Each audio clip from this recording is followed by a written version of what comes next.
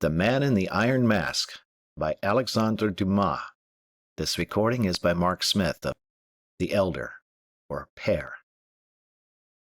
Introduction. In the months of March through July in 1844, in the magazine Le Siècle, the first portion of a story appeared, penned by the celebrated playwright Alexandre Dumas. It was based, he claimed, on some manuscripts he had found a year earlier in the Bibliothèque Nationale while researching a history he planned to write on Louis XIV. They chronicled the adventures of a young man named D'Artagnan, who, upon entering Paris, became almost immediately embroiled in court intrigues, international politics, and ill-fated affairs between royal lovers. Over the next 6 years, readers would enjoy the adventures of this youth and his three famous friends, Porthos, Athos, and Aramis, as their exploits unraveled behind the scenes of some of the most momentous events in French and even English history. Eventually, these serialized adventures were published in novel form and became the three D'Artagnan romances known today. Here is a brief summary of the first two novels. The Three Musketeers, serialized March through July 1844. The year is 1625. The young D'Artagnan arrives in Paris at the tender age of 18 and almost immediately offends three musketeers, Porthos, Aramis, and Athos. Instead of dueling, the four are attacked by 5 of the cardinal's guards, and the courage of the youth is made apparent during the battle. The four become fast friends, and, when asked by D'Artagnan's landlord to find his missing wife, embark upon an adventure that takes them across both France and England in order to thwart the plans of the Cardinal Richelieu. Along the way, they encounter a beautiful young spy, named simply Milady, who will stop at nothing to disgrace Queen Anne of Austria before her husband, Louis XIII, and take her revenge upon the four friends. 20 years after, serialized January through August 1845. The year is now 1648, 20 years since the close of the last story. Louis XIII has died, as has Cardinal Richelieu, and while the crown of France may sit upon the head of Anne of Austria as regent for the young Louis XIV, the real power resides with the Cardinal Mazarin, her secret husband. D'Artagnan is now a lieutenant of musketeers, and his three friends have retired to private life. Athos turned out to be a nobleman, the Comte de la Fère, and has retired to his home with his son, Raoul de Bragelonne. Aramis, whose real name is d'Herblay, has followed his intention of shedding the musketeer's cassock for the priest's robes, and Porthos has married a wealthy woman who left him her fortune upon her death. But trouble is stirring in both France and England. Cromwell menaces the institution of royalty itself while marching against Charles I, and at home the Fronde is threatening to tear France apart. D'Artagnan brings his friends out of retirement to save the threatened English monarch, but Mordaunt, the son of Milady, who seeks to avenge his mother's death at the musketeers' hands, thwarts their valiant efforts. Undaunted, our heroes return to France just in time to help save the young Louis XIV, quiet the Fronde, and tweak the nose of Cardinal Mazarin. The third novel, The Vicomte de Bragelonne, serialized October 1847 through January 1850, has enjoyed a strange history in its English translation. It has been split into 3, 4, or 5 volumes at various points in its history. The 5-volume edition generally does not give titles to the smaller portions, but the others do. In the 3-volume edition, the novels are entitled The Vicomte de Bragelonne, Louise de la Vallière, and The Man in the Iron Mask. For the purposes of this e-text, I have chosen to split the novel as the 4-volume edition does, with these titles: The Vicomte de Bragelonne, 10 years after, Louise de la Vallière, and The Man in the Iron Mask. In the first 2 e-texts. The Vicomte de Bragelonne, e-text 2609. It is the year 1660, and D'Artagnan, after 35 years of loyal service, has become disgusted with serving King Louis XIV, while the real power resides with the Cardinal Mazarin, and has tendered his resignation. He embarks on his own project, that of restoring Charles II to the throne of England, and, with the help of Athos, succeeds, earning himself quite a fortune in the process. D'Artagnan returns to Paris to live the life of a rich citizen, and Athos, after negotiating the marriage of Philip, the king's brother, to Princess Henrietta of England, likewise retires to his own estate, La Fère. Meanwhile, Mazarin has finally died and left Louis to assume the reins of power, with the assistance of M. Colbert, formerly Mazarin's trusted clerk. Colbert has an intense hatred for M. Fouquet, the king's superintendent of finances, and has resolved to use any means necessary to bring about his fall. With the new rank of intendant bestowed on him by Louis, Colbert succeeds in having two of Fouquet's royal friends tried and executed. He then brings to the king's attention that Fouquet is fortifying the island of Belle-Île-en-Mer, and could possibly be planning to use it as a base for some military operation against the king. Louis calls D'Artagnan out of retirement and sends him to investigate the island, promising him a tremendous salary and his long-promised promotion to captain of the Musketeers upon his return. At Belle-Île, D'Artagnan discovers that the engineer of the fortifications is, in fact, Porthos, now the Baron du Vallon, and that's not all. The blueprints for the island, although in Porthos's handwriting, show evidence of another script that has been erased, that of Aramis. D'Artagnan later discovers that Aramis has become the Bishop of Vannes, which is, coincidentally, a parish belonging to M. Fouquet. Suspecting that D'Artagnan has arrived on the king's behalf to investigate, Aramis tricks D'Artagnan into wandering around Vannes in search of Porthos, and sends Porthos on an heroic ride back to Paris to warn Fouquet of the danger. Fouquet rushes to the king and gives him Belle-Île as a present, thus allaying any suspicion, and at the same time humiliating Colbert, just minutes before the usher announces someone else seeking an audience with the king. 10 years later, E-text 2681. As 1661 approaches, Princess Henrietta of England arrives for her marriage and throws the court of France into complete disorder. The jealousy of the Duke of Buckingham, who is in love with her, nearly occasions a war on the streets of Le Havre, thankfully prevented by Raoul's timely and tactful intervention. After the marriage, though, Monsieur Philip becomes horribly jealous of Buckingham and has him exiled. Before leaving, however, the Duke fights a duel with Monsieur de Wardes at Calais. De Wardes is a malicious and spiteful man, the sworn enemy of D'Artagnan, and by the same token, that of Athos, Aramis, Porthos, and Raoul as well.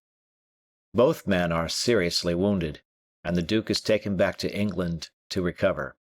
Raoul's friend, the Comte de Guiche, is the next to succumb to Henrietta's charms, and Monsieur obtains his exile as well, though de Guiche soon effects a reconciliation. But then the king's eye falls on Madame Henrietta during the Comte's absence, and this time Monsieur's jealousy has no recourse. Anne of Austria intervenes, and the king and his sister-in-law decide to pick a young lady with whom the king can pretend to be in love, the better to mask their own affair. They unfortunately select Louise de la Vallière, Raoul's fiancée. While the court is in residence at Fontainebleau, the king, unwitting, overhears Louise confessing her love for him while chatting with her friends beneath the royal oak, and the king promptly forgets his affection for Madame. That same night, Henrietta overhears, at the same oak, de Guiche confessing his love for her to Raoul. The two embark on their own affair. A few days later, during a rainstorm, Louis and Louise are trapped alone together, and the whole court begins to talk of the scandal while their love affair blossoms. Aware of Louise's attachment, the king arranges for Raoul to be sent to England for an indefinite period. Meanwhile, the struggle for power continues between Fouquet and Colbert. Although the Belle-Île plot backfired, Colbert prompts the king to ask Fouquet for more and more money, and without his two friends to raise it for him, Fouquet is sorely pressed. The situation gets so bad that his new mistress, Madame de Bellière, must resort to selling all her jewels and her gold and silver plate. Aramis, while this is going on, has grown friendly with the governor of the Bastille, Monsieur de Baisemeaux, a fact that Baisemeaux unwittingly reveals to D'Artagnan while inquiring of him as to Aramis's whereabouts. This further arouses the suspicions of the Musketeer, who was made to look ridiculous by Aramis. He had ridden overnight at an insane pace, but arrived a few minutes after Fouquet had already presented Belle-Ile to the king. Aramis learns from the governor the location of the mysterious prisoner, who bears a remarkable resemblance to Louis XIV. In fact, the two are identical. He uses the existence of this secret to persuade a dying Franciscan monk, the general of the Society of the Jesuits, to name him, Aramis, the new general of the order. On Aramis's advice, hoping to use Louise's influence with the king to counteract Colbert's influence, Fouquet also writes a love letter to La Vallière, unfortunately undated. It never reaches its destination, however, as the servant ordered to deliver it turns out to be an agent of Colbert's. Louise de la Vallière, E-text 2710. Believing D'Artagnan occupied at Fontainebleau and Porthos safely tucked away at Paris, Aramis holds a funeral for the dead Franciscan. But in fact, Aramis is wrong in both suppositions. D'Artagnan has left Fontainebleau, bored to tears by the fêtes, retrieved Porthos, and is visiting the country house of Planchet, his old lackey.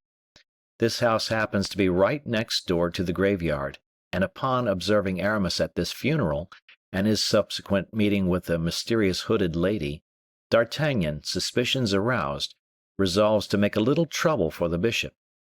He presents Porthos to the king at the same time as Fouquet presents Aramis, thereby surprising the wily prelate. Aramis's professions of affection and innocence do only a little to allay D'Artagnan's concerns, and he continues to regard Aramis's actions with a curious and wary eye. Meanwhile, much to his delight, Porthos is invited to dine with the king as a result of his presentation, and with D'Artagnan's guidance, manages to behave in such a manner as to procure the king's marked favor. The mysterious woman turns out to be the Duchesse de Chevreuse, a notorious schemer and former friend of Anne of Austria. She comes bearing more bad news for Fouquet, who is already in trouble, as the king has invited himself to a fête at Vaux, Fouquet's magnificent mansion, that will surely bankrupt the poor superintendent. The Duchesse has letters from Mazarin that prove that Fouquet has received 13 million francs from the royal coffers, and she wishes to sell these letters to Aramis. Aramis refuses, and the letters are instead sold to Colbert. Fouquet, meanwhile, discovers that the receipt that proves his innocence in the affair has been stolen from him. Even worse, Fouquet, desperate for money, is forced to sell the parliamentary position that renders him untouchable by any court proceedings. As part of her deal with Colbert, though, Chevreuse also obtains a secret audience with the Queen Mother, where the two discuss a shocking secret. Louis XIV has a twin brother, long believed, however, to be dead. Meanwhile, in other quarters, De Wardes, Raoul's inveterate enemy, has returned from Calais, barely recovered from his wounds, and no sooner does he return than he begins again to insult people, particularly La Vallière, and this time the Comte de Guiche is the one to challenge him.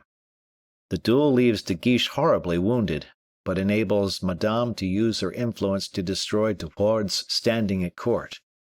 The fêtes, however, come to an end, and the court returns to Paris. The king had been more than obvious about his affections for Louise, and Madame, the Queen Mother, and the Queen join forces to destroy her.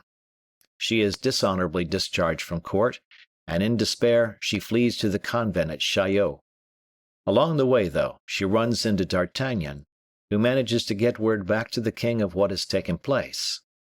By literally begging Madame in tears, Louis manages to secure Louise's return to court, but Madame still places every obstacle possible before the lovers. They have to resort to building a secret staircase and meeting in the apartments of Monsieur de Saint-Aignan, where Louis has a painter create a portrait of Louise. But Madame recalls Raoul from London and shows him these proofs of Louise's infidelity. Raoul, crushed, challenges Saint-Aignan to a duel, which the king prevents, and Athos, furious, breaks his sword before the king. The king has D'Artagnan arrest Athos, and at the Bastille they encounter Aramis, who is paying Baisemeaux another visit. Raoul learns of Athos's arrest, and with Porthos in tow, they effect a daring rescue, surprising the carriage containing D'Artagnan and Athos as they leave the Bastille. Although quite impressive, the intrepid raid is in vain, as D'Artagnan has already secured Athos's pardon from the king. Instead, everybody switches modes of transport. D'Artagnan and Porthos take the horses back to Paris, and Athos and Raoul take the carriage back to La Fère, where they intend to reside permanently, as the king is now their sworn enemy. Raoul cannot bear to see Louise, and they have no more dealings in Paris. Aramis, left alone with Baisemeaux, inquires the governor of the prison about his loyalties, in particular to the Jesuits. The bishop reveals that he is a confessor of the society, and invokes their regulations in order to obtain access to this mysterious prisoner who bears such a striking resemblance to Louis XIV. And so Baisemeaux is conducting Aramis to the prisoner as the final section of the Vicomte de Bragelonne and this final story of the D'Artagnan romances opens. I have written a cast of historical characters, e-text 2760, that will enable curious readers to compare personages in the novel with their historical counterparts. Also of interest may be an essay Dumas wrote on the possible identity of the real Man in the Iron Mask, which is e-text 2751. Enjoy. Signed, John Bursey. Just a note from me, the e-texts which have been named in this introduction are all from Project Gutenberg, and they may be found there. End of introduction. Chapter 1, Part 1. Since Aramis's singular transformation into a confessor of the order, Baisemeaux was no longer the same man.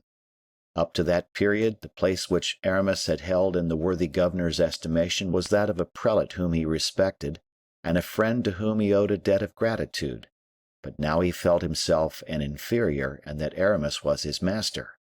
He himself lighted a lantern, summoned a turnkey, and said, returning to Aramis, "I am at your orders, monseigneur." Aramis merely nodded his head, as much as to say, "Very good," and signed to him with his hand to lead the way. Baisemeaux advanced, and Aramis followed him. It was a calm and lovely starlit night. The steps of 3 men resounded on the flags of the terraces, and the clinking of the keys hanging from the jailer's girdle made itself heard up to the stories of the towers, as if to remind the prisoners that the liberty of earth was a luxury beyond their reach. It might have been said that the alteration effected in Baisemeaux extended even to the prisoners. The turnkey, the same who, on Aramis's first arrival, had shown himself so inquisitive and curious, was now not only silent, but impassible. He held his head down, and seemed afraid to keep his ears open. In this wise they reached the basement of the Bataudière, the 2 first stories of which were mounted silently and somewhat slowly, for Baisemeaux, though far from disobeying, was far from exhibiting any eagerness to obey. On arriving at the door, Baisemeaux showed a disposition to enter the prisoner's chamber, but Aramis, stopping him on the threshold, said, "The rules do not allow the governor to hear the prisoner's confession." Baisemeaux bowed and made way for Aramis, who took the lantern and entered, and then signed to them to close the door behind him. For an instant he remained standing, listening whether Baisemeaux and the turnkey had retired, but as soon as he was assured by the sound of their descending footsteps that they had left the tower, he put the lantern on the table and gazed around. On a bed of green serge, similar in all respects to the other beds in the Bastille, save that it was newer and under curtains half drawn, reposed a young man to whom we have already once before introduced Aramis. According to custom, the prisoner was without a light. At the hour of curfew he was bound to extinguish his lamp, and we perceive how much he was favored in being allowed to keep it burning even till then. Near the bed, a large leathern armchair with twisted legs sustained his clothes. A little table, without pens, books, paper, or ink, stood neglected in sadness near the window, while several plates, still unemptied, showed that the prisoner had scarcely touched his evening meal. Aramis saw that the young man was stretched upon his bed, his face half concealed by his arms. The arrival of a visitor did not cause any change of position. Either he was waiting in expectation, or was asleep. Aramis lighted the candle from the lantern, pushed back the armchair, and approached the bed with an evident mixture of interest and respect. The young man raised his head. "What is it?" said he. "You desired a confessor," replied Aramis. "Yes." "Because you were ill?" "Yes." "Very ill?" The young man gave Aramis a piercing glance and answered, "I thank you." After a moment's silence, "I have seen you before," he continued. Aramis bowed. Doubtless the scrutiny the prisoner had just made of the cold, crafty, and imperious character stamped upon the features of the Bishop of Vannes was little reassuring to one in his situation, for he added, "I am better." "And so," said Aramis, "why, then, being better, I have no longer the same need of a confessor, I think." "Not even of the haircloth which the note you found in your bread informed you of?" The young man started, but before he had either assented or denied, Aramis continued, "Not even of the ecclesiastic from whom you were to hear an important revelation?" "If it be so," said the young man, sinking again on his pillow, "it is different. I am listening." Aramis then looked at him more closely, and was struck with the easy majesty of his mien, one which can never be acquired unless Heaven has implanted it in the blood or heart. "Sit down, monsieur," said the prisoner. Aramis bowed and obeyed. "How does the Bastille agree with you?" asked the bishop. "Very well." "You do not suffer?" "No." "You have nothing to regret?" "Nothing." "Not even your liberty?" "What do you call liberty, monsieur?" asked the prisoner with the tone of a man who is preparing for a struggle. "I call liberty the flowers, the air, light, the stars, the happiness of going whithersoever the sinewy limbs of 1 in 20 chance to wish to carry you." The young man smiled, whether in resignation or contempt it was difficult to tell. "Look," said he, "I have in that Japanese vase 2 roses gathered yesterday evening in the bud from the governor's garden. This morning they have blown and spread their vermilion chalice beneath my gaze. With every opening petal they unfold the treasures of their perfumes, filling my chamber with a fragrance that embalms it. Look now on these 2 roses. Even among roses, these are beautiful, and the rose is the most beautiful of flowers. Why then do you bid me desire other flowers, when I possess the loveliest of all?" Aramis gazed at the young man in surprise. "If flowers constitute liberty," sadly resumed the captive, "I am free, for I possess them." "But the air!" cried Aramis. "Air is so necessary to life." "Well, monsieur," returned the prisoner, "draw near to the window. It is open. Between high heaven and earth the wind whirls on its waftages of hail and lightning, exhales its torrid mist, or breathes in gentle breezes. It caresses my face. When mounted on the back of this armchair, with my arm around the bars of the window to sustain myself, I fancy I am swimming the wide expanse before me." The countenance of Aramis darkened as the young man continued. "Light I have. What is better than light? I have the sun, a friend who comes to visit me every day, without the permission of the governor or the jailer's company. He comes in at the window, and traces in my room a square the shape of the window, which lights up the hangings of my bed and floods the very floor. This luminous square increases from 10 o'clock till midday, and decreases from 1 till 3 slowly, as if, having hastened to my presence, it sorrowed at bidding me farewell. When its last ray disappears, I have enjoyed its presence for 5 hours. Is not that sufficient? I have been told that there are unhappy beings who dig in quarries, and laborers who toil in mines who never behold it at all." Aramis wiped the drops from his brow. "As to the stars which are so delightful to view," continued the young man, "they all resemble each other save in size and brilliancy. I am a favored mortal, for if you had not lighted that candle you would have been able to see the beautiful stars which I was gazing at from my couch before your arrival, whose silvery rays were stealing through my brain." Aramis lowered his head. He felt himself overwhelmed with the bitter flow of that sinister philosophy which is the religion of the captive. "So much, then, for the flowers, the air, the daylight, and the stars," tranquilly continued the young man.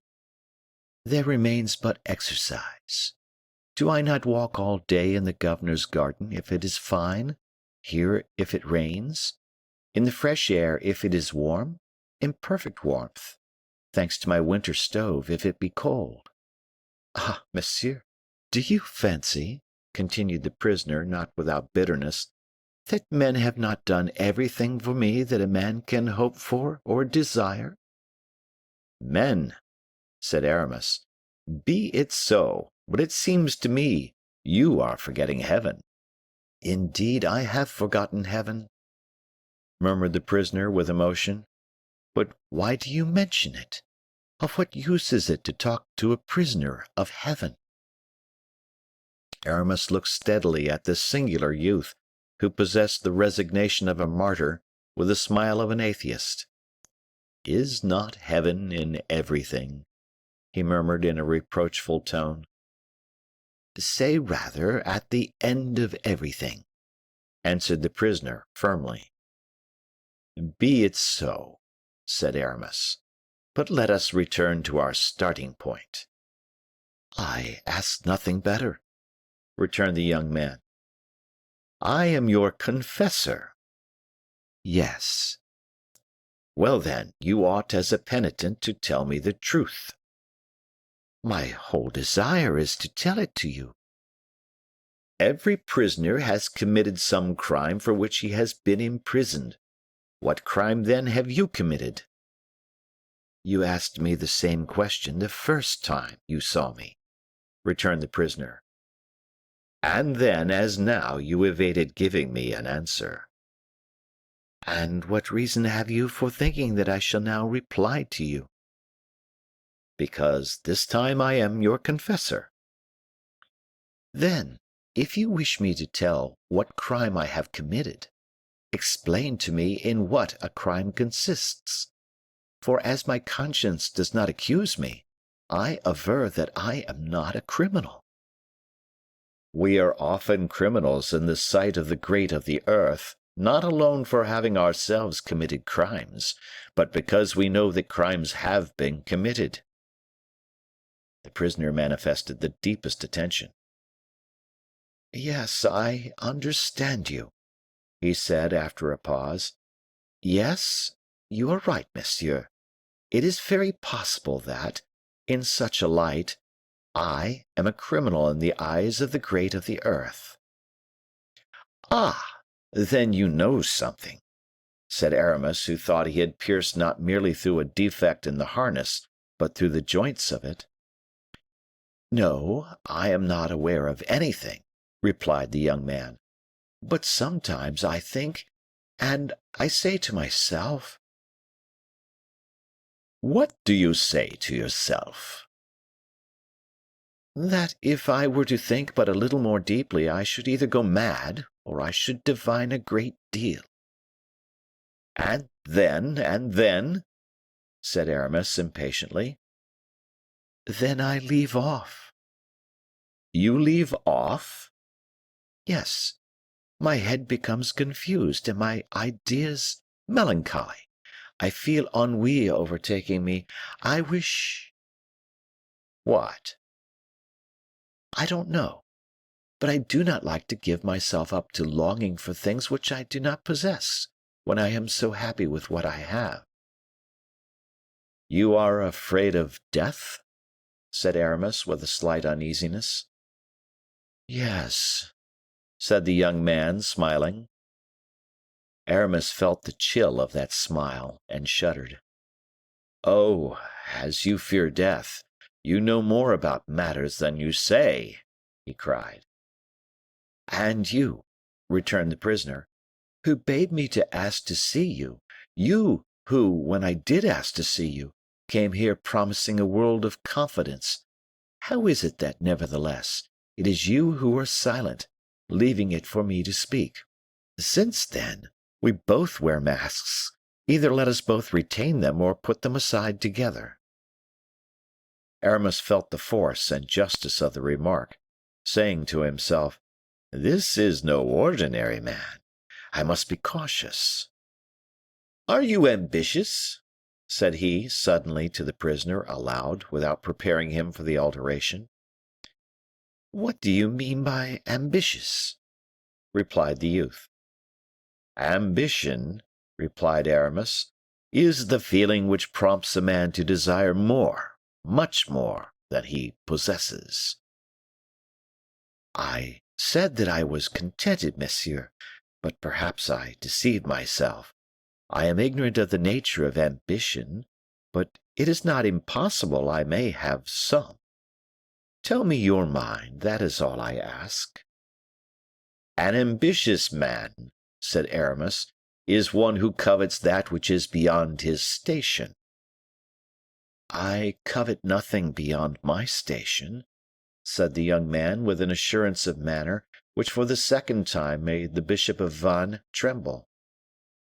He was silent, but to look at the kindling eye, the knitted brow, and the reflective attitude of the captive, it was evident that he expected something more than silence, a silence which Aramis now broke. "You lied the first time I saw you," said he. "Lied!"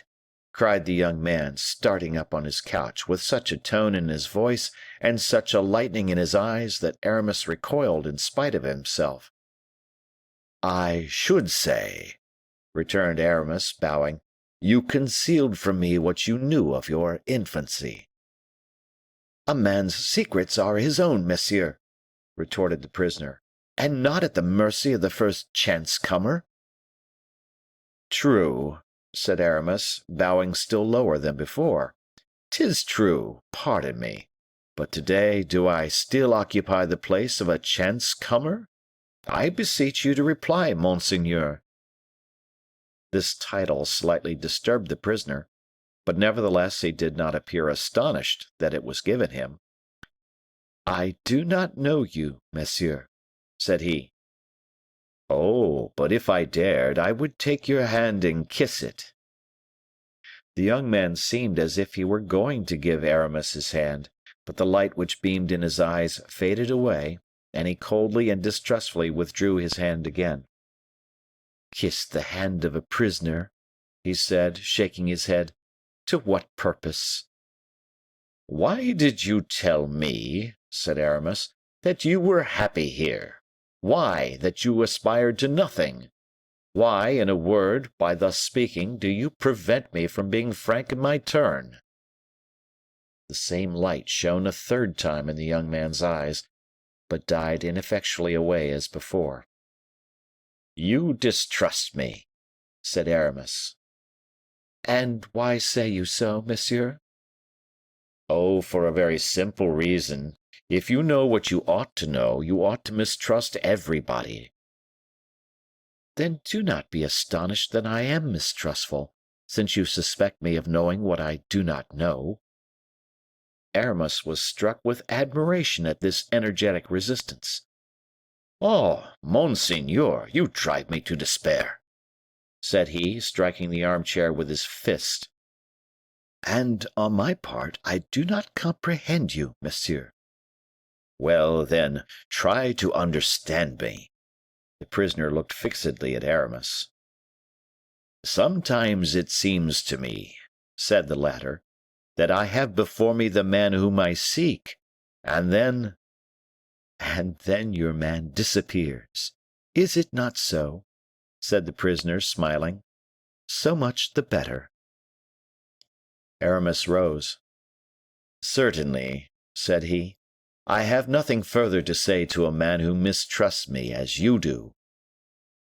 "And I, monsieur," said the prisoner in the same tone, "have nothing to say to a man who will not understand that a prisoner ought to be mistrustful of everybody." "Even of his old friends," said Aramis. "Oh, monseigneur, you are too prudent." "Of my old friends? You, one of my old friends, you?" "Do you no longer remember," said Aramis, "that you once saw, in the village where your early years were spent—" "Do you know the name of the village?" asked the prisoner. "Noisy-le-Sec, monseigneur," answered Aramis firmly. "Go on," said the young man with an immovable aspect. "Stay, monseigneur," said Aramis. "If you are positively resolved to carry on this game, let us break off. I am here to tell you many things, 'tis true, but you must allow me to see that, on your side, you have a desire to know them. Before revealing the important matters I still withhold, be assured I am in need of some encouragement, if not candor, a little sympathy, if not confidence. But you keep yourself entrenched in a pretension which paralyzes me. Oh, not for the reason you think, for, ignorant as you may be, or indifferent as you feign to be, you are none the less what you are, monseigneur, and there is nothing, nothing, mark me, which can cause you not to be so." "I promise you," replied the prisoner, "to hear you without impatience. Only it appears to me that I have a right to repeat the question I have already asked. Who are you?" "Do you remember, 15 or 18 years ago, seeing at Noisy-le-Sec a cavalier, accompanied by a lady in black silk, with flame-colored ribbons in her hair?" "Yes," said the young man. "I once asked the name of this cavalier, and they told me that he called himself the Abbé d'Herblay. I was astonished that the abbé had so warlike an air, and they replied that there was nothing singular in that, seeing that he was one of Louis XIII's musketeers." "Well," said Aramis, "that musketeer and abbé, afterwards Bishop of Vannes, is your confessor now." "I know it. I recognized you." "Then, monseigneur, if you know that, I must further add a fact of which you are ignorant, that if the king were to know this evening of the presence of this musketeer, this abbé, this bishop, this confessor, here, he who has risked everything to visit you, tomorrow would behold the steely glitter of the executioner's axe in a dungeon more gloomy, more obscure than yours." While listening to these words, delivered with emphasis, the young man had raised himself on his couch and was now gazing more and more eagerly at Aramis. The result of his scrutiny was that he appeared to derive some confidence from it. "Yes," he murmured, "I remember perfectly. The woman of whom you speak came once with you, and twice afterwards with another." He hesitated. "With another, who came to see you every month, is it not so, monseigneur?" "Yes." "Do you know who this lady was?" The light seemed ready to flash from the prisoner's eyes. "I am aware that she was one of the ladies of the court. he said. "Ye remember that lady well, do you not?" "Oh, my recollection can hardly be very confused on this head," said the young prisoner. "I saw that lady once with a gentleman about 45 years old. I saw her once with you, and with the lady dressed in black. I have seen her twice since then with the same person. These 4 people, with my master and old Perronet, my jailer, and the governor of the prison, are the only persons with whom I have ever spoken, and indeed almost the only persons I have ever seen." "Then you were in prison?" "If I am a prisoner here, then I was comparatively free, though in a very narrow sense. A house I never quitted, a garden surrounded with walls I could not climb. These constituted my residence, but you know it, as you have been there. In a word, being accustomed to live within these bounds, I never cared to leave them. And so you will well understand, monsieur, that having never seen anything of the world, I have nothing left to care for. And therefore, if you relate anything, you will be obliged to explain each item to me as you go along." "And I will do so," said Aramis, bowing, "for it is my duty, monseigneur." "Well, then, begin by telling me who was my tutor." "A worthy, and above all, an honorable gentleman, monseigneur, fit guide for both body and soul. Had you ever any reason to complain of him?" "Oh, no, quite the contrary. But this gentleman of yours often used to tell me that my father and mother were dead. Did he deceive me, or did he speak the truth?" "He was compelled to comply with the orders given him." "Then he lied." "In one respect, your father is dead." "And my mother?" "She is dead for you." "But then she lives for others, does she not?" "Yes." "And I? And I, then," the young man looked sharply at Aramis, "am compelled to live in the obscurity of a prison?" "Alas, I fear so." "And that because my presence in the world would lead to the revelation of a great secret?" "Certainly, a very great secret." "My enemy must indeed be powerful, to be able to shut up in the Bastille a child such as I then was." "He is." "More powerful than my mother, then?" "And why do you ask that?" "Because my mother would have taken my part." Aramis hesitated. "Yes, monseigneur, more powerful than your mother." "Seeing, then, that my nurse and preceptor were carried off, and that I also were separated from them, either they were, or I am, very dangerous to my enemy?" "Yes, but you are alluding to a peril from which he freed himself by causing the nurse and preceptor to disappear," answered Aramis quietly. "Disappear?" cried the prisoner. "How did they disappear?" "In a very sure way," answered Aramis. "They are dead." The young man turned pale and passed his hand tremblingly over his face. "Poison?" he asked. "Poison." The prisoner reflected a moment. My enemy must indeed have been very cruel, or hard beset by necessity, to assassinate those 2 innocent people, my sole support, for the worthy gentleman and the poor nurse had never harmed a living being. "In your family, monseigneur, necessity is stern, and so it is necessity which compels me, to my great regret, to tell you that this gentleman and the unhappy lady have been assassinated." "Oh, you tell me nothing I am not aware of," said the prisoner, knitting his brows. "How?" "I suspected it." "Why?" "I will tell you." At this moment the young man, supporting himself on his 2 elbows, drew close to Aramis's face with such an expression of dignity, of self-command, and of defiance even, that the bishop felt the electricity of enthusiasm strike in devouring flashes from that great heart of his into his brain of adamant. Speak, monseigneur. I have already told you that by conversing with you I endanger my life. Little value as it has, I implore you to accept it as the ransom of your own. Well, resumed the young man, this is why I suspected they had killed my nurse and my preceptor. Whom you used to call your father? Yes, whom I called my father, but whose son I well know I was not. Who caused you to suppose so? Just as you, monsieur, are too respectful for a friend, he was also too respectful for a father. I, however, said Aramis, have no intention to disguise myself. The young man nodded assent and continued.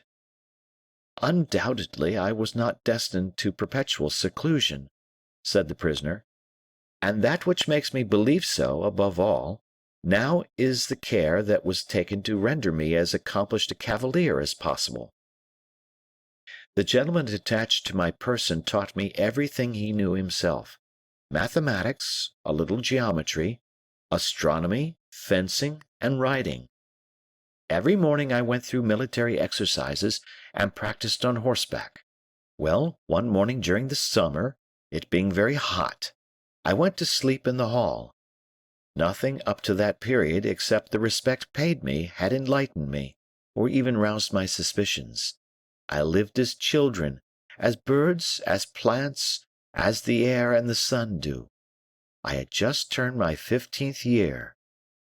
This, then, is 8 years ago? Yes, nearly, but I have ceased to reckon time. Excuse me, but what did your tutor tell you to encourage you to work? He used to say that a man was bound to make for himself, in the world, that fortune which heaven had refused him at his birth. He added that, being a poor, obscure orphan, I had no one but myself to look to, and that nobody either did or ever would take any interest in me. I was then in the hall I have spoken of, asleep from fatigue with long fencing. My preceptor was in his room on the first floor, just over me. Suddenly I heard him exclaim, and then he called, "Perinet! Perinet!" It was my nurse whom he called. Yes, I know it, said Aramis. Continue, monseigneur. Very likely she was in the garden, for my preceptor came hastily downstairs. I rose, anxious at seeing him anxious. He opened the garden door, still crying out, "Perinet! Perinet!" The windows of the hall looked into the court. The shutters were closed, but through a chink in them I saw my tutor draw near a large well, which was almost directly under the windows of his study. He stooped over the brim, looked into the well, and again cried out, and made wild and affrighted gestures. Where I was, I could not only see, but hear, and see and hear I did. Go on, I pray you, said Aramis. Dame Perinet came running up, hearing the governor's cries. He went to meet her, took her by the arm, and drew her quickly towards the edge, after which, as they both bent over it together, "Look, look!" cried he. "What a misfortune!" calm yourself, said Perinet. "What is the matter?" "The letter!" he exclaimed. "Do you see that letter?" pointing to the bottom of the well. "What letter?" she cried. "The letter you see down there, the last letter from the queen." At this word I trembled. My tutor, he who passed for my father, he who was continually recommending me modesty and humility, in correspondence with the queen. "The queen's last letter!" cried Perinet, without showing more astonishment than at seeing this letter at the bottom of the well. "But how came it there?" "A chance, Dame Perinet, a singular chance. I was entering my room, and on opening the door, the window too being open, a puff of air came suddenly and carried off this paper, this letter of Her Majesty's. I darted after it, and gained the window just in time to see it flutter a moment in the breeze, and disappear down the well." "Well," said Dame Perronnette, "and if the letter has fallen into the well, 'tis all the same as if it was burnt, and the queen burns all her letters every time she comes. And so you see this lady who came every month was the queen," said the prisoner. "Doubtless, doubtless," continued the old gentleman, "but this letter contained instructions. How can I follow them?" "Write immediately to her, give her a plain account of the accident, and the queen will, no doubt, write you another letter in place of this." "Oh, the queen would never believe the story," said the good gentleman, shaking his head. "She will imagine that I want to keep this letter instead of giving it up like the rest, so as to have a hold over her. She is so distrustful, and Monsieur de Mazarin so. Yon devil of an Italian is capable of having us poisoned at the first breath of suspicion." End of Part 1 of Chapter 1. Chapter 1, Part 2. Aramis almost imperceptibly smiled. "You know, Dame Perronnette, they are both so suspicious in all that concerns Philippe." "Philippe was the name they gave me," said the prisoner. "Well, 'tis no use hesitating," said Dame Perronnette. "Somebody must go down the well." "Of course, so that the person who goes down may read the paper as he is coming up." "But let us choose some villager who cannot read, and then you will be at ease." "Granted. But will not anyone who descends guess that a paper must be important for which we risk a man's life? However, you have given me an idea, Dame Perronnette. Somebody shall go down the well, but that somebody shall be myself." But at this notion Dame Perronnette lamented and cried in such a manner, and so implored the old nobleman, with tears in her eyes, that he promised her to obtain a ladder long enough to reach down, while she went in search of some stout-hearted youth, whom she was to persuade that a jewel had fallen into the well, and that this jewel was wrapped in a paper. "And as paper," remarked my preceptor, "naturally unfolds in water, the young man would not be surprised at finding nothing, after all, but the letter wide open." "But perhaps the writing will be already effaced by that time," said Dame Perronnette. "No consequence, provided we secure the letter. On returning it to the queen, she will see at once that we have not betrayed her, and consequently, as we shall not rouse the distrust of Mazarin, we shall have nothing to fear from him." Having come to this resolution, they parted. I pushed back the shutter, and seeing that my tutor was about to re-enter, I threw myself on my couch, in a confusion of brain caused by all I had just heard. My governor opened the door a few minutes after, and thinking I was asleep, gently closed it again.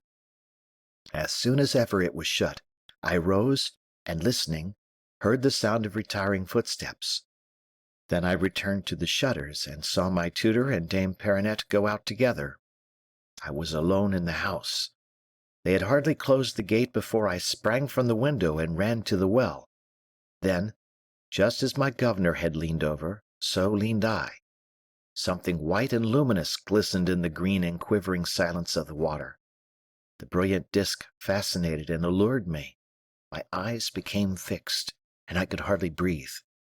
The well seemed to draw me downwards with its slimy mouth and icy breath, and I thought I read, at the bottom of the water, characters of fire traced upon the letter the queen had touched. Then, scarcely knowing what I was about, and urged on by one of those instinctive impulses which drive men to destruction, I lowered the cord from the windlass of the well to within 3 feet of the water, leaving the bucket dangling, at the same time taking infinite pains not to disturb that coveted letter, which was beginning to change its white tint for the hue of chrysoprase, proof enough that it was sinking. And then, with the rope weltering in my hands, slid down into the abyss. When I saw myself hanging over the dark pool, when I saw the sky lessening above my head, a cold shudder came over me. A chill fear got the better of me. I was seized with giddiness, and the hair rose on my head, but my strong will still reigned supreme over all the terror and disquietude. I gained the water, had at once plunged into it, holding on by one hand, while I immersed the other and seized the dear letter, which, alas, came in two in my grasp. I concealed the two fragments in my body coat, and, helping myself with my feet against the sides of the pit, and clinging on with my hands, agile and vigorous as I was, and above all pressed for time, I regained the brink, drenching it as I touched it with the water that streamed off me. I was no sooner out of the well with my prize than I rushed into the sunlight and took refuge in a kind of shrubbery at the bottom of the garden. As I entered my hiding place, the bell which resounded when the great gate was opened rang. 'Twas my preceptor come back again. I had but just time. I calculated that it would take 10 minutes before he would gain my place of concealment, even if, guessing where I was, he came straight to it, and 20 if he were obliged to look for me. But this was time enough to allow me to read the cherished letter, whose fragments I hastened to unite again. The writing was already fading, but I managed to decipher it all. "And will you tell me what you read therein, monseigneur?" asked Aramis, deeply interested.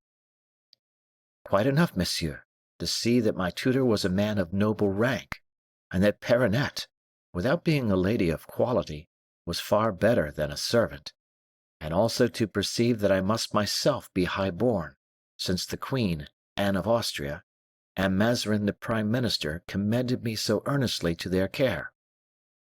Here the young man paused, quite overcome. "And what happened?" asked Aramis. It happened, monsieur, answered he, that the workmen they had summoned found nothing in the well after the closest search, that my governor perceived that the brink was all watery, that I was not so dried by the sun as to prevent Dame Perronnette spying that my garments were moist, and lastly, that I was seized with a violent fever owing to the chill and the excitement of my discovery, an attack of delirium supervening, during which I related the whole adventure, so that, guided by my avowal, my governor found the pieces of the queen's letter inside the bolster where I had concealed them. "Ah," said Aramis, "now I understand." Beyond this, all is conjecture. Doubtless the unfortunate lady and gentleman, not daring to keep the occurrence secret, wrote of all this to the queen and sent back the torn letter. "After which," said Aramis, "you were arrested and removed to the Bastille." As you see. "Your two attendants disappeared?" Alas! "Let us not take up our time with the dead, but see what can be done with the living. You told me you were resigned." I repeat it. "Without any desire for freedom?" As I told you. "Without ambition, sorrow, or thought?" The young man made no answer. "Well," asked Aramis, "why are you silent?" "I think I have spoken enough," answered the prisoner, "and that now it is your turn. I am weary." Aramis gathered himself up, and a shade of deep solemnity spread itself over his countenance. It was evident that he had reached the crisis in the part he had come to the prison to play. "One question," said Aramis. "What is it? Speak." "In the house you inhabited, there was neither looking-glasses nor mirrors?" "What are those two words, and what is their meaning?" asked the young man. "I have no sort of knowledge of them." "They designate two pieces of furniture which reflect objects, so that, for instance, you may see in them your own lineaments, as you see mine now, with the naked eye." "No, there was neither a glass nor a mirror in the house," answered the young man. Aramis looked round him. "Nor is there anything of the kind here, either," he said. "They have again taken the same precaution." "To what end?" "You will know directly. Now, you have told me that you were instructed in mathematics, astronomy, fencing, and riding, but you have not said a word about history." "My tutor sometimes related to me the principal deeds of the king, St. Louis, King Francis I, and King Henry IV." "Is that all?" "Very nearly." "This also was done by design, then, Just as they deprived you of mirrors, which reflect the present, so they left you in ignorance of history, which reflects the past. Since your imprisonment, books have been forbidden you, so that you are unacquainted with a number of facts, by means of which you would be able to reconstruct the shattered mansion of your recollections and your hopes. It is true, said the young man. Listen, then. I will in a few words tell you what has passed in France during the last 23 or 24 years, that is, from the probable date of your birth, in a word, from the time that interests you. Say on. And the young man resumed his serious and attentive attitude. Do you know who was the son of Henry IV? At least I know who his successor was. How? By means of a coin dated 1610, which bears the effigy of Henry IV, and another of 1612 bearing that of Louis XIII. So I presume that, there being only 2 years between the two dates, Louis was Henry's successor. Then, said Aramis, you know that the last reigning monarch was Louis XIII? I do, answered the youth, slightly reddening. Well, he was a prince full of noble ideas and great projects, always, alas, deferred by the troubles of the times, and the dread struggle that his minister Richelieu had to maintain against the great nobles of France. The king himself was of a feeble character, and died young and unhappy. I know it. He had been long anxious about having an heir, a care which weighs heavily on princes, who desire to leave behind them more than one pledge that their best thoughts and works will be continued. Did the king, then, die childless? Asked the prisoner, smiling. No, but he was long without one, and for a long while thought he should be the last of his race.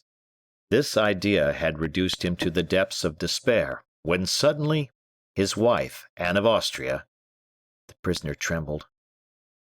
Did you know, said Aramis, that Louis XIII's wife was called Anne of Austria? Continue, said the young man, without replying to the question. When suddenly, resumed Aramis, the queen announced an interesting event.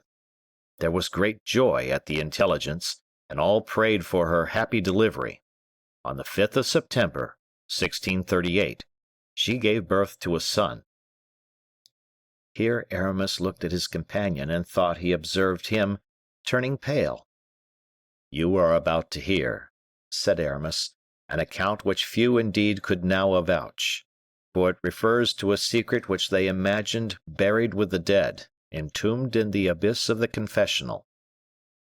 And you will tell me this secret? Broke in the youth. Oh, said Aramis, with unmistakable emphasis, I do not know that I ought to risk this secret by entrusting it to one who has no desire to quit the Bastille. I hear you, monsieur. The queen, then, gave birth to a son, but while the court was rejoicing over the event, when the king had shown the newborn child to the nobility and people, and was sitting gaily down to table to celebrate the event, the queen, who was alone in her room, was again taken ill, and gave birth to a second son. Oh, said the prisoner, betraying a more bitter acquaintance with affairs than he had owned to. I thought that monsieur was only born in— Aramis raised his finger. Permit me to continue, he said. The prisoner sighed impatiently and paused. Yes, said Aramis, the queen had a second son, whom Dame Perronnette the midwife received in her arms. Dame Perronnette, murmured the young man. They ran at once to the banqueting room and whispered to the king what had happened. He rose and quitted the table, but this time it was no longer happiness that his face expressed, but something akin to terror. The birth of twins changed into bitterness the joy to which that of an only son had given rise, seeing that in France, a fact you were assuredly ignorant of, it is the oldest of the king's sons who succeeds his father. I know it. and that the doctors and jurists assert that there is a ground for doubting whether the son that first makes his appearance is the elder by law of heaven and of nature." The prisoner uttered a smothered cry and became whiter than the coverlet under which he hid himself. "Now you understand," pursued Aramis, "that the king, who with so much pleasure saw himself repeated in one, was in despair about two, fearing that the second might dispute the first's claim to seniority, which had been recognized only 2 hours before, and so this second son, relying on party interests and caprices, might one day sow discord and engender civil war throughout the kingdom, by these means destroying the very dynasty he should have strengthened." "Oh, I understand, murmured the young man. "Well," continued Aramis, "this is what they relate, what they declare. This is why one of the queen's 2 sons, shamefully parted from his brother, shamefully sequestered, is buried in profound obscurity. This is why that second son has disappeared, and so completely that not a soul in France, save his mother, is aware of his existence." "Yes, his mother, who has cast him off," cried the prisoner in a tone of despair. "Except also," Aramis went on, "the lady in the black dress, and finally, excepting yourself, is it not? You who come and relate all this, you who rouse in my soul curiosity, hatred, ambition, and perhaps even the thirst of vengeance, except you, monsieur, who, if you are the man to whom I expect, whom the note I have received applies to, whom, in short, heaven ought to send me, must possess about you—" "What?" asked Aramis. "A portrait of the king, Louis XIV, who at this moment reigns upon the throne of France." "Here is the portrait," replied the bishop, handing the prisoner a miniature in enamel, on which Louis was depicted lifelike, with a handsome, lofty mien. The prisoner eagerly seized the portrait and gazed at it with devouring eyes. "And now, monseigneur," said Aramis, "here is a mirror." Aramis left the prisoner time to recover his ideas. So high," murmured the young man, eagerly comparing the likeness of Louis with his own countenance reflected in the glass.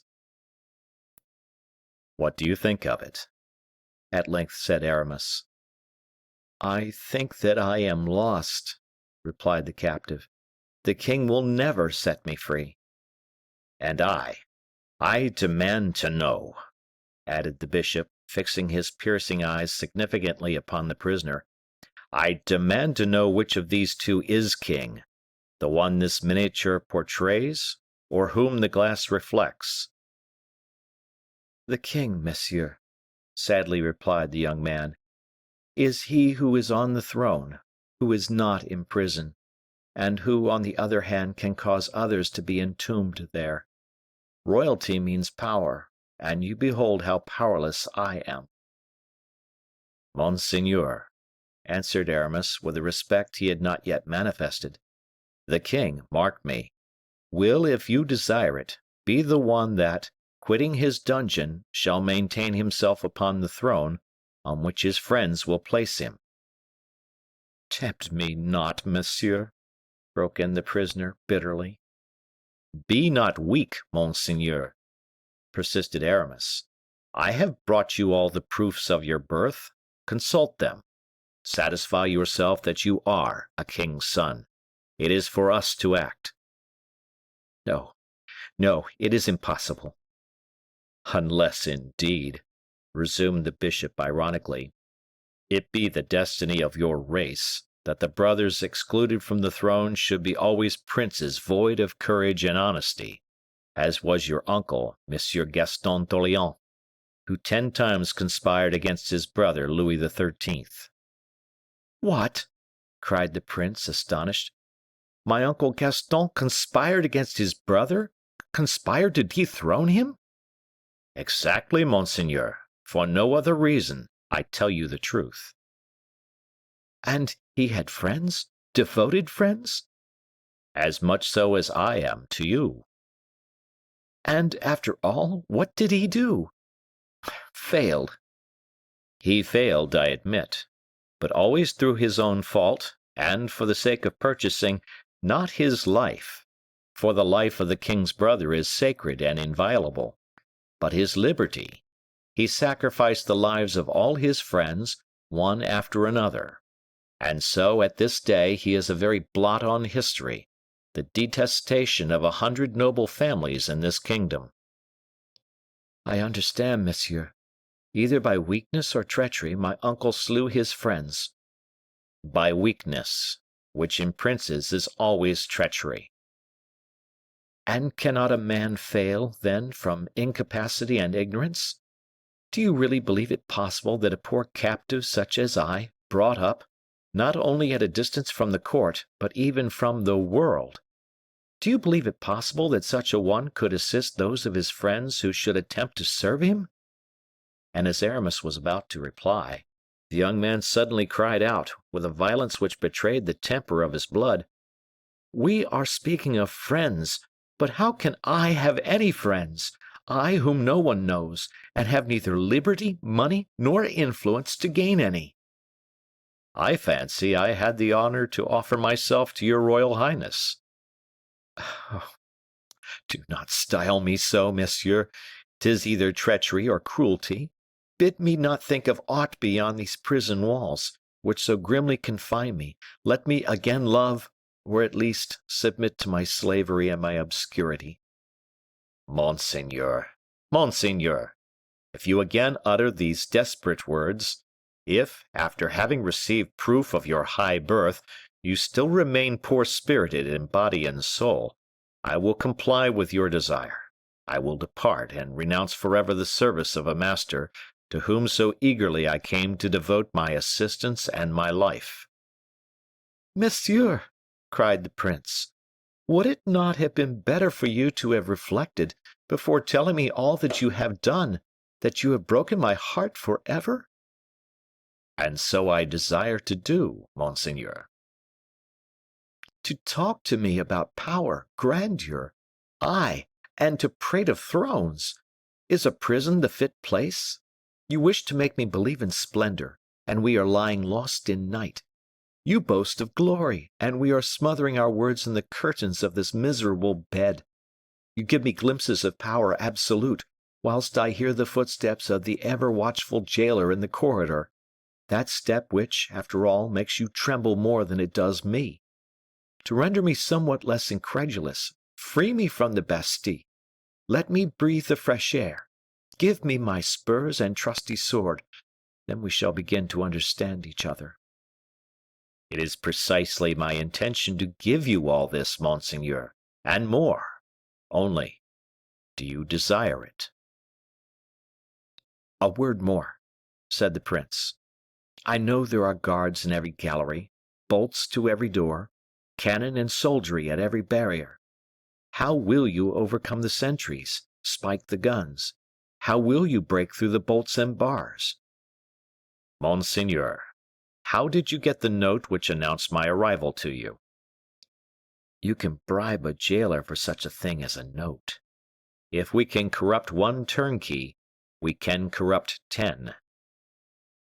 "Well, I admit that it may be possible to release a poor captive from the Bastille, possible so to conceal him that the king's people shall not again ensnare him, possible, in some unknown retreat, to sustain the unhappy wretch in some suitable manner." "Monseigneur," said Aramis, smiling. "I admit that. Whoever would do this much for me would seem more than mortal in my eyes.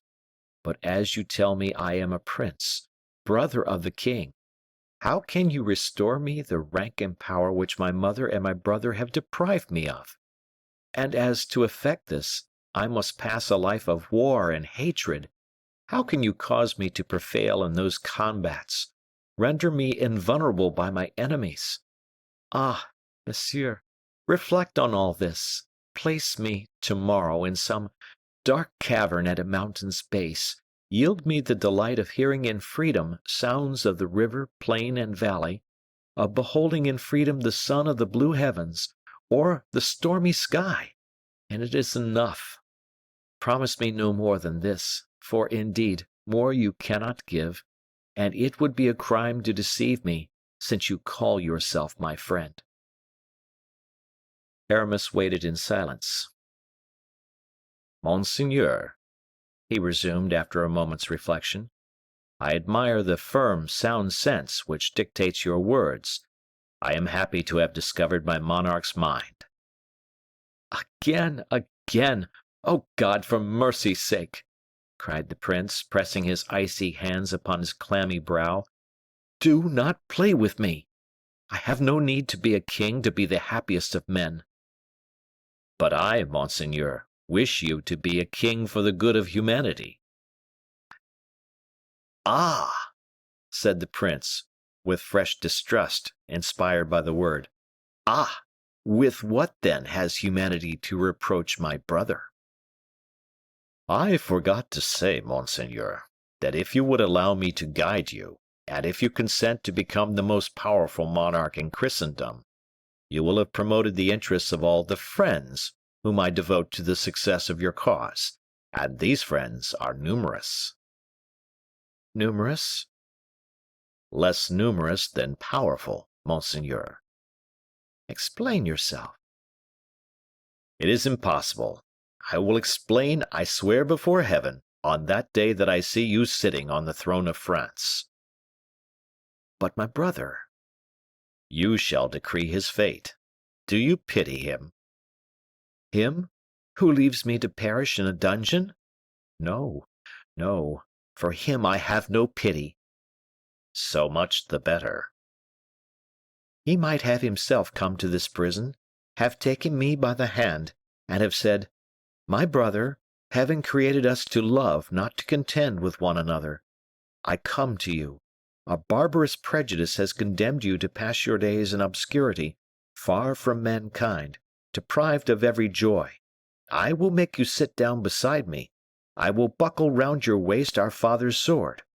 Will you take advantage of this reconciliation to put down or restrain me? Will you employ that sword to spill my blood?' Oh, never! I would have replied to him. I look on you as my preserver. I will respect you as my master. You give me far more than Heaven bestowed, for through you I possess liberty and the privilege of loving and being loved in this world." "And you would have kept your word, monseigneur?" "On my life.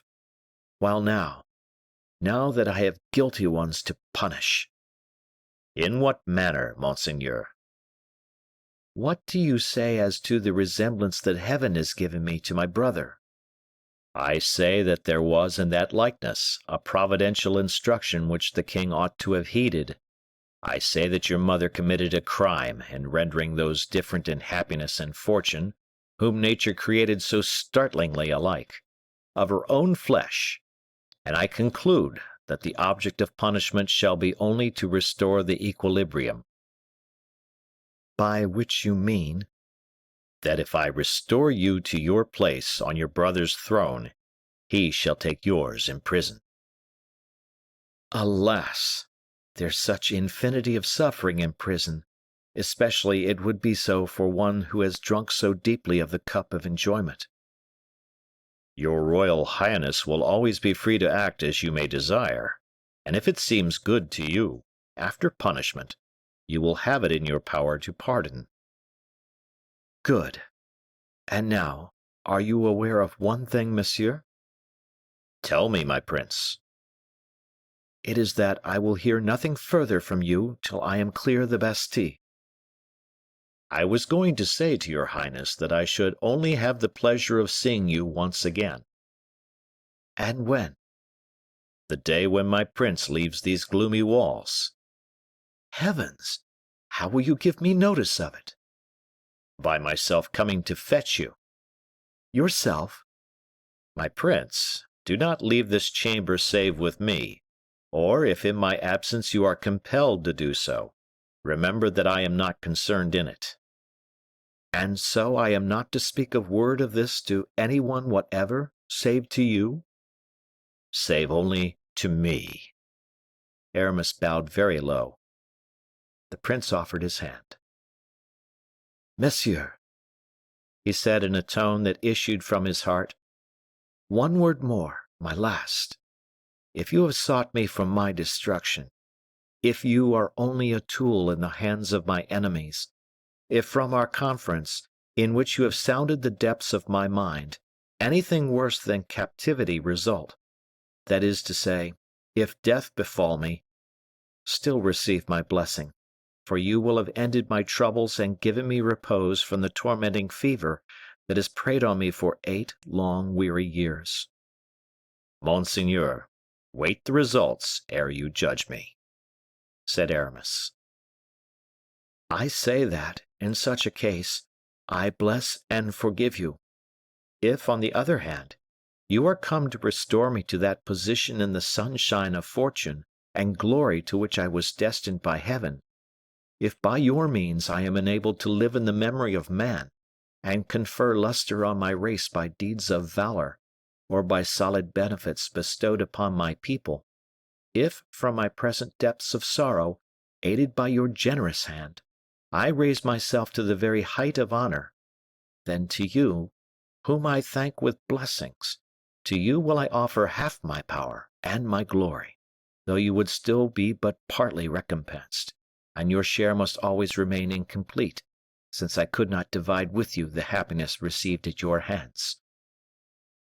"Monseigneur," replied Aramis, moved by the pallor and excitement of the young man, "the nobleness of your heart fills me with joy and admiration. It is not you who will have to thank me, but rather the nation whom you will render happy, the posterity whose name you will make glorious. Yes, I shall indeed have bestowed upon you more than life. I shall have given you immortality." The prince offered his hand to Aramis, who sank upon his knee and kissed it. "It is the first act of homage paid to our future king," said he.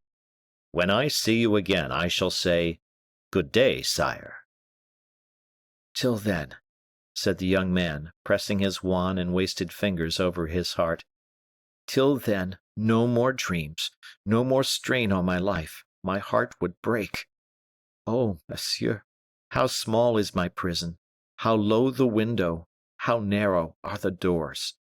To think that so much pride, splendor, and happiness should be able to enter in and to remain here." "Your royal highness makes me proud," said Aramis, "since you infer it is I who brought all this." And he rapped immediately on the door. The jailer came to open it with Baisemeaux, who, devoured by fear and uneasiness, was beginning, in spite of himself, to listen at the door. Happily, neither of the speakers had forgotten to smother his voice, even in the most passionate outbreaks. "What a confessor!" said the governor, forcing a laugh. "Who would believe that a compulsory recluse, a man as though in the very jaws of death, could have committed crimes so numerous and so long to tell of?" Aramis made no reply. He was eager to leave the Bastille, where the secret which overwhelmed him seemed to double the weight of the walls. As soon as they reached Baisemeaux's quarters, "Let us proceed to business, my dear governor," said Aramis. "Alas!" replied Baisemeaux. "You have to ask me for my receipt of 150,000 livres," said the bishop. "And to pay over the first third of the sum," added the poor governor, with a sigh, taking 3 steps toward his iron strongbox. "Here is the receipt," said Aramis. "And here is the money," returned Baisemeaux, with a threefold sigh. "The order instructed me only to give a receipt. It said nothing about receiving the money," rejoined Aramis. "Adieu, monsieur le governeur." And he departed, leaving Baisemeaux almost more than stifled with joy and surprise at this regal present so liberally bestowed by the confessor extraordinary to the Bastille. End of chapter 1. Chapter 2. How Mouston had become fatter without giving Porthos notice thereof, and of the troubles which consequently befell that worthy gentleman. Since the departure of Athos for Blois, Porthos and D'Artagnan were seldom together. One was occupied with harassing duties for the king, the other had been making many purchases of furniture which he intended to forward to his estate, and by aid of which he hoped to establish in his various residences something of the courtly luxury he had witnessed in all its dazzling brightness in his majesty's society. D'Artagnan, ever faithful, one morning during an interval of service thought about Porthos, and being uneasy at not having heard anything of him for a fortnight, directed his steps towards his hotel, and pounced upon him just as he was getting up. The worthy baron had a pensive, nay, more than pensive, melancholy air. He was sitting on his bed, only half dressed, and with legs dangling over the edge, contemplating a host of garments, which, with their fringes, lace, embroidery, and slashes of ill-assorted hues, were strewed all over the floor. Porthos, sad and reflective as La Fontaine's air, did not observe D'Artagnan's entrance, which was, moreover, screened at this moment by Monsieur Mouston, whose personal corpulency, quite enough at any time to hide one man from another, was effectually doubled by a scarlet coat which the intendant was holding up for his master's inspection by the sleeves, that he might the better see it all over. D'Artagnan stopped at the threshold and looked in at the pensive Porthos, and then, as the sight of the innumerable garments strewing the floor caused mighty sighs to heave the bosom of that excellent gentleman, D'Artagnan thought it time to put an end to these dismal reflections, and coughed by way of announcing himself. "Ah!" exclaimed Porthos, whose countenance brightened with joy. "Ah! Here is D'Artagnan. I shall then get hold of an idea." At these words, Mouston, doubting what was going on behind him, got out of the way, smiling kindly at the friend of his master, who thus found himself freed from the material obstacle which had prevented his reaching D'Artagnan. Porthos made his sturdy knees crack again in rising, and crossing the room in 2 strides, found himself face to face with his friend, whom he folded to his breast with a force of affection that seemed to increase with every day. "Ah!" he repeated, "you are always welcome, dear friend, but just now you are more welcome than ever." "But you seem to have the megrims here," exclaimed D'Artagnan. Porthos replied by a look expressive of dejection. "Well, then, tell me all about it, Porthos, my friend, unless it is a secret." "In the first place," returned Porthos, "you know I have no secrets from you. This, then, is what saddens me." Wait a minute, Porthos. Let me first get rid of all this litter of satin and velvet. "Oh, never mind," said Porthos contemptuously. "It is all trash." "Trash, Porthos? Cloth at 25 livres an ell? Gorgeous satin, regal velvet." "Then you think these clothes are splendid, Porthos, splendid. I'll wager that you alone in France have so many, and suppose you never had any more made, and were to live to be 100 years of age, which wouldn't astonish me in the very least, you could still wear a new dress the day of your death, without being obliged to see the nose of a single tailor from now till then." Porthos shook his head. "Come, my friend," said D'Artagnan, "this unnatural melancholy in you frightens me.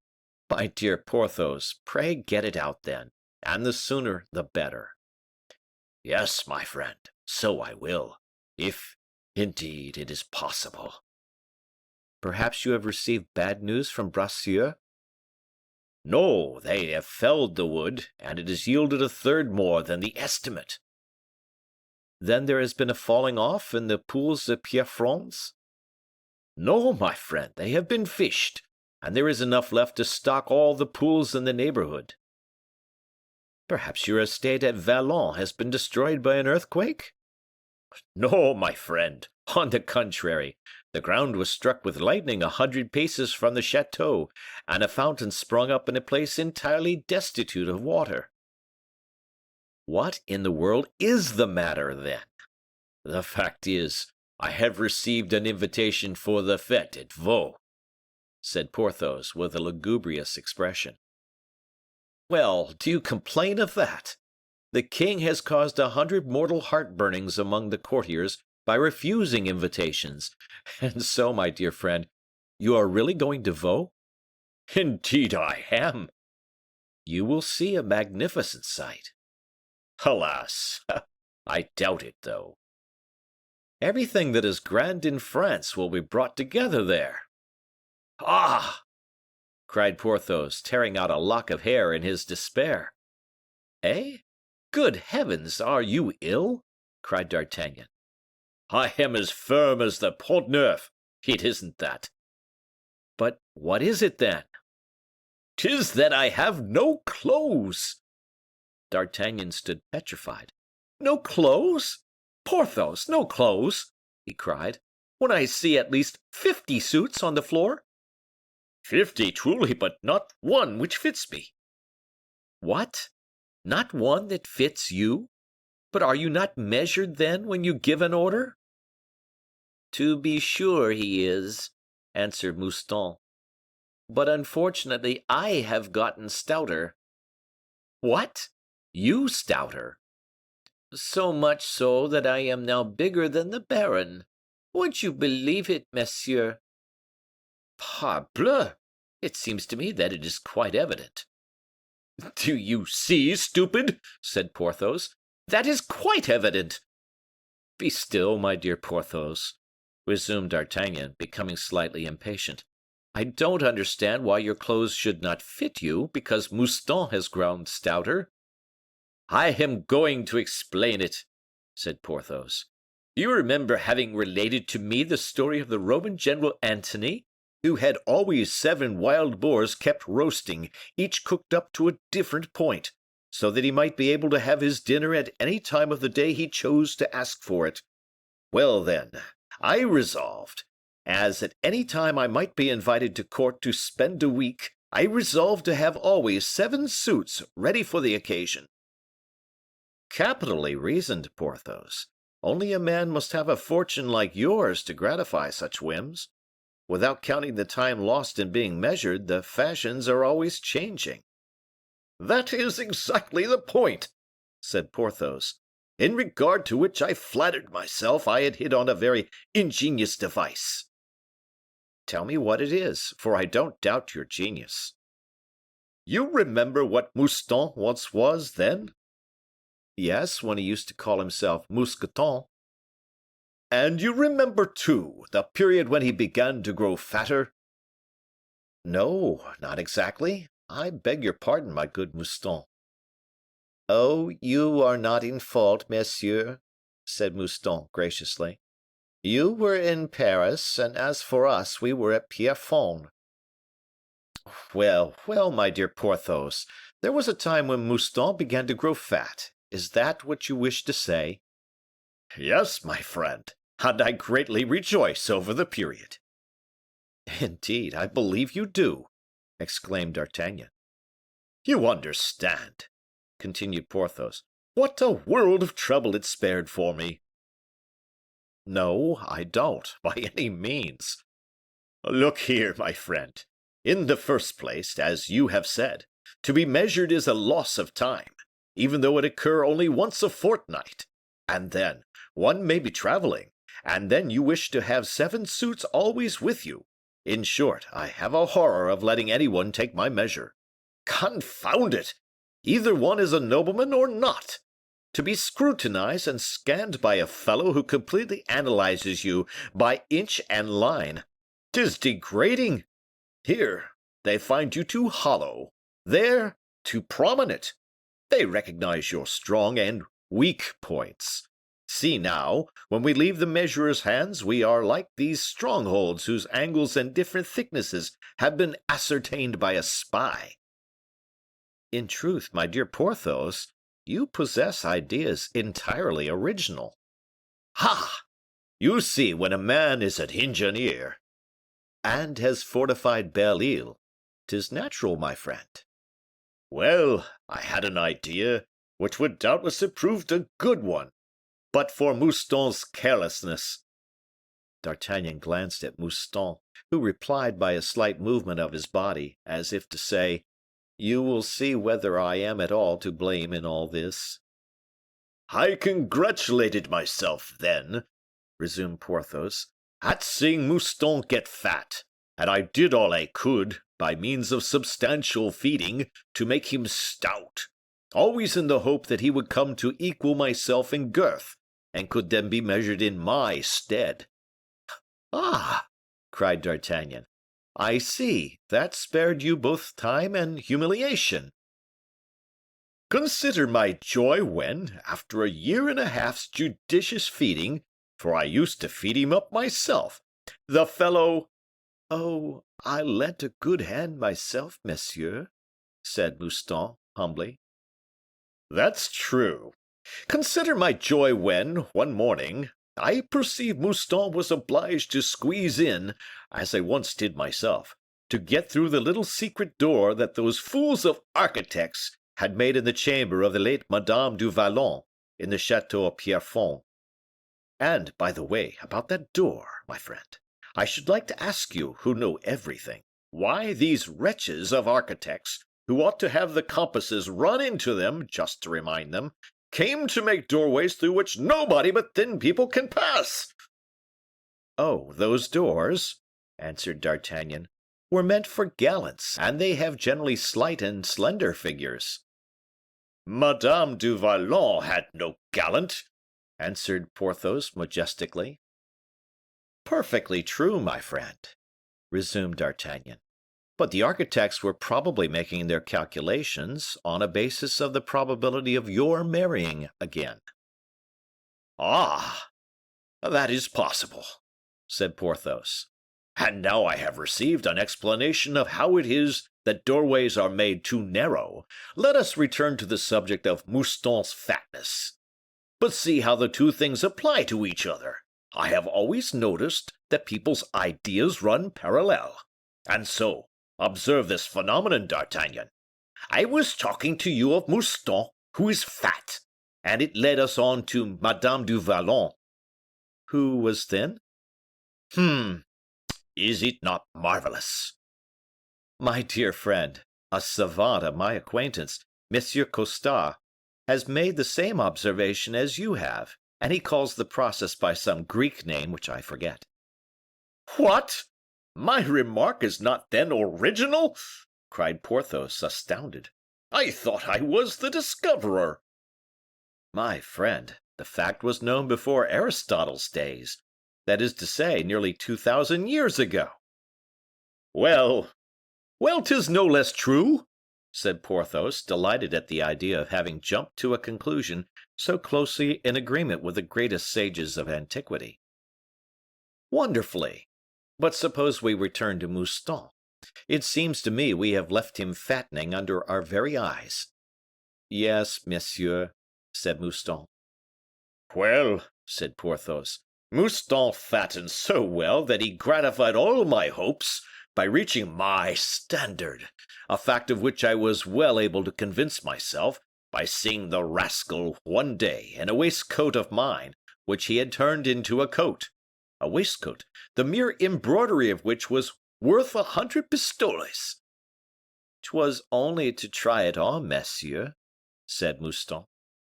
"From that moment I determined to put Mouston in communication with my tailors, and to have him measured instead of myself." "A capital idea, Porthos, but Mouston is 1.5 feet shorter than you." "Exactly. They measured him down to the ground, and the end of the skirt came just below my knee." "What a marvelous man you are, Porthos! Such a thing could happen only to you." "Ah, yes, pay your compliments. You have ample grounds to go upon. It was exactly at that time, that is to say, nearly 2 years and a half ago, that I set out for Belle Isle, instructing Mouston, so as always to have, in every event, a pattern of every fashion, to have a coat made for himself every month." "And did Mouston neglect complying with your instructions?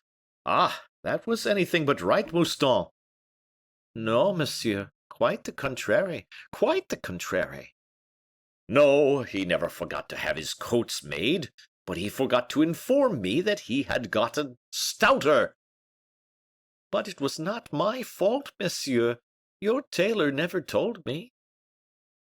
and this to such an extent, monsieur," continued Porthos, "that the fellow in 2 years has gained 18 inches in girth, and so my last dozen coats are all too large, from a foot to a foot and a half." "But the rest, those which were made when you were of the same size?" "They are no longer the fashion, my dear friend. Were I to put them on, I should look like a fresh arrival from Siam, and as though I had been 2 years away from court." "I understand your difficulty. You have how many new suits? 9? 36? And yet not one to wear. Well, you must have a 37th made, and give the 36 to Mouston." "Ah, monsieur," said Mouston, with a gratified air, "the truth is that monsieur has always been very generous to me." "Do you mean to insinuate that I hadn't that idea, or that I was deterred by the expense? But it wants only 2 days to the fete. I received the invitation yesterday, made Mouston post hither with my wardrobe, and only this morning discovered my misfortune. And from now till the day after tomorrow there isn't a single fashionable tailor who will undertake to make me a suit." "That is to say, one covered all over with gold, isn't it?" "I wish it so. Undoubtedly all over." "Oh, we shall manage it. You won't leave for 3 days. The invitations are for Wednesday, and this is only Sunday morning." "'Tis true, but Aramis has strongly advised me to be at Vaux 24 hours beforehand."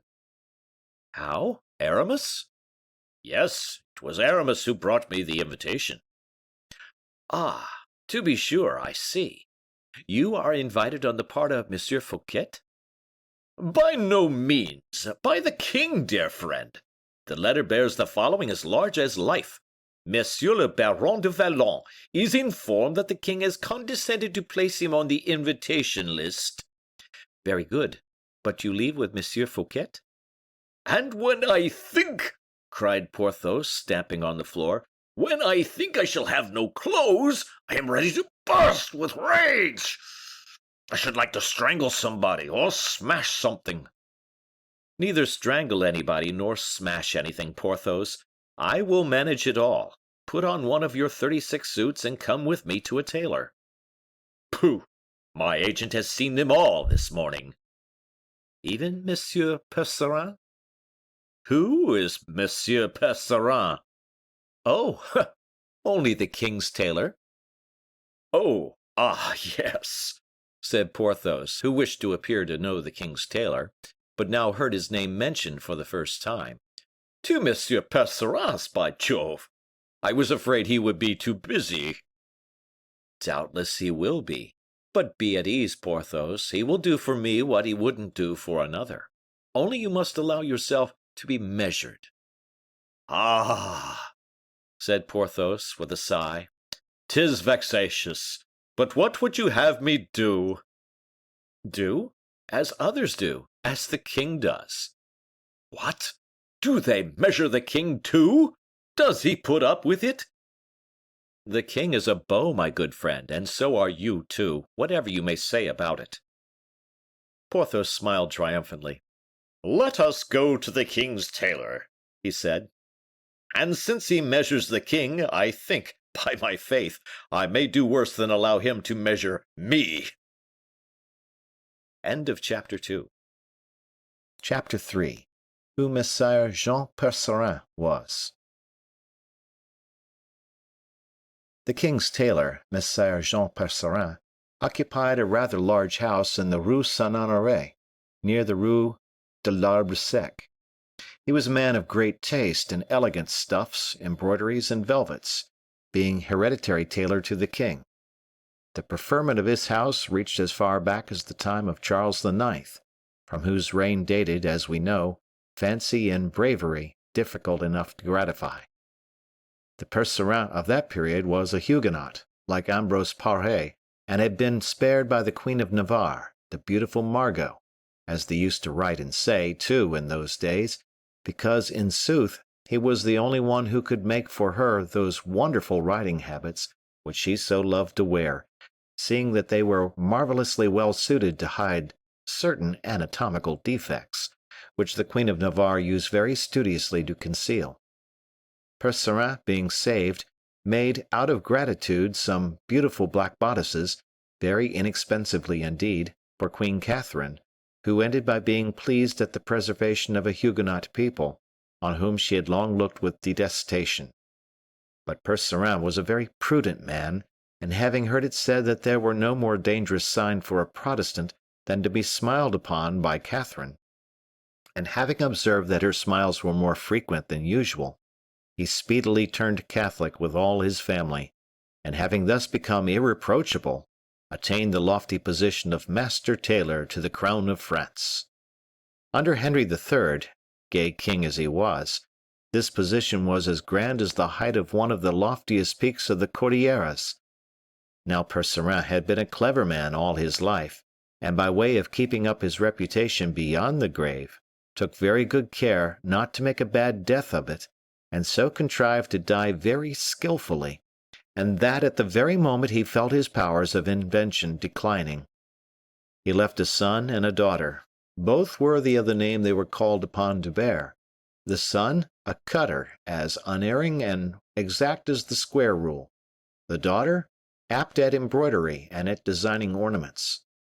The marriage of Henry IV and Marie de Medici, and the exquisite court mourning for the aforementioned queen, together with a few words let fall by Monsieur de Bassompierre, king of the beaux of the period, made the fortune of the second generation of Percerins. Monsieur Concino Concini and his wife Galigei, who subsequently shone at the French court, sought to Italianize the fashion and introduce some Florentine tailors, but Percerin, touched to the quick in his patriotism and his self-esteem, entirely defeated these foreigners, and that so well that Concino was the first to give up his compatriots, and held the French tailor in such esteem that he would never employ any other, and thus wore a doublet of his on the very day that Vitry blew out his brains with a pistol at the Pont de Louvre. And so it was a doublet issuing from Monsieur Percerin's workshop, which the Parisians rejoiced in hacking into so many pieces with the living human body it contained. Notwithstanding the favor Concino Concini had shown Percerin, the king, Louis XIII, had the generosity to bear no malice to his tailor, and to retain him in his service. At the time that Louis the Just afforded this great example of equity, Percerin had brought up two sons, one of whom made his debut at the marriage of Anne of Austria, invented that admirable Spanish costume in which Richelieu danced a saraband, made the costumes for the tragedy of Mirame, and stitched onto Buckingham's mantle those famous pearls which were destined to be scattered about the pavements of the Louvre. A man becomes equally notable who has made the dresses of a Duke of Buckingham, a Monsieur de Cinq-Mars, a Mademoiselle Ninon, a Monsieur de Beaufort, and a Marianne de Lorme. And thus Percerin III had attained the summit of his glory when his father died. This same Percerin III, old, famous, and wealthy, yet further dressed Louis XIV, and having no son, which was a great cause of sorrow to him, seeing that with himself his dynasty should end, he had brought up several hopeful pupils. He possessed a carriage, a country house, men servants the tallest in Paris, and by special authority from Louis XIV, a pack of hounds. He worked for Messieurs de Lyon and Letellier, under a sort of patronage, but politic man as he was, and versed in state secrets, he never succeeded in fitting Monsieur Colbert. This is beyond explanation. It is a matter for guessing or for intuition. Great geniuses of every kind live on unseen, intangible ideas. They act without themselves knowing why.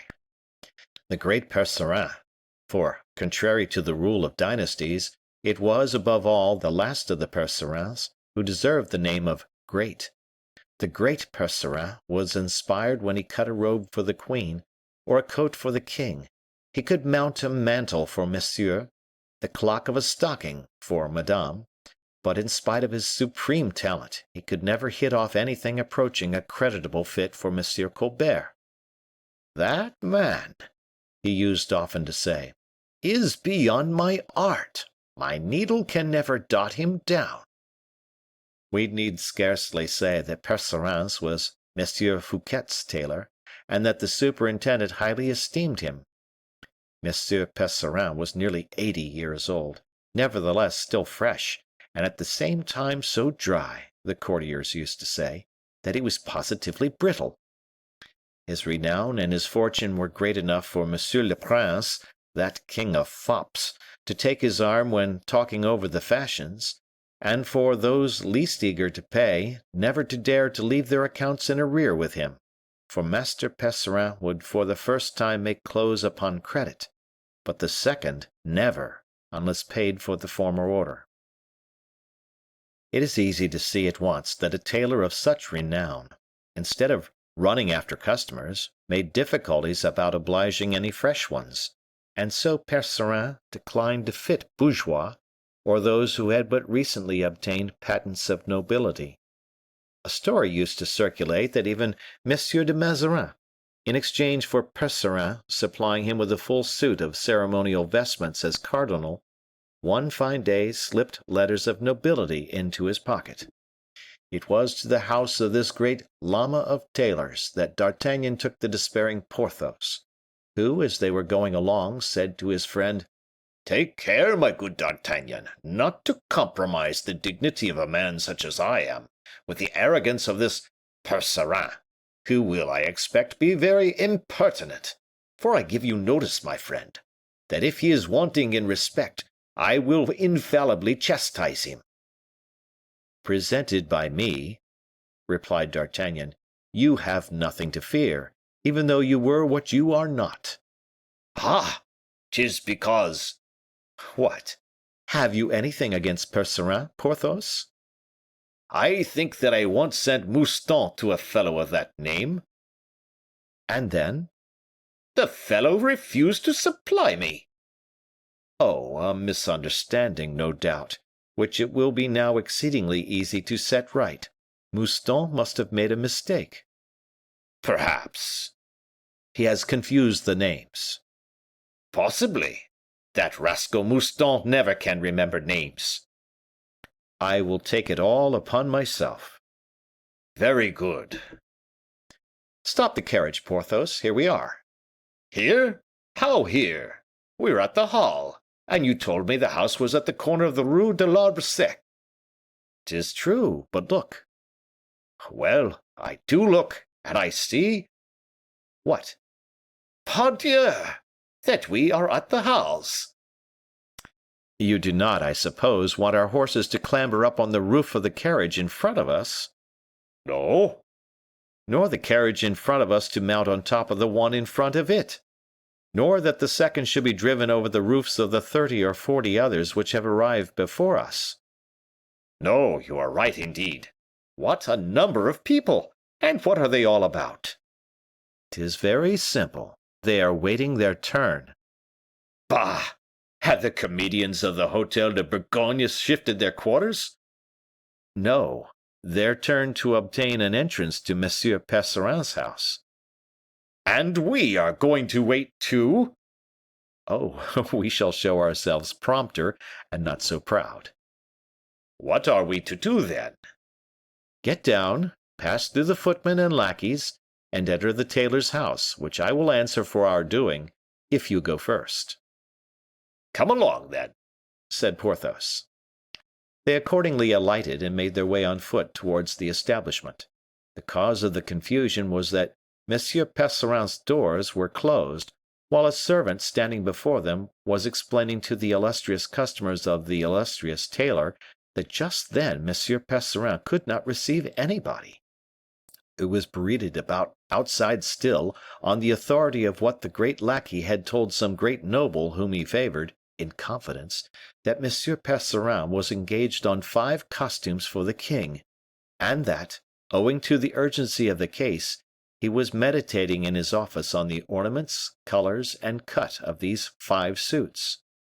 Some, contented with this reason, went away again, contented to repeat the tale to others. But others, more tenacious, insisted on having the doors opened, and among these last 3 blue ribbons, intended to take parts in the ballet, which would inevitably fail unless the said three had their costumes shaped by the very hand of the great Percerin himself.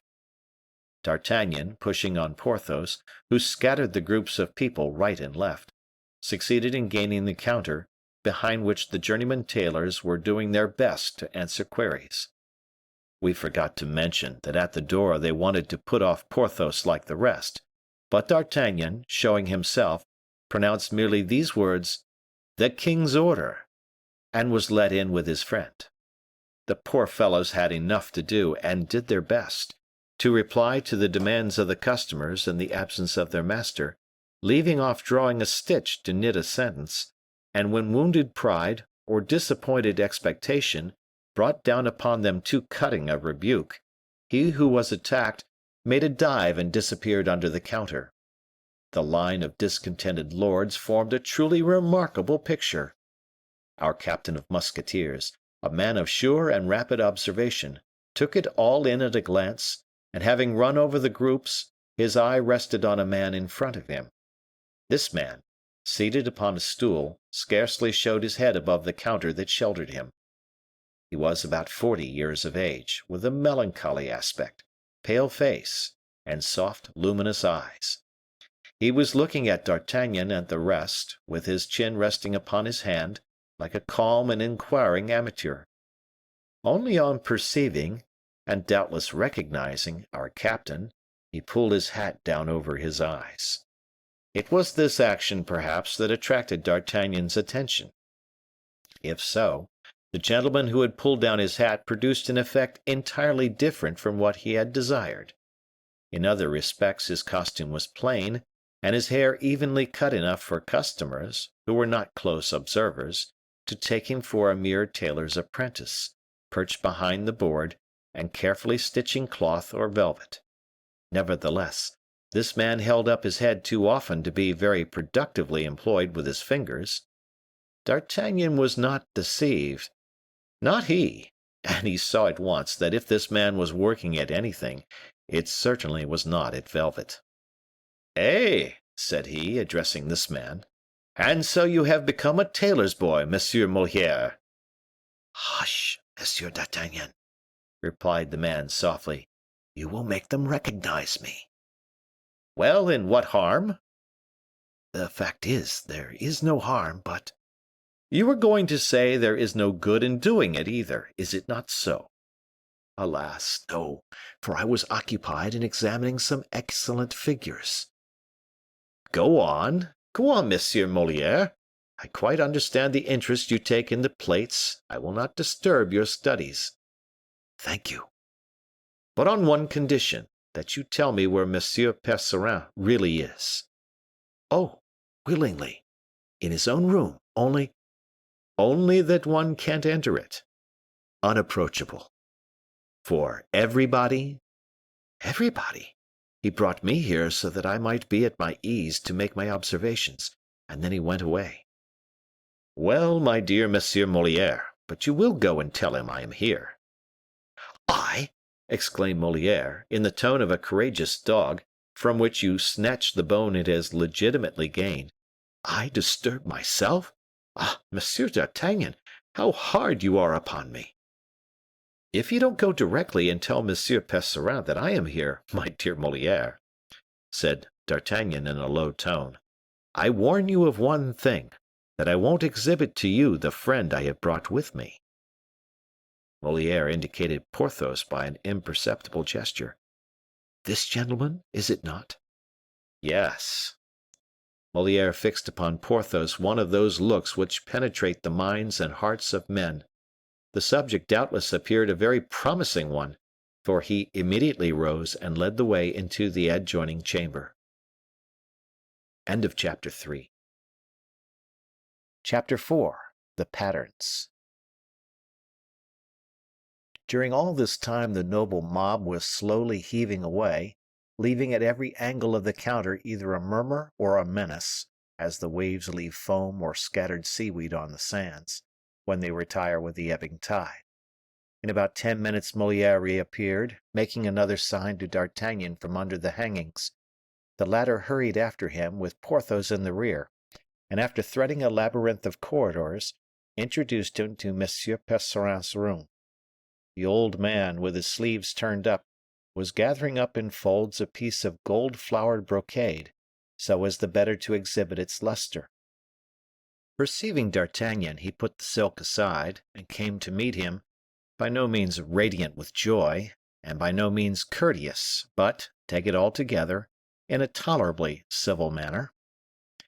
"The captain of the king's musketeers will excuse me, I am sure, for I am engaged." "Eh, yes, on the king's costumes. I know that, my dear Monsieur Percerin. You are making 3, they tell me." "5, my dear sir, 5." 3 or 5, 'tis all the same to me, my dear monsieur, and I know that you will make them most exquisitely. "Yes, I know. Once made, they will be the most beautiful in the world. I do not deny it. But that they may be the most beautiful in the world, they must first be made, and to do this, captain, I am pressed for time." "Oh, bah! There are 2 days yet. 'Tis much more than you require, Monsieur Percerin," said D'Artagnan, in the coolest possible manner. Percerin raised his head with the air of a man little accustomed to be contradicted, even in his whims, but D'Artagnan did not pay the least attention to the airs which the illustrious tailor began to assume. "My dear Monsieur Percerin," he continued, "I bring you a customer." "Ah, ha!" exclaimed Percerin crossly. "Monsieur le Baron de Vallon de Bracieux et Pierrefonds," continued D'Artagnan. Percerin attempted a bow which found no favor in the eyes of the terrible Porthos, who from his first entry into the room had been regarding the tailor askance. "A very good friend of mine," concluded D'Artagnan. "I will attend to monsieur," said Percerin, "but later." "Later? But when?" "When I have time." "You have already told my valet as much," broke in Porthos, discontentedly. "Very likely," said Percerin. "I am nearly always pushed for time." "My friend," returned Porthos, sententiously, "there is always time to be found when one chooses to seek it." Percerin turned crimson, an ominous sign indeed in old men blanched by age. "Monsieur is quite at liberty to confer his custom elsewhere." "Come, come, Percerin," interposed D'Artagnan, "you are not in a good temper today. Well, I will say one more word to you, which will bring you on your knees. Monsieur is not only a friend of mine, but more, a friend of Monsieur Fouquet's." "Ah, ah!" exclaimed the tailor, "that is another thing." Then turning to Porthos, "Monsieur le Baron is attached to the superintendent?" he inquired. "I am attached to myself," shouted Porthos at the very moment that the tapestry was raised to introduce a new speaker in the dialogue. Moliere was all observation. D'Artagnan laughed. Porthos swore. "My dear Percerin," said D'Artagnan, "you will make a dress for the baron? 'Tis I who ask you." "To you I will not say nay, captain." "But that is not all. You will make it for him at once." "'Tis impossible within 8 days." "That, then, is as much as to refuse, because the dress is wanted for the fete at Vaux." "I repeat that it is impossible," returned the obstinate old man. "By no means, my dear Monsieur Percerin, above all if I ask you," said a mild voice at the door, a silvery voice which made D'Artagnan prick up his ears. It was the voice of Aramis. "Monsieur d'Herblay!" cried the tailor.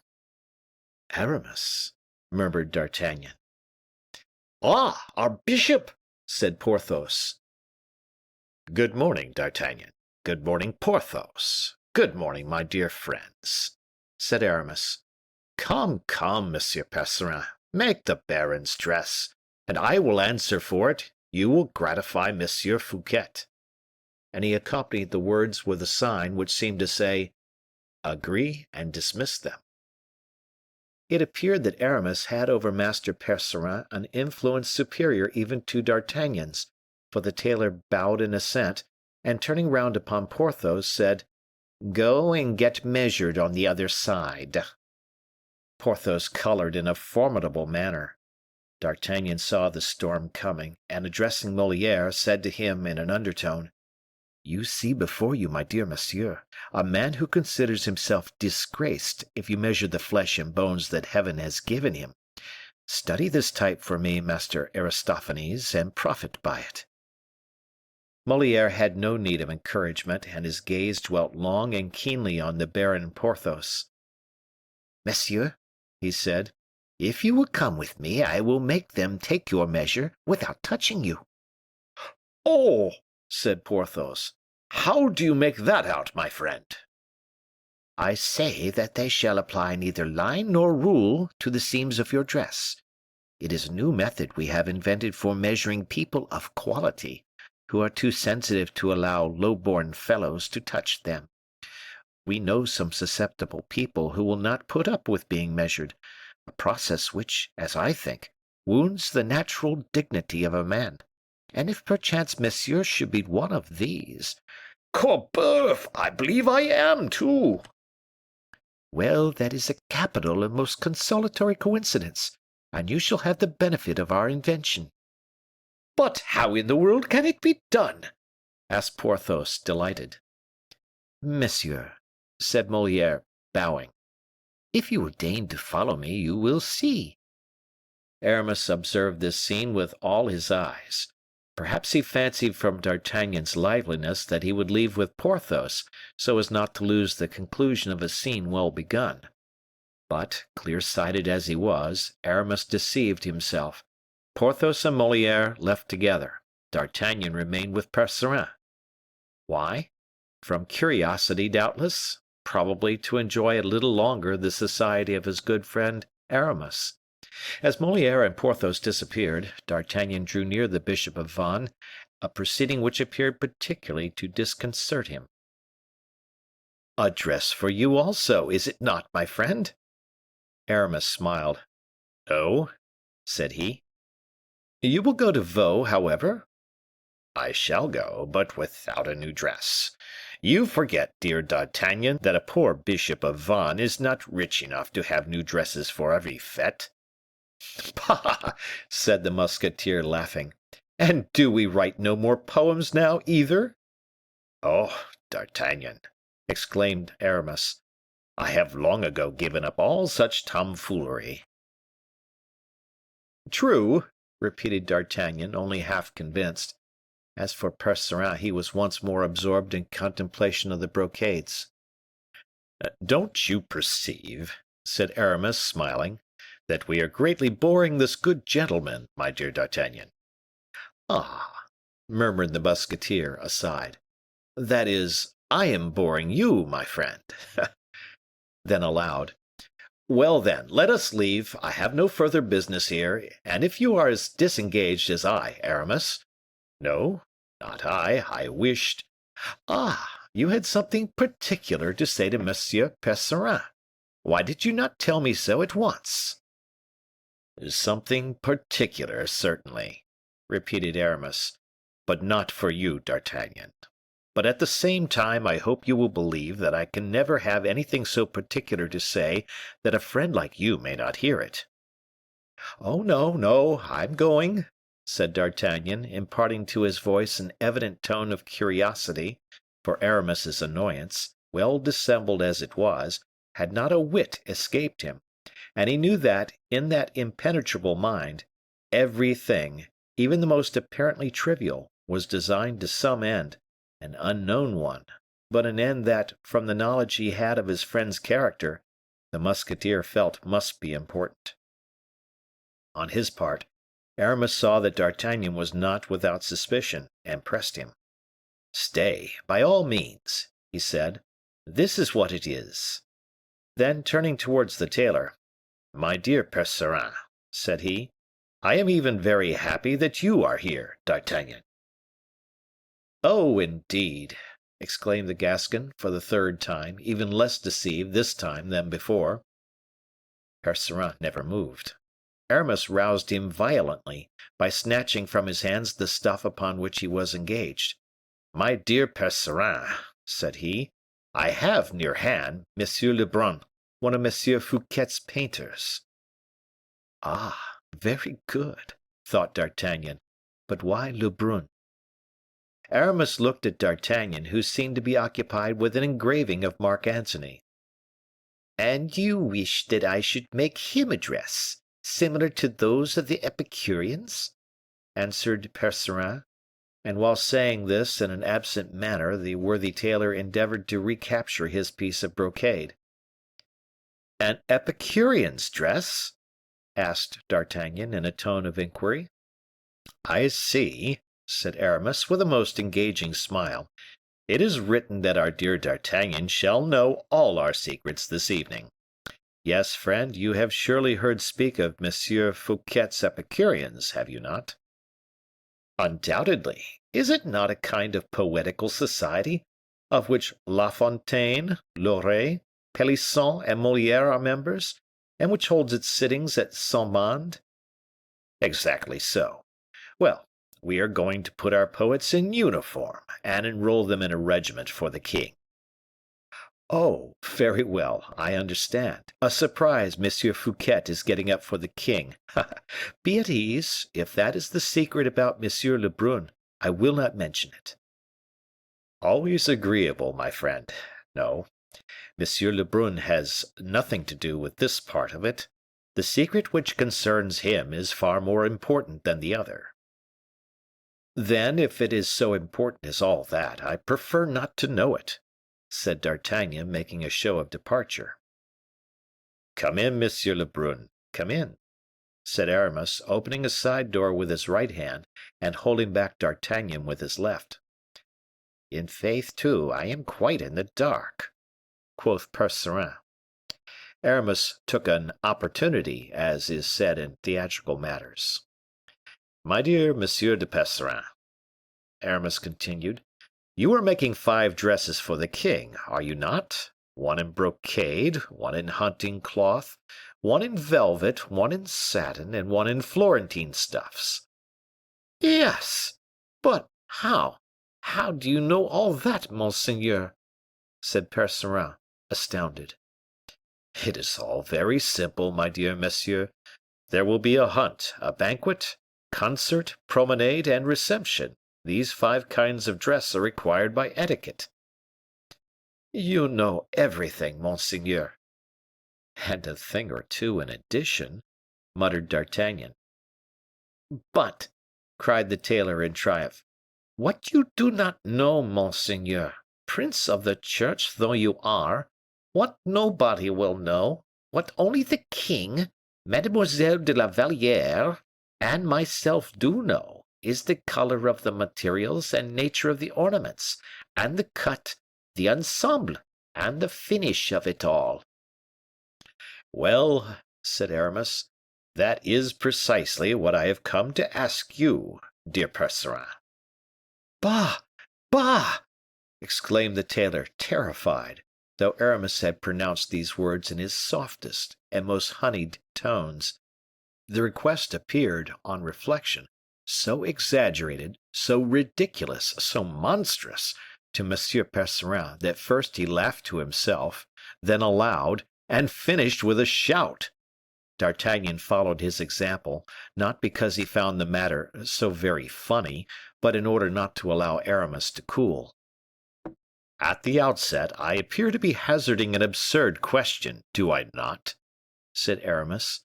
"But D'Artagnan, who is incarnate wisdom itself, will tell you that I could not do this otherwise than ask you this." "Let us see," said the attentive musketeer, perceiving with his wonderful instinct that they had only been skirmishing till now, and that the hour of battle was approaching. "Let us see," said Percerin, incredulously. "Why, now," continued Aramis, "does Monsieur Fouquet give the king a fete? Is it not to please him?" "Assuredly," said Percerin, D'Artagnan nodded assent. By delicate attentions? By some happy device? By a succession of surprises, like that of which we are talking? The enrollment of our Epicureans? Admirable. Well, then, this is the surprise we intend. Monsieur Lebrun here is a man who draws most excellently. Yes, said Percerin, I have seen his pictures and observed that his dresses were highly elaborated. That is why I at once agreed to make him a costume, whether to agree with those of the Epicureans or an original one. My dear monsieur, we accept your offer, and shall presently avail ourselves of it. But just now, Monsieur Lebrun is not in want of the dresses you will make for himself, but of those you are making for the king. Percerin made a bound backwards, which D'Artagnan, calmest and most appreciative of men, did not consider overdone, so many strange and startling aspects wore the proposal which Aramis had just hazarded. The king's dresses? Give the king's dresses to any mortal whatever. Oh, for once, monseigneur, your grace is mad, cried the poor tailor in extremity. Help me now, D'Artagnan, said Aramis, more and more calm and smiling. Help me now to persuade monsieur, for you understand, do you not? Eh? Eh? Not exactly, I declare. What? You do not understand that Monsieur Fouquet wishes to afford the king the surprise of finding his portrait on his arrival at Vaux, and that the portrait, which be a striking resemblance, ought to be dressed exactly as the king will be on the day it is shown? Oh, yes, yes, said the musketeer, nearly convinced, so plausible was this reasoning. Yes, my dear Aramis, you are right. It is a happy idea. I will wager it is one of your own, Aramis. Well, I don't know, replied the bishop. Either mine or Monsieur Fouquet's. Then scanning Percerin, after noticing D'Artagnan's hesitation. Well, Monsieur Percerin, he asked, what do you say to this? I say that you are doubtless free to refuse. I know well, and I by no means count upon compelling you, my dear monsieur. I will say more, I even understand all the delicacy you feel in taking up with Monsieur Fouquet's idea. You dread appearing to flatter the king. A noble spirit, Monsieur Percerin, a noble spirit. The tailor stammered. It would indeed be a very pretty compliment to pay the young prince, continued Aramis, but as the superintendent told me, if Percerin refuse, tell him that it will not at all lower him in my opinion. I shall always esteem him, only. Only? Repeated Percerin, rather troubled. Only, continued Aramis, I shall be compelled to say to the king, you understand, my dear Monsieur Percerin, that these are Monsieur Fouquet's words? I shall be constrained to say to the king, Sire, I had intended to present your majesty with your portrait, but owing to a feeling of delicacy, slightly exaggerated perhaps, although creditable, Monsieur Percerin opposed the project. Opposed? Cried the tailor, terrified at the responsibility which would weigh upon him. I to oppose the desire, the will of Monsieur Fouquet when he is seeking to please the king. Oh, what a hateful word you have uttered, monseigneur! Oppose! Oh, 'tis not I who said it. Heaven have mercy on me! I call the captain of the musketeers to witness it. Is it not true, Monsieur d'Artagnan, that I have opposed nothing? D'Artagnan made a sign indicating he wished to remain neutral. He felt that there was an intrigue at the bottom of it, whether comedy or tragedy, he was at his wits' end at not being able to fathom it, but in the meanwhile wished to keep clear. But already Percerin, goaded by the idea that the king was to be told he stood in the way of a pleasant surprise, had offered Lebrun a chair, and proceeded to bring from a wardrobe 4 magnificent dresses, the 5th being still in the workman's hands, and these masterpieces he successively fitted upon 4 lay figures, which, imported into France in the time of Concini, had been given to Percerin too by Marshal d'Honor, after the discomfiture of the Italian tailors ruined in their competition. The painter set to work to draw and then to paint the dresses. But Aramis, who was closely watching all the phases of his toil, suddenly stopped him. "I think you have not quite got it, my dear Lebrun," he said. "Your colors will deceive you, and on canvas we shall lack that exact resemblance which is absolutely requisite. Time is necessary for attentively observing the finer shades." "Quite true," said Percerin, "but time is wanting, and on that head you will agree with me, monseigneur. I can do nothing." "Then the affair will fail," said Aramis quietly, "and that because of a want of precision in the colors." Nevertheless, Lebrun went on copying the materials and ornaments with the closest fidelity, a process which Aramis watched with ill-concealed impatience. "What in the world, now, is the meaning of this imbroglio?" the musketeer kept saying to himself. "That will never do," said Aramis. "Monsieur Lebrun, close your box, and roll up your canvas." "But, monsieur," cried the vexed painter, "the light is abominable here."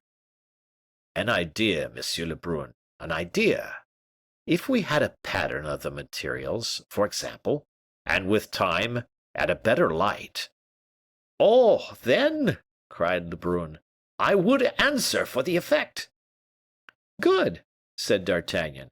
"This ought to be the knotty point of the whole thing. They want a pattern of each of the materials. Mordieu! Will this Percerin give in now?" Percerin, beaten from his last retreat, and duped, moreover, by the feigned good nature of Aramis, cut out 5 patterns and handed them to the bishop of Vannes. "I like this better. That is your opinion, is it not?" said Aramis to D'Artagnan. "My dear Aramis," said D'Artagnan, "my opinion is that you are always the same." "And consequently, always your friend," said the bishop in a charming tone. "Yes, yes," said D'Artagnan aloud. Then, in a low voice, "If I am your dupe, double Jesuit that you are, I will not be your accomplice, and to prevent it, 'tis time I left this place. Adieu, Aramis," he added aloud.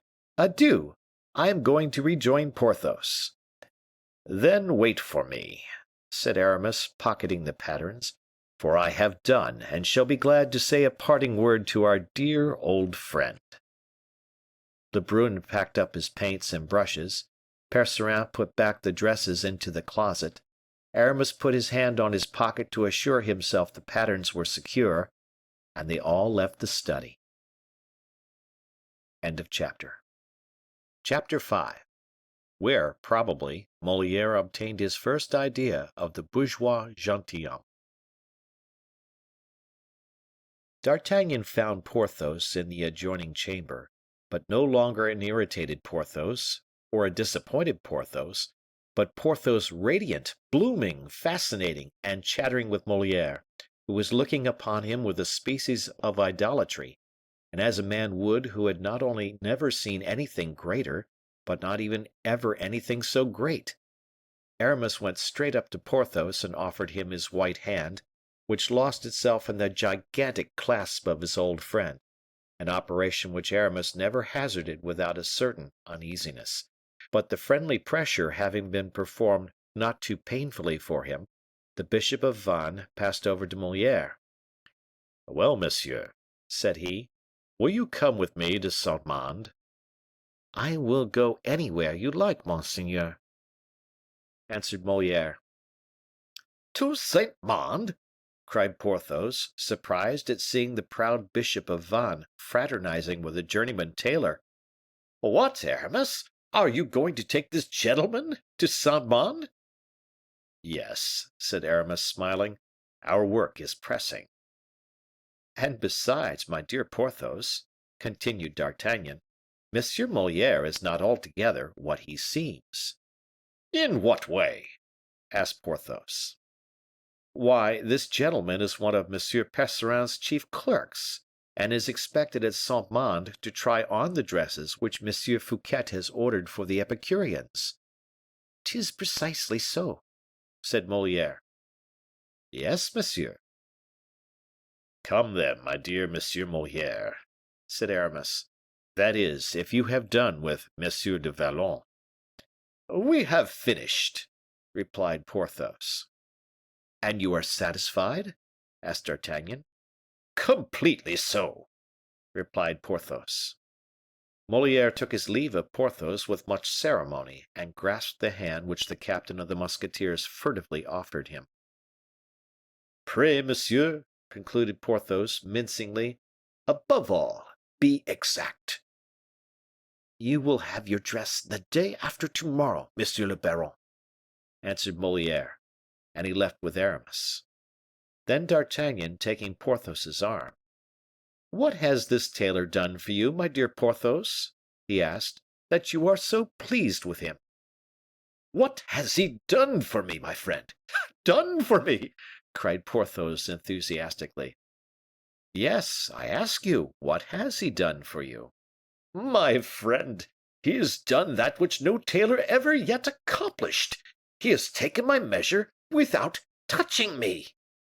"Ah, bah! Tell me how he did it."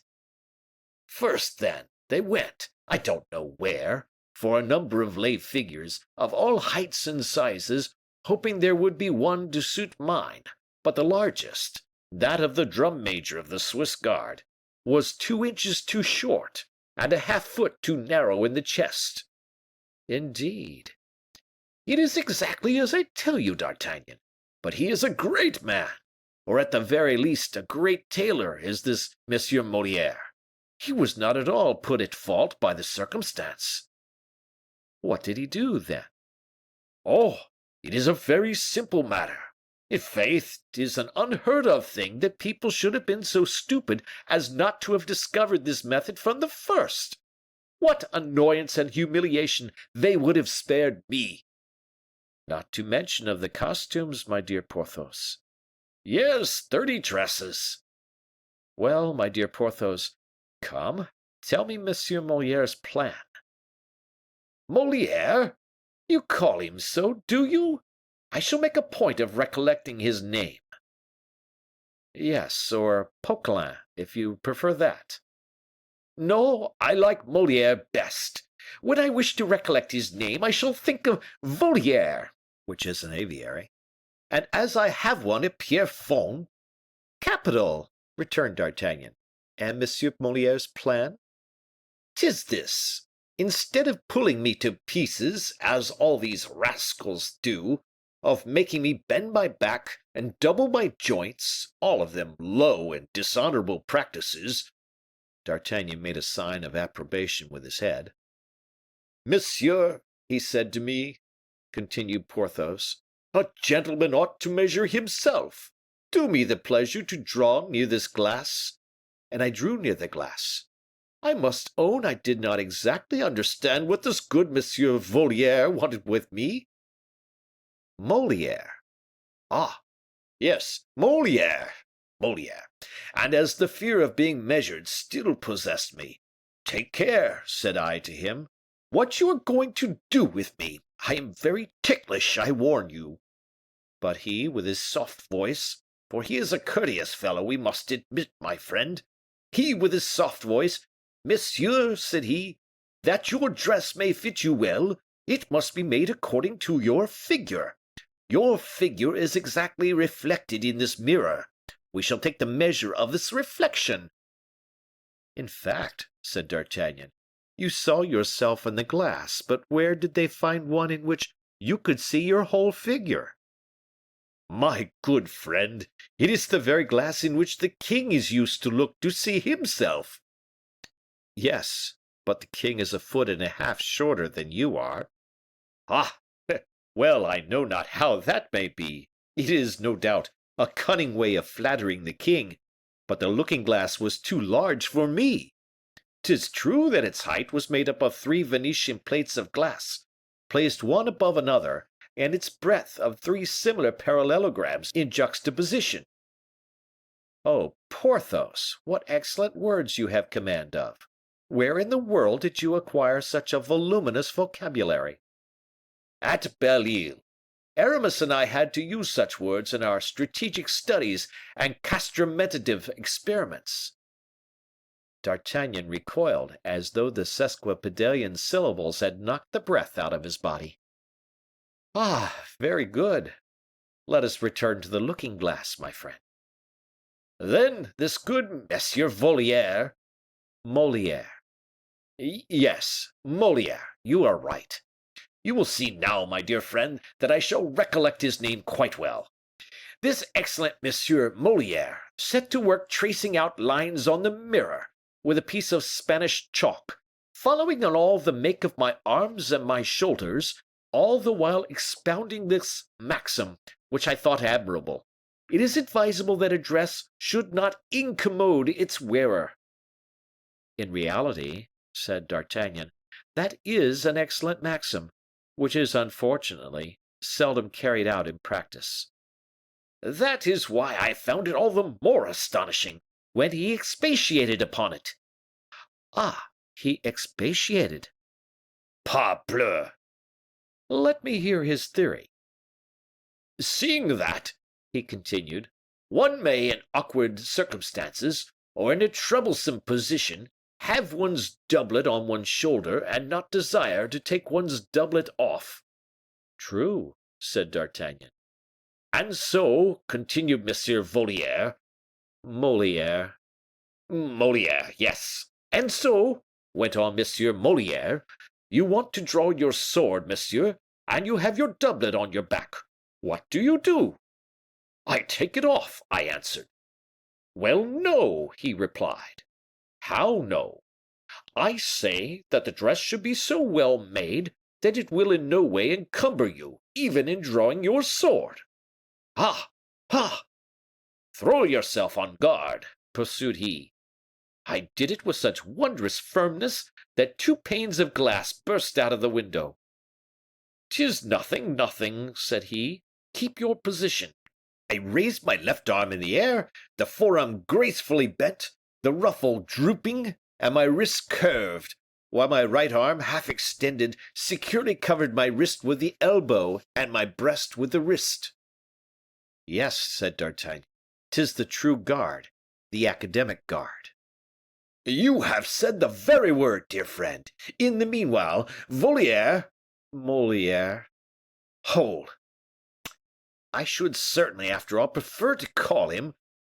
What did you say his other name was? Poquelin.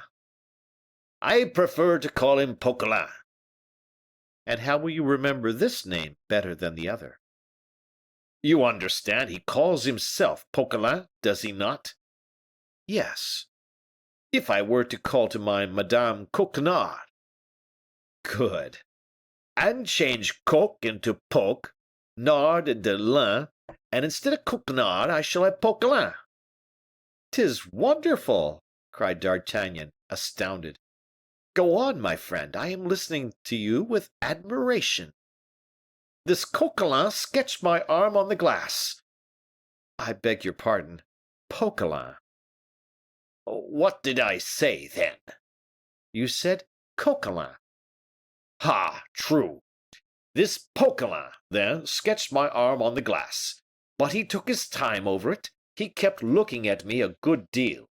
The fact is that I must have been looking particularly handsome. Does it weary you? He asked. A little, I replied, bending a little in my hands, but I could hold out for an hour or so longer. No, I will not allow it. The willing fellows will make it a duty to support your arms, as of old men supported those of the prophet. Very good, I answered. That will not be humiliating to you? My friend, said I, there is, I think, a great difference between being supported and being measured. The distinction is full of the soundest sense," interrupted D'Artagnan. "Then," continued Porthos, "he made a sign, two lads approached, one supported my left arm, while the other, with infinite address, supported my right.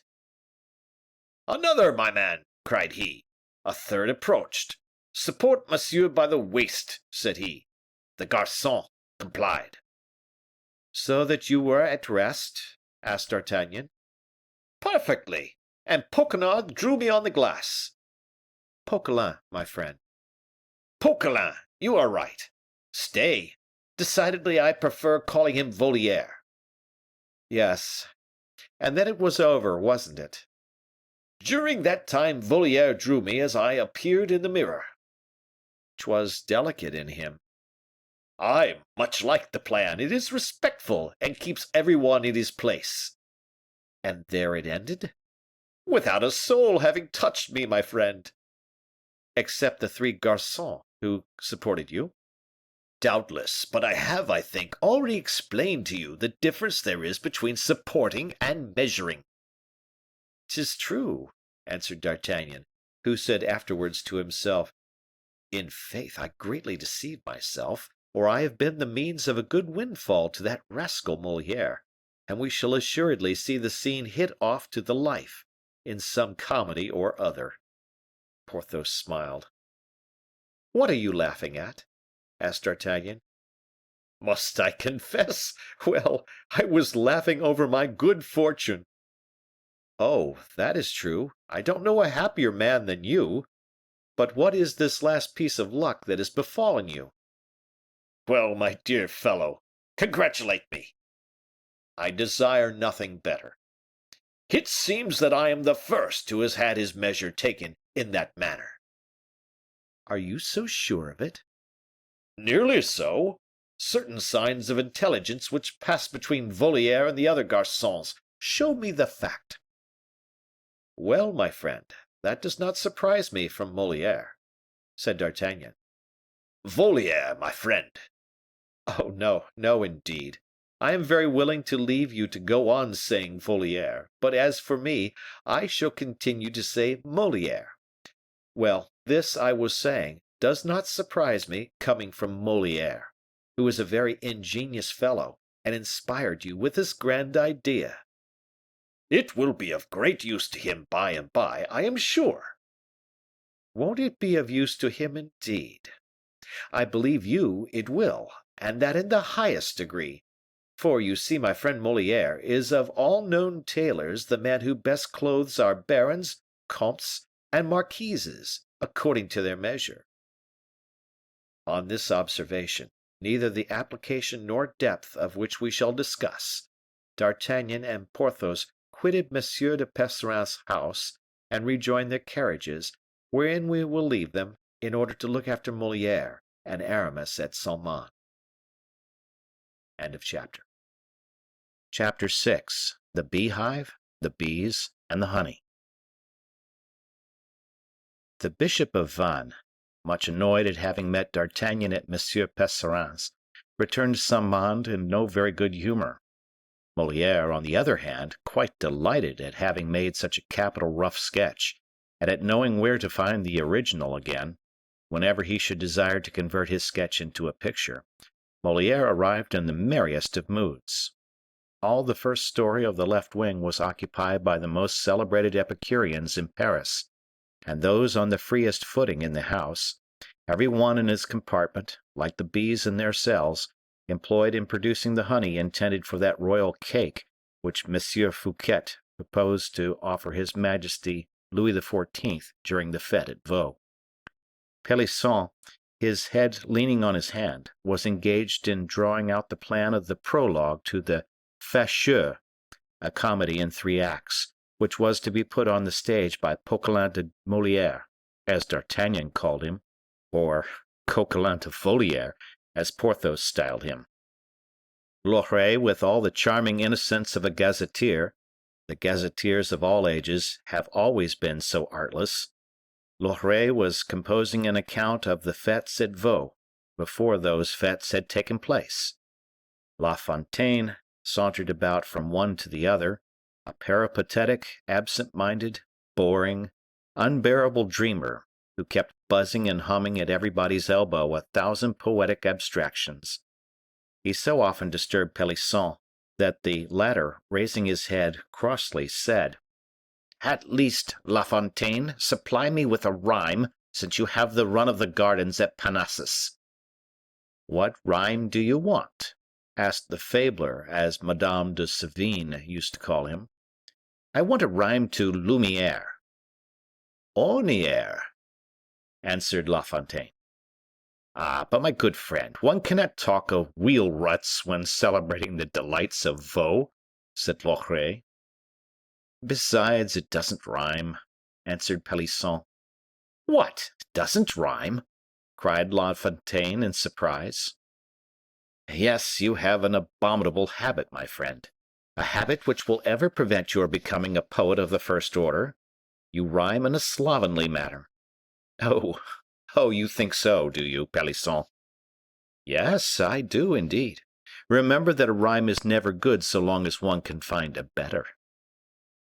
"Then I will never write anything again save in prose," said La Fontaine, who had taken up Pelisson's reproach in earnest.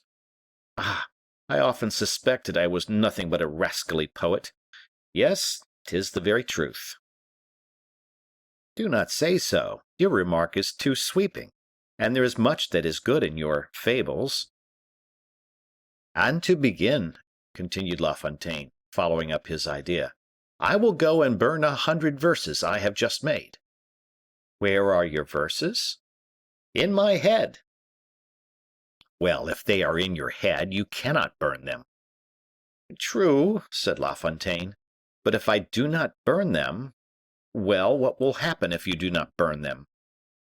"They will remain in my mind, and I shall never forget them."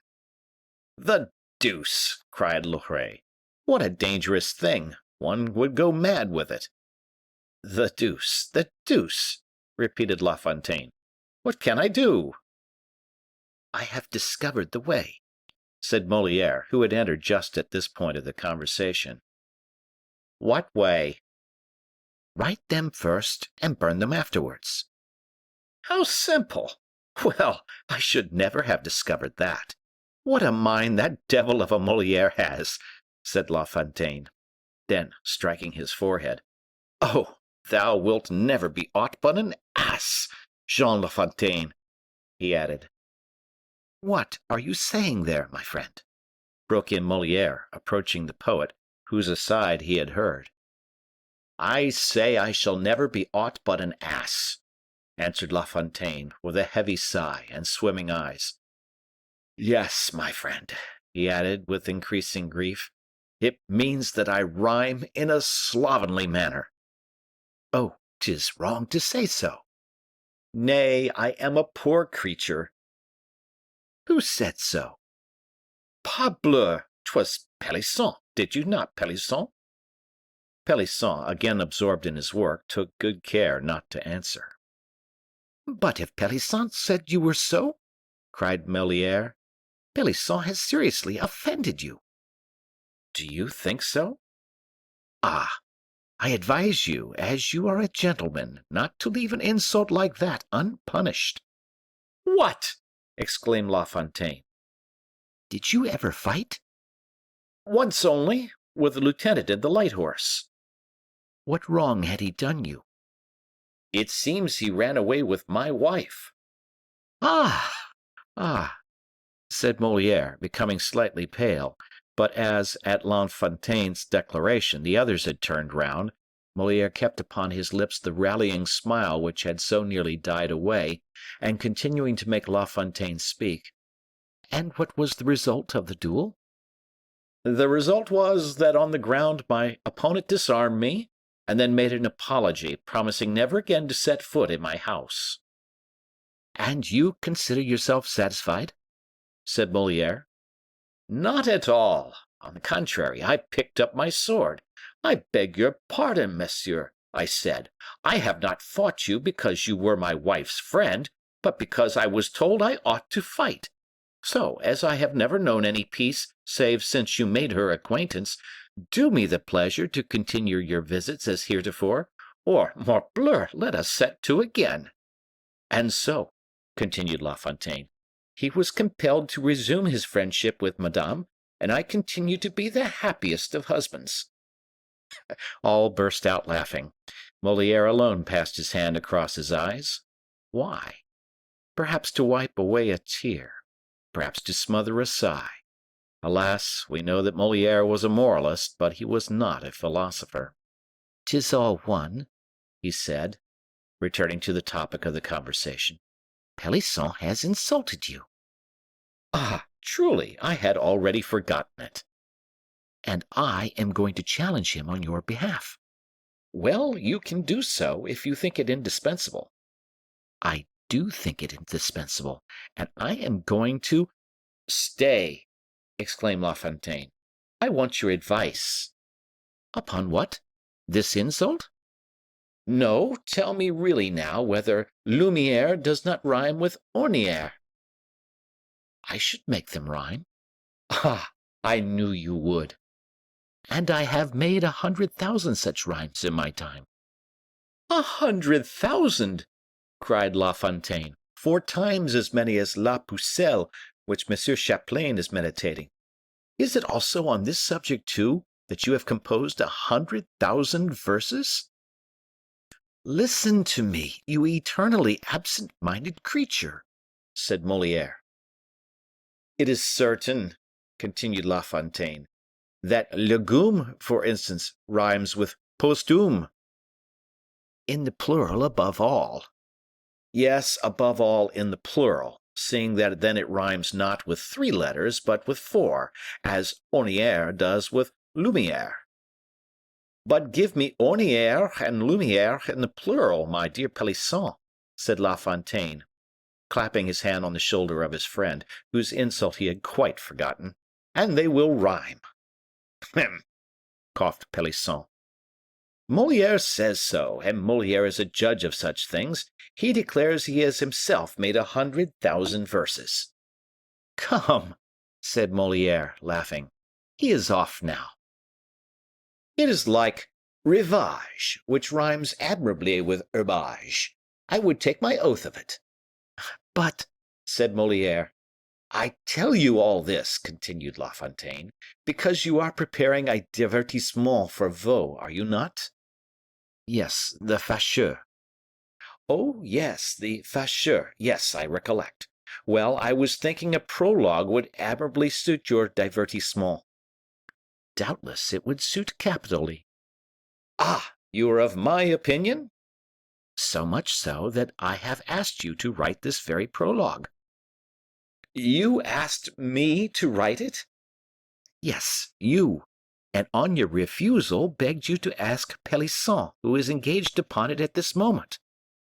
Ah, that is what Pelisson is doing, then. In faith, my dear Molière, you are indeed often right. When? When you call me absent-minded. It is a monstrous defect. I will cure myself of it and do your prologue for you. But inasmuch as Pelisson is about it. Ah, true. Miserable rascal that I am. Loret was indeed right in saying I was a poor creature. It was not Loret who said so, my friend. Well, then, whoever said so, 'tis the same to me. And so your divertissement is called the Fâcheux? Well, can you make heureux rhyme with Fâcheux? If obliged, yes. And even with capriceux? Oh, no, no. It would be hazardous, and yet why so? There is too great a difference in the cadences. I was fancying, said La Fontaine, leaving Molière for Loret. I was fancying. What were you fancying? Said Loret in the middle of a sentence. Make haste. You are writing the prologue to the Fâcheux, are you not? No, mordieu, it is Pelisson. Ah, Pelisson, cried La Fontaine, going over to him. I was fancying, he continued, that the nymph of Vaux. Ah, beautiful, cried Loret. The nymph of Vaux! Thank you, La Fontaine. You have just given me the two concluding verses of my paper. Well, if you can rhyme so well, La Fontaine, said Pelisson, tell me now in what way you would begin my prologue. I should say, for instance, O nymph who. After who, I should place a verb in the second person singular of the present indicative, and should go on thus. This grotte profound. But the verb, asked Pelisson. To admire the greatest king of all kings round, continued La Fontaine. But the verb, obstinately insisted Pelisson. This second person in singular of the present indicative? Well then, quittest. O nymph, who quittest now this grotte profound, to admire the greatest king of all kings round.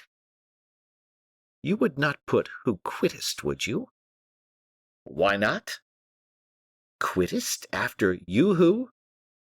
Ah, my dear fellow, exclaimed La Fontaine, you are a shocking pedant. Without counting, said Molière, that the second verse, king of all kings round, is very weak, my dear La Fontaine. Then you see I am nothing but a poor creature, a shuffler, as you said. I never said so. Then as Loret said. And it was not Loret either, it was Pelisson. Well, Pelisson was right 100 times over. But what annoys me more than anything, my dear Molière, is that I fear we shall not have our Epicurean dresses. You expected yours, then, for the fête? Yes, for the fête, and then for after the fête. My housekeeper told me that my own is rather faded. Diable! Your housekeeper is right, rather more than faded. Ah, you see, returned La Fontaine, the fact is, I left it on the floor in my room, and my cat. Well, your cat? She made her nest upon it, which has rather changed its color. Molière burst out laughing. Pelisson and Loret followed his example. At this juncture, the Bishop of Vannes appeared, with a roll of plans and parchments under his arm.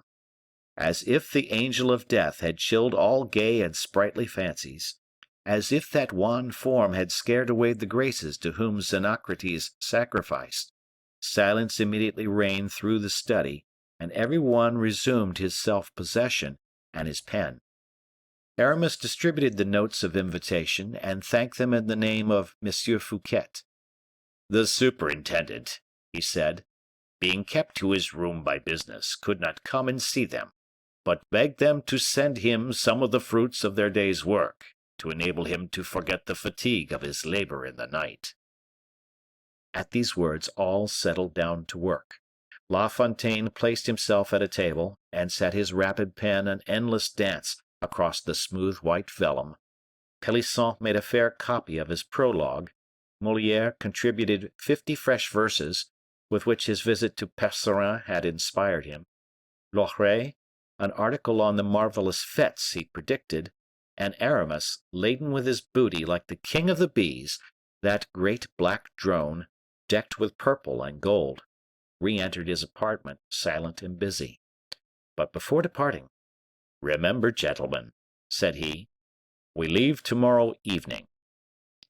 "In that case, I must give notice at home," said Molière. "Yes, poor Molière," said Loret, smiling. "He loves his home." "He loves, yes," replied Molière with his sad, sweet smile. "He loves. That does not mean they love him."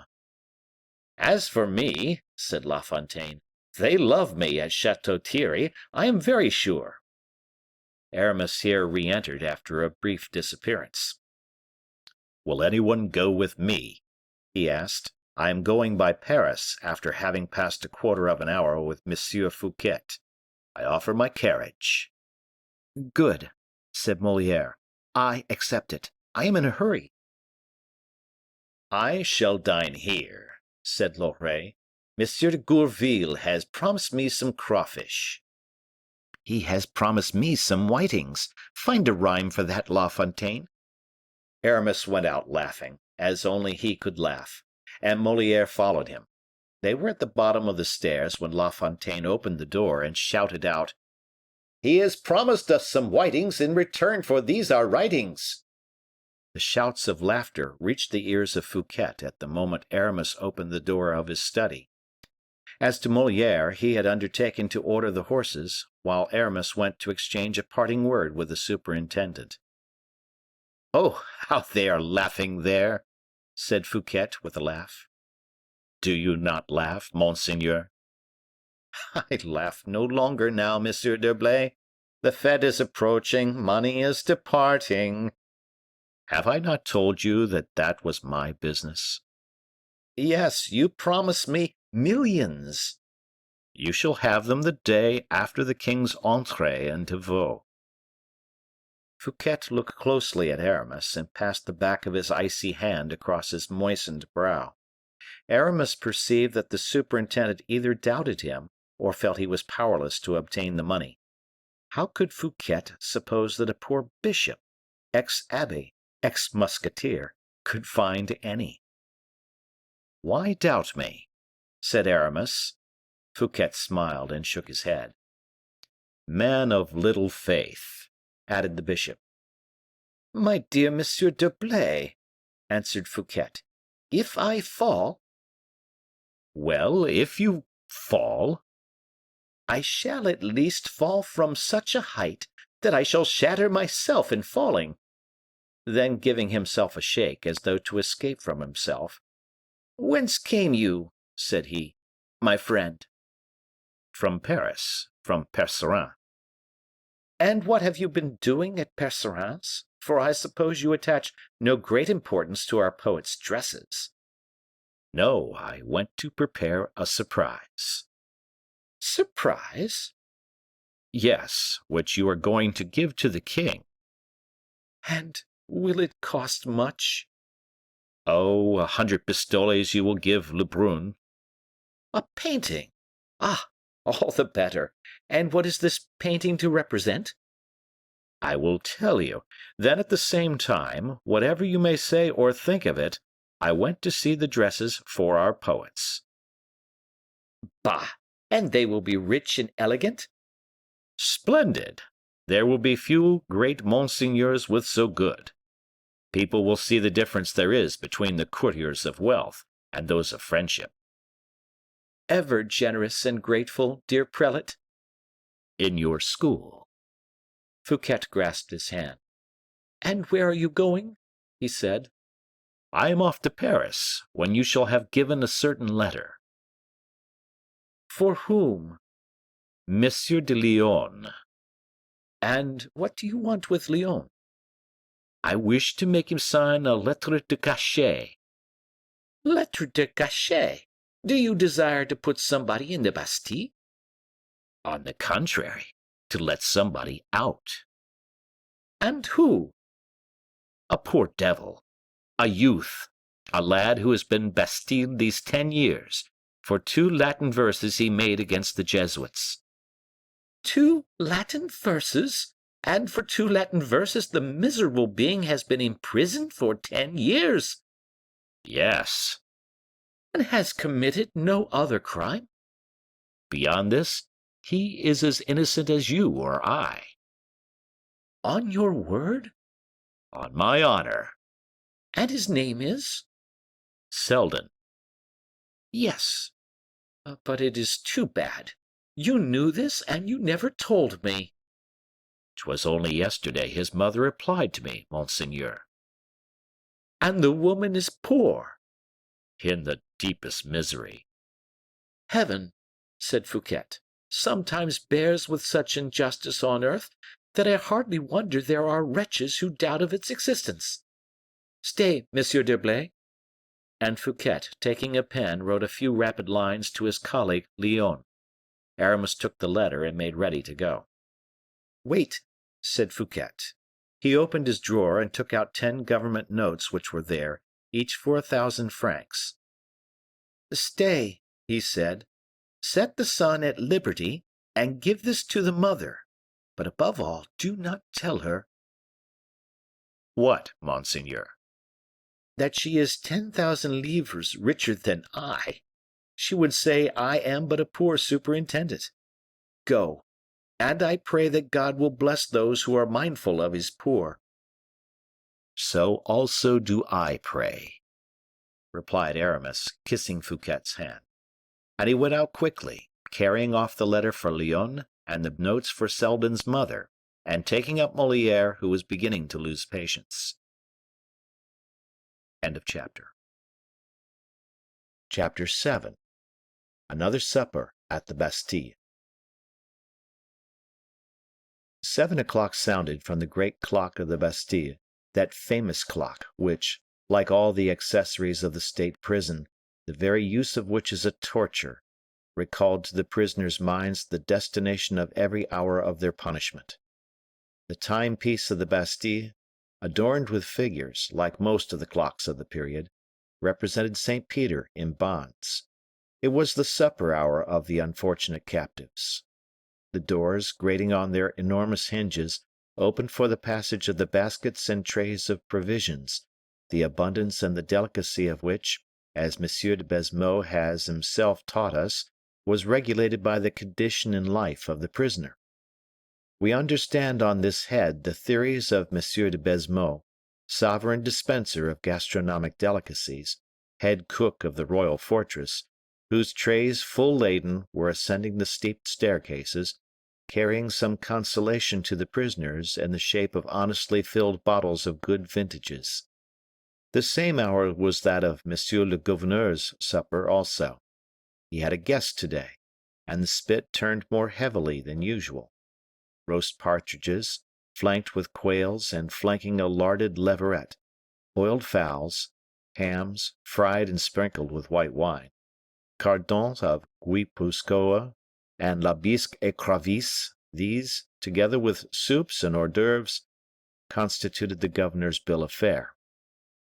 Baisemeaux, seated at table, was rubbing his hands and looking at the Bishop of Vannes, who, booted like a cavalier, dressed in gray and sword at side, kept talking of his hunger and testifying the liveliest impatience. Monsieur de Baisemeaux de Montlezun was not accustomed to the unbending movements of his greatness, my lord of Vannes, and this evening Aramis, becoming sprightly, volunteered confidence on confidence. The prelate had again a little touch of the musketeer about him. The bishop just trenched on the borders only of license in his style of conversation. As for Monsieur de Baisemeaux, with the facility of vulgar people, he gave himself up entirely upon this point of his guest's freedom. Monsieur, said he, for indeed tonight I dare not call you monseigneur. By no means, said Aramis. Call me monsieur. I am booted. Do you know, monsieur, of whom you remind me this evening? No, faith, said Aramis, taking up his glass. But I hope I remind you of a capital guest. You remind me of two, monsieur. Francois, shut the window. The wind may annoy his greatness. And let him go, added Aramis. The supper is completely served, and we shall eat it very well without waiters. I like exceedingly to be tête-à-tête when I am with a friend. Baisemeaux bowed respectfully. I like exceedingly, continued Aramis, to help myself. Retire, Francois, cried Baisemeaux. I was saying that your greatness puts me in mind of two persons, one very illustrious, the late cardinal, the great Cardinal de la Rochelle, who wore boots like you. Indeed, said Aramis. And the other? The other was a certain musketeer, very handsome, very brave, very adventurous, very fortunate, who from being abbé turned musketeer, and from musketeer turned abbé. Aramis condescended to smile. From abbé, continued Baisemeaux, encouraged by Aramis's smile, from abbé, bishop, and from bishop. Ah, stay there, I beg, exclaimed Aramis. I have just said, monsieur, that you gave me the idea of a cardinal. Enough, dear Monsieur Baisemeaux. As you said, I have on the boots of a cavalier, but I do not intend for all that to embroil myself with the church this evening. But you have wicked intentions, nevertheless, monseigneur. Oh, yes, wicked, I own, as everything mundane is. You traverse the town and the streets in disguise? In disguise, as you say. And you still make use of your sword? Yes, I should think so, but only when I am compelled. Do me the pleasure to summon Francois. Have you no wine there? 'Tis not for wine, but because it is hot here, and the window is shut. I shut the windows at supper time so as not to hear the sounds of the arrival of couriers. Ah, yes. You hear them when the window is open? But too well, and that disturbs me. You understand. Nevertheless, I am suffocated. Francois. Francois entered. Open the windows, I pray you, Master Francois, said Aramis. You will allow him, dear Monsieur Baisemeaux? You are at home here, answered the governor. The window was opened. Do you not think, said Monsieur de Baisemeaux, that you will find yourself very lonely, now Monsieur de la Fère has returned to his household gods at Blois? He is a very old friend, is he not? You know it as I do, Baisemeaux, seeing that you were in the Musketeers with us. Bah! With my friends I reckon neither bottles of wine nor years. And you are right, but I do more than love Monsieur de la Fère, dear Baisemeaux. I venerate him. Well, for my part, though 'tis singular, said the governor, I prefer Monsieur d'Artagnan to him. There is a man for you, who drinks long and well. That kind of people allow you at least to penetrate their thoughts. Baisemeaux, make me tipsy tonight. Let us have a merry time of it as of old. And if I have a trouble at the bottom of my heart, I promise you, you shall see it as you would a diamond in the bottom of your glass. Bravo! said Baisemeaux, and he poured out a great glass of wine and drank it off at a draught, trembling with joy at the idea of being, by hook or by crook, in the secret of some high archiepiscopal misdemeanor. While he was drinking, he did not see with what attention Aramis was noting the sounds in the great court. A courier came in about 8 o'clock as Francois brought in the 5th bottle, and although the courier made a great noise, Baisemeaux heard nothing. The devil take him, said Aramis. What? Who? asked Baisemeaux. I hope 'tis neither the wine you drank, nor he who is the cause of your drinking it. No, it is a horse who is making noise enough in the court for a whole squadron. Pooh, some courier or other, replied the governor, redoubling his attention to the passing bottle. Yes, and may the devil take him, and so quickly that we shall never hear him speak more. Hurrah, hurrah! You forget me, Baisemeaux. My glass is empty, said Aramis, lifting his dazzling Venetian goblet. Upon my honor, you delight me. Francois, wine. Francois entered. Wine, fellow, and better. Yes, monsieur, yes, but a courier has just arrived. Let him go to the devil, I say. Yes, monsieur, but... Let him leave his news at the office. We will see to it tomorrow. Tomorrow, there will be time tomorrow. There will be daylight, said Baisemeaux, chanting the words. Ah, monsieur, grumbled the soldier Francois, in spite of himself. Monsieur! Take care, said Aramis. Take care. Of what, dear Monsieur d'Herblay? Said Baisemeaux, half intoxicated. The letter which the courier brings to the governor of a fortress is sometimes an order. Nearly always. Do not orders issue from the ministers?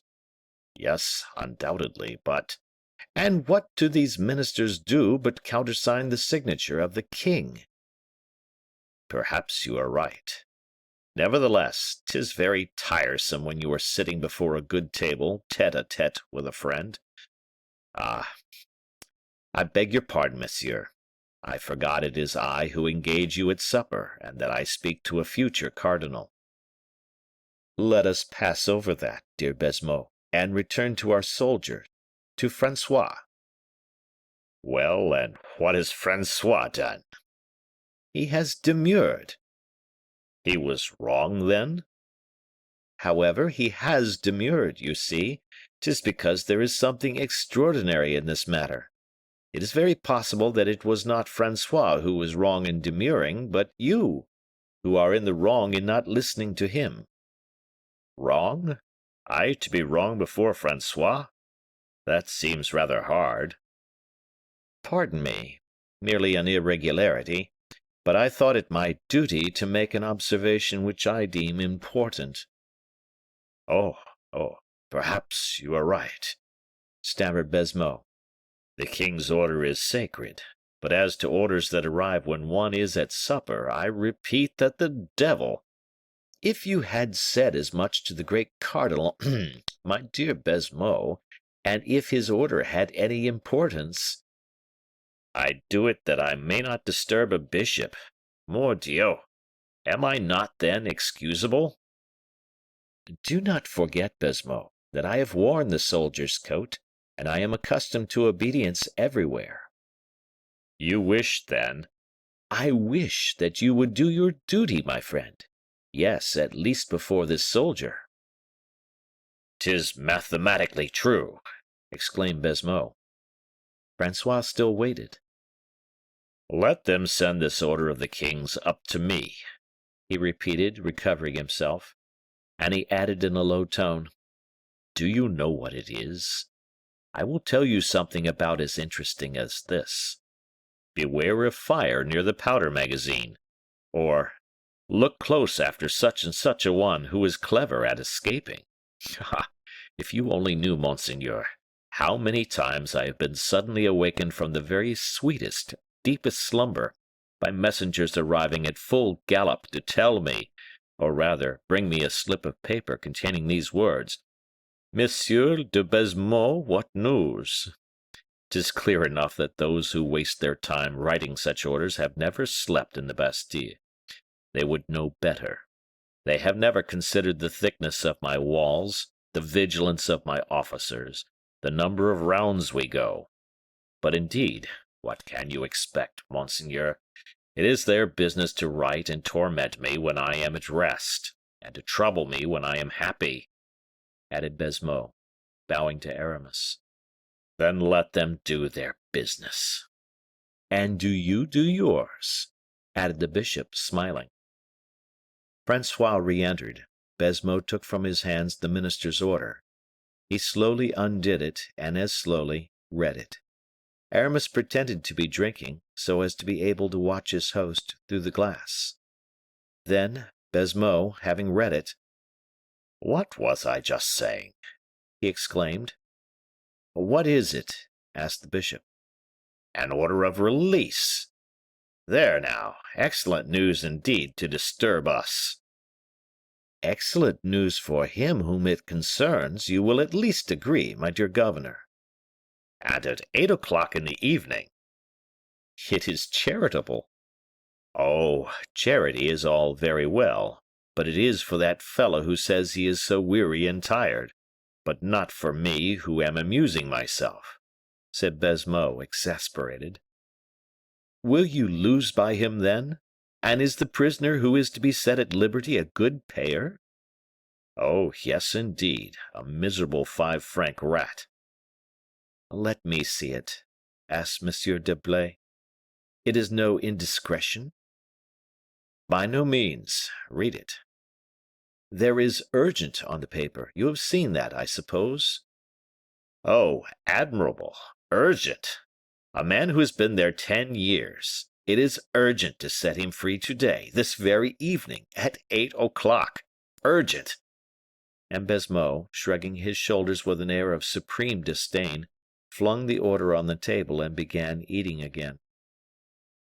They are fond of these tricks, he said, with his mouth full. They seize a man some fine day, keep him under lock and key for 10 years, and write to you, watch this fellow well, or keep him very strictly.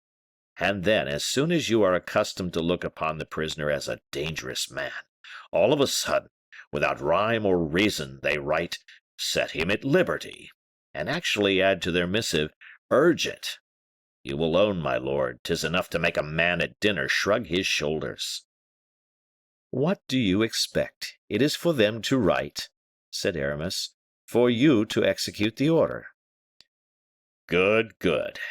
Execute it. Oh, patience. You must not imagine that I am a slave. Gracious heaven, my very good Monsieur Baisemeaux, who ever said so? Your independence is well known.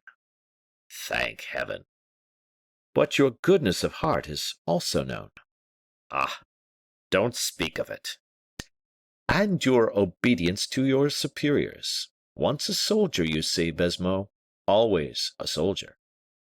And I shall directly obey, and tomorrow morning at daybreak the prisoner referred to shall be set free. Tomorrow? At dawn.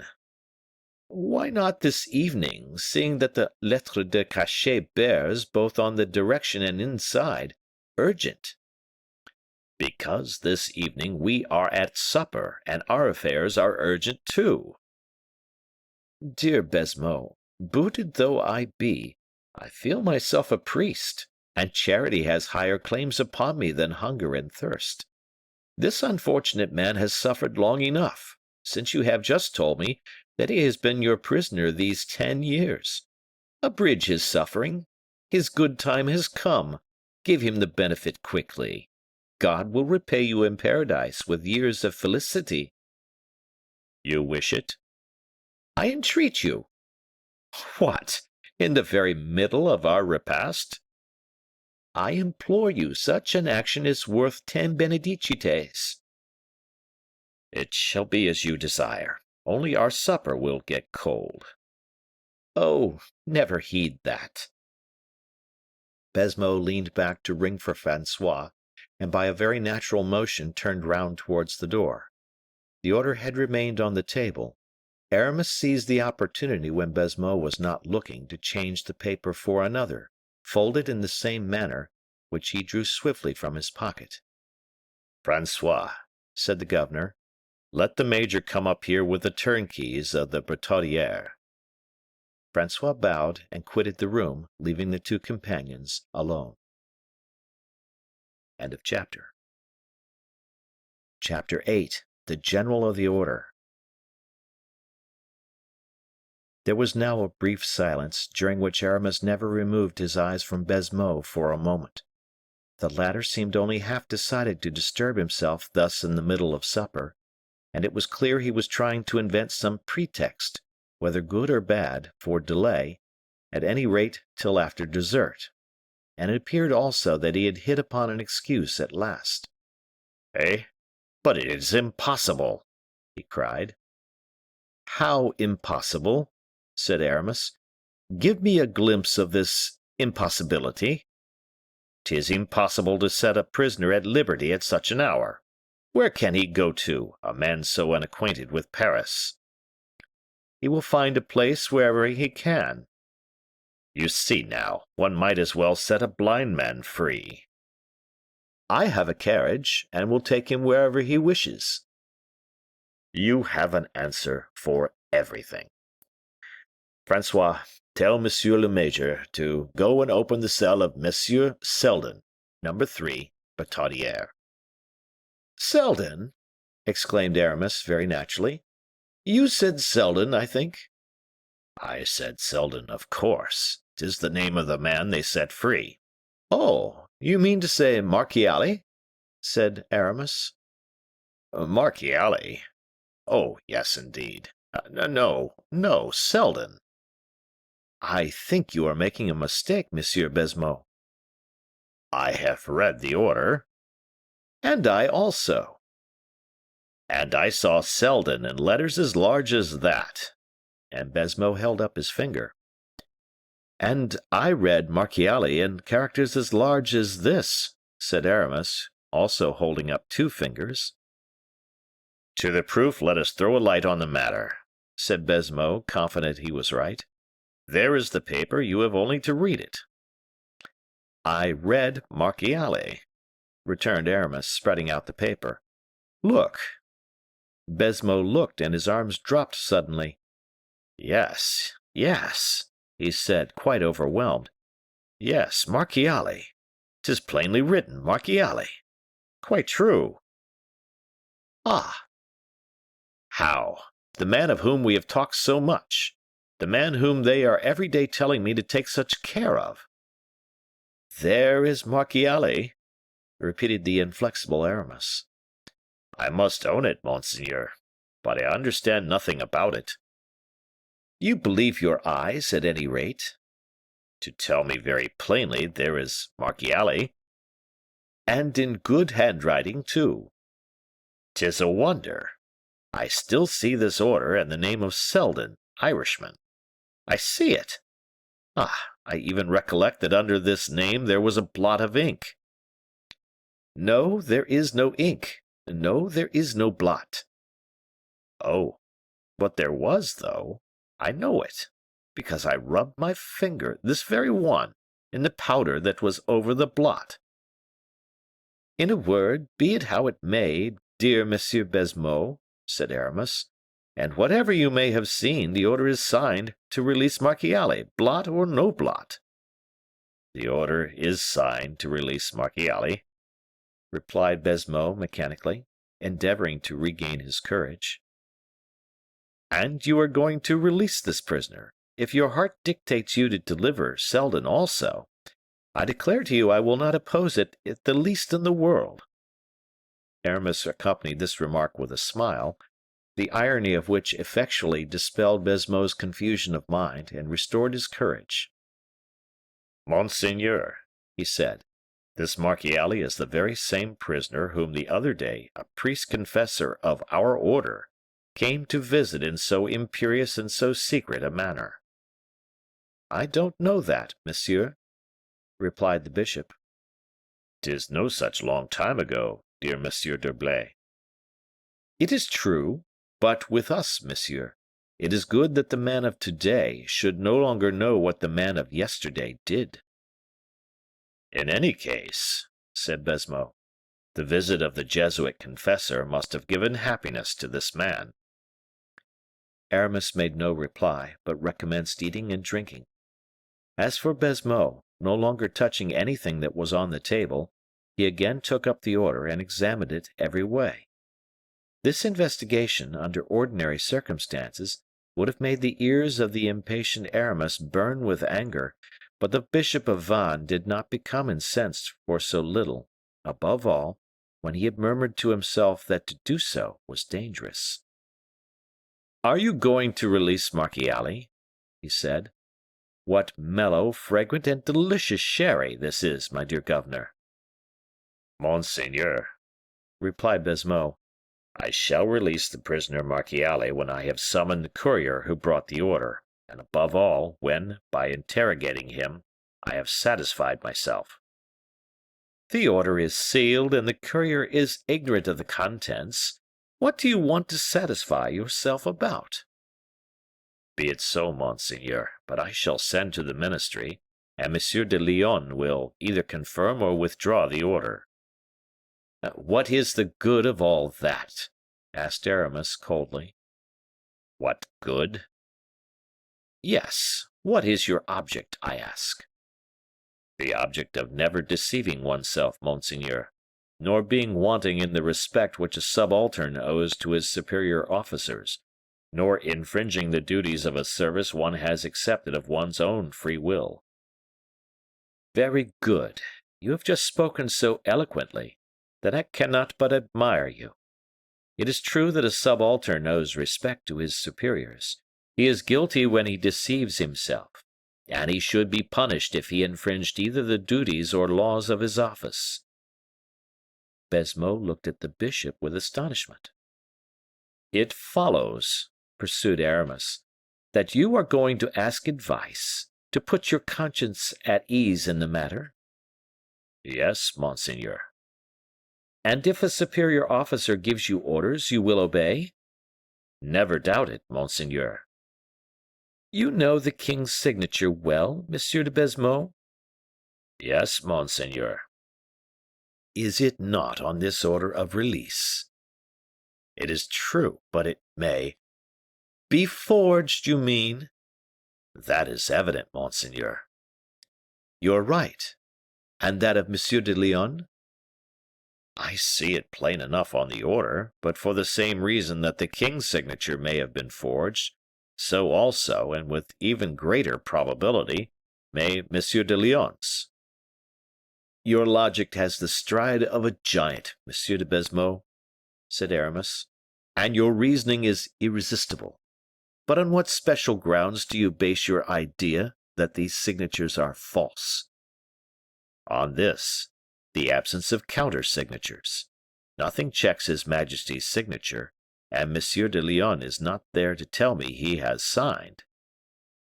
"Well, Monsieur de Baisemeaux," said Aramis, bending an eagle glance on the governor, "I adopt so frankly your doubts, and your mode of clearing them up, that I will take a pen if you will give me one." Baisemeaux gave him a pen. "And a sheet of white paper," added Aramis. Baisemeaux handed him some paper. "Now I also, I here present, incontestably, I am going to write an order to which I am certain you will give credence, incredulous as you are." Baisemeaux turned pale at this icy assurance of manner. It seemed to him that the voice of the bishops, but just now so playful and gay, had become funereal and sad, that the wax lights changed into the tapers of a mortuary chapel, the very glasses of wine into chalices of blood. Aramis took a pen and wrote. Baisemeaux, in terror, read over his shoulder. "A.M.D.G.," wrote the bishop, and he drew a cross under these 4 letters, which signify ad majorem Dei gloriam, to the greater glory of God. And thus he continued: "It is our pleasure that the order brought to Monsieur de Baisemeaux de Montlezun, governor for the king of the castle of the Bastille, be held by him good and effectual, and be immediately carried into operation. Signed, D'Herblay, General of the Order by the grace of God." Baisemeaux was so profoundly astonished that his features remained contracted, his lips parted, and his eyes fixed. He did not move an inch, nor articulate a sound. Nothing could be heard in that large chamber but the wing whisper of a little moth, which was fluttering to its death about the candles. Aramis, without even deigning to look at the man whom he had reduced to so miserable a condition, drew from his pocket a small case of black wax. He sealed the letter, and stamped it with a seal suspended at his breast, beneath his doublet, and when the operation was concluded, presented, still in silence, the missive to Monsieur de Baisemeaux. The latter, whose hands trembled in a manner to excite pity, turned a dull and meaningless gaze upon the letter. A last gleam of feeling played over his features, and he fell as if thunderstruck on a chair. "Come, come," said Aramis, after a long silence, during which the governor of the Bastille had slowly recovered his senses. "Do not lead me to believe, dear Baisemeaux, that the presence of the general of the order is as terrible as his, and that men die merrily from having seen him. Take courage, rouse yourself, give me your hand. Obey." Baisemeaux, reassured if not satisfied, obeyed, kissed Aramis's hand, and rose. "Immediately?" he murmured. "Oh, there is pressing haste, my host. Take your place again, and do the honors over this beautiful dessert." "Monseigneur, I shall never recover such a shock as this. I who have laughed, who have jested with you. I who have dared to treat you on a footing of equality." "Say nothing about it, old comrade. replied the bishop, who perceived how strained the cord was and how dangerous it would have been to break it. Say nothing about it. Let us each live in our own way. To you, my protection and my friendship. To me, your obedience. Having exactly fulfilled these two requirements, let us live happily. Baisemeaux reflected. He perceived, at a glance, the consequence of this withdrawal of a prisoner by means of a forged order, and, putting in the scale the guarantee offered him by the official order of the general, did not consider it of any value. Aramis divined this. "My dear Baisemeaux," said he, "you are a simpleton. Lose this habit of reflection when I give myself the trouble to think for you." And at another gesture he made, Baisemeaux bowed again. "How shall I set about it?" he said. "What is the process for releasing a prisoner?" "I have the regulations." "Well, then, follow the regulations, my friend." "I go with my major to the prisoner's room, and conduct him if he is a personage of importance." "But this Marchiali is not an important personage," said Aramis carelessly. "I don't know," answered the governor, as if he would have said, "It is for you to instruct me." "Then, if you don't know it, I am right, so act towards Marchiali as you act towards one of obscure station." "Good. The regulations so provide. They are to the effect that the turnkey, or one of the lower officials, shall bring the prisoner before the governor in the office." "Well, 'tis very wise, that. And then?" "Then we return to the prisoner the valuables he wore at the time of his imprisonment, his clothes and papers, if the minister's orders have not otherwise dictated." "What was the minister's order as to this Marchiali?" "Nothing, for the unhappy man arrived here without jewels, without papers, and almost without clothes." "See how simple, then, it all is. Indeed, Baisemeaux, you make a mountain of everything. Remain here, and make them bring the prisoner to the governor's house." Baisemeaux obeyed. He summoned his lieutenant, and gave him an order, which the latter passed on, without disturbing himself about it, to the next whom it concerned. Half an hour afterwards they heard a gate shut in the court. It was the door to the dungeon, which had just rendered up its prey to the free air.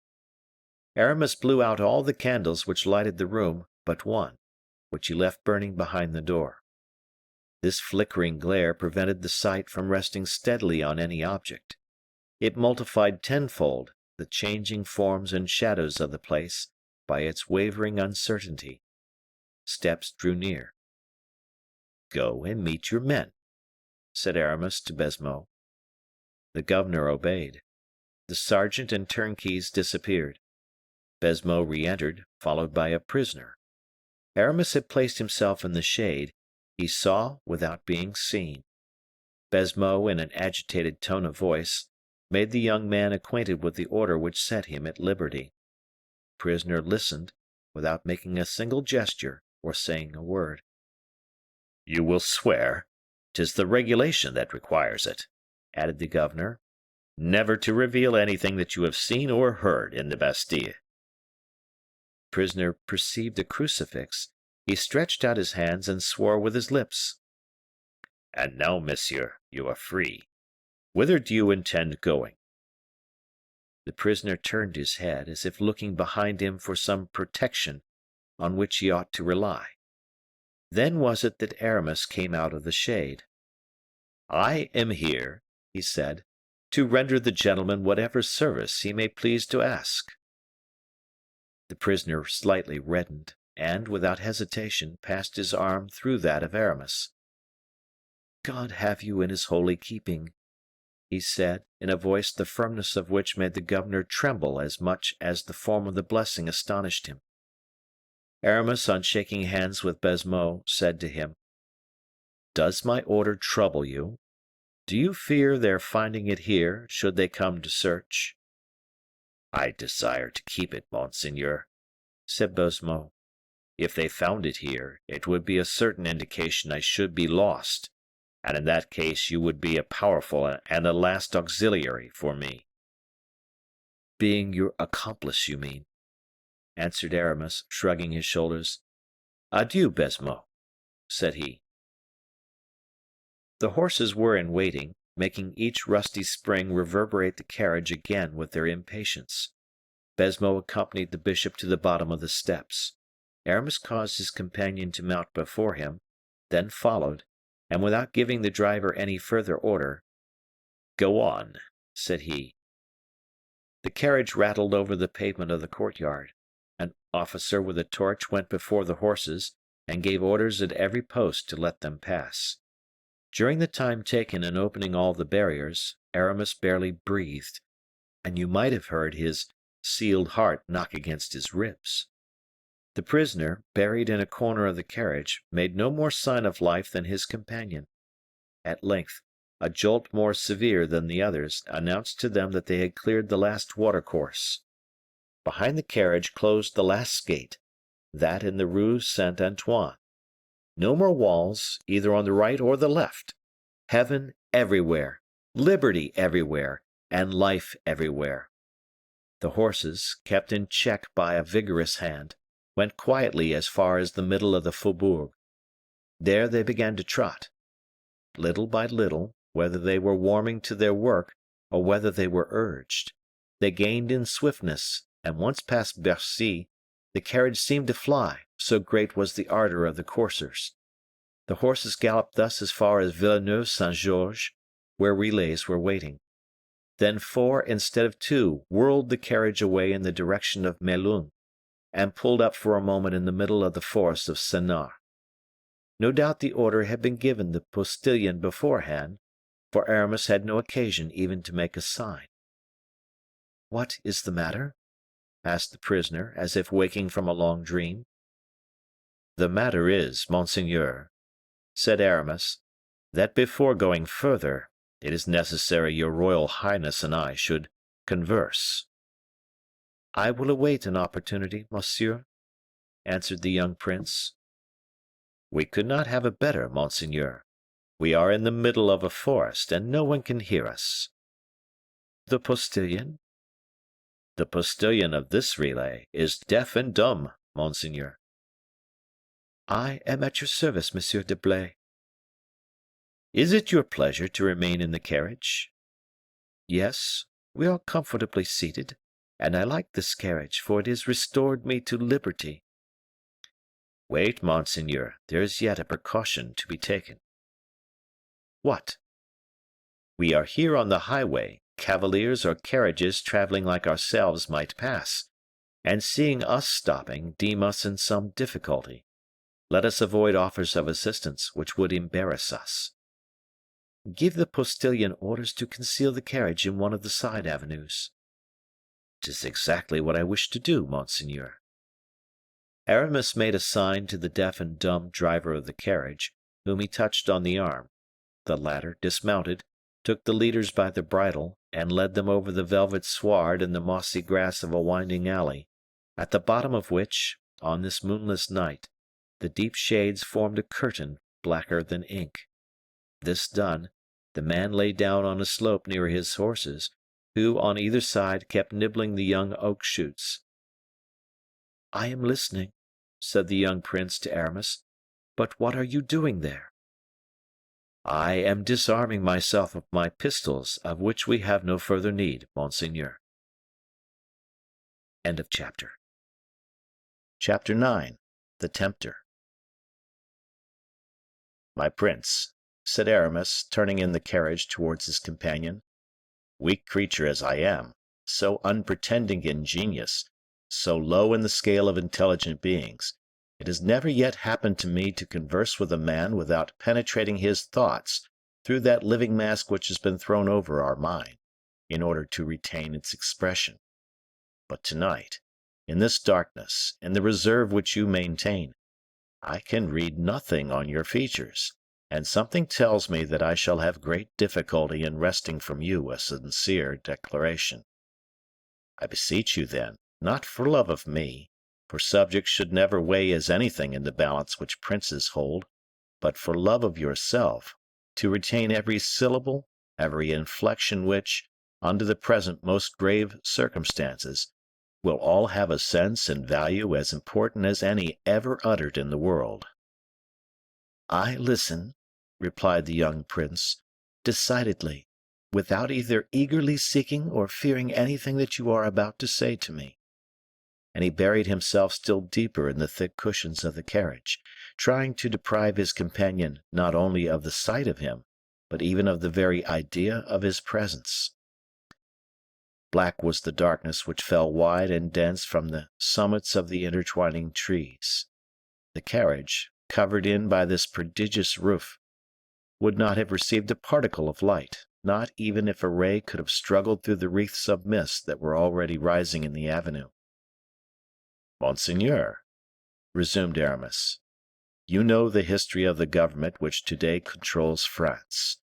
The king issued from an infancy imprisoned like yours, obscure as yours, and confined as yours, only, instead of ending, like yourself, this slavery in a prison, this obscurity in solitude, these straitened circumstances in concealment, he was fain to bear all these miseries, humiliations, and distresses in full daylight, under the pitiless sun of royalty, on an elevation flooded with light where every stain appears a blemish, every glory a stain. The king has suffered, it rankles in his mind, and he will avenge himself.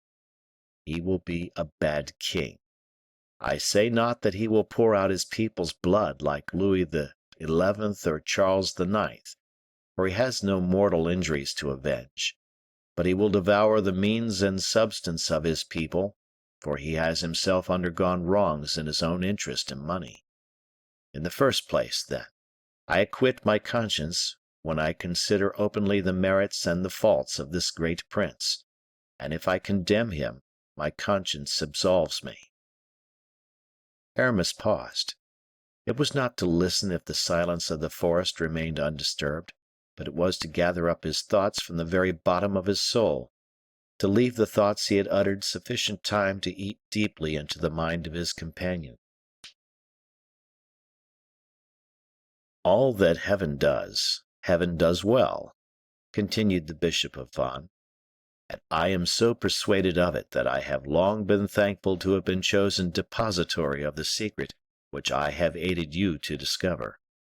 To a just providence was necessary an instrument, at once penetrating, persevering, and convinced, to accomplish a great work. I am this instrument. I possess penetration, perseverance, conviction. I govern a mysterious people, who has taken for its motto the motto of God, Patiens quia oeternus." The prince moved. "I divine, monseigneur, why you are raising your head, and are surprised at the people I have under my command. You did not know you were dealing with a king. Oh, monseigneur, king of a people very humble, much disinherited, humble because they have no force save when creeping, disinherited because never, almost never in this world, do my people reap the harvest they sow, nor eat the fruit they cultivate. They labor for an abstract idea. They heap together all the atoms of their power to from a single man, and round this man, with the sweat of their labor, they create a misty halo which his genius shall, in turn, render a glory gilded with the rays of all the crowns in Christendom. Such is the man you have beside you, monseigneur. It is to tell you that he has drawn you from the abyss for a great purpose, to raise you above the powers of the earth, above himself." Footnote: the Latin motto translates as, "He is patient because he is eternal." It is from St. Augustine. This motto was sometimes applied to the papacy, but not to the Jesuits. End of footnote. The prince lightly touched Aramis's arm. "You speak to me," he said, "of that religious order whose chief you are. For me, the result of your words is, that the day you desire to hurl down the man you shall have raised, the event will be accomplished, and that you will keep under your hand your creation of yesterday." "Undeceive yourself, monseigneur," replied the bishop. "I should not take the trouble to play this terrible game with your royal highness if I had not a double interest in gaining it. The day you are elevated forever. You will overturn the footstool as you rise, and will send it rolling so far that not even the sight of it will ever again recall to you its right to simple gratitude." "Oh, monsieur!" "Your movement, monseigneur, arises from an excellent disposition. I thank you. Be well assured, I aspire to more than gratitude. I am convinced that, when arrived at the summit, you will judge me still more worthy to be your friend. And then, monseigneur, we two will do such great deeds that ages hereafter shall long speak of them." "Tell me plainly, monsieur, tell me without disguise, what I am today, and what you aim at my being tomorrow." "You are the son of King Louis XIII, brother of Louis XIV, natural and legitimate heir to the throne of France. In keeping you near him, as monsieur has been kept, monsieur, your younger brother, the king reserved to himself the right of being legitimate sovereign. The doctors only could dispute his legitimacy, but the doctors always prefer the king who is to the king who is not. Providence has willed that you should be persecuted. This persecution today consecrates you king of France. You had then a right to reign, seeing that it is disputed. You had a right to be proclaimed, seeing that you have been concealed. And you possess royal blood, since no one has dared to shed yours, as that of your servants has been shed. Now see, then, what this Providence, which you have so often accused of having in every way thwarted you, has done for you. It has given you the features, figure, age, and voice of your brother, and the very causes of your persecution are about to become those of your triumphant restoration. Tomorrow, after tomorrow, from the very first, regal phantom, living shade of Louis XIV, you will sit upon his throne, whence the will of heaven, confided in execution to the arm of man, will have hurled him without hope of return." "I understand," said the prince. "My brother's blood will not be shed, then." "You will be the sole arbiter of his fate." "The secret of which they made an evil use against me?" "You will employ it against him. What did he do to conceal it? He concealed you. Living image of himself, you will defeat the conspiracy of Mazarin and Anne of Austria. You, my prince, will have the same interest in concealing him, who will, as a prisoner, resemble you, and as you will resemble him as a king." "I fall back on what I was saying to you. Who will guard him?" "Who guarded you?" "You know this secret. You have made use of it with regard to myself. Who else knows it?" "The queen mother and Madame de Chevreuse." "What will they do?" "Nothing, if you choose." "How is that?" "How can they recognize you if you act in such a manner that no one can recognize you?" "'Tis true. There are grave difficulties." "State them, prince." "My brother is married. I cannot take my brother's wife." "I will cause Spain to consent to a divorce. It is in the interest of your new policy. It is human morality. All that is really noble and really useful in this world will find its account therein." "The imprisoned king will speak." "To whom do you think he will speak? To the walls?" "You mean, by walls, the men in whom you put confidence?" "If need be, yes. And besides, your royal highness—" "Besides?" "I was going to say that the designs of Providence do not stop on such a fair road. Every scheme of this caliber is completed by its results, like a geometrical calculation. The king, in prison, will not be for you the cause of embarrassment that you have been for the king enthroned. His soul is naturally proud and impatient. It is, moreover, disarmed and enfeebled by being accustomed to honors, and by the license of supreme power. The same Providence which has willed that the concluding step in the geometrical calculation I have had the honor of describing to your Royal Highness should be your ascension to the throne and the destruction of him who is hurtful to you, has also determined that the conquered one shall soon end both his own and your sufferings. Therefore, his soul and body have been adapted for but a brief agony. Put into prison as a private individual, left alone with your doubts, deprived of everything, you have exhibited the most sublime, enduring principle of life in withstanding all this. But your brother, a captive, forgotten, and in bonds, will not long endure the calamity, and heaven will resume his soul at the appointed time, that is to say, soon. At this point in Aramis's gloomy analysis, a bird of night uttered from the depths of the forest that prolonged and plaintive cry which makes every creature tremble. "I will exile the deposed king," said Philippe, shuddering. "'Twill be more human." "The king's good pleasure will decide the point," said Aramis. "But has the problem been well put? Have I brought out of the solution according to the wishes or the foresight of your Royal Highness?" "Yes, monsieur, yes. You have forgotten nothing, except, indeed, two things." "The first?" "Let us speak of it at once, with the same frankness we have already conversed in.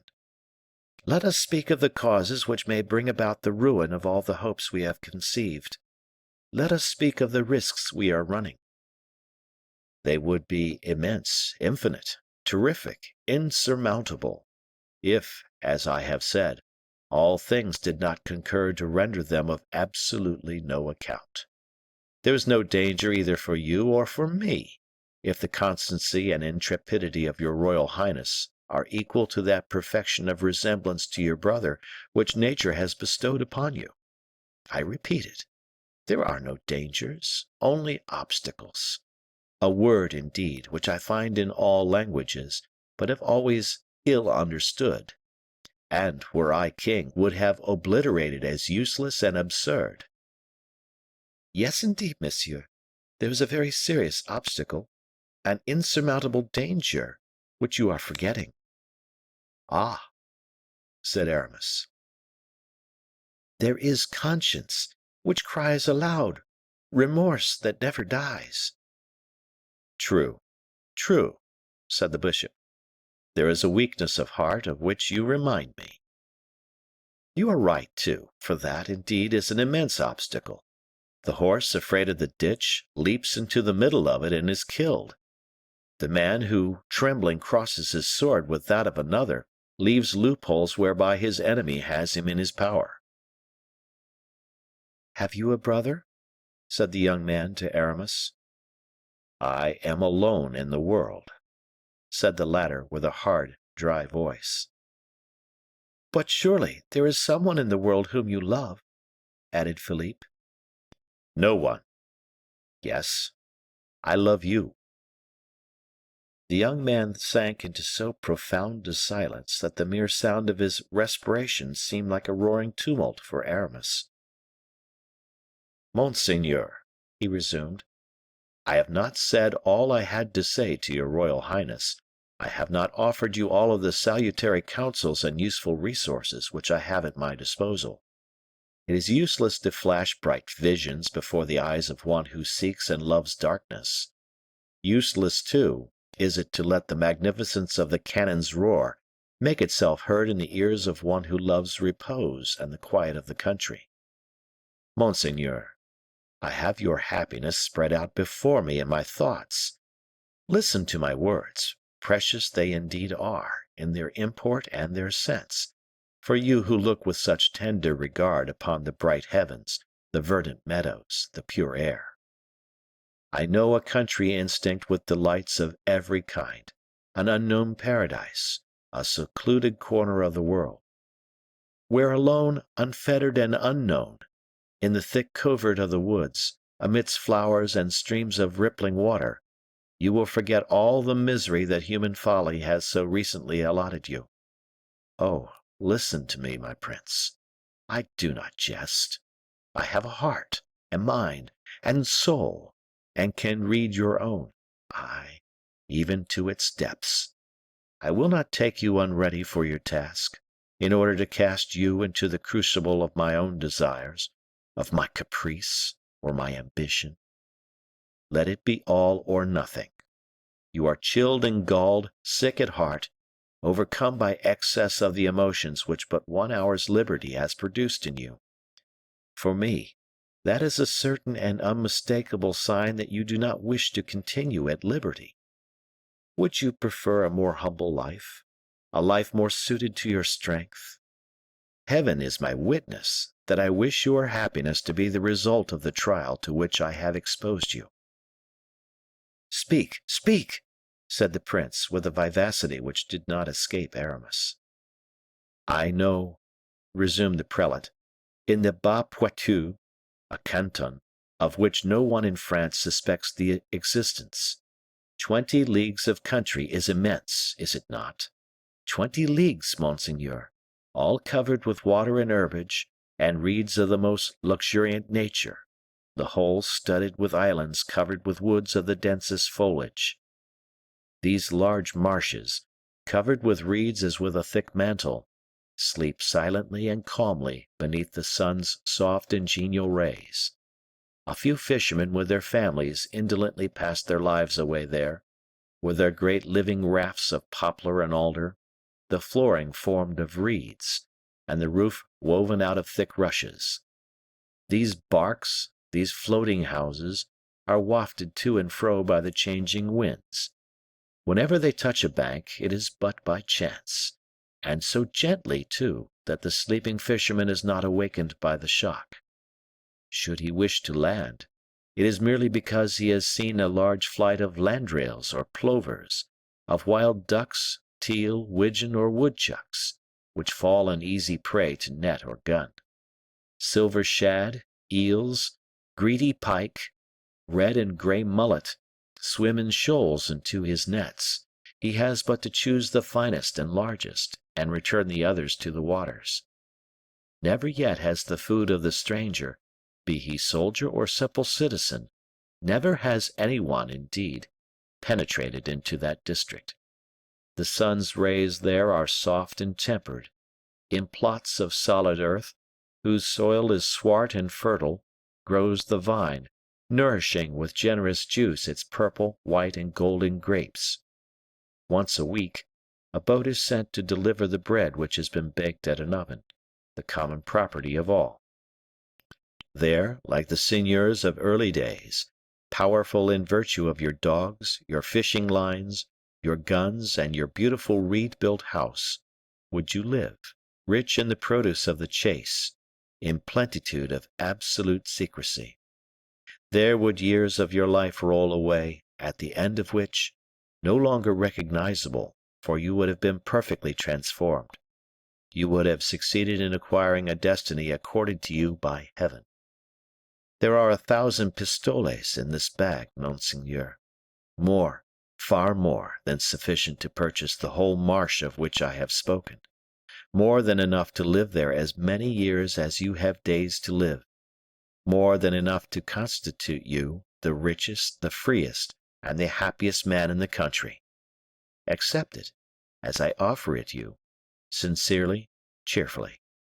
Forthwith, without a moment's pause, I will unharness 2 of my horses, which are attached to the carriage yonder, and they, accompanied by my servant, my deaf and dumb attendant, shall conduct you, traveling throughout the night, sleeping during the day, to the locality I have described, and I shall at least have the satisfaction of knowing that I have rendered to my prince the major service he himself preferred. I shall have made one human being happy, and heaven for that will hold me in better account than if I had made one man powerful. The former task is far more difficult. And now, monseigneur, your answer to this proposition. Here is the money. Nay, do not hesitate. At Poitou you can risk nothing, except the chance of catching the fevers prevalent there, and even of them the so-called wizards of the country will cure you for the sake of your pistoles. If you play the other game, you run the chance of being assassinated on a throne, strangled in a prison cell. Upon my soul, I assure you, now I begin to compare them together, I myself should hesitate which lot I should accept." "Monsieur," replied the young prince, "before I determine, let me alight from this carriage, walk on the ground, and consult that still voice within me, which heaven bids us all to hearken to. 10 minutes is all I ask, and then you shall have your answer." "As you please, monseigneur," said Aramis, bending before him with respect, so solemn and august in tone and address had sounded these strange words. End of chapter. Chapter 10. Crown and Tiara. Aramis was the first to descend from the carriage. He held the door open for the young man. He saw him place his foot on the mossy ground with a trembling of the whole body, and walk round the carriage with an unsteady and almost tottering step. It seemed as if the poor prisoner was unaccustomed to walk on God's earth. It was the 15th of August, about 11 o'clock at night. Thick clouds, portending a tempest, overspread the heavens, and shrouded every light and prospect underneath their heavy folds. The extremities of the avenues were imperceptibly detached from the copse by a lighter shadow of opaque gray, which upon closer examination became visible in the midst of the obscurity. But the fragrance which ascended from the grass, fresher and more penetrating than that which exhaled from the trees around him, the warm embalming air which enveloped him for the first time for many years past, the ineffable enjoyment of liberty and an open country, spoke to the prince in so seductive a language, that, notwithstanding the preternatural caution, we would almost say dissimulation of his character, of which we have tried to give an idea, he could not restrain his emotion and breathed a sigh of ecstasy. Then, by degrees, he raised his aching head and inhaled the softly scented air, as it was wafted in gentle gusts to his uplifted face.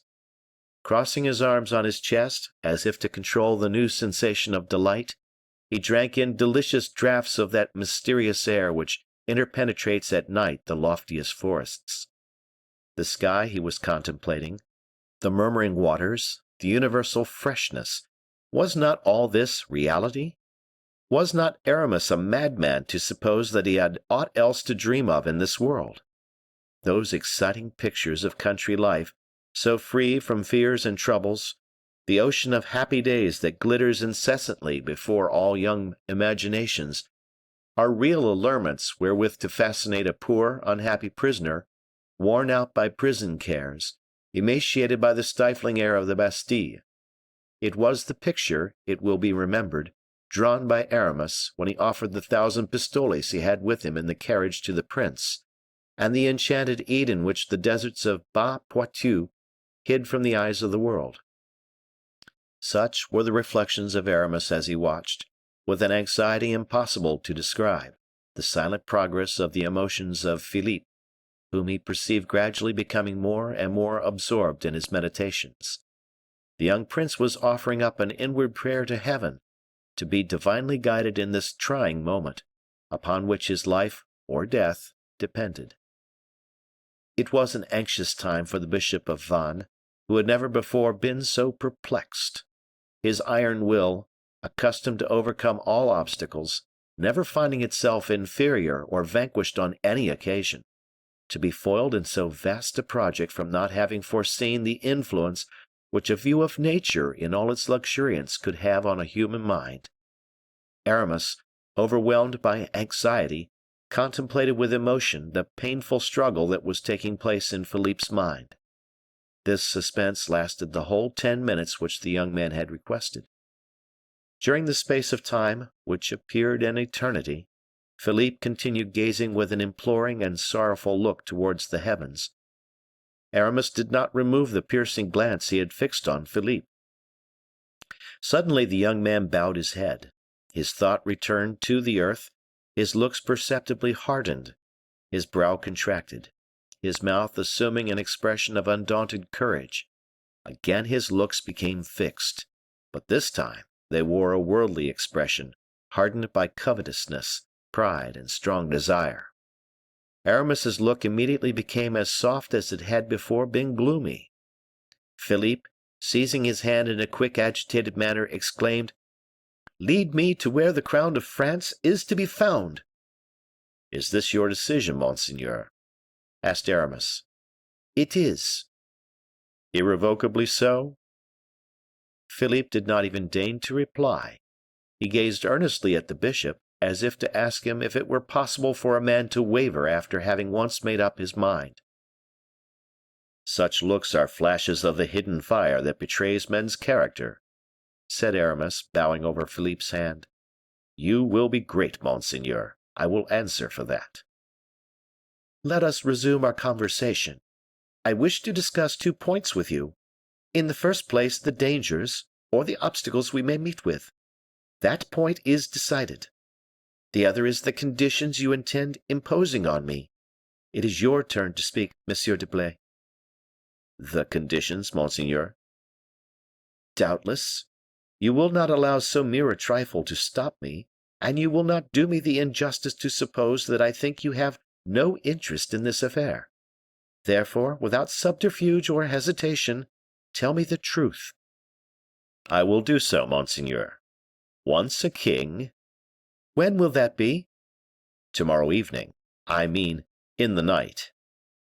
"Explain yourself." "When I shall have asked your highness a question." "Do so." "I sent to your highness a man in my confidence with instructions to deliver some closely written notes, carefully drawn up, which will thoroughly acquaint your highness with the different persons who compose and will compose your court." "I perused those notes." "Attentively." "I know them by heart." "And understand them. Pardon me, but I may venture to ask that question of a poor, abandoned captive of the Bastille. In a week's time it will not be requisite to further question a mind like yours. You will then be in full possession of liberty and power." "Interrogate me, then, and I will be a scholar representing his lesson to his master." "We will begin with your family, monseigneur." "My mother, Anne of Austria. All her sorrows, her painful malady. Oh, I know her, I know her." "Your second brother?" asked Aramis, bowing. "To these notes," replied the prince, "you have added portraits so faithfully painted that I am able to recognize the persons whose characters, manners, and history you have so carefully portrayed. Monsieur, my brother is a fine, dark young man, with a pale face. He does not love his wife, Henrietta, whom I, Louis XIV, loved a little, and still flirt with, even although she made me weep on the day she wished to dismiss Mademoiselle de la Valliere from her service in disgrace." "You will have to be careful with regard to the watchfulness of the latter," said Aramis. "She is sincerely attached to the actual king. The eyes of a woman who loves are not easily deceived." "She is fair, has blue eyes, whose affectionate gaze reveals her identity. She halts slightly in her gait. She writes a letter every day, to which I have to send an answer by M. de Saint Aignan." "Do you know the latter?" "As if I saw him, and I know the last verses he composed for me, as well as those I composed in answer to his." "Very good. Do you know your ministers?" "Colbert, an ugly, dark-browed man, but intelligent enough, his hair covering his forehead, a large, heavy, full head, the mortal enemy of M. Fouquet." "As for the latter, we need not disturb ourselves about him." "No, because necessarily you will not require me to exile him, I suppose." Aramis, struck with admiration at the remark, said, "You will become very great, monseigneur." "You see," added the prince, "that I know my lesson by heart, and with Heaven's assistance, and yours afterwards, I shall seldom go wrong. You have still an awkward pair of eyes to deal with, monseigneur. Yes, the captain of the Musketeers, Monsieur d'Artagnan, your friend. Yes, I can well say my friend. He who escorted La Valliere to Le Chaillot, he who delivered up Monk, cooped in an iron box, to Charles II, he who so faithfully served my mother, he to whom the crown of France owes so much that it owes everything. Do you intend to ask me to exile him also? Never, sire. D'Artagnan is a man to whom, at a certain given time, I will undertake to reveal everything. But be on your guard with him, for if he discovers our plot before it is revealed to him, you or I will certainly be killed or taken. He is a bold and enterprising man. I will think it over. Now tell me about Monsieur Fouquet. What do you wish to be done with regard to him? One moment more, I entreat you, monseigneur, and forgive me, if I seem to fail in respect to questioning you further. It is your duty to do so. Nay, more than that, your right. Before we pass to Monsieur Fouquet, I should very much regret forgetting another friend of mine. Monsieur du Vallon, the Hercules of France, you mean? Oh, as far as he is concerned, his interests are more than safe. No, it is not he whom I intended to refer to. The Comte de la Fère, then? And his son, the son of all four of us. That poor boy who is dying of love for La Valliere, whom my brother so loyally bereft him of? Be easy on that score. I shall know how to rehabilitate his happiness. Tell me only one thing, Monsieur d'Herblay. Do men, when they love, forget the treachery that has been shown them? Can a man ever forgive the woman who has betrayed him? Is that a French custom, or is it one of the laws of the human heart? A man who loves deeply, as deeply as Raoul loves Mademoiselle de la Valliere, finishes by forgetting the fault or crime of the woman he loves, but I do not yet know whether Raoul will be able to forget. I will see after that. Have you anything further to say about your friend? No, that is all. Well, then, now for Monsieur Fouquet. What do you wish me to do for him? To keep him on as superintendent, in the capacity in which he has hitherto acted, I entreat you. Be it so, but he is the first minister at present. Not quite so. A king, ignorant and embarrassed as I shall be, will, as a matter of course, require a first minister of state. Your majesty will require a friend. I have only one, and that is yourself. You will have many others by and by, but none so devoted, none so zealous for your glory. You shall be my first minister of state. Not immediately, monseigneur, for that would give rise to too much suspicion and astonishment. Monsieur de Richelieu, the first minister of my grandmother, Marie de Medici, was simply Bishop of Lucon, as you are Bishop of Vannes. I perceive that your Royal Highness has studied my notes to great advantage. Your amazing perspicacity overpowers me with delight. I am perfectly aware that Monsieur de Richelieu, by means of the queen's protection, soon became cardinal. It would be better, said Aramis, bowing, that I should not be appointed first minister until your Royal Highness has procured my nomination as cardinal. You shall be nominated before 2 months are past, Monsieur d'Herblay. But that is a matter of very trifling moment. You would not offend me if you were to ask more than that, and you would cause me serious regret if you were to limit yourself to that. In that case, I have something still further to hope for, monseigneur. Speak, speak. Monsieur Fouquet will not keep long at the head of affairs. He will soon get old.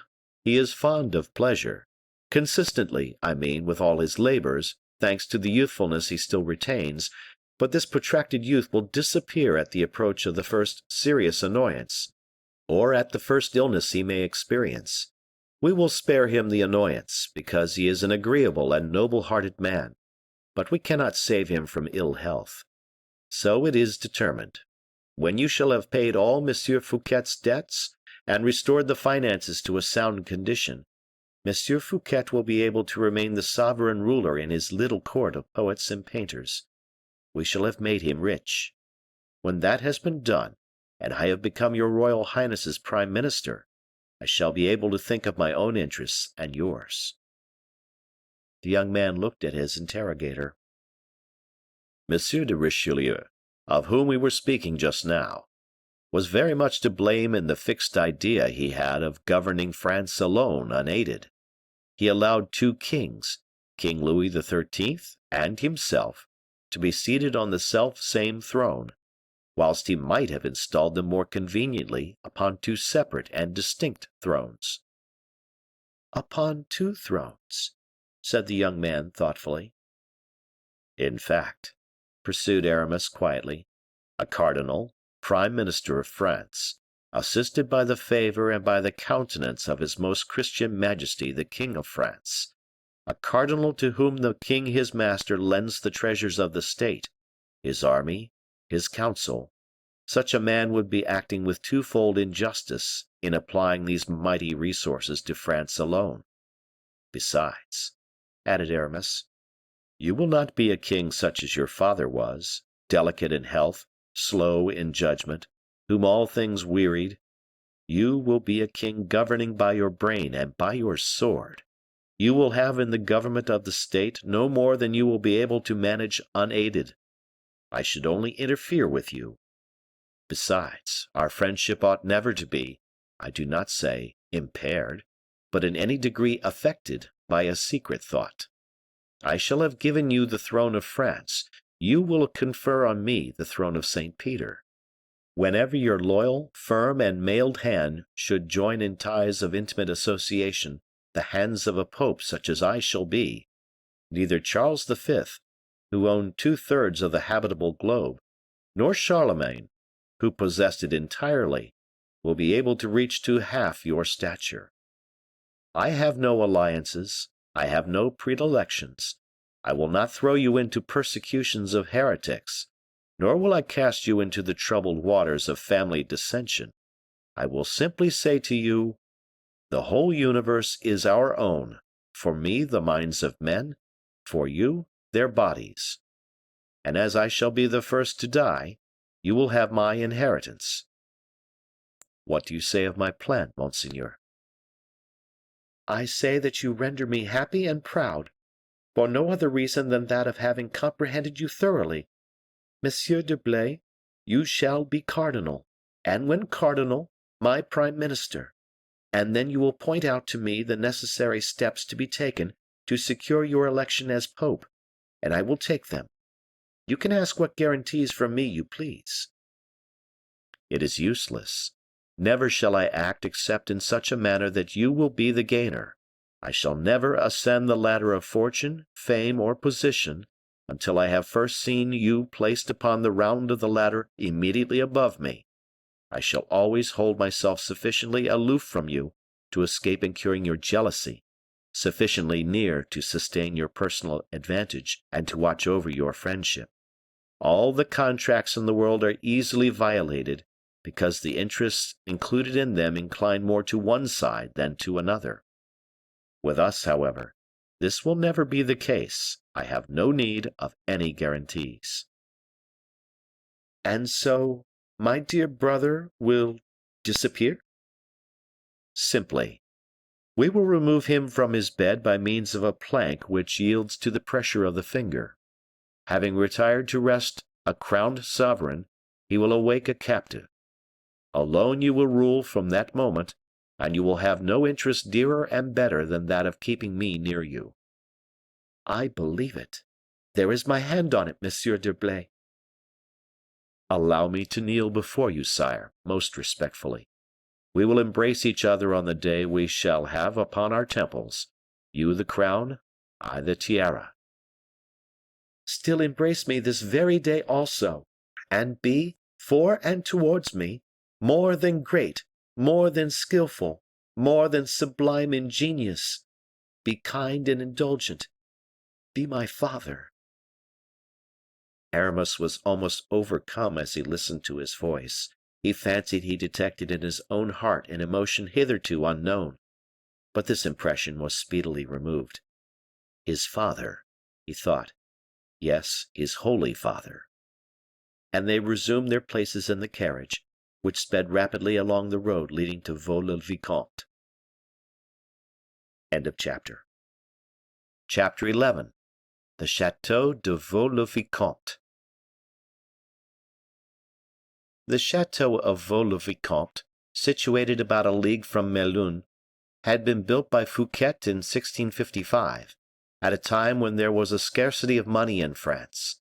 Mazarin had taken all that there was, and Fouquet expended the remainder. However, as certain men have fertile, false, and useful vices, Fouquet, in scattering broadcast millions of money in the construction of this palace, had found a means of gathering, as the result of his generous profusion, three illustrious men together: Levaux, the architect of the building; Le Notre, the designer of the gardens; and Lebrun, the decorator of the apartments. If the Chateau de Vaux possessed a single fault with which it could be reproached, it was its grand, pretentious character.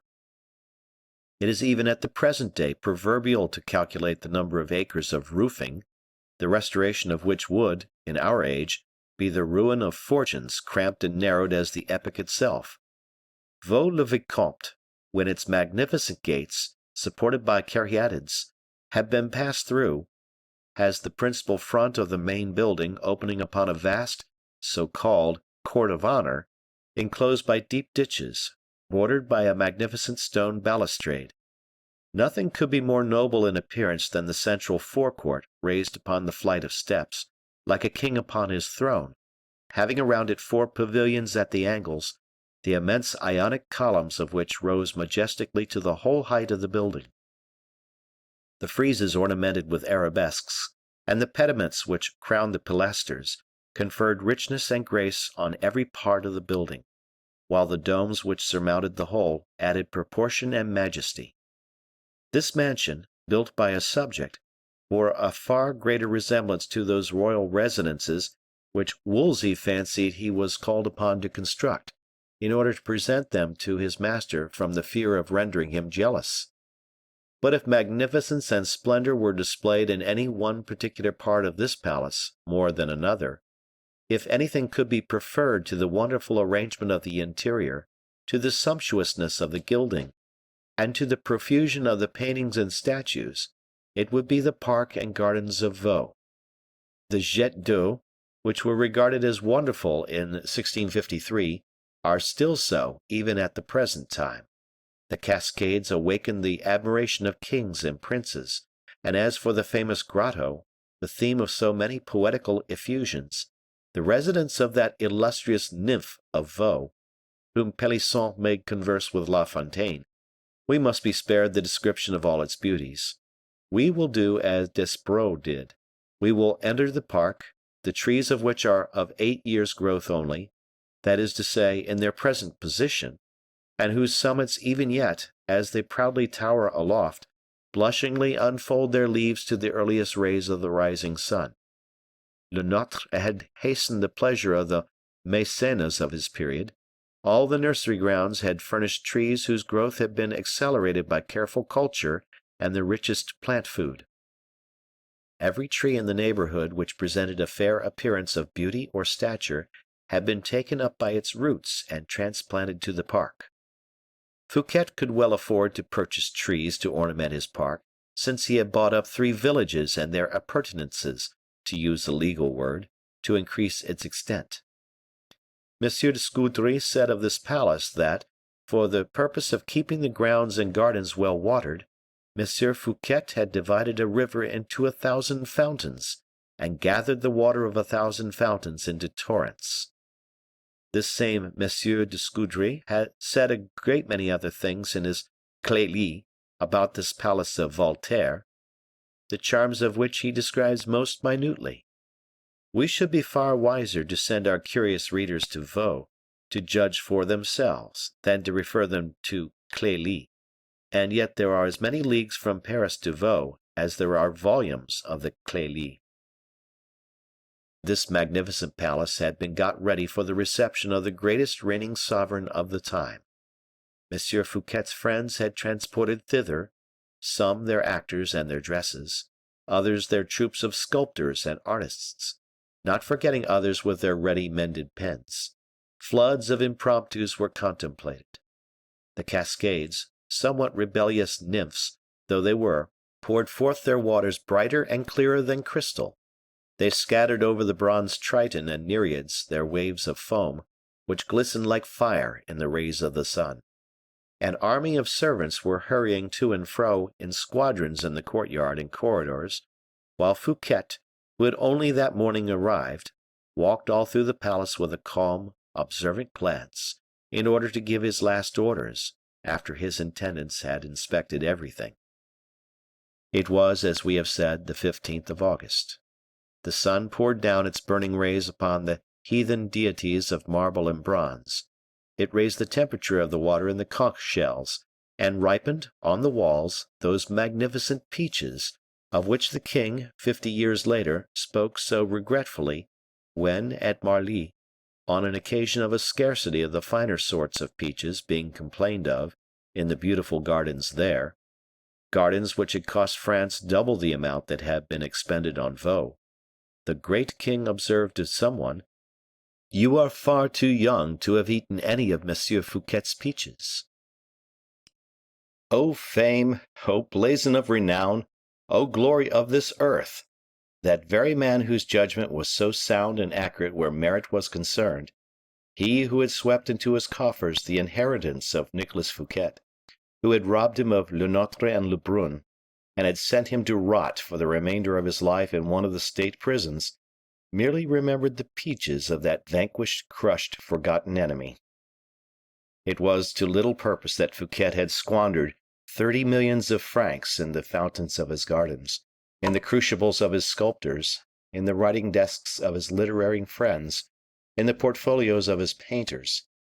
Vainly had he fancied that thereby he might be remembered. A peach, a blushing, rich-flavored fruit, nestling in the trellis work on the garden wall, hidden behind its long green leaves. This little vegetable production that a dormouse would nibble up without a thought, was sufficient to recall to the memory of this great monarch the mournful shade of the last surintendant of France. With a perfect reliance that Aramis had made arrangements fairly to distribute the vast number of guests throughout the palace, and that he had not omitted to attend to any of the internal regulations for their comfort, Fouquet devoted his entire attention to the ensemble alone. In one direction, Gourville showed him the preparations which had been made for the fireworks. In another, Molière led him over the theatre. At last, after he had visited the chapel, the salon, and the galleries, and was again going downstairs, exhausted with fatigue, Fouquet saw Aramis on the staircase. The prelate beckoned to him. The surintendant joined his friend, and, with him, paused before a large picture scarcely finished. Applying himself, heart and soul, to his work, the painter Le Brun, covered with perspiration, stained with paint, pale from fatigue and the inspiration of genius, was putting the last finishing touches with his rapid brush. It was the portrait of the king, whom they were expecting, dressed in the court suit which Percerin had condescended to show beforehand to the Bishop of Vannes. Fouquet placed himself before this portrait, which seemed to live, as one might say, in the cool freshness of its flesh, and in its warmth of color. He gazed upon it long and fixedly, estimated the prodigious labor that had been bestowed upon it, and, not being able to find any recompense sufficiently great for this Herculean effort, he passed his arm round the painter's neck and embraced him. The surintendant by this action had utterly ruined a suit of clothes worth 1,000 pistoles, but he had satisfied, more than satisfied, Le Brun. It was a happy moment for the artist. It was an unhappy moment for Monsieur Percerin, who was walking behind Fouquet, and was engaged in admiring in Le Brun's painting the suit that he had made for his Majesty, a perfect objet d'art, as he called it, which was not to be matched except in the wardrobe of the superintendent.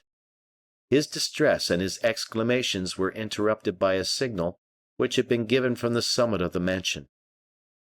In the direction of Melun, in the still empty, open plain, the sentinels of Vaux had just perceived the advancing procession of the king and the queens. His Majesty was entering Melun with his long train of carriages and cavaliers. "In an hour," said Aramis to Fouquet. "In an hour," replied the latter, sighing. "And the people who ask one another, what is the good of these royal fetes?" continued the Bishop of Vannes, laughing with his false smile. "Alas, I too, who am not the people, ask myself the same thing." "I will answer you in 24 hours, monseigneur. Assume a cheerful countenance, for it should be a day of true rejoicing." "Well, believe me or not, as you like, D'Herblay," said the surintendant with a swelling heart, pointing at the cortege of Louis visible in the horizon. "He certainly loves me but very little, and I do not care much more for him. But I cannot tell you how it is, that since he is approaching my house—" "Well, what?" "Well, since I know he is on his way here as my guest, he is more sacred than ever for me. He is my acknowledged sovereign, and as such is very dear to me." "Dear, yes," said Aramis, playing upon the word, as the Abbe Terray did, at a later period, with Louis XV. "Do not laugh, D'Herblay. I feel that, if he really seemed to wish it, I could love that young man." "You should not say that to me," returned Aramis, "but rather to M. Colbert." "To M. Colbert?" exclaimed Fouquet. "Why so?"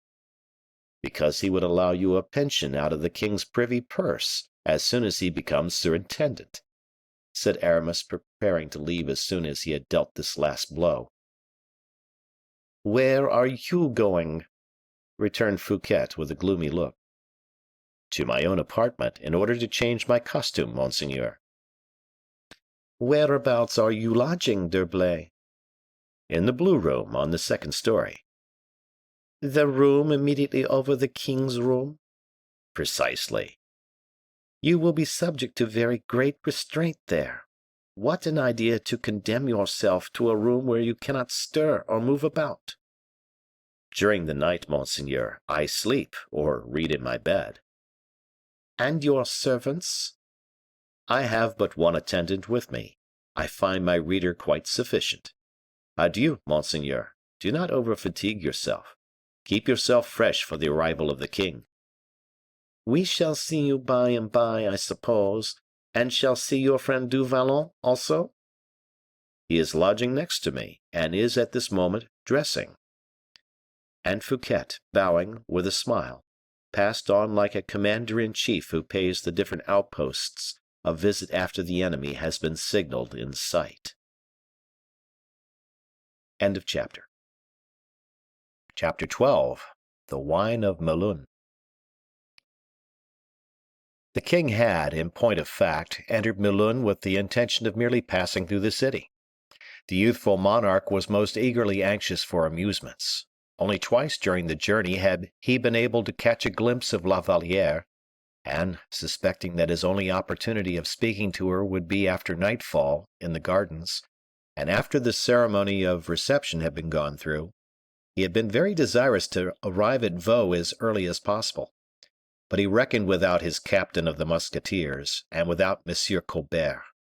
Like Calypso, who could not be consoled at the departure of Ulysses, our Gascon could not console himself for not having guessed why Aramis had asked Percerin to show him the king's new costumes. "There is not a doubt," he said to himself, "that my friend the Bishop of Vannes had some motive in that." And then he began to rack his brains most uselessly.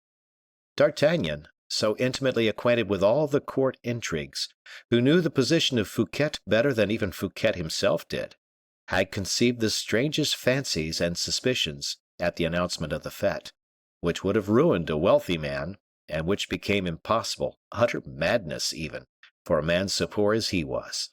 And then, the presence of Aramis, who had returned from Belle-Isle, and been nominated by Monsieur Fouquet inspector general of all the arrangements, his perseverance in mixing himself up with all the surintendant's affairs, his visits to Baisemeaux, all this suspicious singularity of conduct had excessively troubled and tormented D'Artagnan during the last 2 weeks. With men of Aramis's stamp, he said, one is never the stronger except sword in hand. So long as Aramis continued a soldier, there was hope of getting the better of him, but since he has covered his cuirass with a stole, we are lost. But what can Aramis's object possibly be? And D'Artagnan plunged again into deep thought. What does it matter to me, after all, he continued, if his only object is to overthrow Monsieur Colbert? And what else can he be after? And D'Artagnan rubbed his forehead, that fertile land whence the plowshare of his nails had turned up so many and such admirable ideas in his time. He at first thought of talking the matter over with Colbert, but his friendship for Aramis, the oath of earlier days, bound him too strictly. He revolted at the bare idea of such a thing, and besides, he hated the financier too cordially. Then again, he wished to unburden his mind to the king, but yet the king would not be able to understand the suspicions which had not even a shadow of reality at their base. He resolved to address himself to Aramis, direct, the first time he met him. "I will get him," said the musketeer, "between a couple of candles, suddenly, and when he least expects it, I will place my hand upon his heart, and he will tell me—" "What will he tell me?" "Yes, he will tell me something, for, mordieu, there is something in it, I know." Somewhat calmer, D'Artagnan made every preparation for the journey, and took the greatest care that the military household of the king, as yet very inconsiderable in numbers, should be well officered and well disciplined in its meager and limited proportions. The result was that, through the captain's arrangements, the king, on arriving at Melun, saw himself at the head of both the musketeers and Swiss guards, as well as a picket of the French guards. It might almost have been called a small army. Monsieur Colbert looked at the troops with great delight. He even wished they had been a third more in number. "But why?" said the king. "In order to show greater honor to Monsieur Fouquet," replied Colbert. "In order to ruin him the sooner," thought D'Artagnan. When this little army appeared before Melun, the chief magistrates came out to meet the king, and to present him with the keys of the city, and invited him to enter the Hotel de Ville, in order to partake of the wine of honor. The king, who expected to pass through the city and to proceed to Vaux without delay, became quite red in the face from vexation. "Who was fool enough to occasion this delay?" muttered the king between his teeth, as the chief magistrate was in the middle of a long address. "Not I, certainly," replied D'Artagnan, "but I believe it was Monsieur Colbert." Colbert, having heard his name pronounced, said, "What was Monsieur d'Artagnan good enough to say?"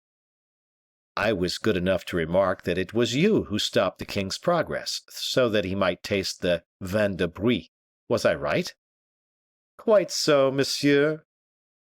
"In that case, then, it was you whom the king called some name or other." "What name?" "I hardly know, but wait a moment.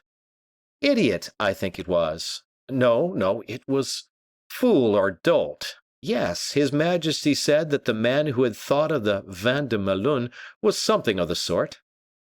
D'Artagnan, after this broadside, quietly caressed his mustache. Monsieur Colbert's large head seemed to become larger and larger than ever. D'Artagnan, seeing how ugly anger made him, did not stop halfway. The orator still went on with his speech, while the king's color was visibly increasing. "Mordieu," said the musketeer coolly, "the king is going to have an attack of determination of blood to the head. Where the deuce did you get hold of that idea, Monsieur Colbert? You have no luck." "Monsieur," said the financier, drawing himself up, "my zeal for the king's service inspired me with the idea." "Bah!" "Monsieur, Melun is a city An excellent city, which pays well, and which it would be imprudent to displease. There now, I, who do not pretend to be a financier, saw only one idea in your idea. What was that, monsieur? That of causing a little annoyance to Monsieur Fouquet, who is making himself quite giddy on his donjons yonder, in waiting for us. This was a home stroke, hard enough in all conscience. Colbert was completely thrown out of the saddle by it, and retired, thoroughly discomfited. Fortunately, the speech was now at an end. The king drank the wine which was presented to him, and then every one resumed the progress through the city. The king bit his lips in anger, for the evening was closing in, and all hope of a walk with La Valliere was at an end. In order that the whole of the king's household should enter Vaux, 4 hours at least were necessary, owing to the different arrangements. The king, therefore, who was boiling with impatience, hurried forward as much as possible, in order to reach it before nightfall. But at the moment he was setting off again, other and fresh difficulties arose. "Is not the king going to sleep at Melun?" said Colbert, in a low tone of voice, to D'Artagnan. Monsieur Colbert must have been badly inspired that day to address himself in that manner to the chief of the musketeers, for the latter guessed that the king's intention was very far off from that of remaining where he was. D'Artagnan would not allow him to enter Vaux except he were well and strongly accompanied, and desired that his majesty would not enter except with all the escort. On the other hand, he felt that these delays would irritate that impatient monarch beyond measure.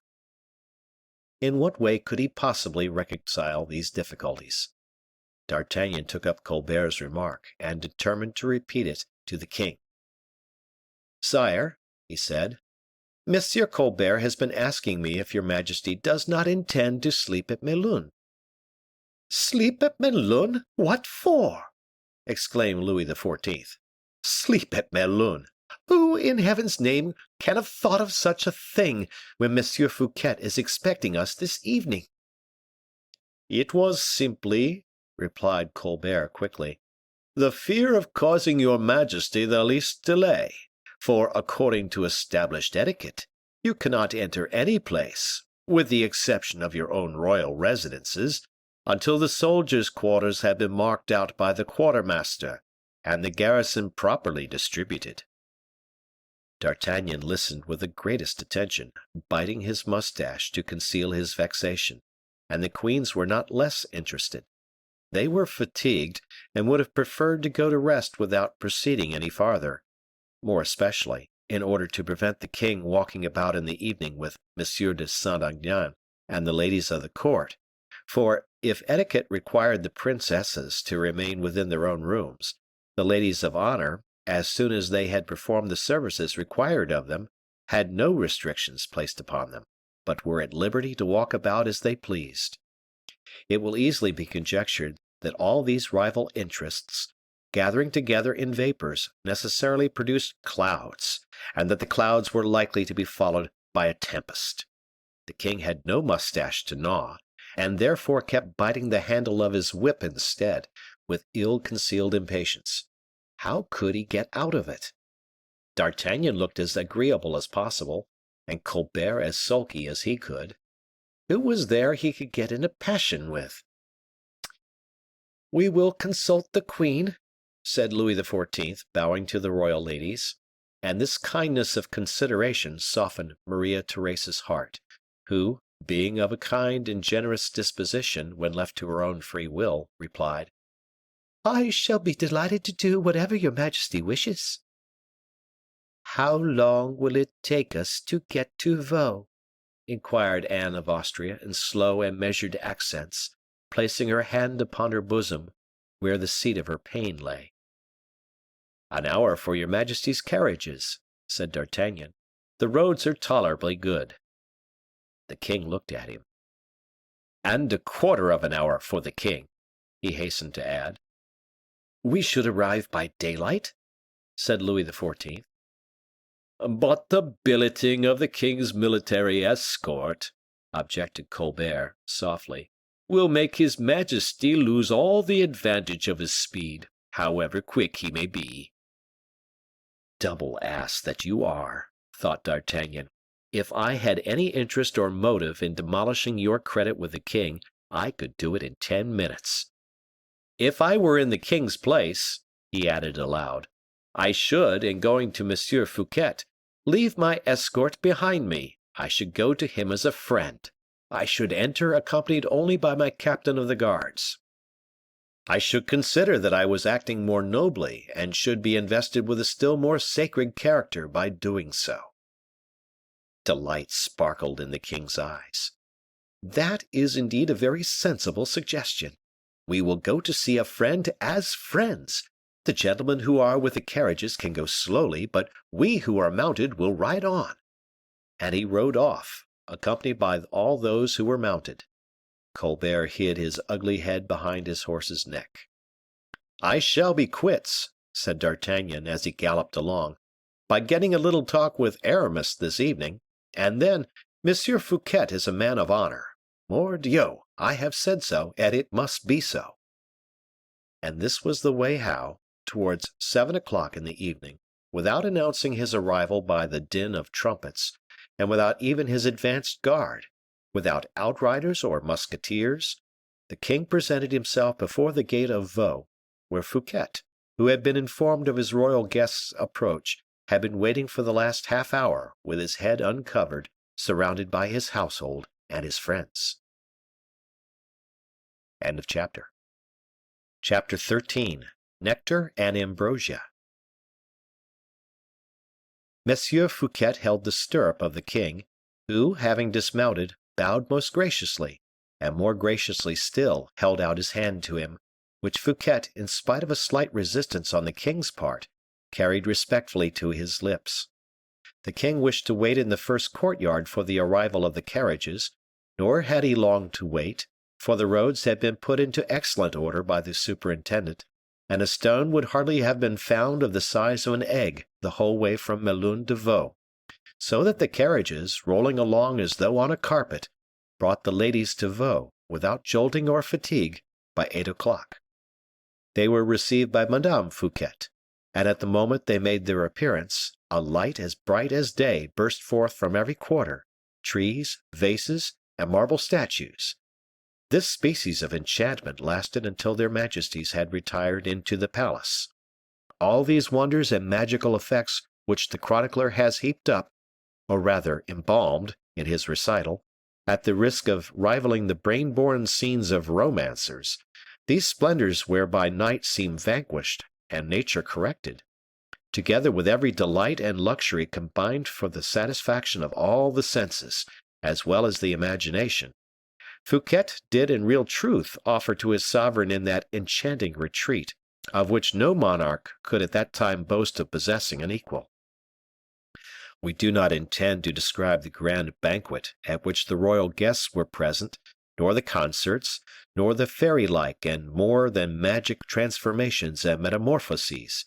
It will be enough for our purpose to depict the countenance the king assumed, which, from being gay, soon wore a very gloomy, constrained, and irritated expression. He remembered his own residence, royal though it was, and the mean and indifferent style of luxury that prevailed there, which comprised but little more than what was merely useful for the royal wants, without being his own personal property.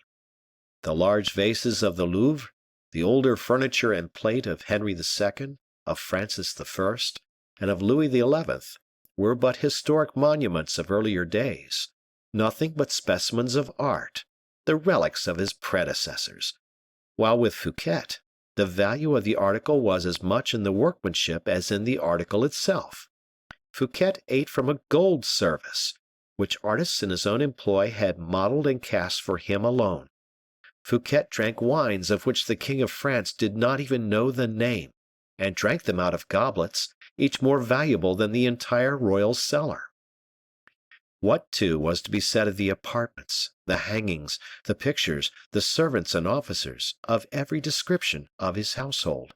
What of the mode of service in which etiquette was replaced by order, stiff formality by personal unrestrained comfort, The happiness and contentment of the guest became the supreme law of all who obeyed the host.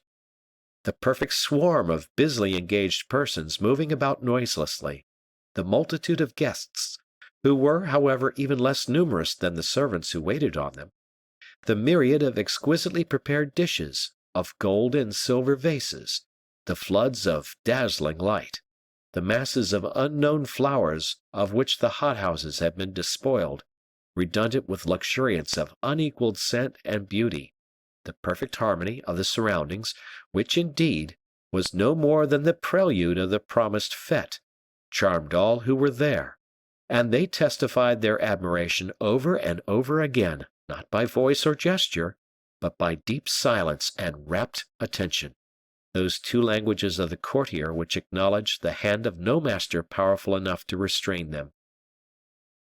As for the king, his eyes filled with tears. He dared not look at the queen. Anne of Austria, whose pride was superior to that of any creature breathing, overwhelmed her host by the contempt with which she treated everything handed to her. The young queen, kind-hearted by nature and curious by disposition, praised Fouquet, ate with an exceedingly good appetite, and asked the names of the strange fruits as they were placed upon the table. Fouquet replied that he was not aware of their names. The fruits came from his own stores. He had often cultivated them himself, having an intimate acquaintance with the cultivation of exotic fruits and plants. The king felt and appreciated the delicacy of the replies, but was only the more humiliated. He thought the queen a little too familiar in her manners, and that Anne of Austria resembled Juno a little too much, in being too proud and haughty. His chief anxiety, however, was himself, that he might remain cold and distant in his behavior, bordering lightly the limits of supreme disdain or simple admiration. But Fouquet had foreseen all this. He was, in fact, one of those men who foresee everything. The king had expressly declared that, so long as he remained under Fouquet's roof, he did not wish his own different repasts to be served in accordance with the usual etiquette, and that he would, consequently, dine with the rest of society. But by the thoughtful attention of the surintendant, the king's dinner was served up separately, if one may so express it, in the middle of the general table. The dinner, wonderful in every respect, from the dishes of which was composed, comprised everything the king liked and generally preferred to anything else. Louis had no excuse. He, indeed, who had the keenest appetite in his kingdom, for saying that he was not hungry. Nay, Monsieur Fouquet did even better still. He certainly, in obedience to the king's expressed desire, seated himself at the table, but as soon as the soups were served, he arose and personally waited on the king, while Madame Fouquet stood behind the queen mother's armchair. The disdain of Juno and the sulky fits of temper of Jupiter could not resist this excess of kindly feeling and polite attention. The queen ate a biscuit dipped in a glass of San Lucar wine, and the king ate of everything, saying to Monsieur Fouquet, "It is impossible, Monsieur le Surintendant, to dine better anywhere." Whereupon the whole court began, on all sides, to devour the dishes spread before them with such enthusiasm that it looked as though a cloud of Egyptian locusts were settling down on green and growing crops. As soon, however, as his hunger was appeased, the king became morose and overgloomed again, the more so in proportion to the satisfaction he fancied he had previously manifested, and particularly on account of the deferential manner which his courtiers had shown towards Fouquet. D'Artagnan, who ate a good deal and drank but little, without allowing it to be noticed, did not lose a single opportunity, but made a great number of observations which he turned to good profit. When the supper was finished, the king expressed a wish not to lose the promenade. The park was illuminated. The moon, too, as if she had placed herself at the orders of the Lord of Vaux, silvered the trees and lake with her own bright and quasi-phosphorescent light. The air was strangely soft and balmy. The daintily shell-gravelled walks through the thickly set avenues yielded luxuriantly to the feet. The fete was complete in every respect, for the king, having met La Valliere in one of the winding paths of the wood, was able to press her hand and say, "I love you," without any one overhearing him except M. d'Artagnan, who followed, and M. Fouquet, who preceded him. The dreamy night of magical enchantments stole smoothly on. The king having requested to be shown to his room, there was immediately a movement in every direction. The queens passed to their own apartments, accompanied by the music of theorbos and lutes. The king found his musketeers awaiting him on the grand flight of steps, for M. Fouquet had brought them on from Melun, and had invited them to supper. D'Artagnan's suspicions at once disappeared. He was weary, he had supped well, and wished, for once in his life, thoroughly to enjoy a fete given by a man who was in every sense of the word a king. "Monsieur Fouquet," he said, "is the man for me." The king was conducted with the greatest ceremony to the chamber of Morpheus, of which we owe some cursory description to our readers. It was the handsomest and largest in the palace. Lebrun had painted on the vaulted ceiling the happy as well as the unhappy dreams which Morpheus inflicts on kings as well as on other men. Everything that sleep gives birth to that is lovely, its fairy scenes, its flowers and nectar, the wild voluptuousness or profound repose of the senses, had the painter elaborated on his frescoes.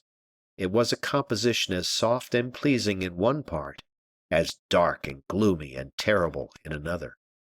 The poisoned chalice, the glittering dagger suspended over the head of the sleeper, wizards and phantoms with terrific masks, those half-dim shadows more alarming than the approach of fire, or the somber face of midnight, these, and such as these, he had made the companions of his more pleasing pictures.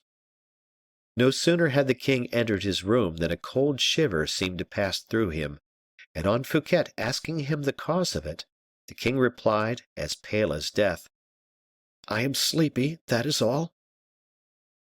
"Does your majesty wish for your attendance at once?" "No, I have to talk with a few persons first," said the king. "Will you have the goodness to tell Monsieur Colbert that I wish to see him?" Fouquet bowed and left the room. End of chapter. Chapter 14. A Gascon and a Gascon and a half.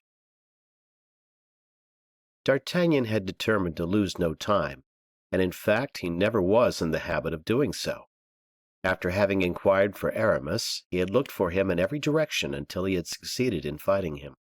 Besides, no sooner had the king entered Vaux than Aramis had retired to his own room, meditating, doubtless, some new piece of gallant attention for his majesty's amusement.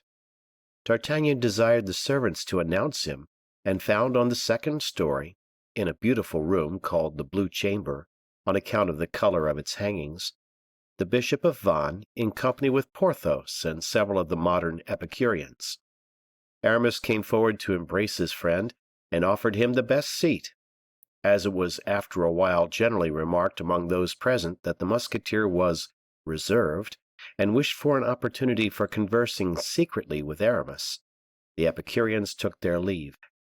Porthos, however, did not stir, for true it is that, having dined exceedingly well, he was fast asleep in his armchair, and the freedom of conversation therefore was not interrupted by a third person.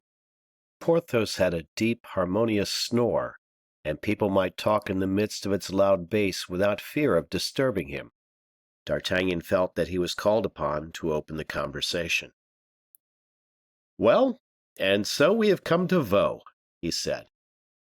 "Why, yes, D'Artagnan. And how do you like the place?" "Very much, and I like Monsieur Fouquet also." "Is he not a charming host?" "No one could be more so." "I am told that the king began by showing great distance of manner towards Monsieur Fouquet, but that his majesty grew much more cordial afterwards." "You did not notice it, then, since you say you have been told so?" "No, I was engaged with the gentlemen who have just left the room about the theatrical performances and the tournaments, which are to take place tomorrow." "Ah, indeed!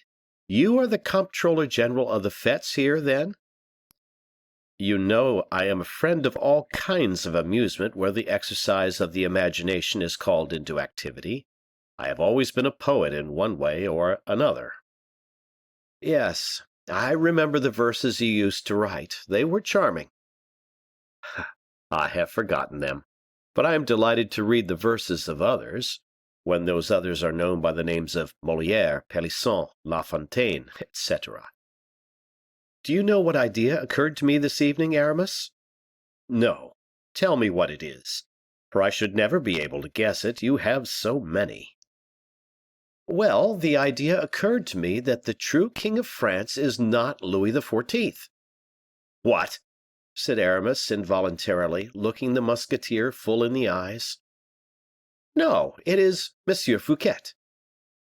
Aramis breathed again and smiled. Ah, you are like all the rest, jealous, he said.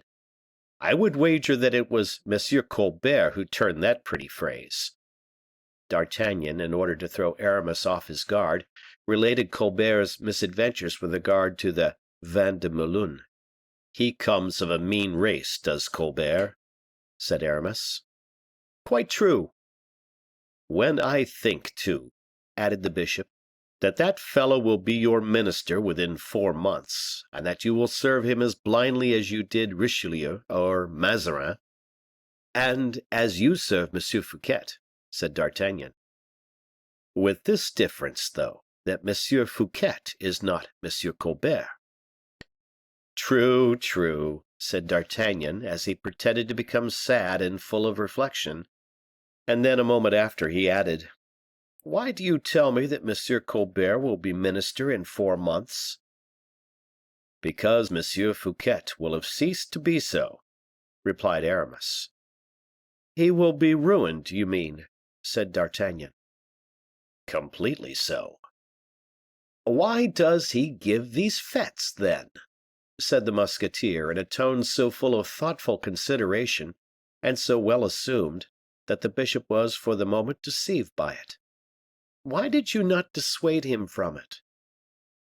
The latter part of the phrase was just a little too much, and Aramis's former suspicions were again aroused. It is done with the object of humoring the king.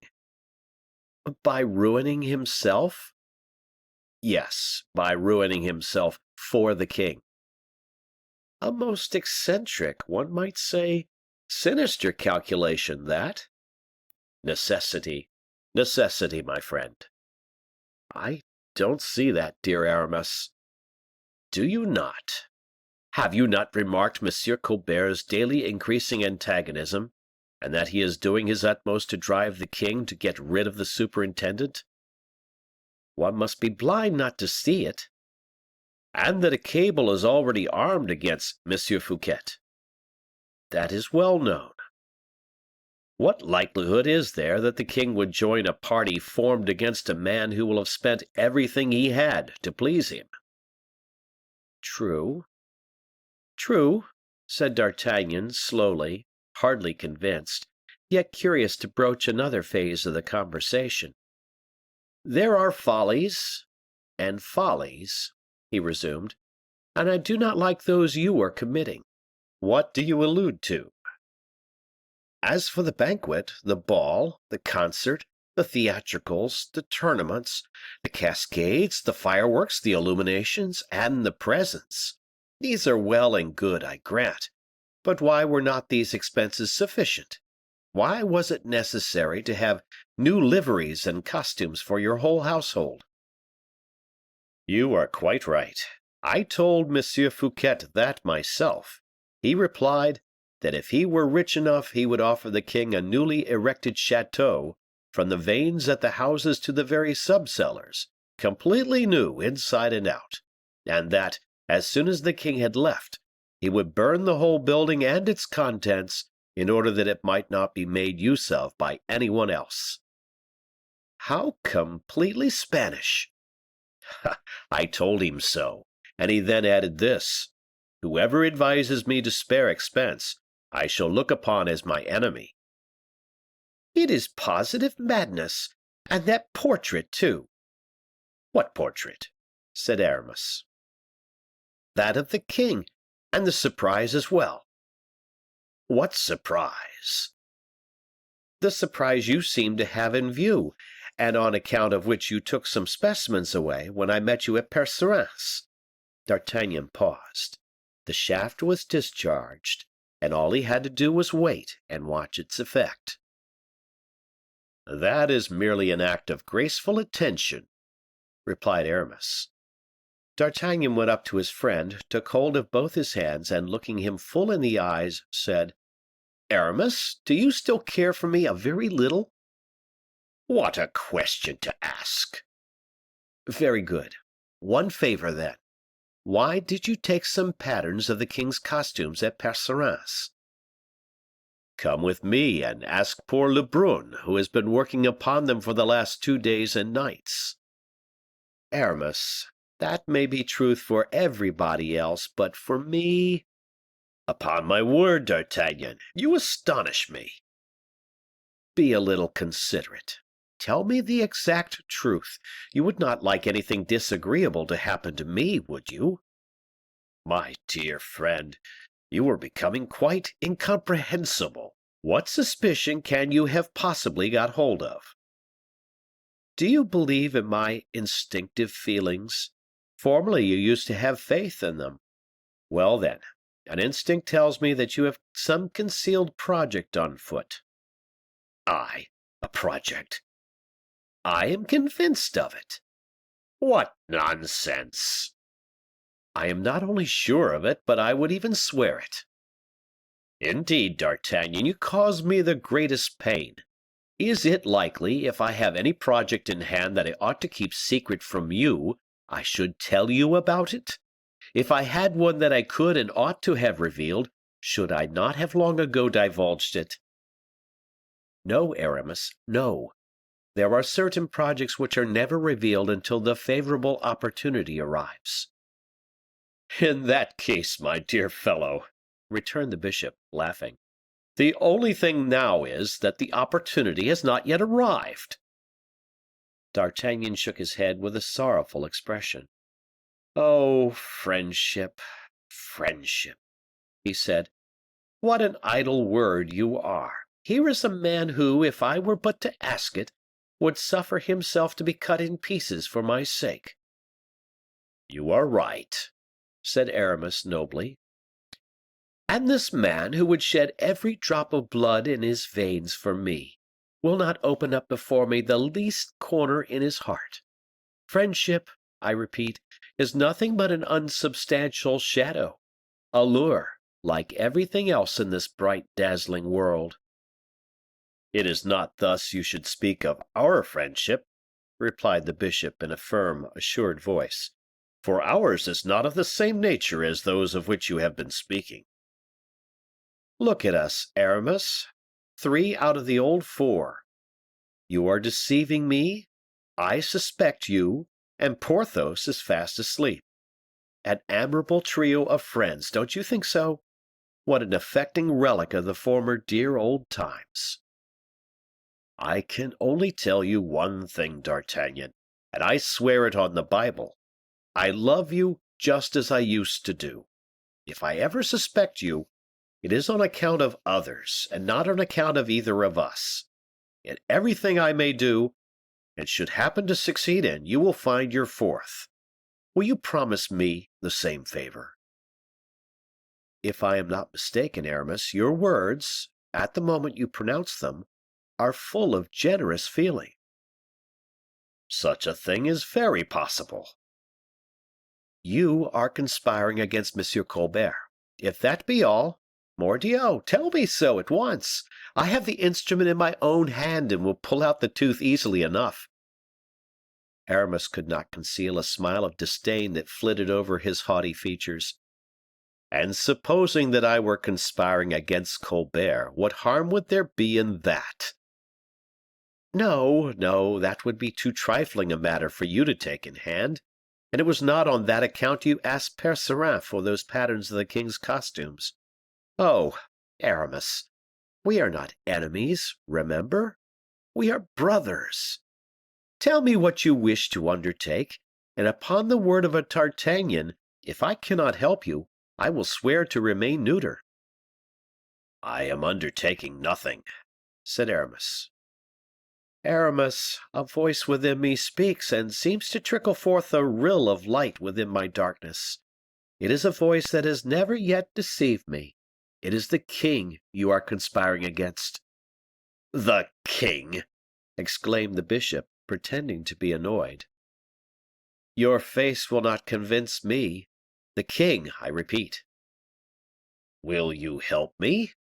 said Aramis, smiling ironically. "Aramis, I will do more than help you. I will do more than remain neuter. I will save you." "You are mad, D'Artagnan." "I am the wiser of the two in this matter." "You to suspect me of wishing to assassinate the king? Who spoke of such a thing?" smiled the musketeer. "Well, let us understand one another. I do not see what any one can do to a legitimate king as ours is, if he does not assassinate him." D'Artagnan did not say a word. "Besides, you have your guards and your musketeers here," said the bishop. "True." "You are not in M. Fouquet's house, but in your own." "True; but in spite of that, Aramis, grant me, for pity's sake, one single word of a true friend." "A true friend's word is ever truth itself. If I think of touching, even with my finger, the son of Anne of Austria, the true king of this realm of France, if I have not the firm intention of prostrating myself before his throne, if in every idea I may entertain tomorrow, here at Vaux, will not be the most glorious day my king ever enjoyed, may heaven's lightning blast me where I stand." Aramis had pronounced these words with his face turned toward the alcove of his own bedroom, where D'Artagnan, seated with his back towards the alcove, could not suspect that anyone was lying concealed. The earnestness of his words, the studied slowness with which he pronounced them, the solemnity of his oath, gave the musketeer the most complete satisfaction. He took hold of both Aramis's hands and shook them cordially. Aramis had endured reproaches without turning pale, and had blushed as he listened to words of praise.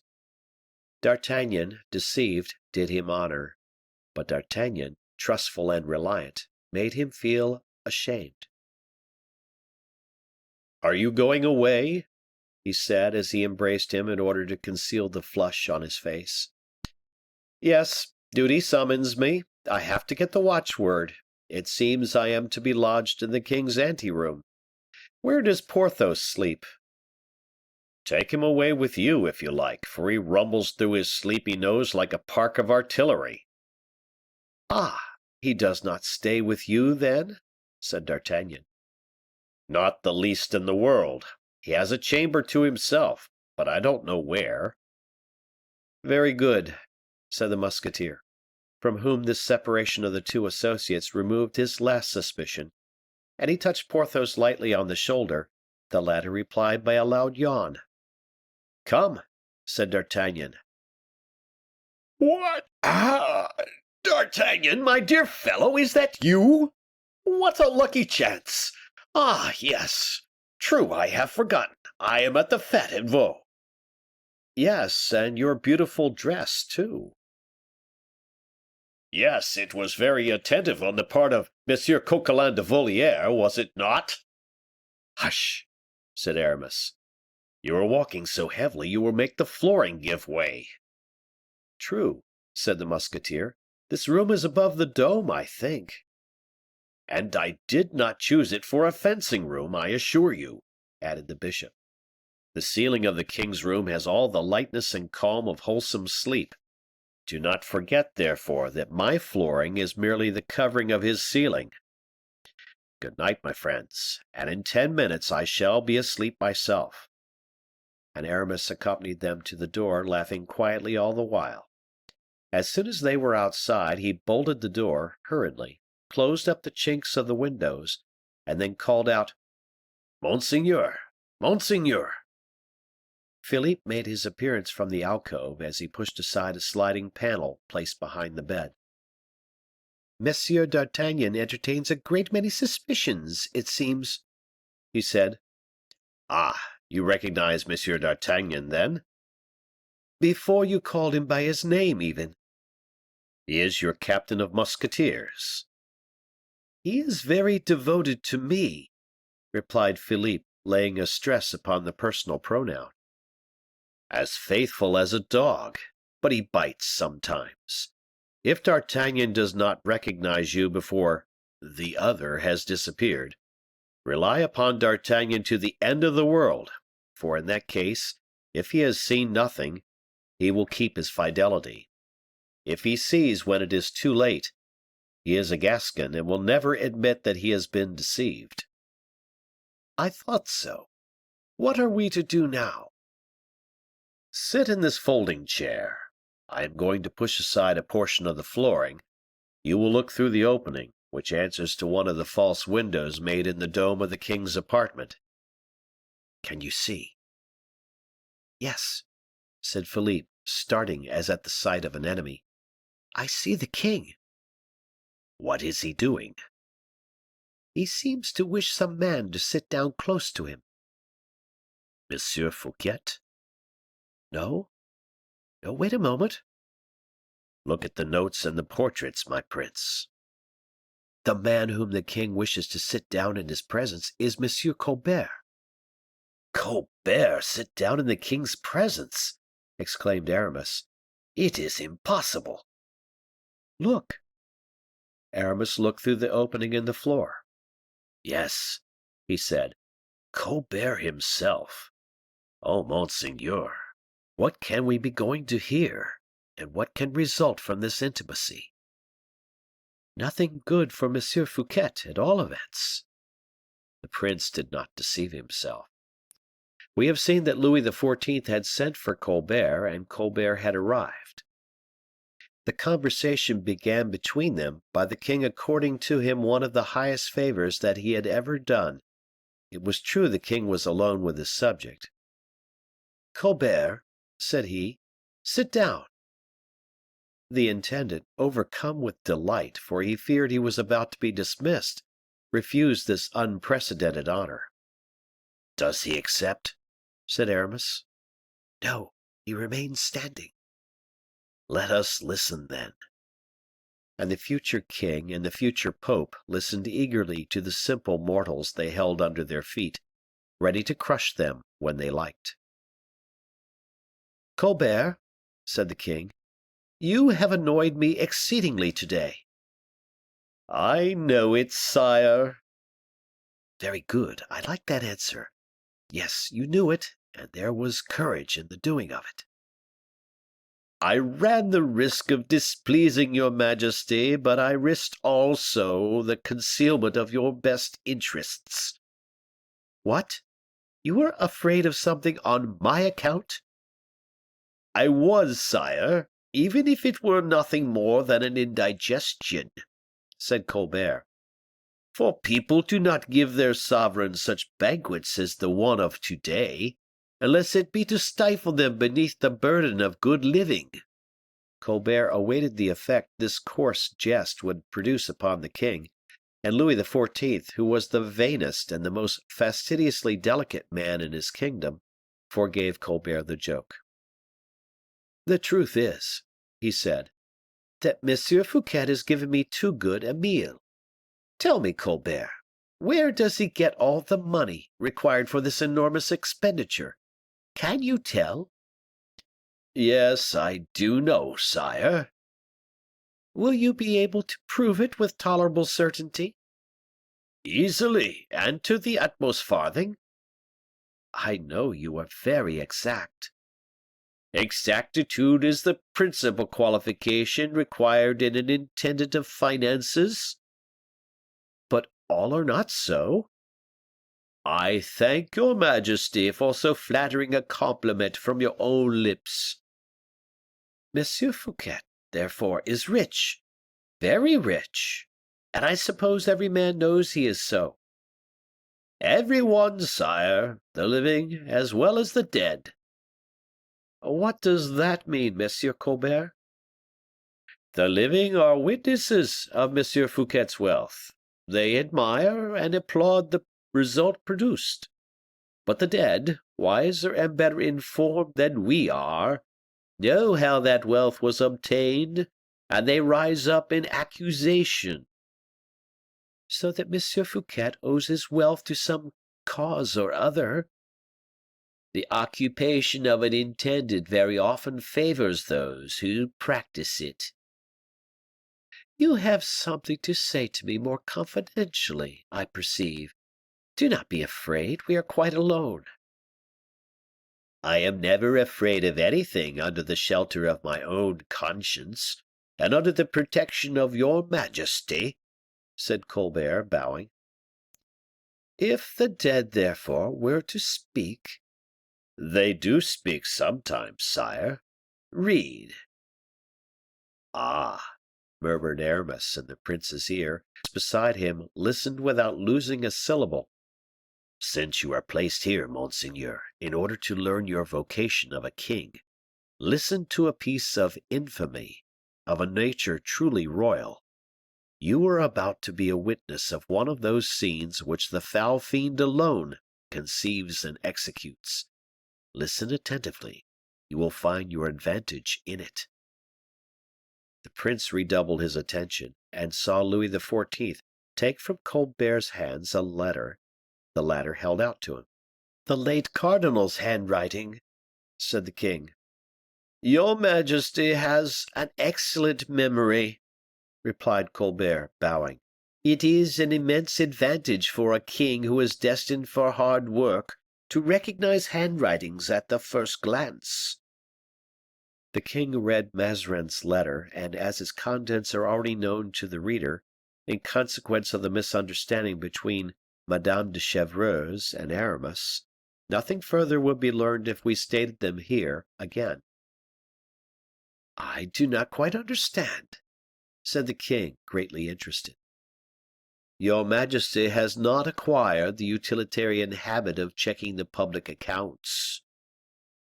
I see that it refers to money that has been given to M. Fouquet. 13 millions, a tolerably good sum. Yes, well, these 13 millions are wanting to balance the total of the account. That is what I do not very well understand. How was this deficit possible? Possible, I do not say, but there is no doubt about fact that it is really so. You say that these 13 millions are found to be wanting in the accounts? I do not say so, but the registry does. And this letter of Monsieur Mazarin indicates the employment of that sum and the name of the person with whom it was deposited? As your majesty can judge for yourself. Yes, and the result is, then, that M. Fouquet has not yet restored the 13 millions. That results from the accounts, certainly, sire. Well, and consequently?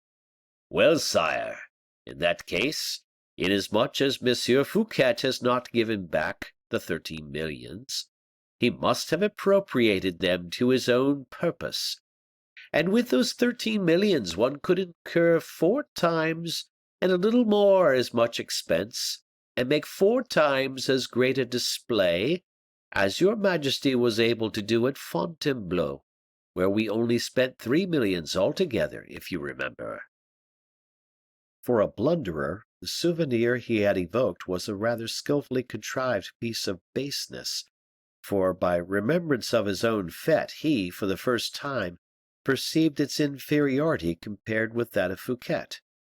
Colbert received back again at Vaux what Fouquet had given him at Fontainebleau, and, as a good financier, returned it with the best possible interest.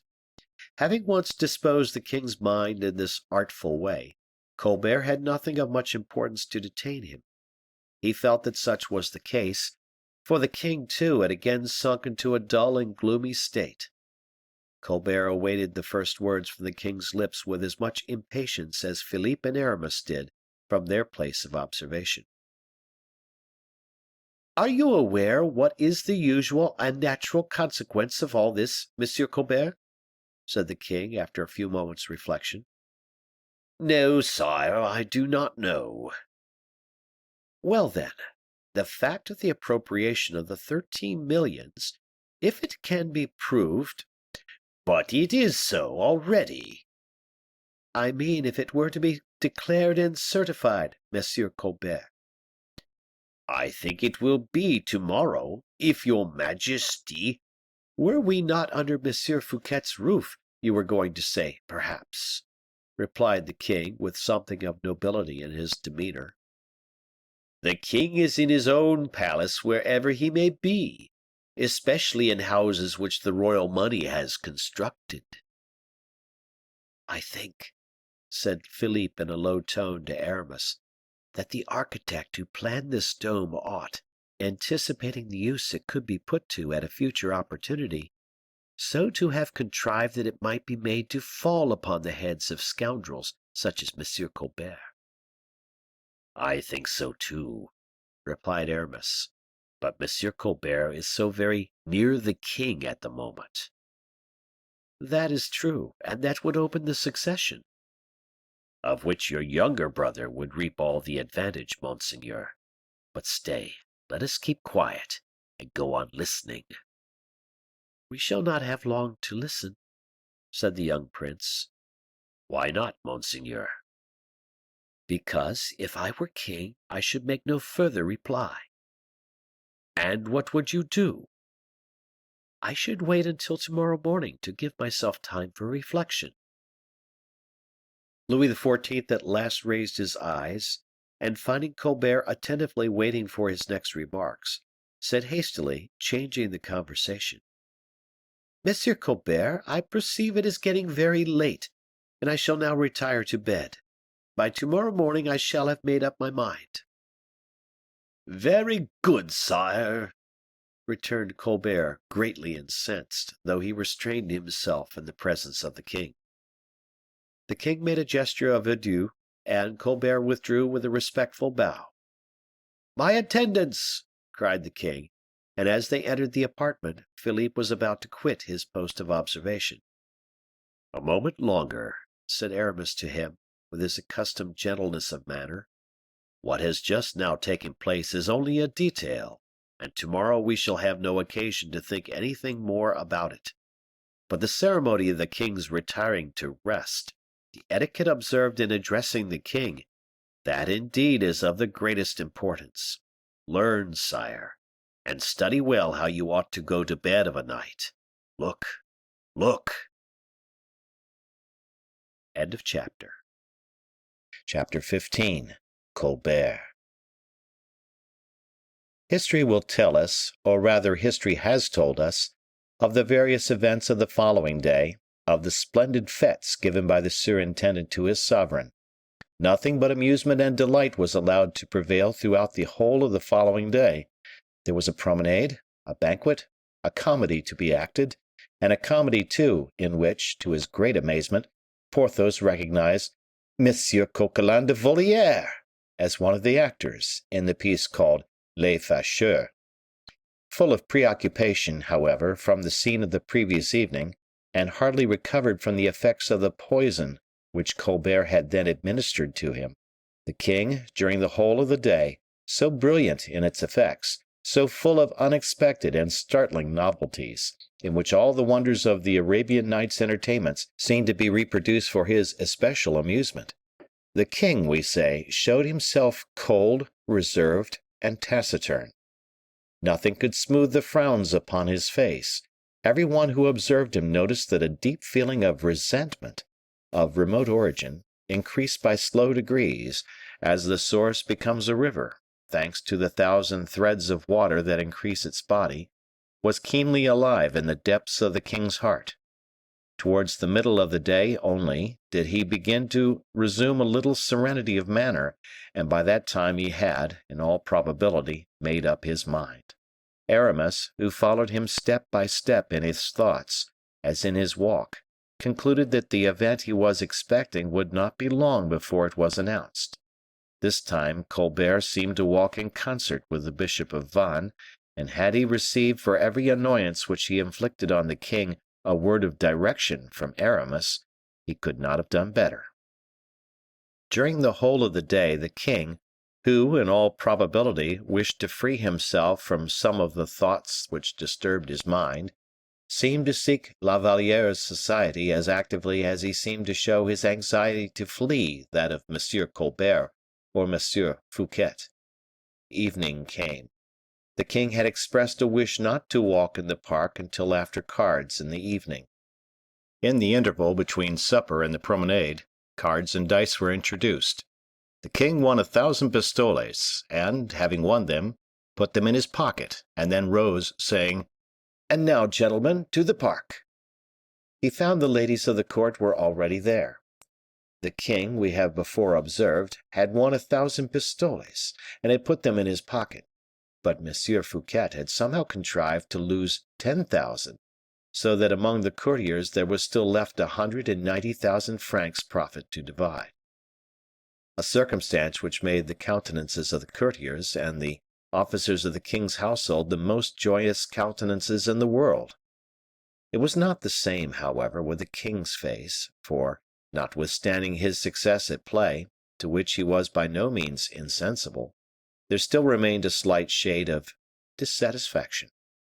Colbert was waiting for or upon him at the corner of one of the avenues. He was most probably waiting there in consequence of a rendezvous which had been given him by the king, as Louis XIV, who had avoided him, or who had seemed to avoid him, suddenly made him a sign, and they then struck into the depths of the park together.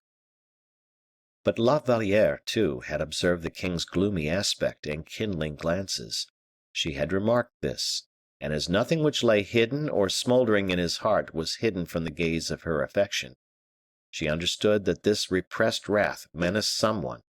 She prepared to withstand the current of his vengeance, and intercede like an angel of mercy. Overcome by sadness, nervously agitated, deeply distressed at having been so long separated from her lover, disturbed at the sight of the emotion she had divined, she accordingly presented herself to the king with an embarrassed aspect, which in his then disposition of mind the king interpreted unfavorably. Then, as they were alone, nearly alone, inasmuch as Colbert, as soon as he perceived the young girl approaching, had stopped and drawn back a dozen paces, the king advanced towards La Valliere and took her by the hand. "Mademoiselle," he said to her, "should I be guilty of an indiscretion if I were to inquire if you were indisposed? For you seem to breathe as if you were oppressed by some secret cause of uneasiness, and your eyes are filled with tears." "Oh, sire, if I be indeed so, and if my eyes are indeed full of tears, I am sorrowful only at the sadness which seems to oppress your majesty." "My sadness? You are mistaken, mademoiselle. No, it is not sadness I experience."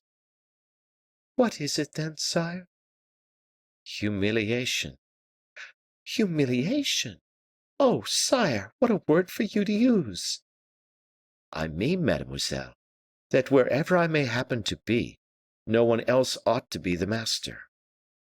"Well, then, look round you on every side, and judge whether I am not eclipsed, I, the king of France, before the monarch of these wide domains. Oh," he continued, clenching his hands and teeth, "when I think that this king—" "Well, sire?" said Louise, terrified. "That this king is a faithless, unworthy servant, who grows proud and self-sufficient upon the strength of property that belongs to me, and which he has stolen, and therefore I am about to change this impudent minister's fete into sorrow and mourning, of which the nymph of Vaux, as the poets say, shall not soon lose the remembrance." "Oh, your majesty!" "Well, mademoiselle, are you about to take Monsieur Fouquet's part?" said Louis, impatiently. "No, sire. I will only ask whether you are well informed. Your majesty has more than once learned the value of accusations made at court." Louis XIV made a sign for Colbert to approach. "Speak, Monsieur Colbert," said the young prince, "for I almost believe that Mademoiselle de la Valliere has need of your assistance before she can put any faith in the king's word. Tell mademoiselle what Monsieur Fouquet has done, and you, mademoiselle, will perhaps have the kindness to listen. It will not be long." Why did Louis XIV insist upon it in such a manner? A very simple reason. His heart was not at rest. His mind was not thoroughly convinced. There lay some dark, hidden, tortuous intrigue behind these 13 millions of francs, and he wished that the pure heart of La Valliere, which had revolted at the idea of theft or robbery, should approve, even were it only by a single word, the resolution he had taken, and which nevertheless he hesitated before carrying into execution. "Speak, monsieur," said La Valliere to Colbert, who had advanced. "Speak, since the king wishes me to listen to you. Tell me, what is the crime with which Monsieur Fouquet is charged?" "Oh, not very heinous, mademoiselle," he returned. "A mere abuse of confidence." "Speak, speak, Colbert, and when you have related it, leave us, and go and inform Monsieur d'Artagnan that I have certain orders to give him." "Monsieur d'Artagnan, sire!" exclaimed La Valliere. "But why send for Monsieur d'Artagnan? I entreat you to tell me." "Pardieu! In order to arrest this haughty, arrogant Titan, who, true to his menace, threatens to scale my heaven." "Arrest Monsieur Fouquet, do you say?" "Ah, does that surprise you?" "In his own house." "Why not? If he be guilty, he is as guilty in his own house as anywhere else." "Monsieur Fouquet, who at this moment is ruining himself for his sovereign." "In plain truth, mademoiselle, it seems as if you were defending this traitor." Colbert began to chuckle silently. The king turned round at the sound of this suppressed mirth. "Sire," said La Valliere, "it is not Monsieur Fouquet I am defending, it is yourself." "Me! You are defending me!" "Sire, you would dishonor yourself if you were to give such an order." "Dishonor myself!" murmured the king, turning pale with anger. "In plain truth, mademoiselle, you show a strange persistence in what you say." "If I do, sire, my only motive is that of serving your majesty," replied the noble hearted girl. "For that I would risk, I would sacrifice my very life without the least reserve." Colbert seemed inclined to grumble and complain. La Valliere, that timid, gentle lamb, turned round upon him, and with a glance like lightning imposed silence upon him. "Monsieur," she said, "when the king acts well, whether, in doing so, he does either myself or those who belong to me an injury, I have nothing to say; but were the king to confer a benefit either upon me or mine, and if he acted badly, I should tell him so." "But it appears to me, mademoiselle," Colbert ventured to say, "that I too love the king." "Yes, monseigneur, we both love him, but each in a different manner," replied La Valliere, with such an accent that the heart of the young king was powerfully affected by it. "I love him so deeply that the whole world is aware of it, so purely that the king himself does not doubt my affection. He is my king and my master. I am the least of all his servants. But whoso touches his honor assails my life. Therefore, I repeat, that they dishonor the king who advise him to arrest Monsieur Fouquet under his own roof." Colbert hung down his head, for he felt that the king had abandoned him. However, as he bent his head, he murmured, "Mademoiselle, I have only one word to say." "Do not say it, then, monsieur, for I would not listen to it. Besides, what could you have to tell me? That Monsieur Fouquet has been guilty of certain crimes? I believe he has, because the king has said so; and from the moment the king said, 'I think so,' I have no occasion for other lips to say, 'I affirm it.' But were Monsieur Fouquet the vilest of men, I should say aloud, Monsieur Fouquet's person is sacred to the king, because he is the guest of Monsieur Fouquet. Were his house a den of thieves, were Vaux a cave of coiners or robbers, his home is sacred, his palace is inviolable, since his wife is living in it, and that is an asylum which even executioners would not dare to violate. La Valliere paused and was silent. In spite of himself, the king could not but admire her. He was overpowered by the passionate energy of her voice, by the nobleness of the cause she advocated. Colbert yielded, overcome by the inequality of the struggle. At last the king breathed again more freely, shook his head, and held out his hand to La Valliere. "Mademoiselle," he said, gently, "why do you decide against me? Do you know what this wretched fellow will do if I give him time to breathe again? Is he not a prey which will be always within your grasp?" "Should he escape and take to flight?" exclaimed Colbert. "Well, monsieur, it will always remain on record, to the king's eternal honor, that he allowed Monsieur Fouquet to flee, and the more guilty he may have been, the greater will the king's honor and glory appear, compared with such unnecessary misery and shame." Louis kissed La Valliere's hand as he knelt before her. "I am lost," thought Colbert. Then suddenly his face brightened up again.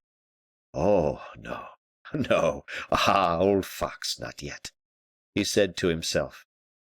And while the king, protected from observation by the thick covert of an enormous lime, pressed La Valliere to his breast with all the ardor of ineffable affection, Colbert tranquilly fumbled among the papers in his pocket-book, and drew out of it a paper folded in the form of a letter, somewhat yellow, perhaps, but one that must have been most precious, since the intendant smiled as he looked at it. He then bent a look full of hatred upon the charming group which the young girl and the king formed together, a group revealed but for a moment, as the light of the approaching torches shone upon it. Louis noticed the light reflected upon La Valliere's white dress. "Leave me, Louise," he said, "for someone is coming." "Mademoiselle, mademoiselle, someone is coming," cried Colbert to expedite the young girl's departure. Louise disappeared rapidly among the trees, and then, as the king, who had been on his knees before the young girl, was rising from his humble posture, Colbert exclaimed, "Ah, Mademoiselle de la Valliere has let something fall." "What is it?" inquired the king. "A paper, a letter, something white. Look there, sire." The king stooped down immediately and picked up the letter, crumpling it in his hand as he did so, and at the same moment the torches arrived, inundating the blackness of the scene with a flood of light as bright as day. End of chapter. Chapter 16. Jealousy. The torches we have just referred to, the eager attention everyone displayed, and the new ovation paid to the king by Fouquet, arrived in time to suspend the effect of a resolution which La Valliere had already considerably shaken in Louis XIV's heart. He looked at Fouquet with a feeling almost of gratitude for having given La Valliere an opportunity of showing herself so generously disposed, so powerful in the influence she exercised over his heart. The moment of the last and greatest display had arrived. Hardly had Fouquet conducted the king towards the chateau, when a massive fire burst from the dome of Vaux with a prodigious uproar, pouring a flood of dazzling cataracts of rays on every side, and illuming the remotest corners of the gardens. The fireworks began. Colbert, at 20 paces from the king, who was surrounded and feted by the owner of Vaux, seemed, by the obstinate persistence of his gloomy thoughts, to do his utmost to recall Louis's attention, which the magnificence of the spectacle was already, in his opinion, too easily diverting. Suddenly, just as Louis was on the point of holding it out to Fouquet, he perceived in his hand the paper which, as he believed, La Valliere had dropped at his feet as she hurried away. The still stronger magnet of love drew the young prince's attention towards the souvenir of his idol, and by the brilliant light, which increased momentarily in beauty, and drew from the neighboring villages loud cheers of admiration, the king read the letter, which he supposed was a loving and tender epistle La Valliere had destined for him. But as he read it, a death-like pallor stole over his face, and an expression of deep-seated wrath, illumined by the many-colored fire which gleamed so brightly, soaringly around the scene, produced a terrible spectacle, which every one would have shuddered at could they only have read into his heart, now torn by the most stormy and most bitter passions. There was no truce for him now, influenced as he was by jealousy and mad passion. From the very moment when the dark truth was revealed to him, every gentler feeling seemed to disappear. Pity, kindness of consideration, the religion of hospitality, all were forgotten. In the bitter pang which wrung at his heart, he, still too weak to hide his sufferings, was almost on the point of uttering a cry of alarm and calling his guards to gather round him. This letter, which Colbert had thrown down at the king's feet, doubtlessly guessed, was the same that had disappeared with the porter Toby at Fontainebleau, after the attempt which Fouquet had made upon La Valliere's heart. Fouquet saw the king's pallor, and was far from guessing the evil. Colbert saw the king's anger, and rejoiced inwardly at the approach of the storm.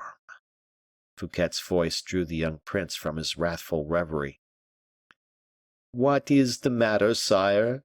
inquired the superintendent with an expression of graceful interest. Louis made a violent effort over himself as he replied, "Nothing." "I am afraid your majesty is suffering?" "I am suffering, and have already told you so, monsieur, but it is nothing."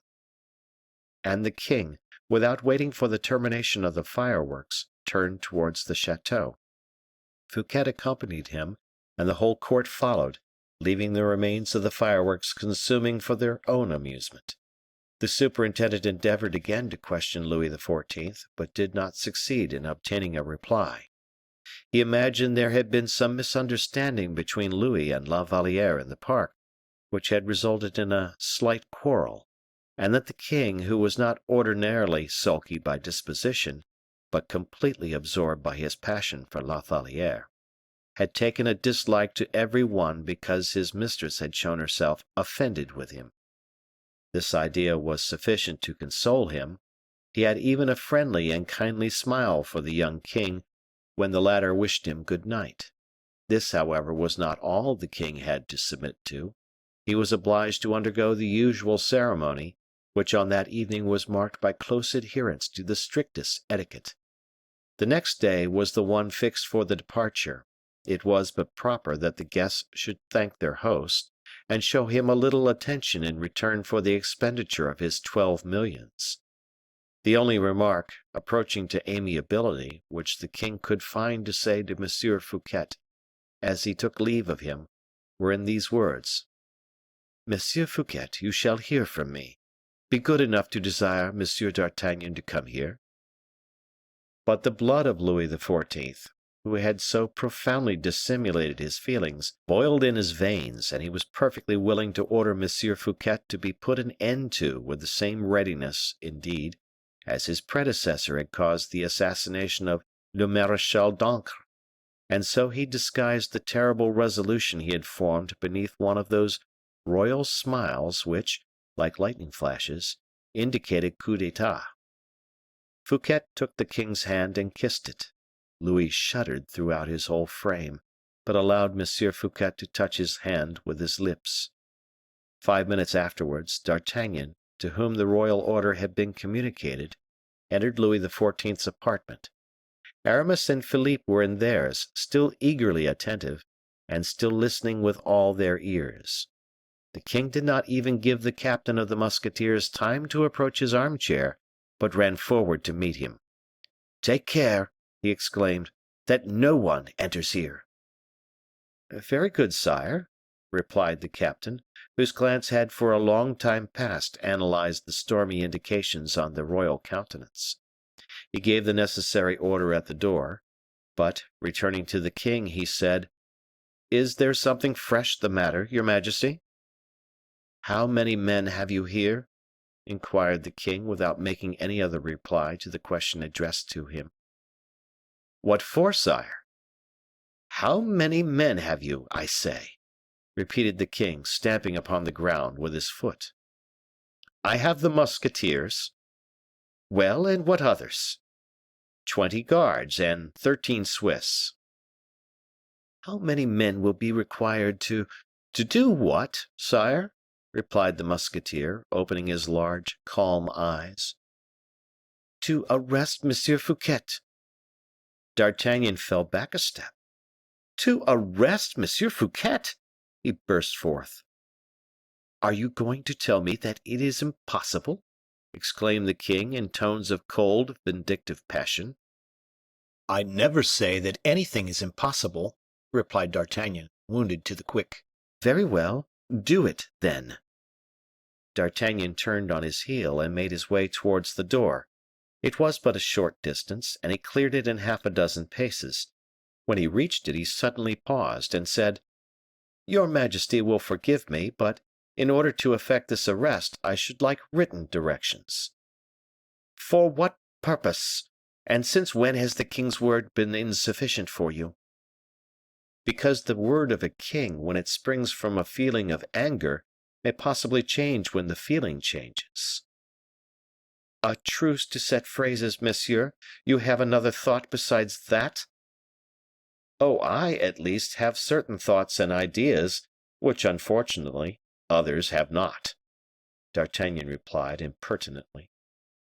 The king, in the tempest of his wrath, hesitated, and drew back in the face of D'Artagnan's frank courage, just as a horse crouches on his haunches under the strong hand of a bold and experienced rider. "What is your thought?" he exclaimed. "This, sire," replied D'Artagnan. "You cause a man to be arrested when you are still under his roof, and passion is alone the cause of that. When your anger shall have passed, you will regret what you have done, and then I wish to be in a position to show you your signature. If that, however, should fail to be a reparation, it will at least show us that the king was wrong to lose his temper." "Wrong to lose his temper!" cried the king in a loud, passionate voice. "Did not my father, my grandfathers too before me, lose their temper at times, in heaven's name?"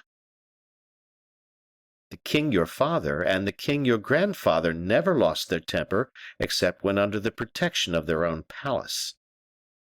"The king is master wherever he may be." "That is a flattering, complimentary phrase which cannot proceed from any one but Monsieur Colbert, but it happens not to be the truth.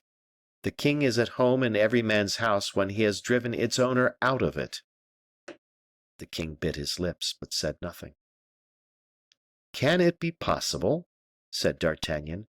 "Here is a man who is positively ruining himself in order to please you, and you wish to have him arrested. Mordioux!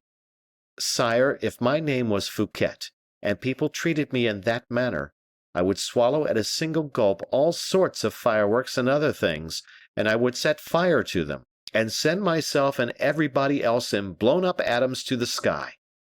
But it is all the same. It is your wish, and it shall be done." "Go," said the king. "Have you men enough?" "Do you suppose I am going to take a whole host to help me? Arrest Monsieur Fouquet? Why, that is so easy that a very child might do it. It is like drinking a glass of wormwood. One makes an ugly face, and that is all." "If he defends himself?" "He? It is not at all likely. Defend himself when such extreme harshness as you are going to practice makes the man a very martyr. Nay, I am sure that if he has 1,000,000 of francs left, which I very much doubt, he would be willing enough to give it in order to have such a termination as this. But what does that matter? It shall be done at once." "Stay," said the king. "Do not make his arrest a public affair." "That will be more difficult." "Why so?" because nothing is easier than to go up to Monsieur Fouquet in the midst of 1,000 enthusiastic guests who surround him and say, "In the king's name I arrest you."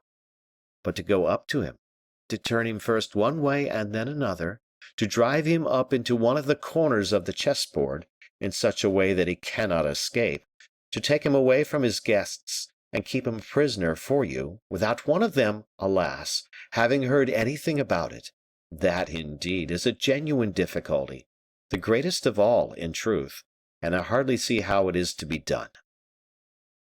You had better say it is impossible, and you will have finished much sooner.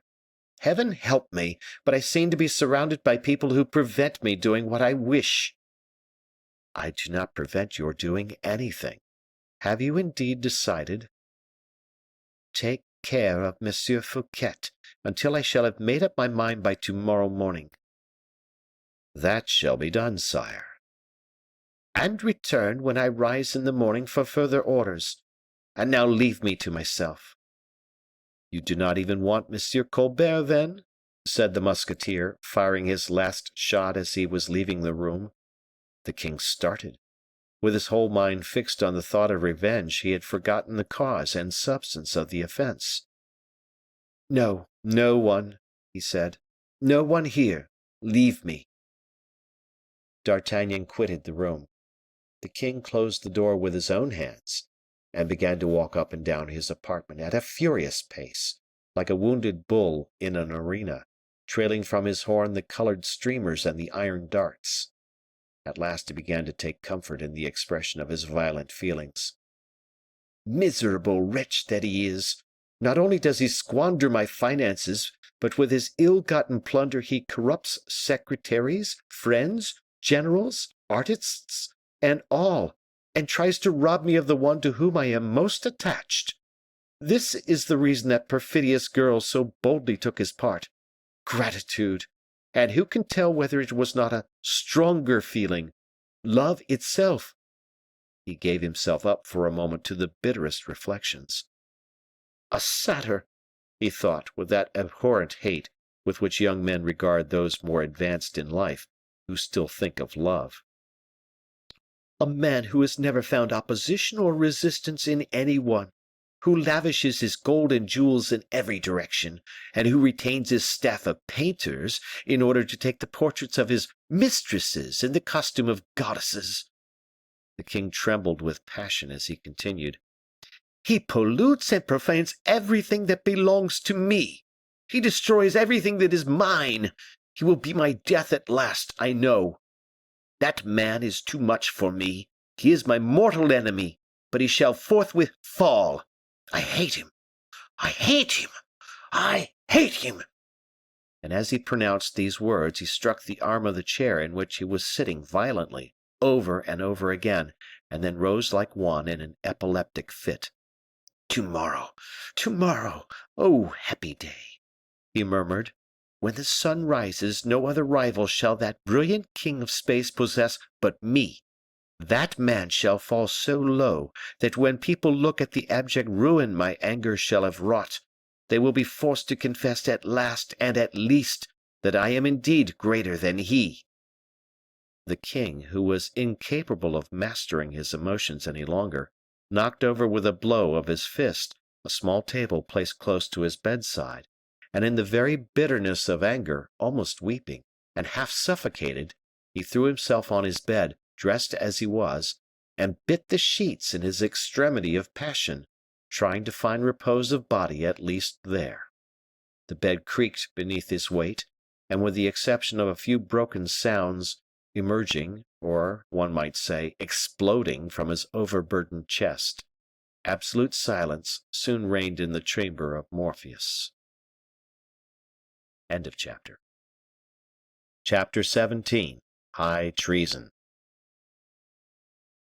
The ungovernable fury which took possession of the king at the sight and the perusal of Fouquet's letter to Valliere by degrees subsided into a feeling of pain and extreme weariness. Youth, invigorated by health and lightness of spirits, requiring soon that what it loses should be immediately restored, Youth knows not those endless, sleepless nights which enable us to realize the fable of the vulture unceasingly feeding on Prometheus. In cases where the man of middle life, in his acquired strength of will and purpose, and the old, in their state of natural exhaustion, find incessant augmentation of their bitter sorrow, a young man, surprised by the sudden appearance of misfortune, weakens himself in sighs and groans and tears, directly struggling with his grief, and is thereby far sooner overthrown by the inflexible enemy with whom he is engaged. Once overthrown, his struggles cease. Louis could not hold out more than a few minutes, at the end of which he had ceased to clench his hands, and scorch in fancy with his looks the invisible objects of his hatred. He soon ceased to attack with his violent imprecations not Monsieur Fouquet alone, but even La Valliere herself. From fury he subsided into despair, and from despair to prostration. After he had thrown himself for a few minutes to and fro convulsively on his bed, his nerveless arms fell quietly down, his head lay languidly on his pillow, his limbs, exhausted with excessive emotion, still trembled occasionally, agitated by muscular contractions, while from his breast faint and infrequent sighs still issued. Morpheus, the tutelary deity of the apartment, towards whom Louis raised his eyes, wearied by his anger and reconciled by his tears, showered down upon him the sleep-inducing poppies with which his hands are ever filled. So presently the monarch closed his eyes and fell asleep. Then it seemed to him, as it often happens in that first sleep, so light and gentle, which raises the body above the couch, and the soul above the earth.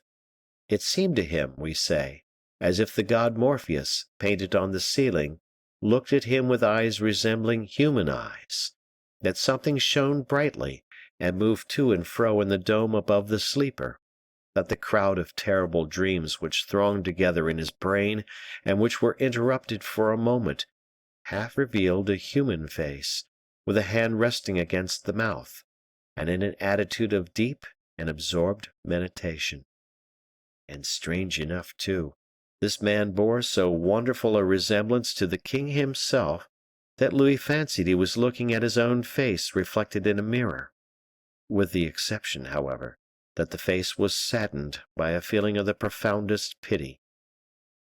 Then it seemed to him as if the dome gradually retired, escaping from his gaze, and that the figures and attributes painted by Lebrun became darker and darker as the distance became more and more remote. A gentle, easy movement, as regular as that by which a vessel plunges beneath the waves, had succeeded to the immovableness of the bed. Doubtless the king was dreaming, and in this dream the crown of gold, which fastened the curtains together, seemed to recede from his vision, just as the dome, to which it remained suspended, had done, so that the winged genius which, with both its hands, supported the crown, seemed, though vainly so, to call upon the king, who was fast disappearing from it. The bed still sunk. Louis, with his eyes open, could not resist the deception of this cruel hallucination. At last, as the light of the royal chamber faded away into darkness and gloom, something cold, gloomy, and inexplicable in its nature seemed to infect the air. No paintings, nor gold, nor velvet hangings were visible any longer, nothing but walls of a dull gray color, which the increasing gloom made darker every moment. And yet the bed still continued to descend, and after a minute, which seemed in its duration almost an age to the king, it reached a stratum of air black and chill as death, and then it stopped. The king could no longer see the light in his room except as from the bottom of a well we can see the light of day. I am under the influence of some atrocious dream, he thought. It is time to awaken from it. Come, let me wake. Everyone has experienced the sensation the above remark conveys.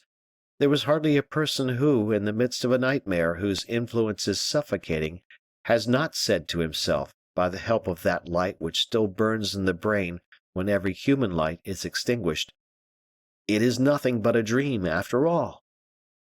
This was precisely what Louis XIV said to himself, but when he said, "Come, come, wake up," he perceived that not only was he already awake, but still more, that he had his eyes open also. And then he looked all round him.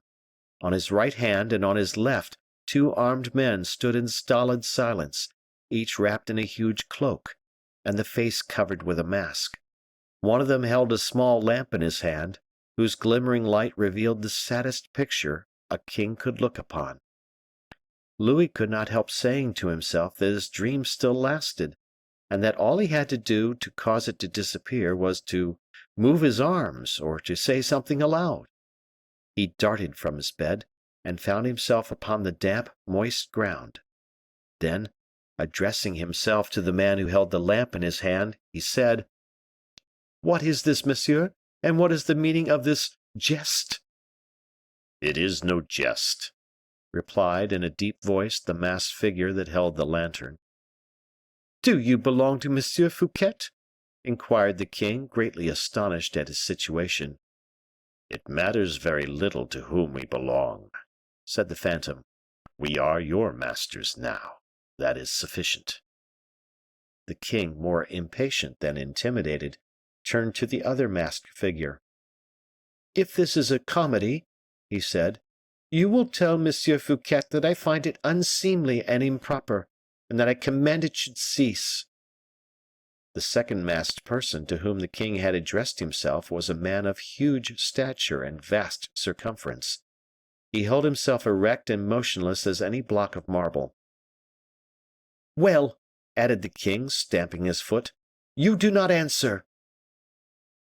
"We do not answer you, my good monsieur," said the giant in a stentorian voice, "because there is nothing to say."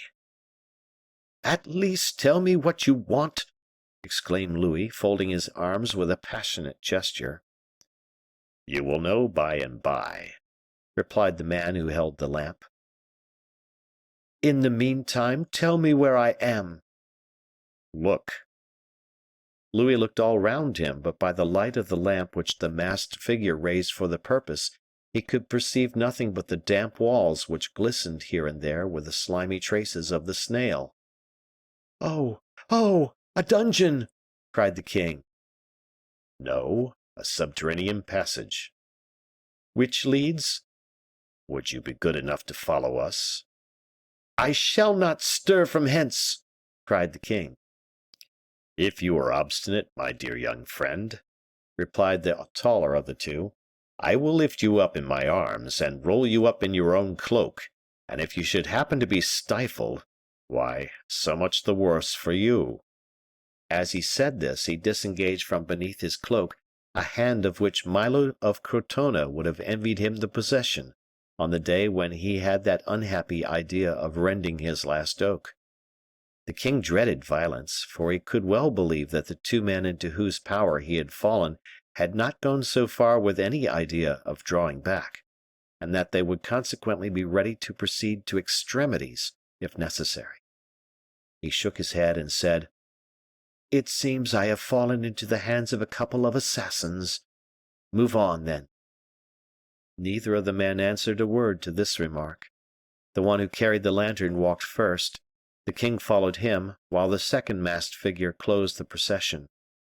In this manner they passed along a winding gallery of some length, with as many staircases leading out of it as are to be found in the mysterious and gloomy palaces of Anne Radcliffe's creation.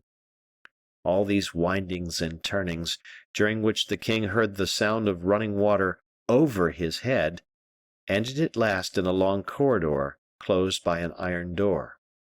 The figure with the lamp opened the door with one of the keys he wore suspended at his girdle, where, during the whole of the brief journey, the king had heard them rattle. As soon as the door was opened and admitted the air, Louis recognized the balmy odors that trees exhale in hot summer nights. He paused, hesitatingly, for a moment or two, but the huge sentinel who followed him thrust him out of the subterranean passage. Another blow, said the king, turning towards the one who had just had the audacity to touch his sovereign. What do you intend to do with the king of France? Try to forget that word, replied the man with the lamp, in a tone which as little admitted of a reply as one of the famous decrees of Minos. You deserve to be broken on the wheel for the words that you have just made use of, said the giant, as he extinguished the lamp his companion handed to him. But the king is too kind-hearted.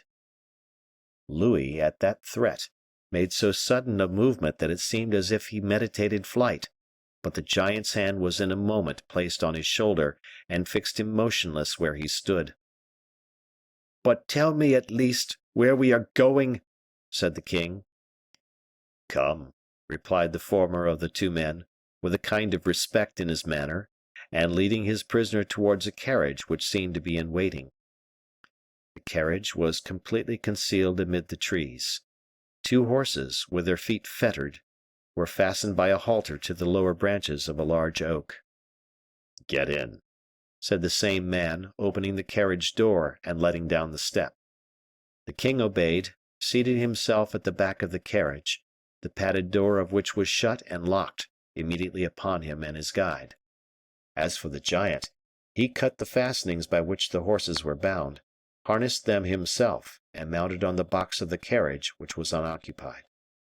The carriage set off immediately at a quick trot, turned into the road to Paris, and in the forest of Senart found a relay of horses fastened to the trees in the same manner the first horses had been, and without a postilion.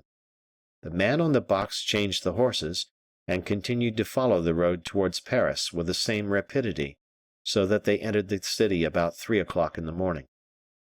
The carriage proceeded along the Faubourg Saint Antoine, and after having called out to the sentinel, "By the king's order," the driver conducted the horses into the circular enclosure of the Bastille, looking out upon the courtyard called La Cour du Gouvernement.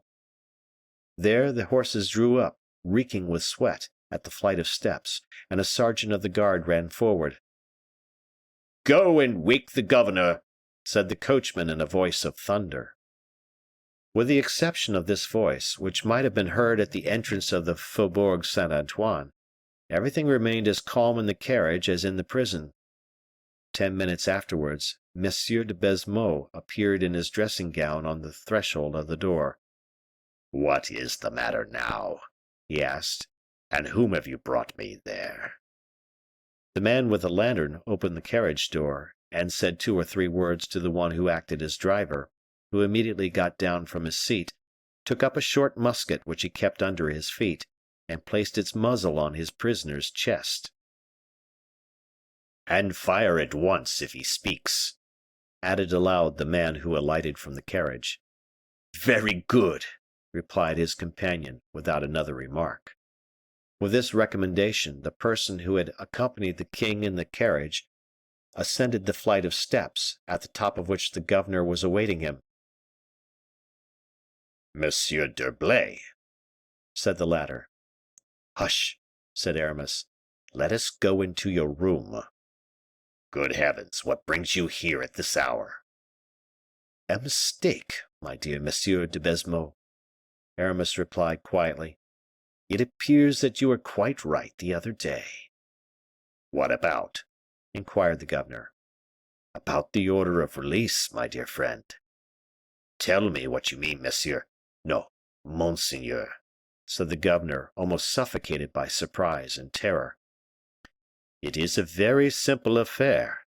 You remember, dear Monsieur de Baisemeaux, that an order of release was sent to you." "Yes, for Marchiali." "Very good. We both thought that it was for Marchiali." "Certainly. You will recollect, however, that I would not credit it, but that you compelled me to believe it." "Oh, Baisemeaux, my good fellow, what a word to make use of! Strongly recommended, that was all." "Strongly recommended, yes. Strongly recommended to give him up to you, and that you carried him off with you in your carriage." "Well, my dear Monsieur de Baisemeaux, it was a mistake. It was discovered at the ministry. so that I now bring you an order from the king to set at liberty Selden, that poor Selden fellow, you know." "Selden? Are you sure this time?" "Well, read it yourself," added Aramis, handing him the order. "Why," said Baisemeaux, "this order is the very same that has already passed through my hands." "Indeed?" "It is the very one I assured you I saw the other evening. Parbleu! I recognize it by the blot of ink." "I do not know whether it is that, but all I know is that I bring it for you." "But then, what about the other?" "What other?" "Marchiali." "I have got him here with me."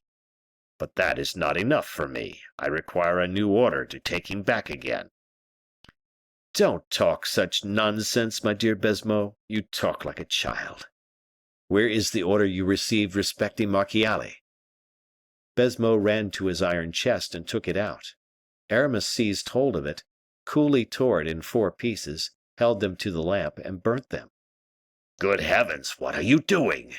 exclaimed Baisemeaux, in an extremity of terror.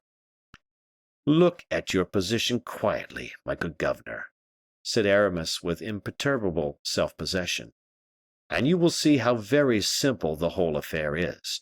You no longer possess any order justifying Marchiali's release." "I am a lost man."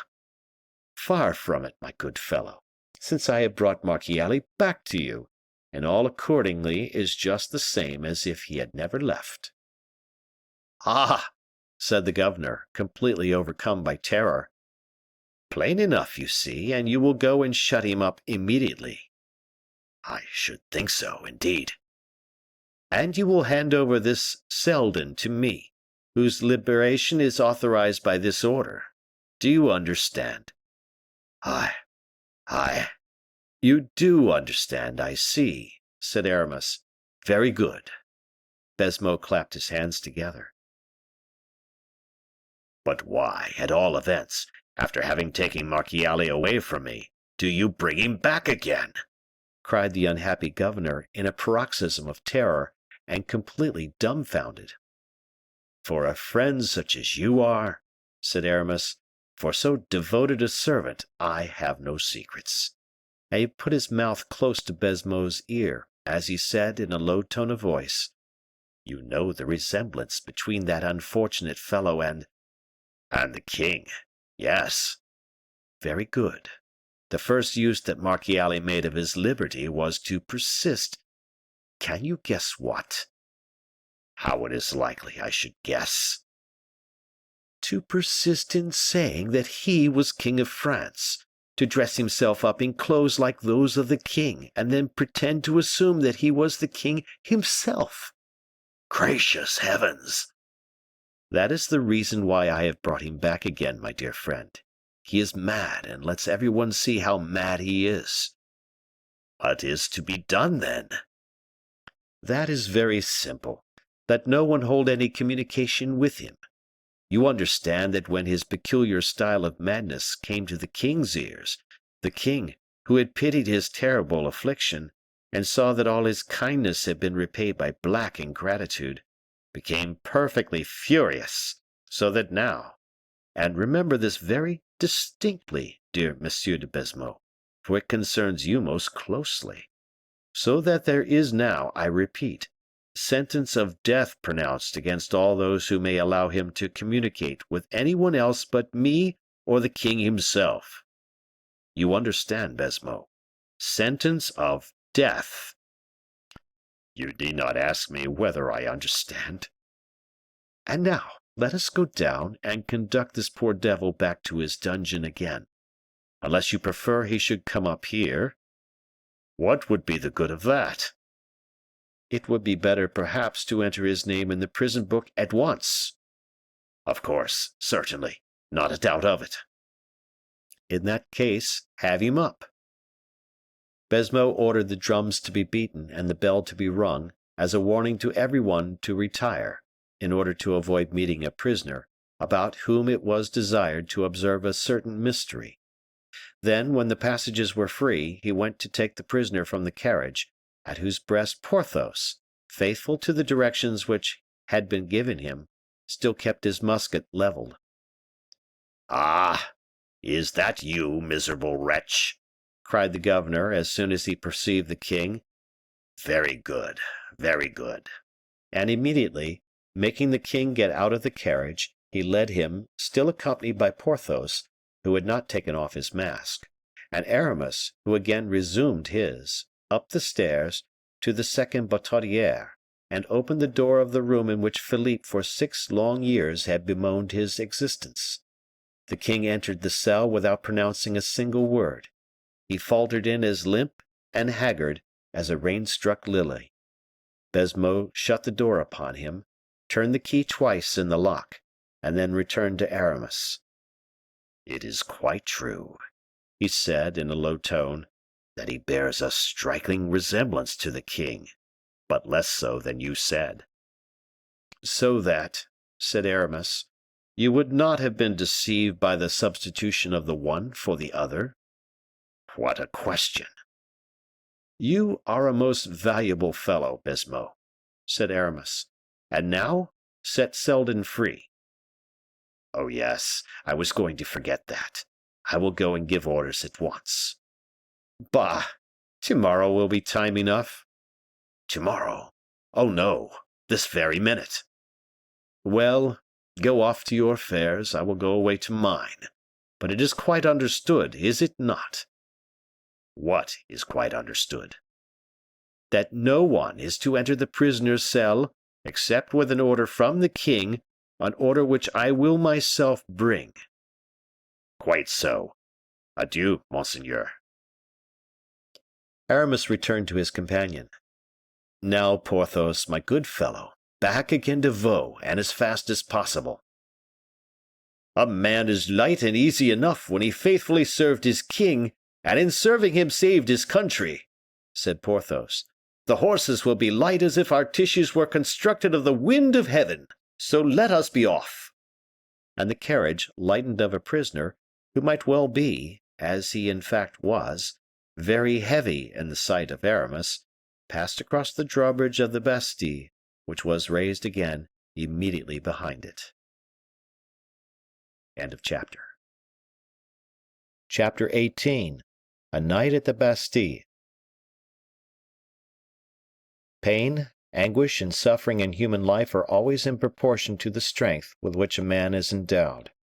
We will not pretend to say that Heaven always apportions to a man's capability of endurance the anguish with which he afflicts him, for that indeed would not be true, since Heaven permits the existence of death, which is sometimes the only refuge open to those who are too closely pressed, too bitterly afflicted, as far as the body is concerned. Suffering is in proportion to the strength which has been accorded. In other words, the weak suffer more, where the trial is the same, than the strong. And what are the elementary principles, you may ask, that compose human strength? Is it not, more than anything else, exercise, habit, experience? We shall not even take the trouble to demonstrate this, for it is an axiom in morals, as in physics. When the young king, stupefied and crushed in every sense and feeling, found himself led to a cell in the Bastille, he fancied death itself is but a sleep, that it too has its dreams as well, that the bed had broken through the flooring of his room at Vaux, that death had resulted from the occurrence, and that, still carrying out his dream, the king, Louis XIV., now no longer living, was dreaming one of those horrors, impossible to realize in life, which is termed dethronement, imprisonment, and insult towards a sovereign who formerly wielded unlimited power. To be present at, an actual witness, too, of this bitterness of death, to float indecisively in an incomprehensible mystery between resemblance and reality, to hear everything, to see everything, without interfering in a single detail of agonizing suffering, was, so the king thought within himself, a torture far more terrible, since it might last forever. Is this what is termed eternity? Hell? He murmured, at the moment the door was closed upon him, which we remember Baisemeaux had shut with his own hands. He did not even look round him, and in the room, leaning with his back against the wall, he allowed himself to be carried away by the terrible supposition that he was already dead, as he closed his eyes, in order to avoid looking upon something even worse still. "How can I have died?" he said to himself, sick with terror. "The bed might have been let down by some artificial means. But no, I do not remember to have felt a bruise, nor any shock either. Would they not rather have poisoned me at my meals, or with the fumes of wax, as they did my ancestress, Jeanne d'Albret?" Suddenly, the chill of the dungeons seemed to fall like a wet cloak upon Louis's shoulders. "I have seen," he said, "my father lying dead upon his funeral couch, in his regal robes. That pale face, so calm and worn, those hands, once so skillful, lying nerveless by his side, those limbs stiffened by the icy grasp of death, nothing there betokened a sleep that was disturbed by dreams. And yet, how numerous were the dreams which Heaven might have sent that royal corpse, him whom so many others had preceded, hurried away by him into eternal death. No, that king was still the king. He was enthroned still upon that funeral couch, as upon a velvet armchair. He had not abdicated one title of his majesty. God, who had not punished him, cannot, will not punish me, who have done nothing." A strange sound attracted the young man's attention. He looked round him, and saw on the mantel shelf, just below an enormous crucifix, coarsely painted in fresco on the wall, a rat of enormous size engaged in nibbling a piece of dry bread, but fixing all the time an intelligent and inquiring look upon the new occupant of the cell. The king could not resist a sudden impulse of fear and disgust. He moved back towards the door, uttering a loud cry, and as if he but needed this cry, which escaped from his breast almost unconsciously, to recognize himself, Louis knew that he was alive and in full possession of his natural senses. "A prisoner!" he cried. I, a prisoner!" He looked round him for a bell to summon someone to him. "There are no bells in the Bastille," he said, "and it is in the Bastille I am imprisoned. In what way can I have been made a prisoner? It must have been owing to a conspiracy of Monsieur Fouquet.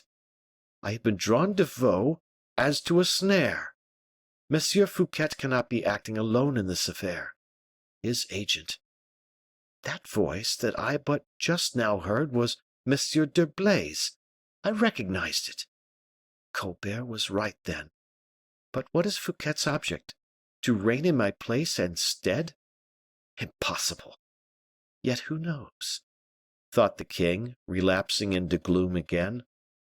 Perhaps my brother, the Duc d'Orleans, is doing that which my uncle wished to do during the whole of his life against my father. But the queen?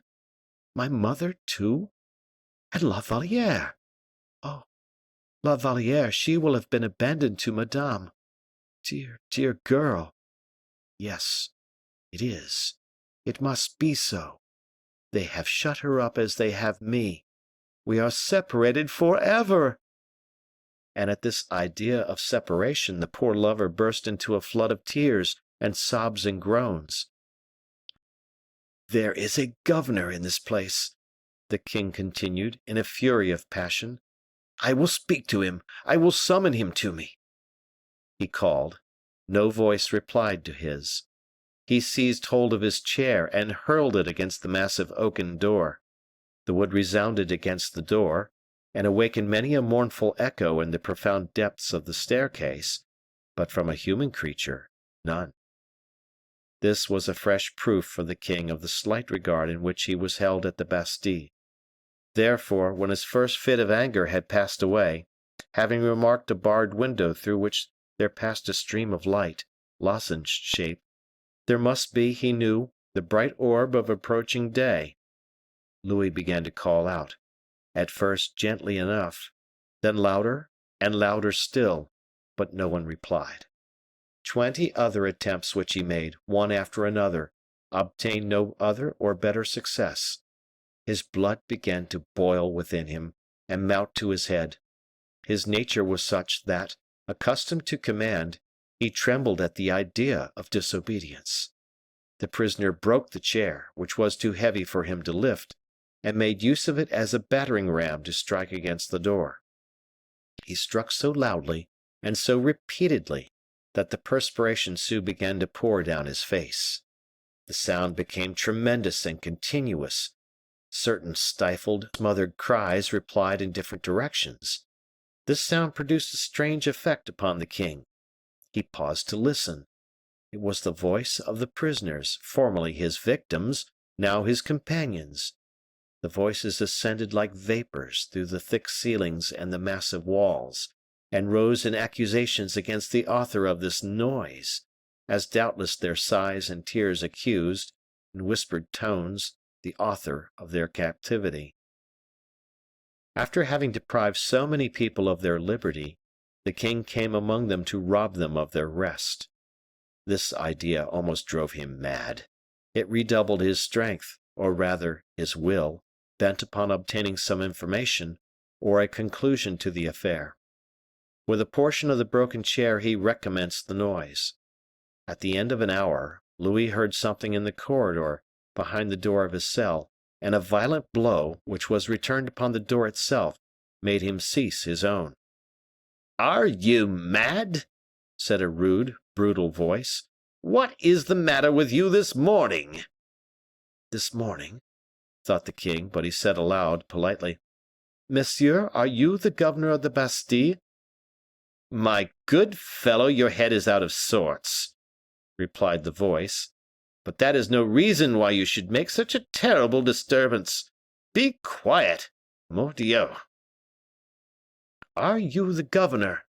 the king inquired again. He heard a door on the corridor close. The jailer had just left, not condescending to reply a single word.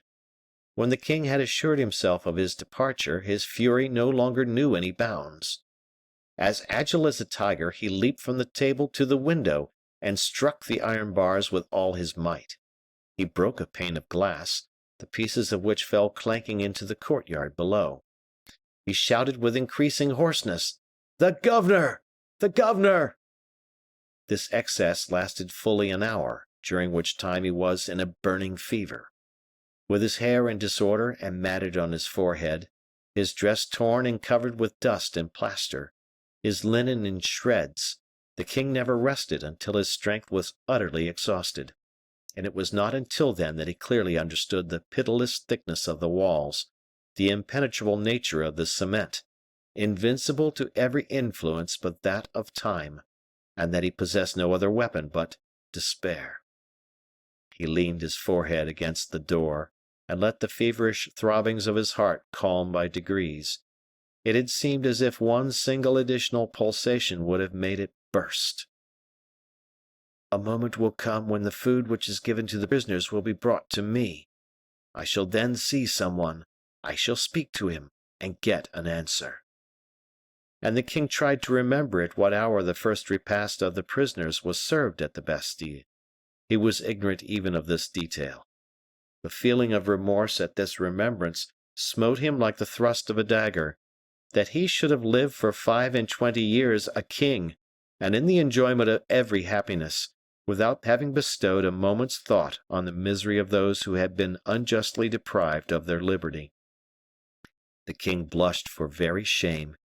He felt that Heaven, in permitting this fearful humiliation, did no more than render to the man the same torture as had been inflicted by that man upon so many others. Nothing could be more efficacious for reawakening his mind to religious influences than the prostration of his heart and mind and soul beneath the feeling of such acute wretchedness. But Louis dared not even kneel in prayer to God to entreat him to terminate his bitter trial. "Heaven is right," he said. "Heaven acts wisely. It would be cowardly to pray to Heaven for that which I have so often refused my own fellow creatures."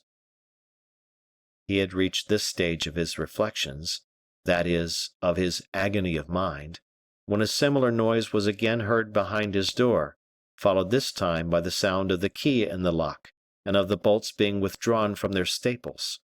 The king bounded forward to be nearer to the person who was about to enter, but suddenly reflecting that it was a movement unworthy of a sovereign, he paused, assumed a noble and calm expression, which for him was easy enough, and waited with his back turned towards the window, in order, to some extent, to conceal his agitation from the eyes of the person who was about to enter. It was only a jailer with a basket of provisions. The king looked at the man with restless anxiety, and waited until he spoke. "Ah," said the latter, "you have broken your chair. I said you had done so. Why, you have gone quite mad." "Monsieur," said the king, "be careful what you say. It will be a very serious affair for you." The jailer placed the basket on the table, and looked at his prisoner steadily. "What do you say?" he said. "Desire the governor to come to me," added the king, in accents full of calm and dignity. "Come, my boy," said the turnkey, "you have always been very quiet and reasonable, but you are getting vicious, it seems, and I wish you to know it in time. You have broken your chair, and made a great disturbance. That is an offense punishable by imprisonment in one of the lower dungeons. Promise me not to begin over again, and I will not say a word about it to the governor." "I wish to see the governor," replied the king, still governing his passions. "He will send you off to one of the dungeons, I tell you, so take care." "I insist upon it, do you hear?" Ah, your eyes are becoming wild again. Very good, I shall take away your knife." And the jailer did what he said, quitted the prisoner, and closed the door, leaving the king more astounded, more wretched, more isolated than ever. It was useless, though he tried it, to make the same noise again on his door, and equally useless that he threw the plates and dishes out of the window. Not a single sound was heard in recognition. 2 hours afterwards he could not be recognized as a king, a gentleman, a man, a human being. He might rather be called a madman, tearing the door with his nails, trying to tear up the floorings of his cell, and uttering such wild and fearful cries that the old Bastille seemed to tremble to its very foundations for having revolted against its master. As for the governor, the jailer did not even think of disturbing him. The turnkeys and the sentinels had reported the occurrence to him, but what was the good of it? Were not these madmen common enough in such a prison, and were not the walls still stronger?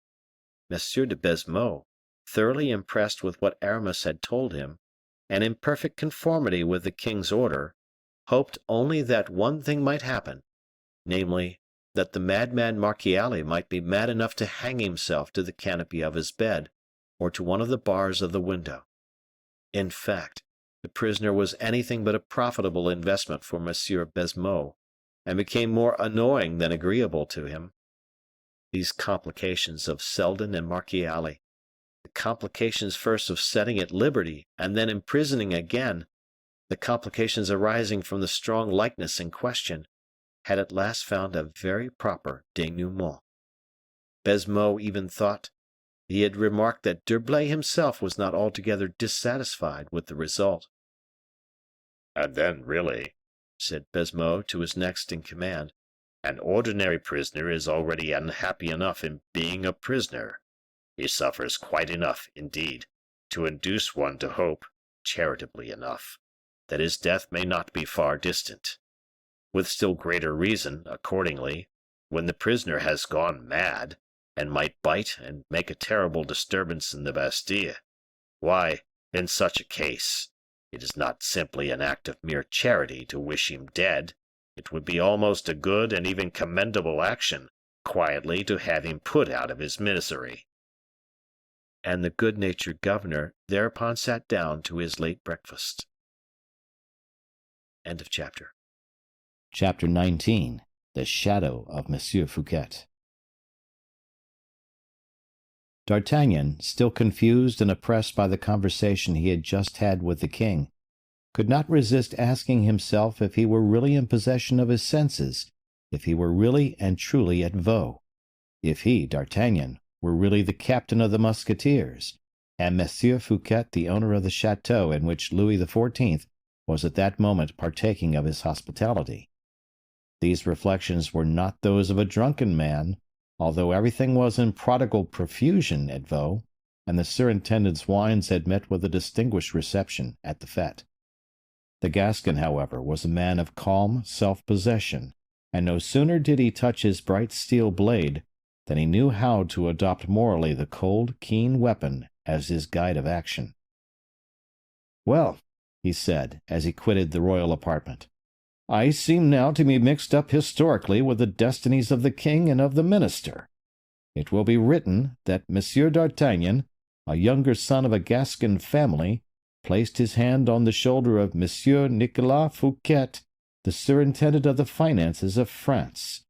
My descendants, if I have any, will flatter themselves with the distinction which this arrest will confer, just as the members of the de Luynes family have done with regard to the estates of the poor Maréchal d'Ancre.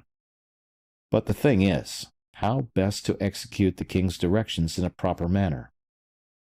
Any man would know how to say to Monsieur Fouquet, 'Your sword, monsieur,' but is not every one who would be able to take care of Monsieur Fouquet without others knowing anything about it. How am I to manage, then, so that Monsieur le Surintendant pass from the height of favor to the direst disgrace, that Vaux be turned into a dungeon for him, that after having been steeped to his lips, as it were, in all the perfumes and incense of Ahasuerus, he is transferred to the gallows of Haman, in other words, of Enguerrand de Marigny?" And at this reflection D'Artagnan's brow became clouded with perplexity. The Musketeer had certain scruples on the matter, it must be admitted. To deliver up to death, for not a doubt existed that Louis hated Fouquet mortally, the man who had just shown himself so delightful and charming a host in every way, was a real insult to one's conscience. "It almost seems," said D'Artagnan to himself, "that if I am not a poor, mean, miserable fellow, I should let Monsieur Fouquet know the opinion the king has about him. Yet, if I betray my master's secret, I shall be a false-hearted, treacherous knave, a traitor, too, a crime provided for and punishable by military laws, so much so, indeed, that 20 times, in former days when wars were rife, I have seen many a miserable fellow strung up to a tree for doing, in but a small degree, what my scruples counsel me to undertake upon a great scale now. No, I think that a man of true readiness of wit ought to get out of this difficulty with more skill than that. And now, let us admit that I do possess a little readiness of invention. It is not at all certain, though, for, after having for 40 years absorbed so large a quantity, I shall be lucky if there were to be a pistole's worth left." D'Artagnan buried his head in his hands, tore at his moustache in sheer vexation, and added, "What can be the reason of Monsieur Fouquet's disgrace? There seem to be 3 good ones. The first, because Monsieur Colbert doesn't like him. The second, because he wished to fall in love with Mademoiselle de la Vallière. And lastly, because the king likes Monsieur Colbert and loves Mademoiselle de la Vallière. Oh, he is lost. But shall I put my foot on his neck, I of all men, when he is falling a prey to the intrigues of a pack of women and clerks? For shame! If he be dangerous, I will lay him low enough. If, however, he be only persecuted, I will look on. I have come to such a decisive determination that neither king nor living man shall change my mind. If Athos were here, he would do as I have done. Therefore, instead of going, in cold blood, up to Monsieur Fouquet, and arresting him off-hand and shutting him up altogether, I will try and conduct myself like a man who understands what good manners are. People will talk about it, of course, but they shall talk well of it, I am determined." And D'Artagnan, drawing by a gesture peculiar to himself his shoulder-belt over his shoulder, went straight off to Monsieur Fouquet, who, after he had taken leave of his guests, was preparing to retire for the night and to sleep tranquilly after the triumphs of the day. The air was still perfumed, or infected, whichever way it may be considered, with the odors of the torches and the fireworks. The wax lights were dying away in their sockets. The flowers fell unfastened from the garlands. The groups of dancers and courtiers were separating in the salons. Surrounded by his friends, who complimented him and received his flattering remarks in return, the superintendent half closed his wearied eyes. He longed for rest and quiet. He sank upon the bed of laurels which had been heaped up for him for so many days past. It might almost have been said that he seemed bowed beneath the weight of the new debts which he had incurred for the purpose of giving the greatest possible honor to this fête. Fouquet had just retired to his room, still smiling, but more than half asleep. He could listen to nothing more. He could hardly keep his eyes open. His bed seemed to possess a fascinating and irresistible attraction for him. The god Morpheus, the presiding deity of the dome painted by Lebrun, had extended his influence over the adjoining rooms, and showered down his most sleep-inducing poppies upon the master of the house. Fouquet, almost entirely alone, was being assisted by his valet de chambre to undress, when Monsieur d'Artagnan appeared at the entrance of the room. D'Artagnan had never been able to succeed in making himself common at the court, and notwithstanding he was seen everywhere and on all occasions, he never failed to produce an effect wherever and whenever he made his appearance. Such is the happy privilege of certain natures, which in that respect resemble either thunder or lightning. Everyone recognizes them, but their appearance never fails to arouse surprise and astonishment, and whenever they occur, the impression is always left that the last was the most conspicuous or most important. "What, Monsieur d'Artagnan?" said Fouquet, who had already taken his right arm out of the sleeve of his doublet. "At your service," replied the Musketeer. "Come in, my dear Monsieur d'Artagnan." "Thank you." "Have you come to criticize the fête? You are ingenious enough in your criticisms, I know." "By no means." "Are not your men looked after properly?" "In every way." "You are not comfortably lodged, perhaps?" "Nothing could be better." "In that case, I have to thank you for being so amiably disposed, and I must not fail to express my obligations to you for all your flattering kindness." These words were as much as to say, "My dear D'Artagnan, pray go to bed, since you have a bed to lie down on, and let me do the same." D'Artagnan did not seem to understand it. "Are you going to bed already?" he said to the superintendent. "Yes. Have you anything to say to me?" "Nothing, monsieur, nothing at all. You sleep in this room, then?" "Yes, as you see." "You have given a most charming fête to the king." "Do you think so?" "Oh, beautiful!" "Is the king pleased?" "Enchanted." "Did he desire you to say as much to me?" "He would not choose so unworthy a messenger, monseigneur." "You do not do yourself justice, Monsieur d'Artagnan." "Is that your bed there?" "Yes, but why do you ask? Are you not satisfied with your own?" "May I speak frankly to you?" "Most assuredly." "Well, then, I am not." Fouquet started, and then replied, "Will you take my room, Monsieur d'Artagnan?" "What! Deprive you of it, monseigneur? Never." "What am I to do, then?" "Allow me to share yours with you." Fouquet looked at the Musketeer fixedly. "Ah, ah," he said, "you have just left the king." "I have, monseigneur." "And the king wishes you to pass the night in my room?" "Monseigneur, Very well, Monsieur d'Artagnan, very well. You are the master here.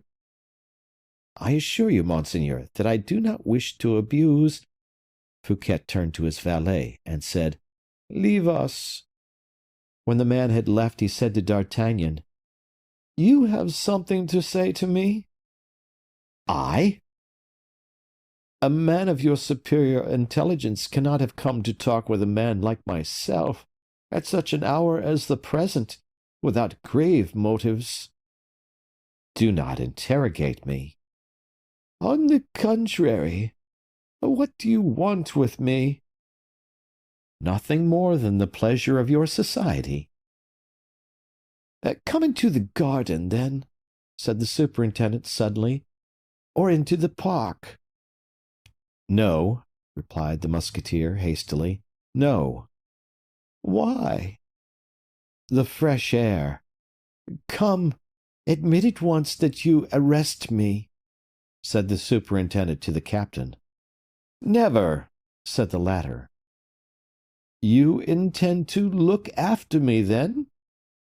Yes, monseigneur, I do, upon my honor. Upon your honor? Ah, that is quite another thing. So I am to be arrested in my own house. Do not say such a thing. On the contrary, I will proclaim it aloud. If you do so, I shall be compelled to request you to be silent. Very good. Violence towards me, and in my own house, too. We do not seem to understand one another at all. Stay a moment. There is a chessboard there. We will have a game, if you have no objections. Monsieur d'Artagnan, I am in disgrace, then? Not at all, but I am prohibited, I suppose, from withdrawing from your sight? I do not understand a word you are saying, monseigneur, and if you wish me to withdraw, tell me so. My dear Monsieur d'Artagnan, your mode of action is enough to drive me mad. I was almost sinking for want of sleep, but you have completely awakened me. I shall never forgive myself, I am sure, and if you wish to reconcile me with myself, why, go to sleep in your bed in my presence, and I shall be delighted. I am under surveillance, I see. I will leave the room if you say any such thing. You are beyond my comprehension. Good night, monseigneur, said D'Artagnan as he pretended to withdraw. Fouquet ran after him. I will not lie down, he said. Seriously, and since you refuse to treat me as a man, and since you finesse with me, I will try and set you at bay, as a hunter does a wild boar. Bah! cried D'Artagnan, pretending to smile. I shall order my horses and set off for Paris, said Fouquet, sounding the captain of the musketeers. If that be the case, monseigneur, it is very difficult. You will arrest me, then? No, but I shall go along with you. That is quite sufficient, Monsieur d'Artagnan, returned Fouquet coldly. It was not for nothing you acquired your reputation as a man of intelligence and resource, but with me all this is quite superfluous. Let us come to the point.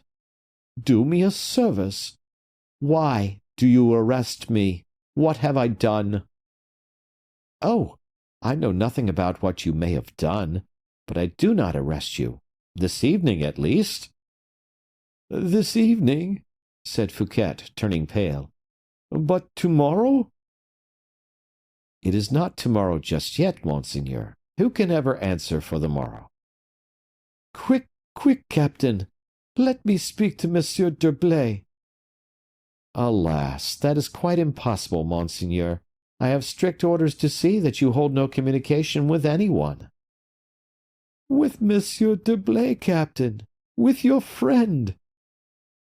Monseigneur, is Monsieur d'Herblay the only person with whom you ought to be prevented holding any communication? Fouquet colored, and then assuming an air of resignation, he said, You are right, monsieur. You have taught me a lesson I ought not to have evoked. A fallen man cannot assert his right to anything, even from those whose fortunes he may have made. For a still stronger reason, he cannot claim anything from those to whom he may never have had the happiness of doing a service. Monseigneur, it is perfectly true, Monsieur d'Artagnan.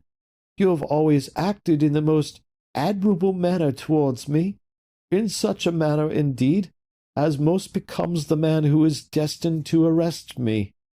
You, at least, have never asked me anything. Monsieur, replied the Gascon, touched by his eloquent and noble tone of grief, will you, I ask it as a favor, pledge me your word as a man of honor that you will not leave this room?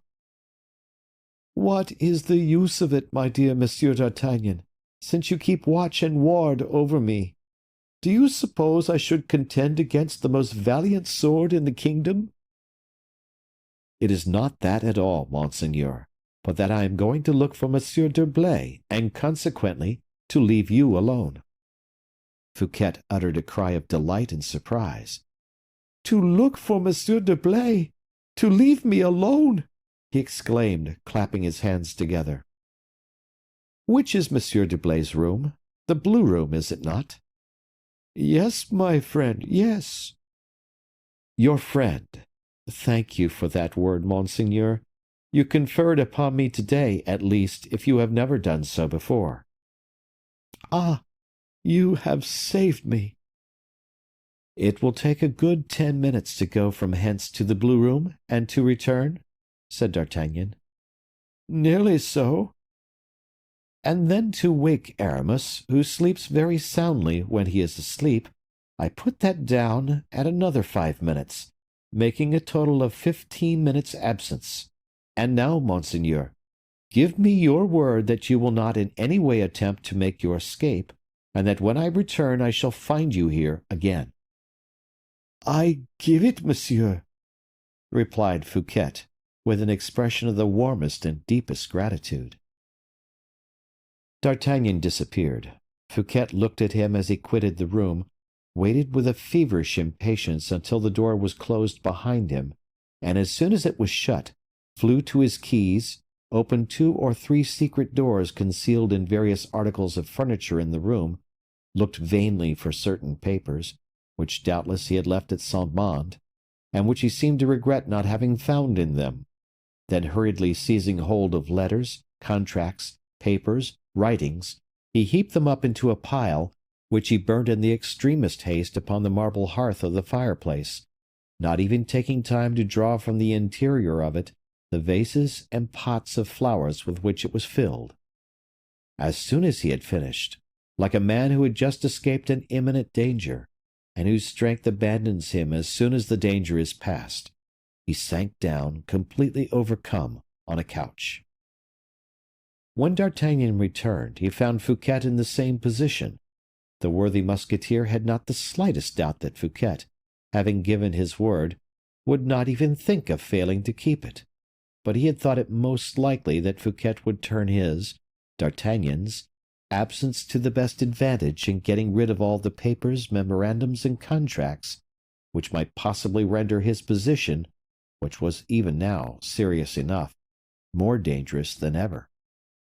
And so, lifting up his head like a dog who has regained the scent, he perceived an odor resembling smoke he had relied on finding in the atmosphere, and having found it, made a movement of his head in token of satisfaction. As D'Artagnan entered, Fouquet, on his side, raised his head, and not one of D'Artagnan's movements escaped him. And then the looks of the 2 men met, and they both saw that they had understood each other without exchanging a syllable. "Well?" asked Fouquet, the first to speak. "And Monsieur d'Herblay?" "Upon my word, monseigneur," replied D'Artagnan, "Monsieur d'Herblay must be desperately fond of walking out at night, and composing verses by moonlight in the park of Vaux, with some of your poets in all probability, or he is not in his own room." "What? Not in his own room?" cried Fouquet, whose last hope thus escaped him, for unless he could ascertain in what way the Bishop of Vannes could assist him, he perfectly well knew that he could expect assistance from no other quarter. Or, indeed, continued D'Artagnan, if he is in his own room, he has a very good reason for not answering. But surely you did not call him in such a manner that he could have heard you? You can hardly suppose, monseigneur, that having already exceeded my orders, which forbade me leaving you a single moment, you can hardly suppose, I say, that I should have been mad enough to rouse the whole house, and allow myself to be seen in the corridor of the Bishop of Vannes, in order that Monsieur Colbert might state with positive certainty that I gave you time to burn your papers. My papers? Of course. At least that is what I should have done in your place. When anyone opens the door for me, I always avail myself of it. Yes, yes, and I thank you, for I have availed myself of it. And you have done perfectly right. Every man has his own peculiar secrets with which others have nothing to do. But let us return to Aramis, monseigneur. Well, then, I tell you, you could not have called loud enough, or Aramis would have heard you. However softly anyone may call Aramis, monseigneur, Aramis always hears when he has an interest in hearing. I repeat what I said before. Aramis was not in his own room, or Aramis had certain reasons for not recognizing my voice, of which I am ignorant, and of which you may be even ignorant yourself, notwithstanding your liege man is His Greatness the Lord Bishop of Vannes. Fouquet drew a deep sigh, rose from his seat, took 3 or 4 turns in his room, and finished by seating himself, with an expression of extreme dejection, upon his magnificent bed with velvet hangings and costliest lace. D'Artagnan looked at Fouquet with feelings of the deepest and sincerest pity. "I have seen a good many men arrested in my life," said the Musketeer, sadly. "I have seen both Monsieur de Cinq-Mars and Monsieur de Chalais arrested, though I was very young then. I have seen Monsieur de Conde arrested with the princes. I have seen Monsieur de Retz arrested. I have seen Monsieur Broussel arrested. Stay a moment, monseigneur. It is disagreeable to have to say, but the very one of all those whom you most resemble at this moment was that poor fellow Broussel. You were very near doing as he did, putting your dinner napkin in your portfolio, and wiping your mouth with your papers. Mordioux! Monseigneur Fouquet, a man like you ought not to be dejected in this manner. Suppose your friends saw you." "Monsieur d'Artagnan," replied the surintendant with a smile full of gentleness, "you do not understand me. It is precisely because my friends are not looking on that I am as you see me now. I do not live, exist even, isolated from others. I am nothing when left to myself. Understand that throughout my whole life I have passed every moment of my time in making friends, whom I hoped to render my stay and support. In times of prosperity, all these cheerful, happy voices, rendered so through and by my means, formed in my honor a concert of praise and kindly actions. In the least disfavor, these humbler voices accompanied in harmonious accents the murmur of my own heart. Isolation I have never yet known.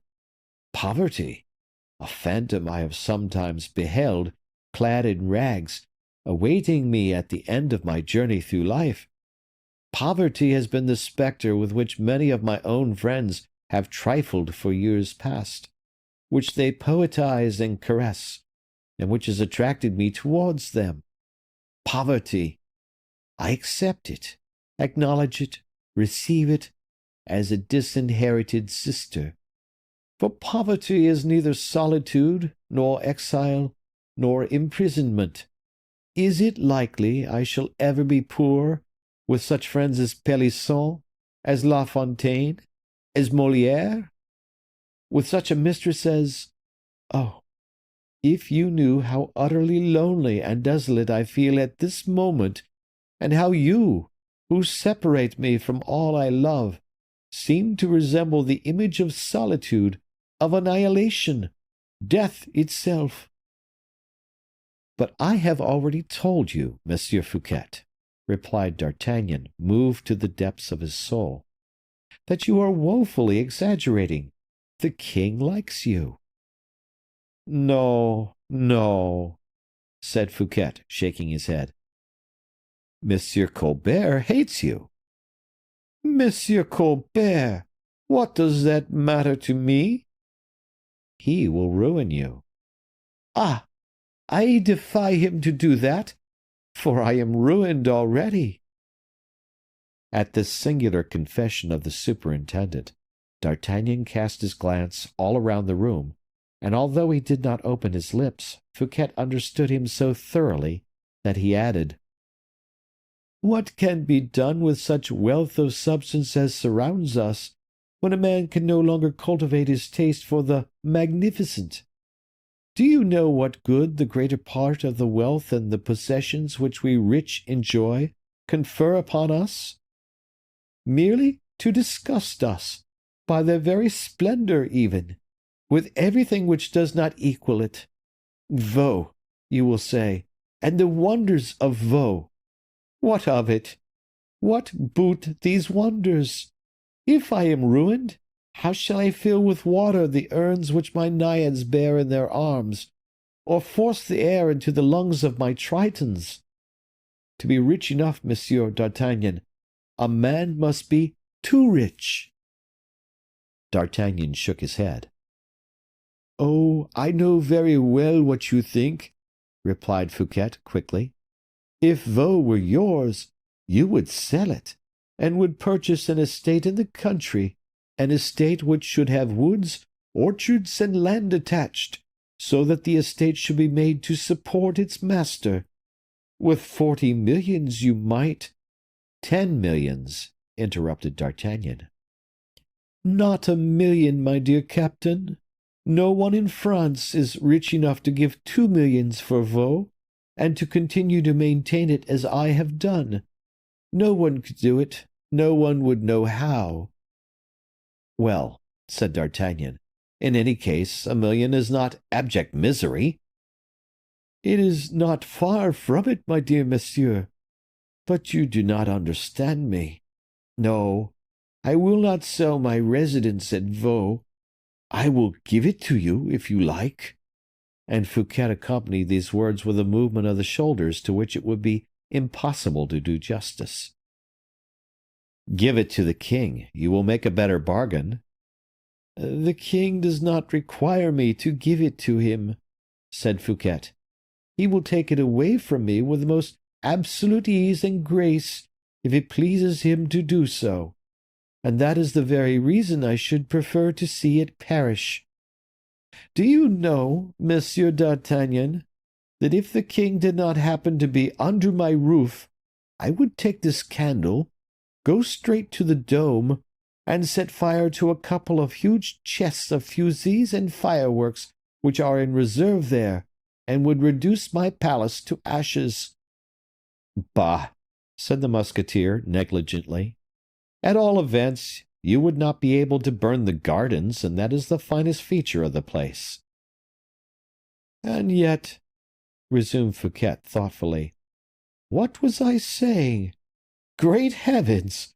Burn Vaux! Destroy my palace! But Vaux is not mine.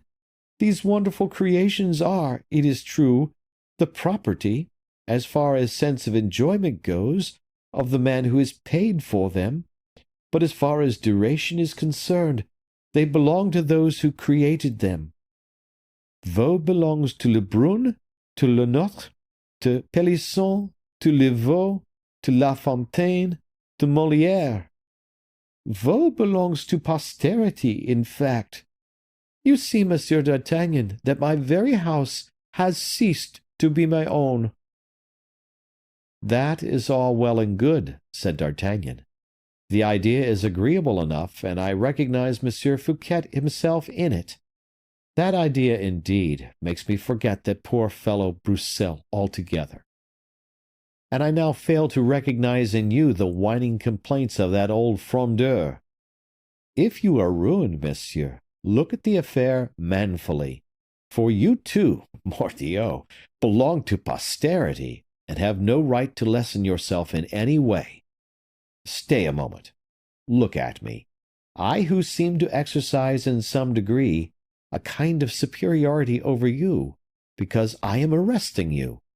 Fate, which distributes their different parts to the comedians of this world, accorded me a less agreeable and less advantageous part to fill than yours has been. I am one of those who think that the parts which kings and powerful nobles are called upon to act are infinitely of more worth than the parts of beggars or lackeys. It is far better on the stage. On the stage, I mean, of another theatre than the theatre of this world.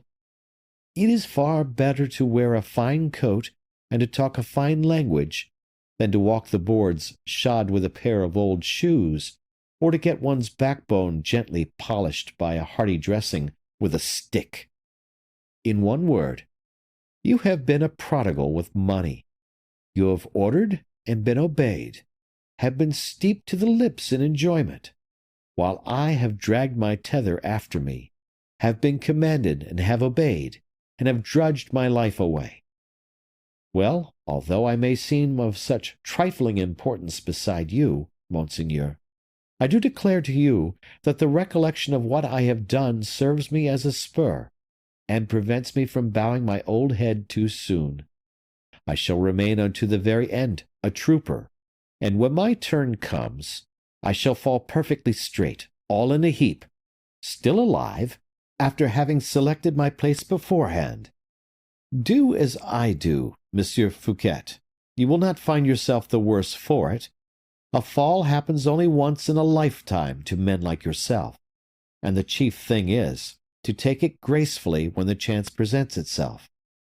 There is a Latin proverb, the words have escaped me, but I remember the sense of it very well, for I have thought over it more than once, which says, "The end crowns the work." Fouquet rose from his seat, passed his arm around D'Artagnan's neck, and clasped him in a close embrace, whilst with the other hand he pressed his hand. "An excellent homily," he said, after a moment's pause. "A soldier's, monseigneur." "You have a regard for me in telling me all that." "Perhaps." Fouquet resumed his pensive attitude once more, and then, a moment after, he said, "Where can Monsieur d'Herblay be? I dare not ask you to send for him." "You would not ask me because I would not do it, Monsieur Fouquet. People would learn it, and Aramis, who is not mixed up with the affair, might possibly be compromised and included in your disgrace." "I will wait here till daylight," said Fouquet. "Yes, that is best." "What shall we do when daylight comes?" "I know nothing at all about it, monseigneur." "Monsieur d'Artagnan, will you do me a favor?" "Most willingly." "You guard me, I remain. You are acting in the full discharge of your duty, I suppose?" "Certainly." "Very good, then. Remain as close to me as my shadow, if you like, and I infinitely prefer such a shadow to any one else." D'Artagnan bowed to the compliment. "But forget that you are Monsieur d'Artagnan, captain of the Musketeers. Forget that I am Monsieur Fouquet, surintendant of the finances, and let us talk about my affairs." "That is rather a delicate subject." "Indeed?" "Yes, but for your sake, Monsieur Fouquet, I will do what may almost be regarded as an impossibility." "Thank you. What did the king say to you?" "Nothing." "Ah, is that the way you talk?" "The deuce!" What do you think of my situation? I do not know. However, unless you have some ill feeling against me. Your position is a difficult one. In what respect? Because you are under your own roof. However difficult it may be, I understand it very well. Do you suppose that, with anyone else but yourself, I should have shown so much frankness? What? So much frankness, do you say? You, who refuse to tell me the slightest thing? At all events, then, so much ceremony and consideration. Ah, I have nothing to say in that respect. One moment, monseigneur. Let me tell you how I should have behaved towards anyone but yourself. It might be that I happened to arrive at your door just as your guests or your friends had left you, or if they had not gone yet, I should wait until they were leaving, and should then catch them one after the other, like rabbits. I should lock them up quietly enough. I should steal softly along the carpet of your corridor, and with one hand upon you, before you suspected the slightest thing amiss, I should keep you safely until my master's breakfast in the morning. In this way, I should just the same have avoided all publicity, all disturbance, all opposition, but there would also have been no warning for Monsieur Fouquet, no consideration for his feelings, none of those delicate concessions which are shown by persons who are essentially courteous in their natures, whenever the decisive moment may arrive. Are you satisfied with the plan? It makes me shudder. I thought you would not like it. It would have been very disagreeable to have made my appearance tomorrow without any preparation, and to have asked you to deliver up your sword. Oh, monsieur, I should have died of shame and anger. Your gratitude is too eloquently expressed. I have not done enough to deserve it, I assure you. Most certainly, monsieur. You will never get me to believe that.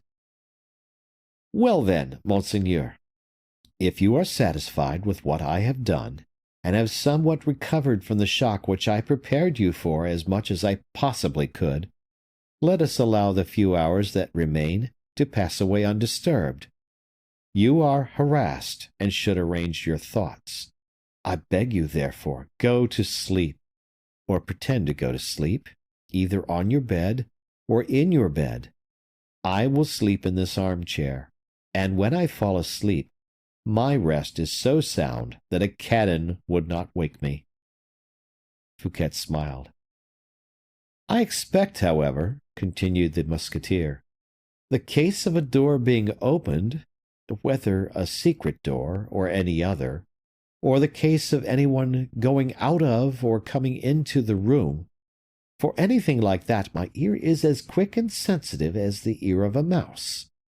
Creaking noises make me start. It arises, I suppose, from a natural antipathy to anything of the kind. Move about as much as you like. Walk up and down in any part of the room. Write, efface, destroy, burn. Nothing like that will prevent me from going to sleep, or even prevent me from snoring. But do not touch either the key or the handle of the door, for I should start up in a moment, and that would shake my nerves and make me ill. Monsieur d'Artagnan, said Fouquet, you are certainly the most witty and the most courteous man I ever met with, and you will leave me only one regret, that of having made your acquaintance so late. D'Artagnan drew a deep sigh, which seemed to say, Alas, you have perhaps made it too soon. He then settled himself in his armchair, while Fouquet, half lying on his bed and leaning on his arm, was meditating on his misadventures. In this way, both of them, leaving the candles burning, awaited the first dawn of the day. And when Fouquet happened to sigh too loudly, D'Artagnan only snored the louder. Not a single visit, not even from Aramis, disturbed their quietude. Not a sound even was heard throughout the whole vast palace. Outside, however, the guards of honor on duty and the patrol of musketeers paced up and down, and the sound of their feet could be heard on the gravel walks. It seemed to act as an additional soporific for the sleepers, while the murmuring of the wind through the trees and the unceasing music of the fountains whose waters tumbled in the basin still went on uninterruptedly, without being disturbed at the slight noises and items of little moment that constitute the life and death of human nature. End of chapter. Chapter 20. The Morning.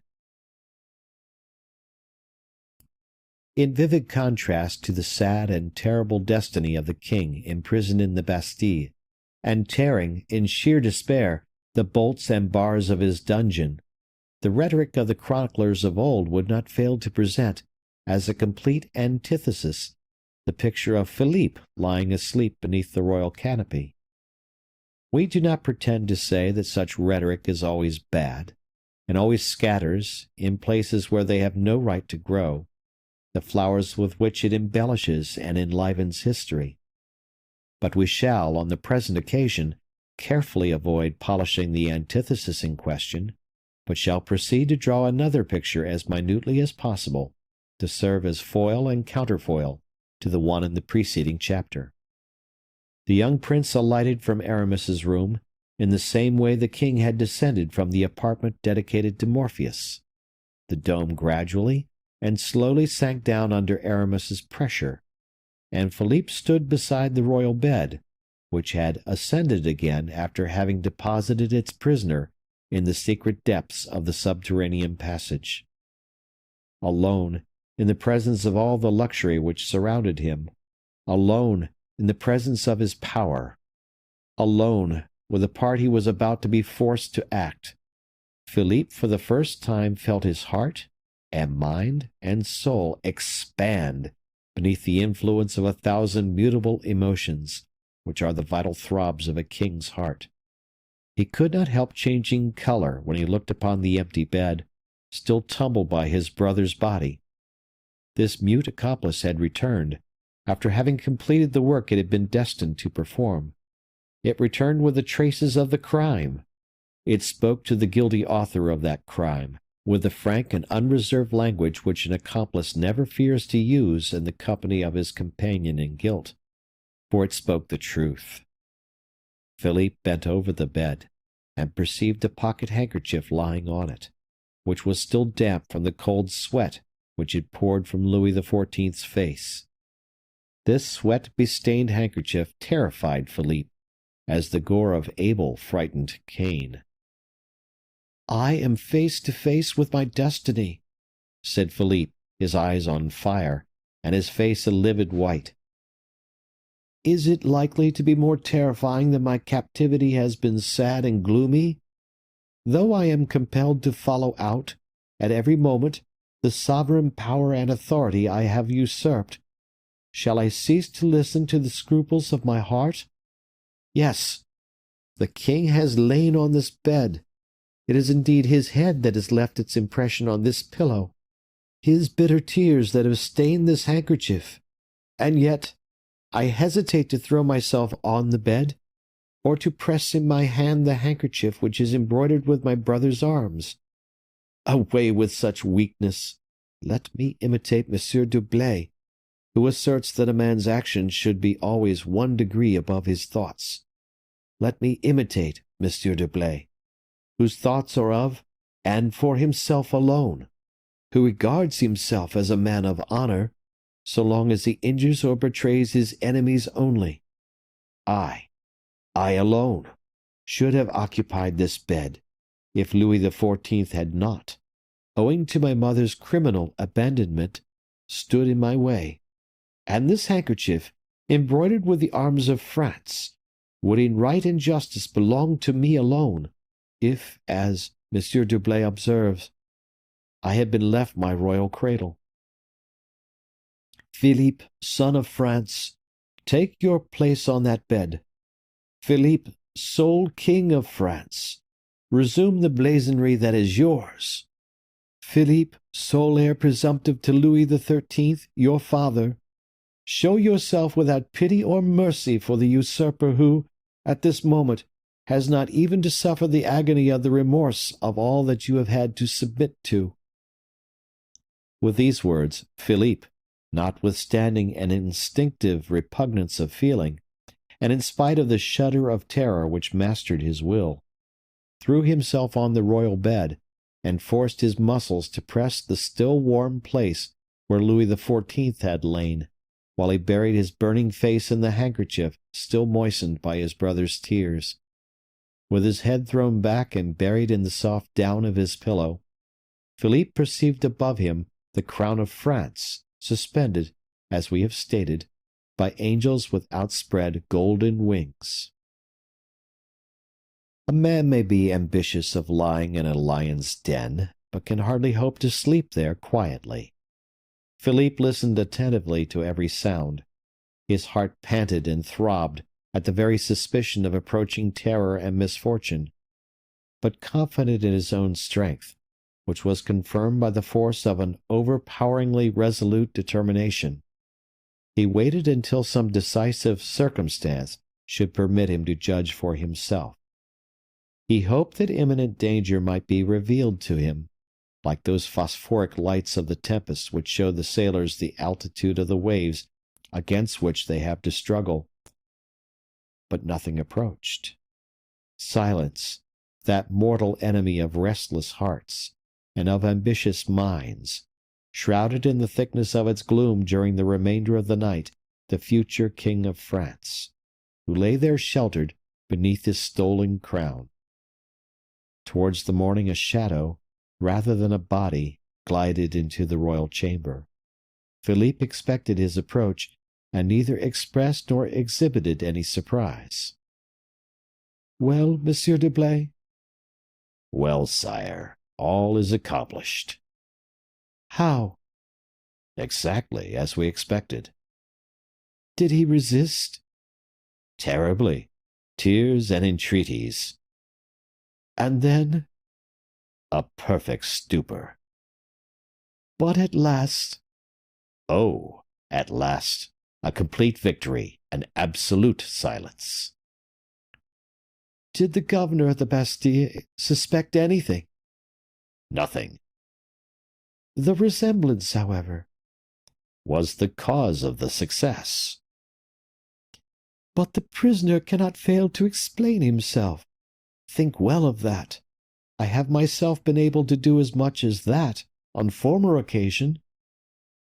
"I have already provided for every chance. In a few days, sooner if necessary, we will take the captive out of his prison, and will send him out of the country to a place of exile so remote." "People can return from their exile, Monsieur d'Herblay." "To a place of exile so distant, I was going to say, that human strength and the duration of human life would not be enough for his return." Once more a cold look of intelligence passed between Aramis and the young king. "And Monsieur de Vallon?" asked Philippe in order to change the conversation. "He will be presented to you today, and confidentially will congratulate you on the danger which that conspirator has made you run." "What is to be done with him?" "With Monsieur de Vallon?" "Yes, confer a dukedom on him, I suppose." "A dukedom," replied Aramis, smiling in a significant manner. "Why do you laugh, Monsieur d'Herblay?" "I laugh at the extreme caution of your idea." "Cautious? Why so?" "Your Majesty is doubtless afraid that poor Porthos may possibly become a troublesome witness, and you wish to get rid of him." "What, in making him a duke?" "Certainly. You would assuredly kill him, for he would die from joy, and the secret would die with him." "Good heavens!" "Yes," said Aramis phlegmatically, "I should lose a very good friend." At this moment, and in the middle of this idle conversation, under the light tone of which the two conspirators concealed their joy and pride at their mutual success, Aramis heard something which made him prick up his ears. "What is that?" said Philippe. "The dawn, sire." "Well?" "Well, before you retired to bed last night, you probably decided to do something this morning at break of day." "Yes, I told my captain of the Musketeers," replied the young man hurriedly, "that I should expect him." "If you told him that, he will certainly be here, for he is a most punctual man." "I hear a step in the vestibule." "It must be he."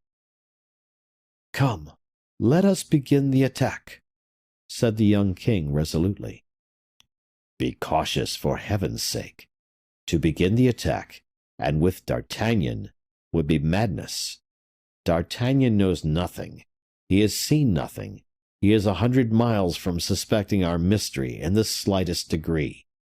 But if he comes into this room the first this morning, he will be sure to detect something of what has taken place, and which he would imagine it his business to occupy himself about.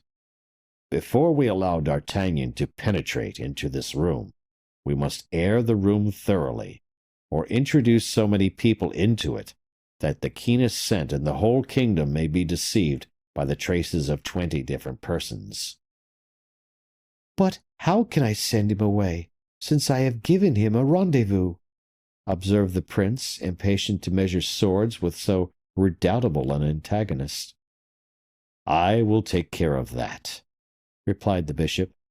"And in order to begin, I am going to strike a blow which will completely stupefy our man." "He too is striking a blow, for I hear him at the door," added the prince hurriedly. And in fact, a knock at the door was heard at that moment. Aramis was not mistaken, for it was indeed D'Artagnan who adopted that mode of announcing himself.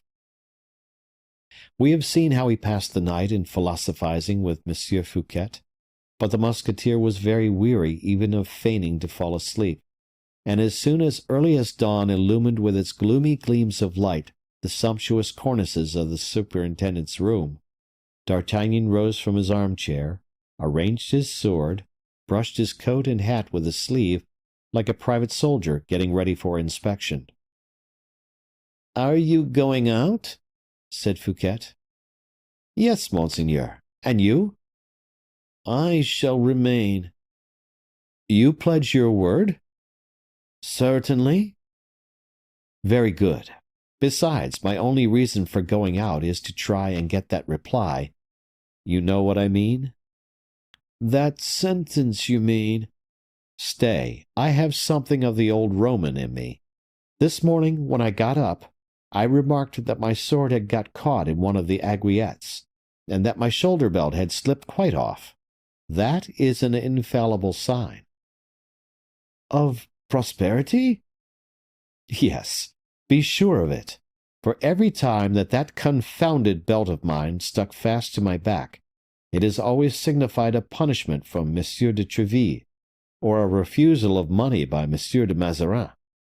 Every time my sword hung fast to my shoulder belt, it always predicted some disagreeable commission or another for me to execute, and I have had showers of them all my life through.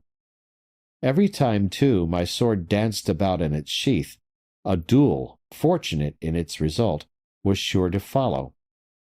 Whenever it dangled about the calves of my legs, it signified a slight wound. Every time it fell completely out of the scabbard, I was booked, and made up my mind that I should have to remain on the field of battle, with 2 or 3 months under surgical bandages into the bargain.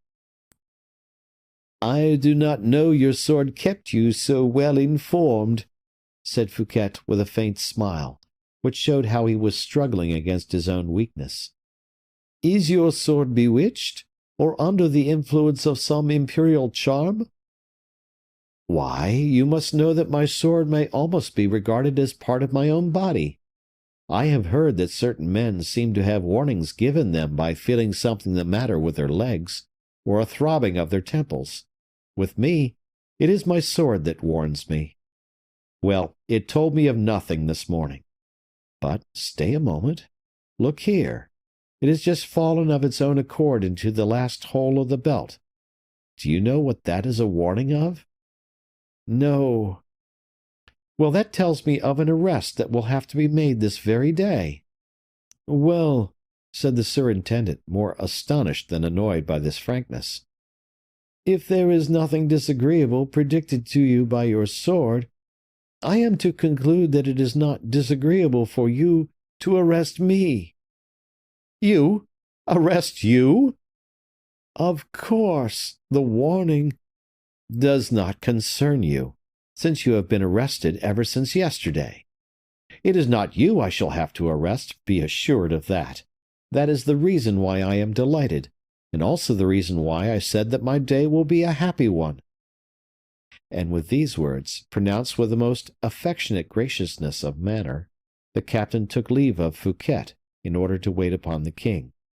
He was on the point of leaving the room when Fouquet said to him, "One last mark of kindness."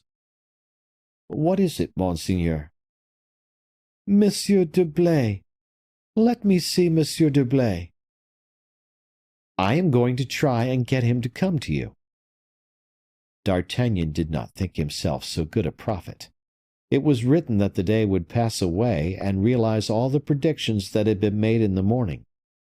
He had accordingly knocked, as we have seen, at the king's door. The door opened. The captain thought it was the king who had just opened it himself, and this supposition was not altogether inadmissible, considering the state of agitation in which he had left Louis XIV the previous evening. But instead of his royal master, whom he was on the point of saluting with the greatest respect, he perceived the long, calm features of Aramis.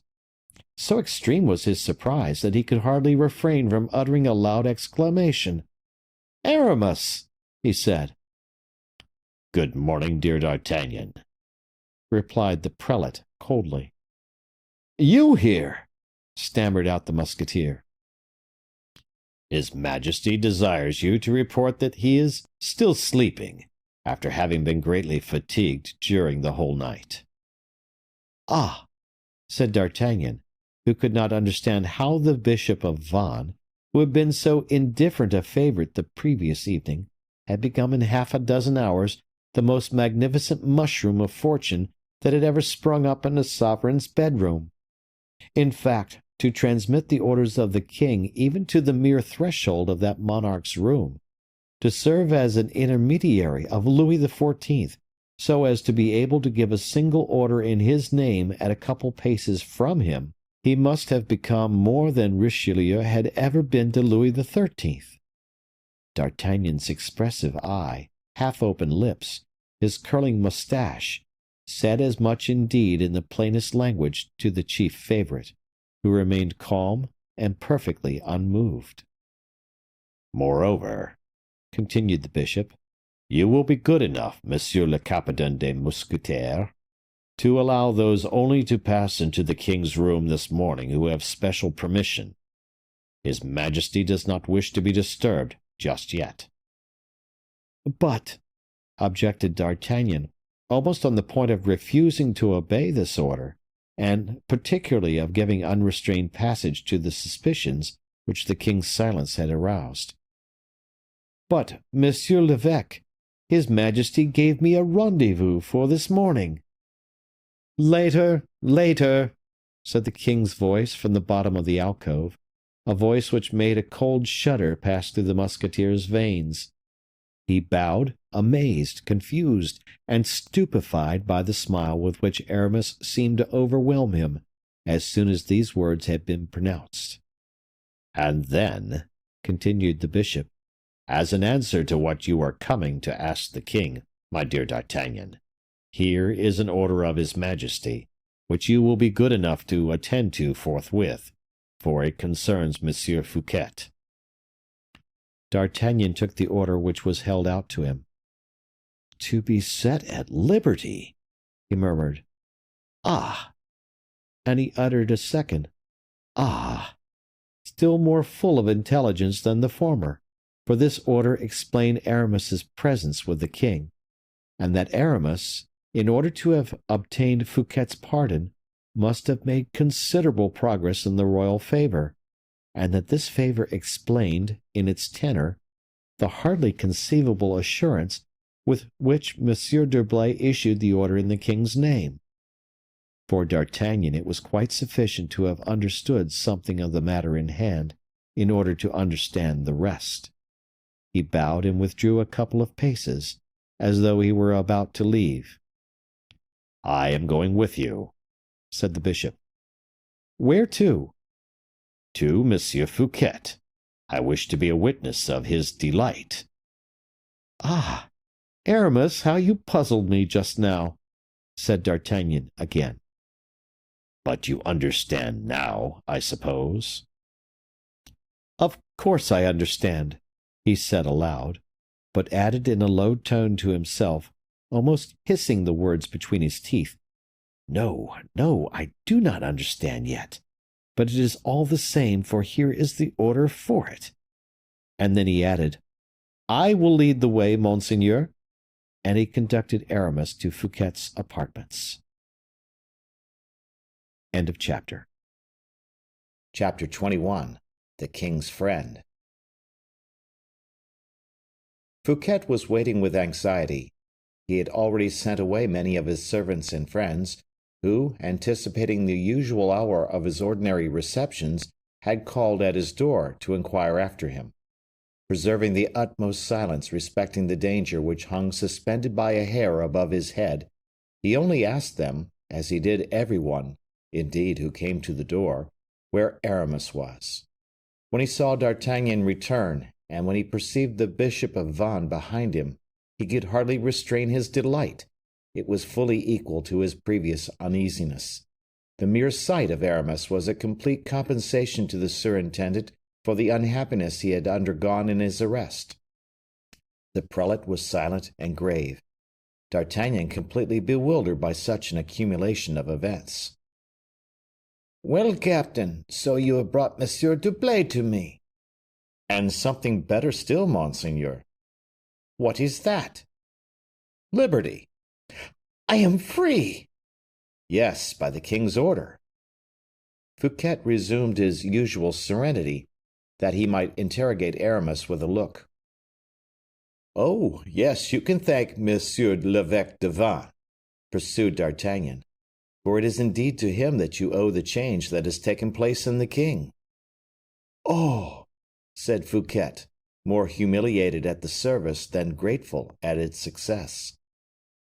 "But you," continued D'Artagnan, addressing Aramis, "you, who have become Monsieur Fouquet's protector and patron, can you not do something for me?"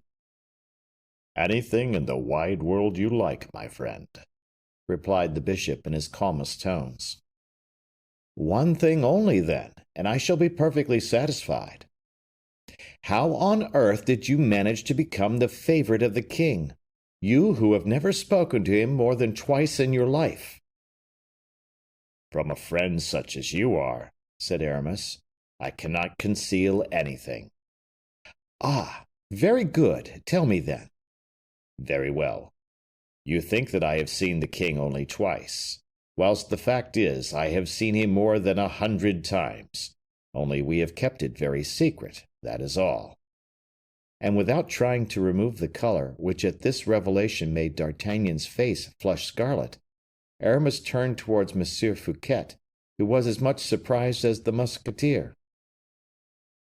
"Monseigneur," he resumed, "the king desires me to inform you that he is more than ever your friend, and that your beautiful fete, so generously offered by you on his behalf, has touched him to the very heart."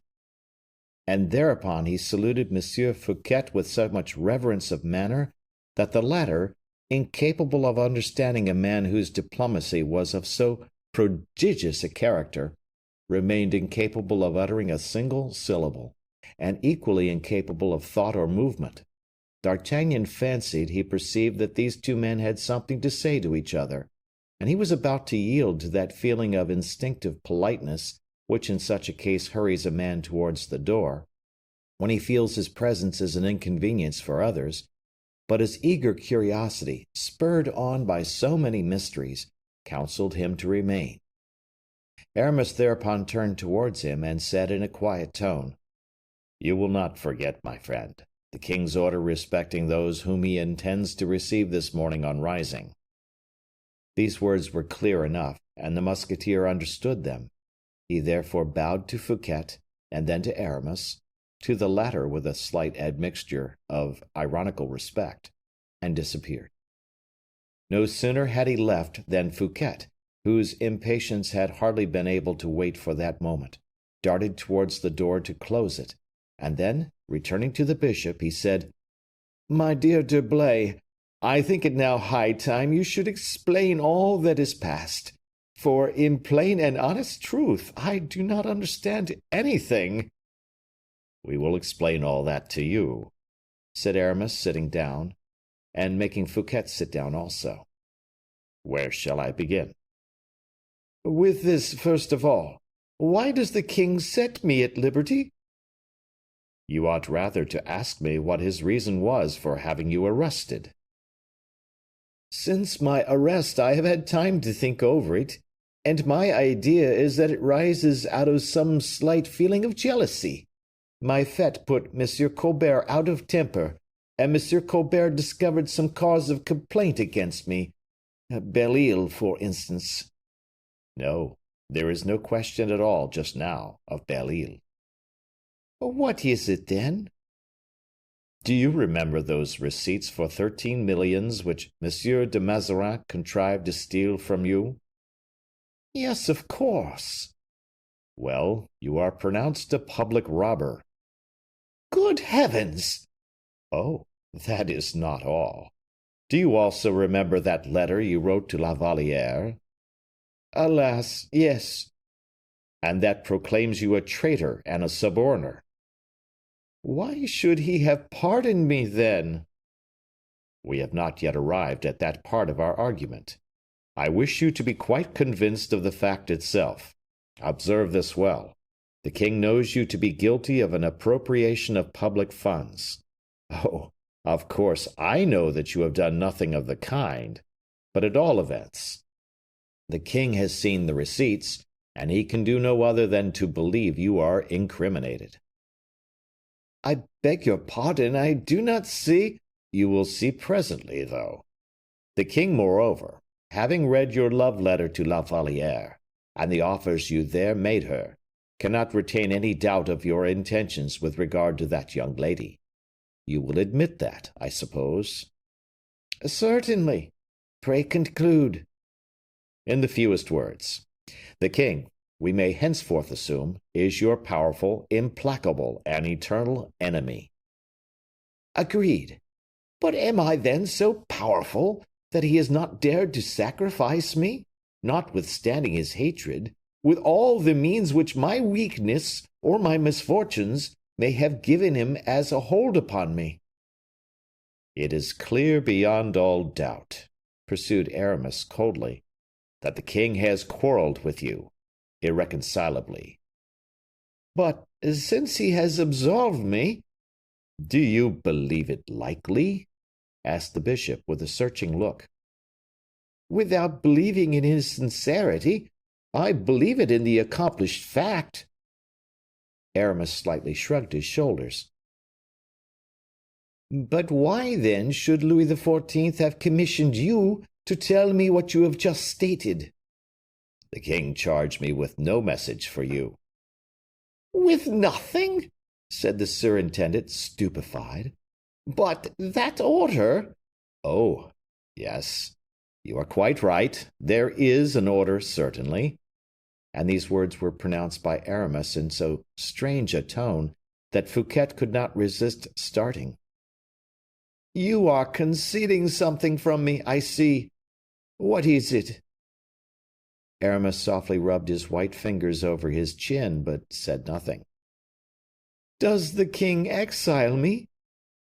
"Do not act as if you were playing at the games children play at when they have to try and guess where a thing has been hidden, and are informed by a bell being rung when they are approaching near to it or going away from it. Speak, then. Guess. You alarm me. Bah, that is because you have not guessed, then. What did the king say to you? In the name of our friendship, do not deceive me. The king has not said one word to me. You are killing me with impatience, D'Herblay. Am I still superintendent? As long as you like. But what extraordinary empire have you suddenly acquired over his Majesty's mind? Ah, that's the point. He does your bidding? I believe so. It is hardly credible. So anyone would say. D'Herblay, by our alliance, by our friendship, by everything you hold dearest in the world, speak openly, I implore you. By what means have you succeeded in overcoming Louis XIV's prejudices? For he did not like you, I am certain. The king will like me now, said Aramis, laying stress upon the last word. You have something particular, then, between you? Yes. A secret, perhaps. A secret? A secret of such a nature as to change his Majesty's interests? You are indeed a man of superior intelligence, monseigneur, and have made a particularly accurate guess. I have, in fact, discovered a secret of a nature to change the interests of the King of France. Ah, said Fouquet, with the reserve of a man who does not wish to ask any more questions. And you shall judge of it yourself, pursued Aramis, and you shall tell me if I am mistaken with regard to the importance of this secret. I am listening, since you are good enough to unbosom yourself to me. Only do not forget that I have asked you about nothing which it may be indiscreet in you to communicate. Aramis seemed for a moment as if he were collecting himself. Do not speak, said Fouquet. There is still time enough. Do you remember, said the bishop, casting down his eyes, the birth of Louis XIV? As if it were yesterday. Have you ever heard anything particular respecting his birth? Nothing, except that the king was not really the son of Louis XIII. That does not matter to us or the kingdom either. He is the son of his father, says the French law, whose father is recognized by law. True, but it is a grave matter when the quality of races is called into question. A mere secondary question, after all. So that, in fact, you have never learned or heard anything in particular? Nothing. That is where my secret begins. The queen, you must know, instead of being delivered of a son, was delivered of twins. Fouquet looked up suddenly as he replied, And the second is dead. You will see. These twins seemed likely to be regarded as the pride of their mother and the hope of France, but the weak nature of the king, his superstitious feelings, made him apprehend a series of conflicts between two children whose rights were equal. So he put out of the way, he suppressed one of the twins. Suppressed, did you say? Have patience. Both the children grew up, the one on the throne, whose minister you are, the other, who is my friend, in gloom and isolation. Good heavens! What are you saying, Monsieur d'Herblay? And what is this poor prince doing? Ask me rather, what has he done? Yes, yes. He was brought up in the country and then thrown into a fortress which goes by the name of the Bastille. Is it possible? Cried the superintendent, clasping his hands. The one was the most fortunate of men, the other the most unhappy and miserable of all living beings. Does his mother not know this? Anne of Austria knows it all. And the king? Knows absolutely nothing. So much the better, said Fouquet. This remark seemed to make a great impression on Aramis. He looked at Fouquet with the most anxious expression of countenance. I beg your pardon, I interrupted you, said Fouquet. I was saying, resumed Aramis, that this poor prince was the unhappiest of human beings when heaven, whose thoughts are over all his creatures, undertook to come to his assistance. Oh, in what way? Tell me. You will see. The reigning king, I say the reigning king, you can guess very well why? No, why? Because both of them, being legitimate princes, ought to have been kings. Is not that your opinion? It is, certainly. Unreservedly? Most unreservedly. Twins are one person in two bodies. I am pleased that a legist of your learning and authority should have pronounced such an opinion. It is agreed, then, that each of them possessed equal rights, is it not? Incontestably. But gracious heavens, what an extraordinary circumstance! We are not at the end of it yet. Patience. Oh, I shall find patience enough. Heaven wished to raise up for that oppressed child an avenger, or a supporter, or vindicator, if you prefer it.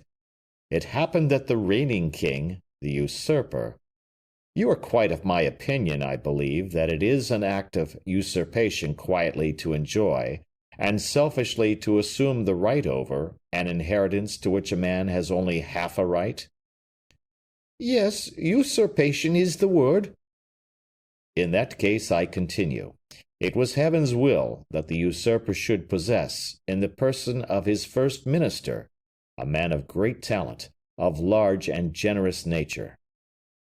Well, well, said Fouquet, I understand you. You have relied upon me to repair the wrong which has been done to this unhappy brother of Louis XIV. You have thought well. I will help you. I thank you, D'Herblay. I thank you. Oh, no, it is not that at all. You have not allowed me to finish, said Aramis, perfectly unmoved. I will not say another word, then. Monsieur Fouquet, I was observing, the minister of the reigning sovereign, was suddenly taken into the greatest aversion, and menaced with the ruin of his fortune, loss of liberty, loss of life even, by intrigue and personal hatred, to which the king gave too readily an attentive ear. But heaven permits. Still, however, out of consideration for the unhappy prince who had been sacrificed, that Monsieur Fouquet should in his turn have a devoted friend who knew this state secret, and felt that he possessed strength and courage enough to divulge this secret, after having had the strength to carry it locked up in his own heart for 20 years. Go no farther, said Fouquet, full of generous feelings. I understand you, and can guess everything now. You went to see the king when the intelligence of my arrest reached you. You implored him. He refused to listen to you.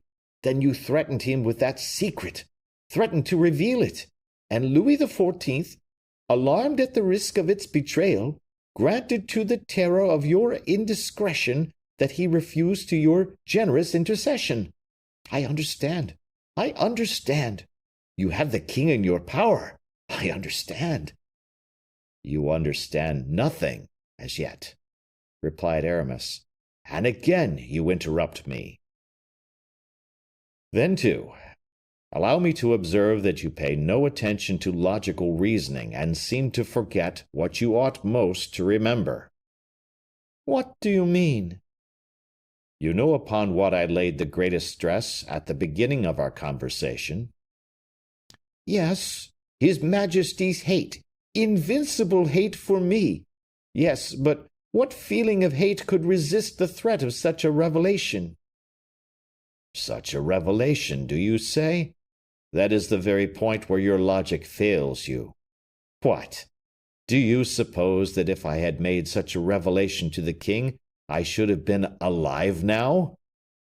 It is not 10 minutes ago that you were with the king.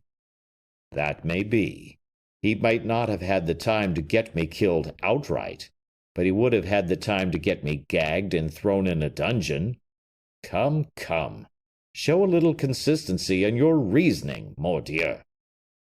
And by the mere use of this word, which was so thoroughly his old musketeer's expression, forgotten by one who never seemed to forget anything, Fouquet could not but understand to what a pitch of exaltation the calm, impenetrable Bishop of Vannes had wrought himself. He shuddered. And then, replied the latter, after having mastered his feelings, should I be the man I really am, should I be the true friend you believe me, if I were to expose you, whom the king already hates so bitterly, to a feeling more than ever to be dreaded in that young man? To have robbed him is nothing. To have addressed the woman he loves is not much. But to hold in your keeping both his crown and his honor, why, he would pluck out your heart with his own hands. You have not allowed him to penetrate your secret, then? I would sooner, far sooner, have swallowed at one draught all the poisons that Mithridates drank in 20 years, in order to try and avoid death, than have betrayed my secret to the king.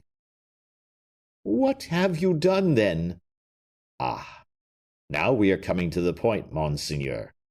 I think I shall not fail to excite in you a little interest. You are listening, I hope. How can you ask me if I am listening? Go on. Aramis walked softly all around the room, satisfied himself that they were alone, and that all was silent, and then returned and placed himself close to the armchair in which Fouquet was seated, awaiting with the deepest anxiety the revelation he had to make. I forgot to tell you, resumed Aramis, addressing himself to Fouquet, who listened to him with the most absorbed attention. I forgot to mention a most remarkable circumstance respecting these twins, namely, that God had formed them so startlingly, so miraculously like each other, that it would be utterly impossible to distinguish the one from the other. Their own mother would not be able to distinguish them. Is it possible? Exclaimed Fouquet. The same noble character in their features, the same carriage, the same stature, the same voice. But their thoughts, degree of intelligence, their knowledge of human life? There is inequality there, I admit, monseigneur. Yes, for the prisoner of the Bastille is, most incontestably, superior in every way to his brother. And if from his prison this unhappy victim were to pass to the throne, France would not, from the earliest period of its history, perhaps, have had a master more powerful in genius and nobility of character. Fouquet buried his face in his hands, as if he were overwhelmed by the weight of this immense secret. Aramis approached him. There is a further inequality, he said, continuing his work of temptation, an inequality which concerns yourself, monseigneur, between the twins, both sons of Louis XIII, namely, the last comer does not know Monsieur Colbert. Fouquet raised his head immediately. His features were pale and distorted.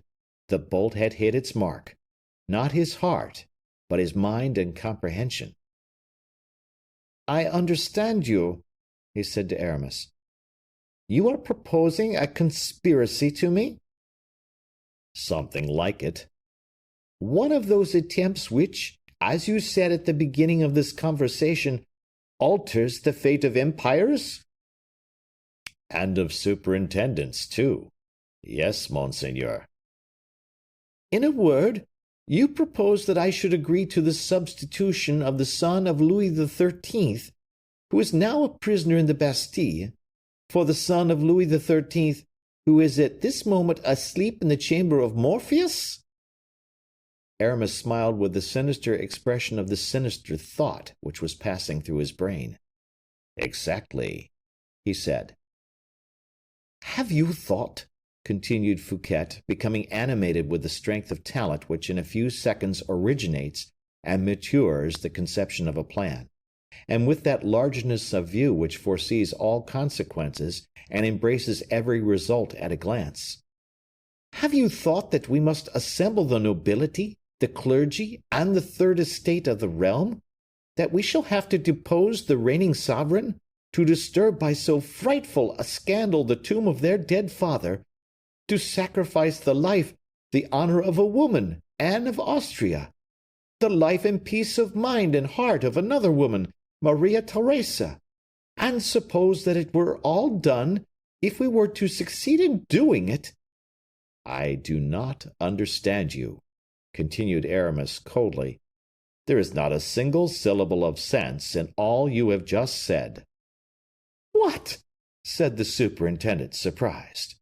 A man like you refuse to view the practical bearing of the case? Do you confine yourself to the childish delight of a political illusion, and neglect the chances of its being carried into execution? In other words, the reality itself. Is it possible? My friend, said Aramis, emphasizing the word with a kind of disdainful familiarity, what does heaven do in order to substitute one king for another? Heaven? Exclaimed Fouquet. Heaven gives directions to its agent, who seizes upon the doomed victim, hurries him away, and seats the triumphant rival on the empty throne. But you forget that this agent is called Death. Oh, Monsieur d'Herblay, in heaven's name, tell me if you have had the idea— There is no question of that, monseigneur. You are going beyond the object in view. Who spoke of Louis XIV's death? Who spoke of adopting the example which heaven sets in following out the strict execution of its decrees? No. I wish you to understand that heaven effects its purposes without confusion or disturbance, without exciting comment or remark, without difficulty or exertion, and that men, inspired by heaven, succeed like heaven itself in all their undertakings, in all they attempt, in all they do. What do you mean?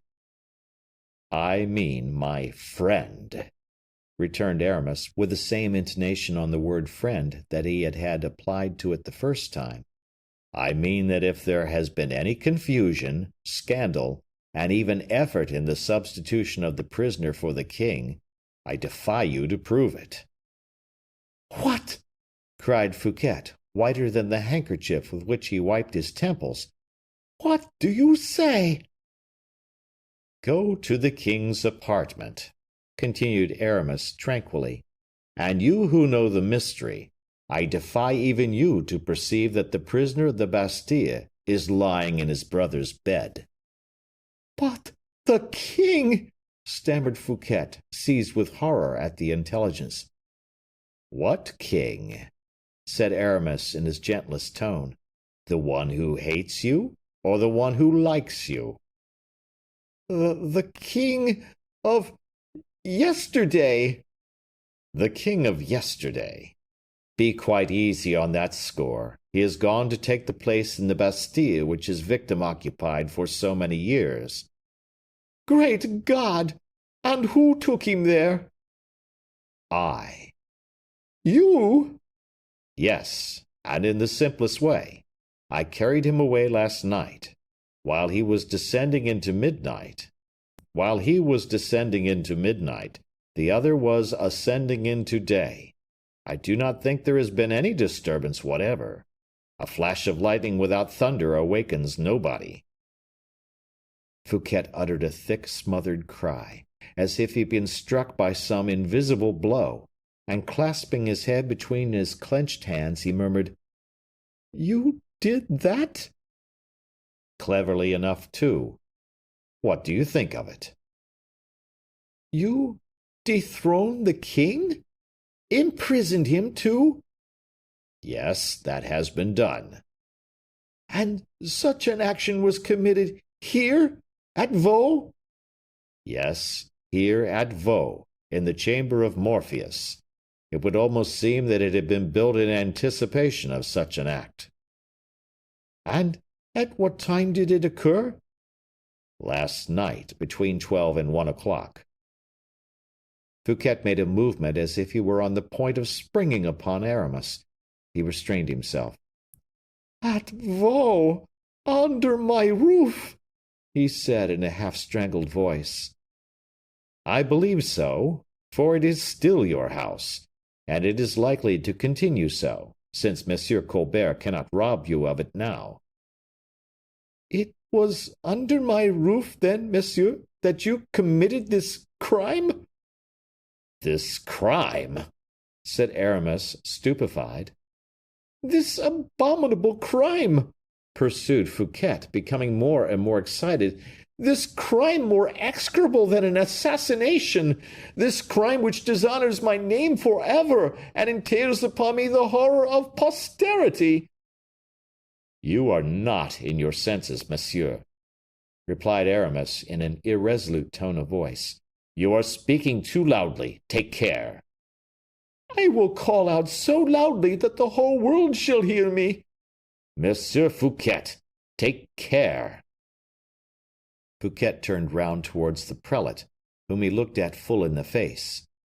You have dishonored me, he said, in committing so foul an act of treason, so heinous a crime upon my guest, upon one who was peacefully reposing beneath my roof.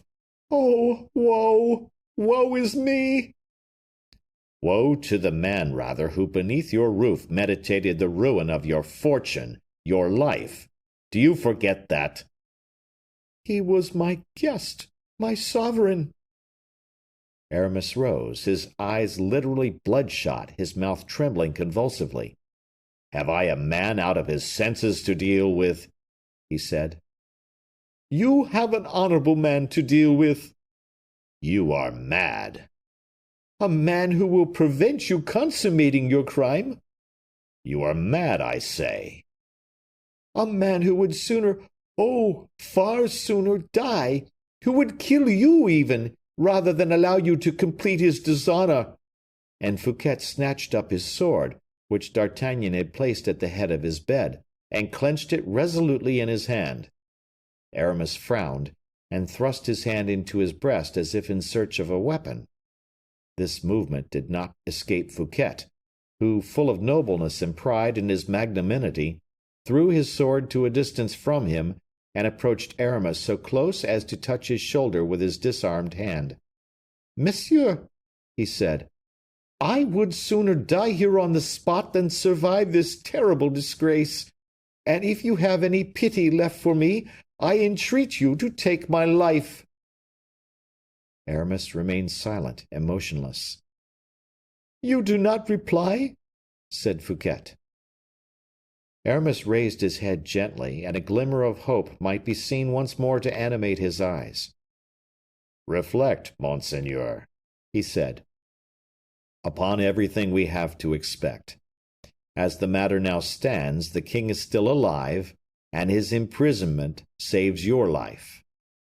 Yes, replied Fouquet. You may have been acting on my behalf, but I will not, do not accept your services. But first of all, I do not wish your ruin. You will leave this house. Aramis stifled the exclamation which almost escaped his broken heart. I am hospitable towards all who are dwellers beneath my roof, continued Fouquet, with an air of inexpressible majesty. You will not be more fatally lost than he whose ruin you have consummated. You will be so, said Aramis in a hoarse, prophetic voice. You will be so. Believe me. I accept the augury, Monsieur d'Herblay, but nothing shall prevent me, nothing shall stop me. You will leave Vaux. You must leave France. I give you 4 hours to place yourself out of the king's reach. 4 hours, said Aramis, scornfully and incredulously.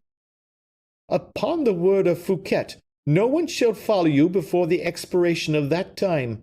You will therefore have 4 hours advance of those whom the king may wish to dispatch after you."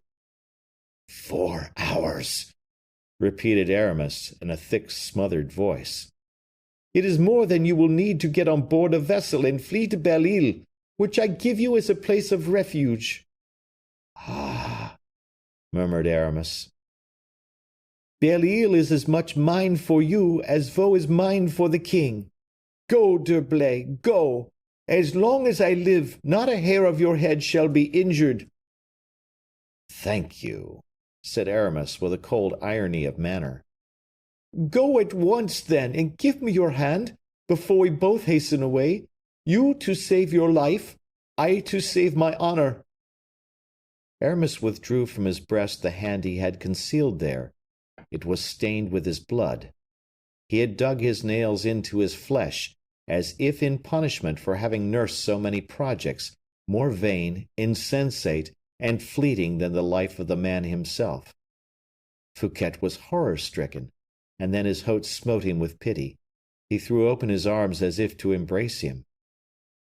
"I had no arms," murmured Aramis, as wild and terrible in his wrath as the shade of Dido.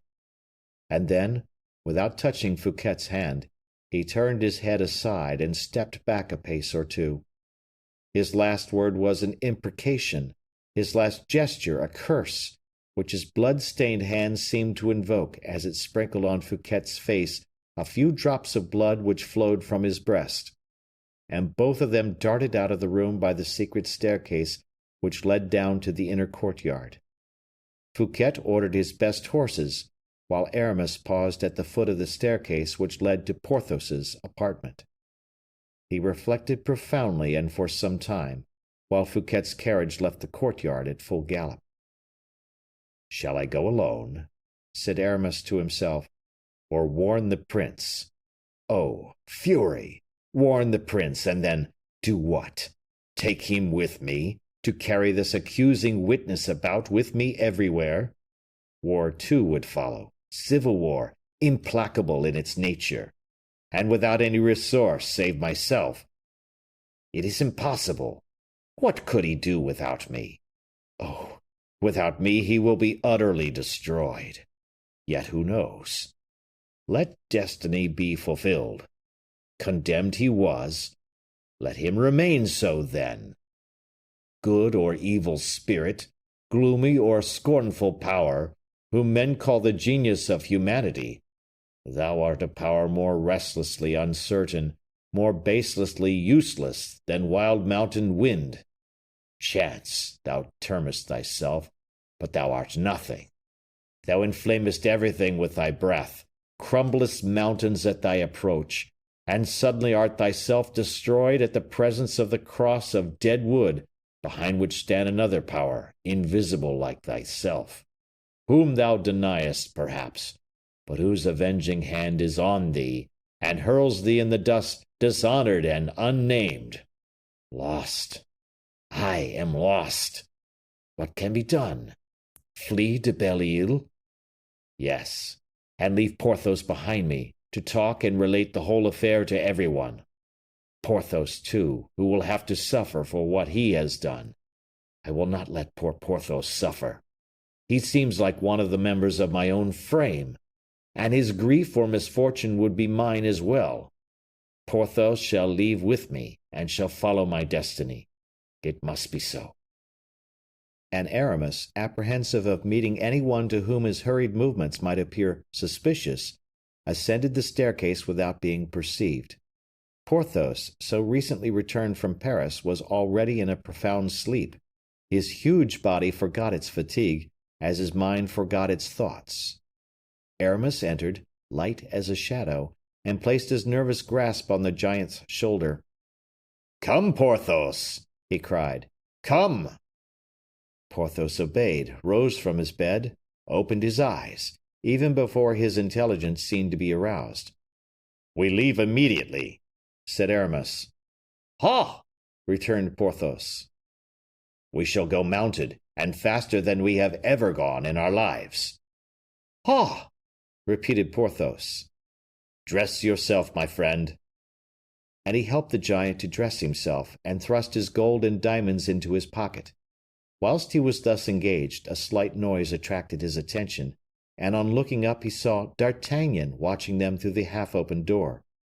Aramis started. "What the devil are you doing there in such an agitated manner?" said the musketeer. "Hush!" said Porthos. "We are going off on a mission of great importance," added the bishop. "You are very fortunate," said the musketeer. "Oh, dear me!" said Porthos. "I feel so wearied, I would far sooner have been fast asleep. But the service of the king—" "Have you seen Monsieur Fouquet?" said Aramis to D'Artagnan. "Yes, this very minute, in a carriage." "What did he say to you?" "Adieu, nothing more." "Was that all?" "What else do you think he could say? Am I worth anything now, since you have got into such high favor?" "Listen," said Aramis, embracing the musketeer. "Your good times are returning again. You will have no occasion to be jealous of any one." "Ha! Bah! I predict that something will happen to you today which will increase your importance more than ever." "Really?" "You know that I know all the news." "Oh, yes." "Come, Porthos, are you ready? Let us go." "I am quite ready, Aramis." "Let us embrace D'Artagnan first." "Most certainly." "But the horses?" "Oh, there is no want of them here. Will you have mine?" "No, Porthos has his own stud. So, adieu, adieu." The fugitives mounted their horses beneath the very eyes of the captain of the musketeers, who held Porthos's stirrup for him, and gazed after them until they were out of sight. On any other occasion, thought the Gascon, I should say that those gentlemen were making their escape. But in these days politics seems so changed that such an exit is termed going on a mission. I have no objection. Let me attend to my own affairs. That is more than enough for me. And he philosophically entered his apartments. End of chapter. Chapter 22. Showing how the countersign was respected at the Bastille. Fouquet tore along as fast as his horses could drag him. On his way he trembled with horror at the idea of what had just been revealed to him. What must have been, he thought, the youth of those extraordinary men who, even as age is stealing fast upon them, are still able to conceive such gigantic plans and carry them through without a tremor? At one moment he could not resist the idea that all Aramis had just been recounting to him was nothing more than a dream, and whether the fable itself was not the snare, so that when Fouquet arrived at the Bastille he might possibly find an order of arrest, which would send him to join the dethroned king. Strongly impressed with this idea, he gave certain sealed orders on his route, while fresh horses were being harnessed to his carriage. These orders were addressed to Monsieur d'Artagnan, and to certain others whose fidelity to the king was far above suspicion. In this way, said Fouquet to himself, prisoner or not, I shall have performed the duty that I owe my honor. The orders will not reach them until after my return, if I should return free, and consequently they will not have been unsealed. I shall take them back again. If I am delayed, it will be because some misfortune will have befallen me, and in that case assistance will be sent for me as well as for the king. Prepared in this manner, the superintendent arrived at the Bastille. He had traveled at the rate of 5 leagues and a half the hour. Every circumstance of delay which Aramis had escaped in his visit to the Bastille befell Fouquet. It was useless giving his name, equally useless his being recognized. He could not succeed in obtaining an entrance. By dint of entreaties, threats, commands, he succeeded in inducing a sentinel to speak to one of the subalterns, who went and told the major. As for the governor, they did not even dare disturb him. Fouquet sat in his carriage at the outer gate of the fortress, chafing with rage and impatience, awaiting the return of the officers, who at last reappeared with a sufficiently sulky air. "Well," said Fouquet, impatiently. What did the major say? Well, monsieur, replied the soldier, the major laughed in my face. He told me that Monsieur Fouquet was at Vaux, and that even were he at Paris, Monsieur Fouquet would not get up at so early an hour as the present. Mordieu, you are an absolute set of fools, cried the minister, darting out of the carriage, and before the subaltern had time to shut the gate, Fouquet sprang through it, and ran forward in spite of the soldier, who cried out for assistance. Fouquet gained ground, regardless of the cries of the man, who, however, having at last come up with Fouquet, called out to the sentinel of the second gate, look out, sentinel! The man crossed his pike before the minister, but the latter, robust and active, and hurried away too by his passion, wrested the pike from the soldier, and struck him a violent blow on the shoulder with it. The subaltern, who approached too closely, received a share of the blows as well. Both of them uttered loud and furious cries, at the sound of which the whole of the first body of the advanced guard poured out of the guardhouse.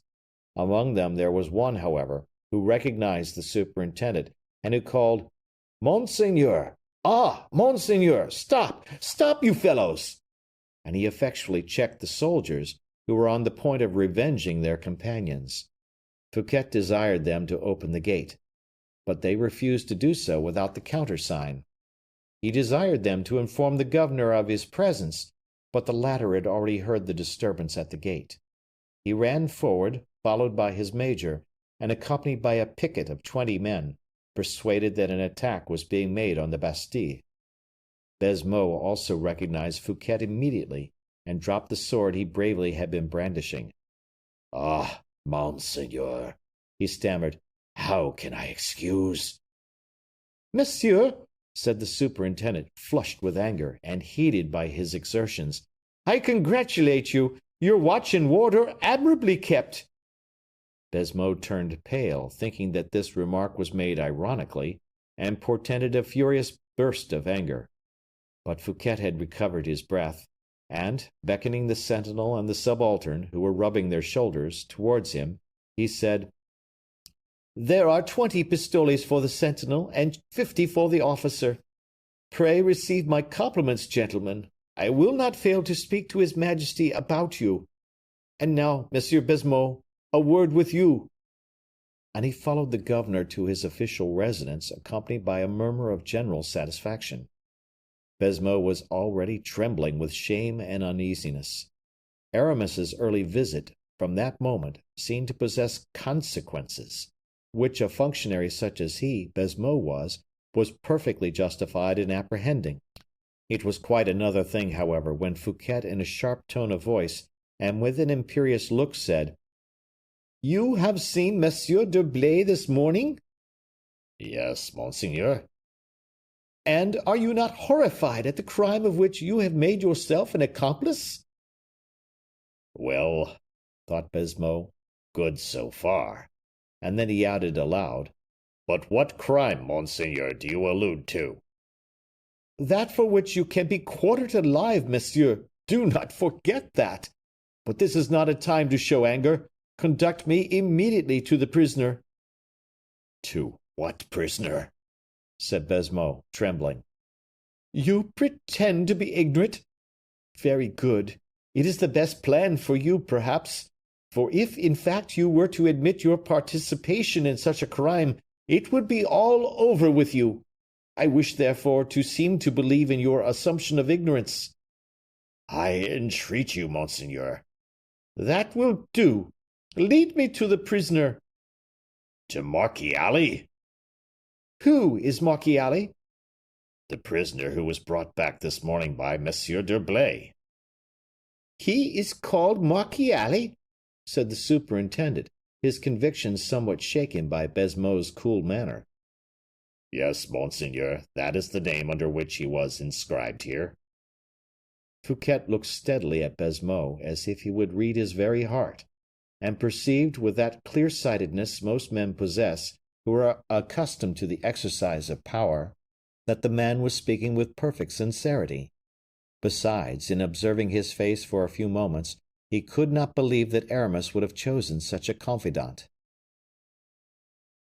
"It is the prisoner," said the superintendent to him, "whom Monsieur d'Herblay carried away the day before yesterday." "Yes, monseigneur." "And whom he brought back this morning?" added Fouquet quickly, for he understood immediately the mechanism of Aramis's plan. "Precisely, monseigneur."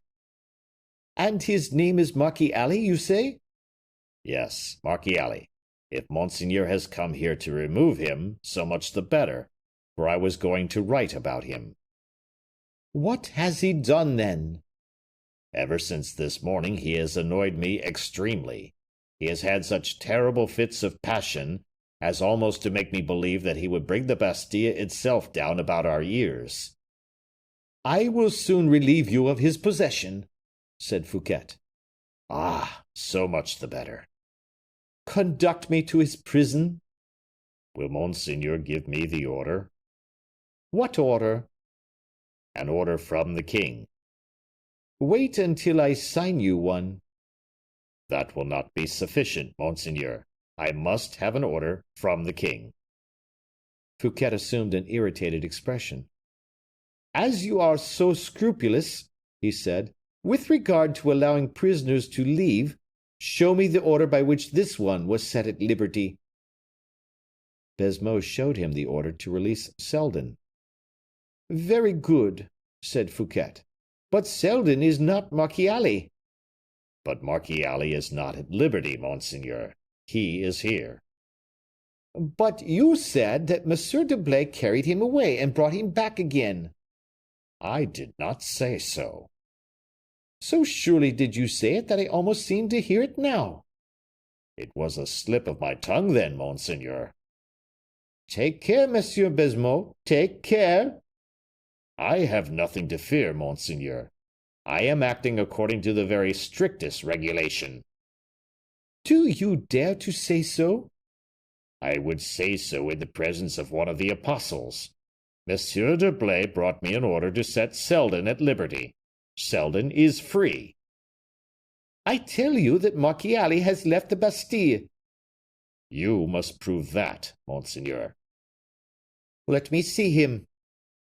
"You, monseigneur, who govern this kingdom, know very well that no one can see any of the prisoners without an express order from the king." "Monsieur d'Herblay has entered, however." "That remains to be proved, monseigneur." "Monsieur de Baisemeaux, once again I warn you to pay particular attention to what you are saying." "All the documents are there, monseigneur." "Monsieur d'Herblay is overthrown." "Overthrown? Monsieur d'Herblay? Impossible!" "You see that he has undoubtedly influenced you." "No, monseigneur. What does in fact influence me is the king's service. I am doing my duty. Give me an order from him, and you shall enter." "Stay, Monsieur the Governor.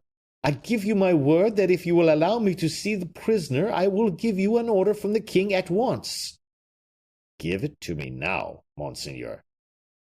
"And that, if you refuse me, I will have you and all your officers arrested on the spot." "Before you commit such an act of violence, monseigneur, you will reflect," said Baisemeaux, who had turned very pale, "that we will only obey an order signed by the king, and that it will be just as easy for you to obtain one to see Marchiali as to obtain one to do me so much injury, me too, who am perfectly innocent." "True, true!" cried Fouquet, furiously. "Perfectly true! Monsieur de Baisemeaux," he added in a sonorous voice, drawing the unhappy governor towards him, "do you know why I am so anxious to speak to the prisoner?" "No, monseigneur. And allow me to observe that you are terrifying me out of my senses. I'm trembling all over. In fact, I feel as though I were about to faint." "You will stand a better chance of fainting outright, Monsieur Baisemeaux, when I return here at the head of 10,000 men and 30 pieces of cannon."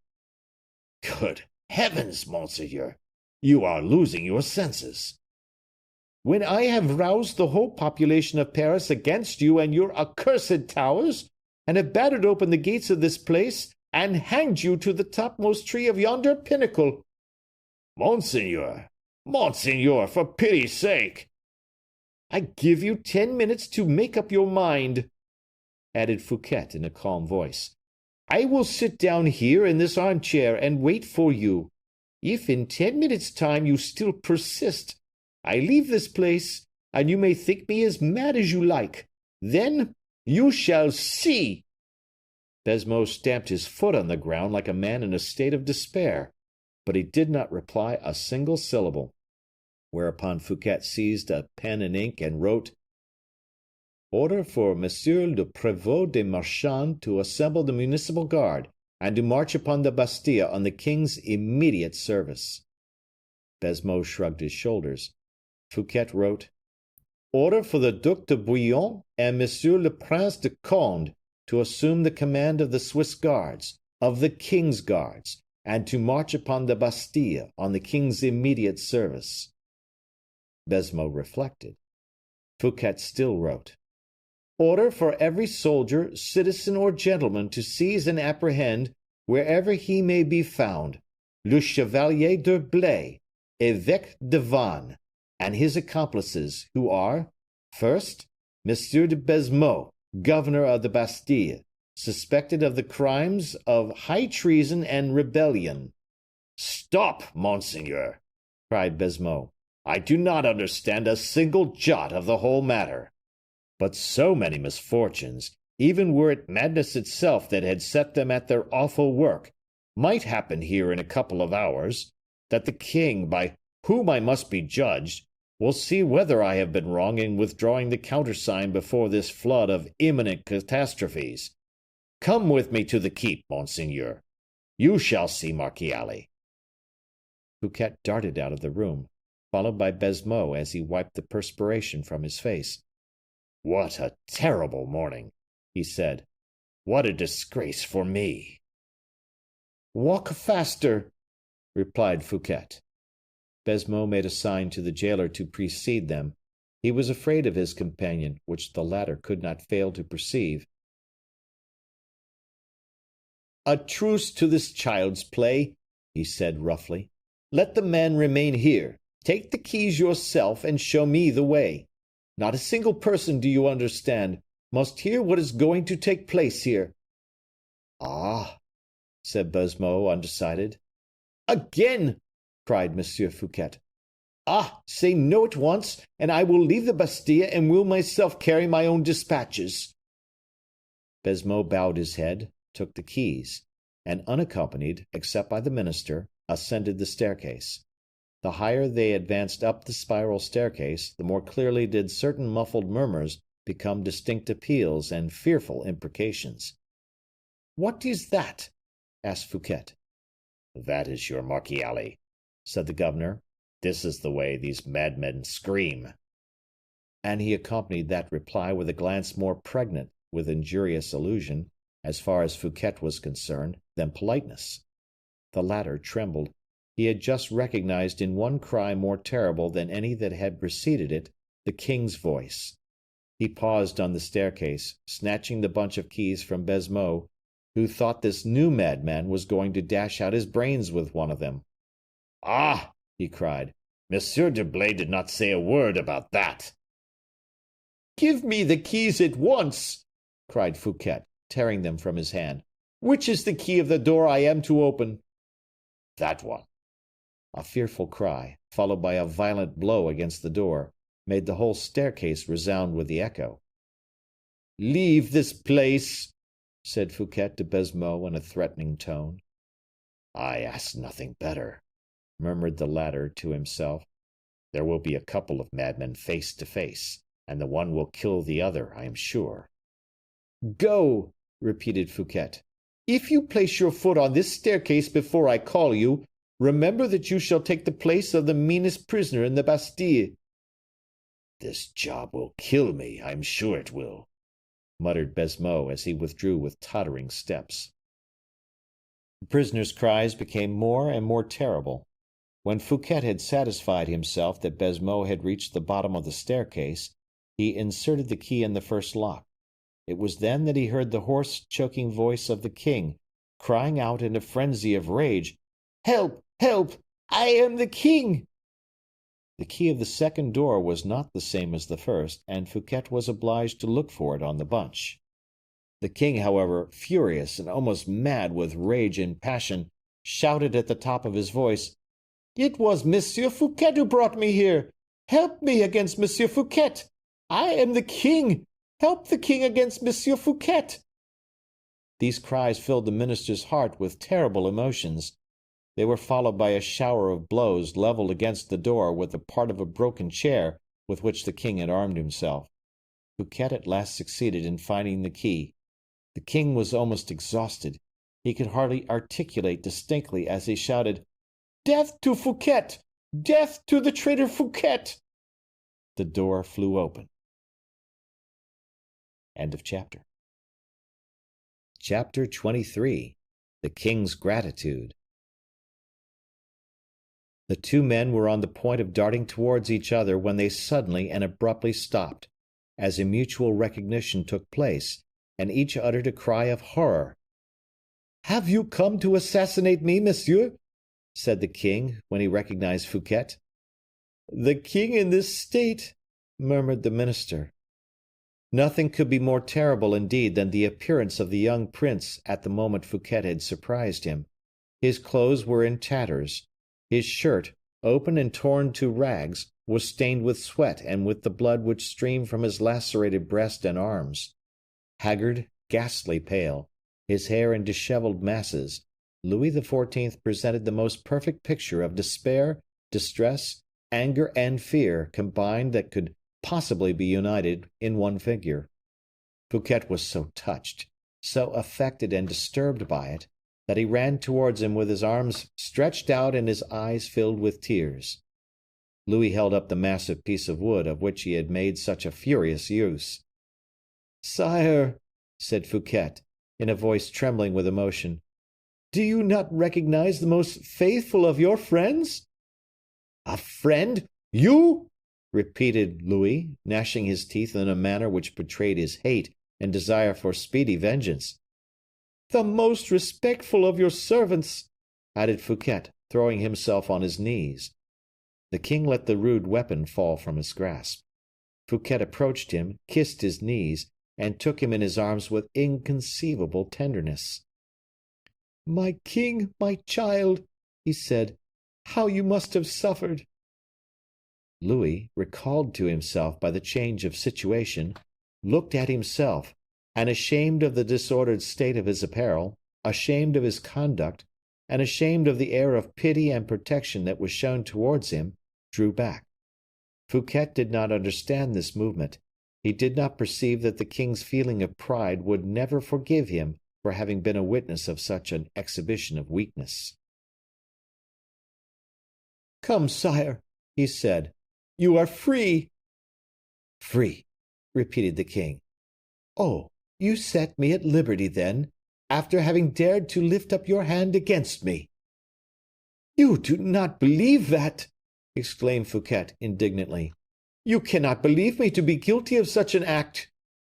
And rapidly, warmly even, he related the whole particulars of the intrigue, the details of which are already known to the reader.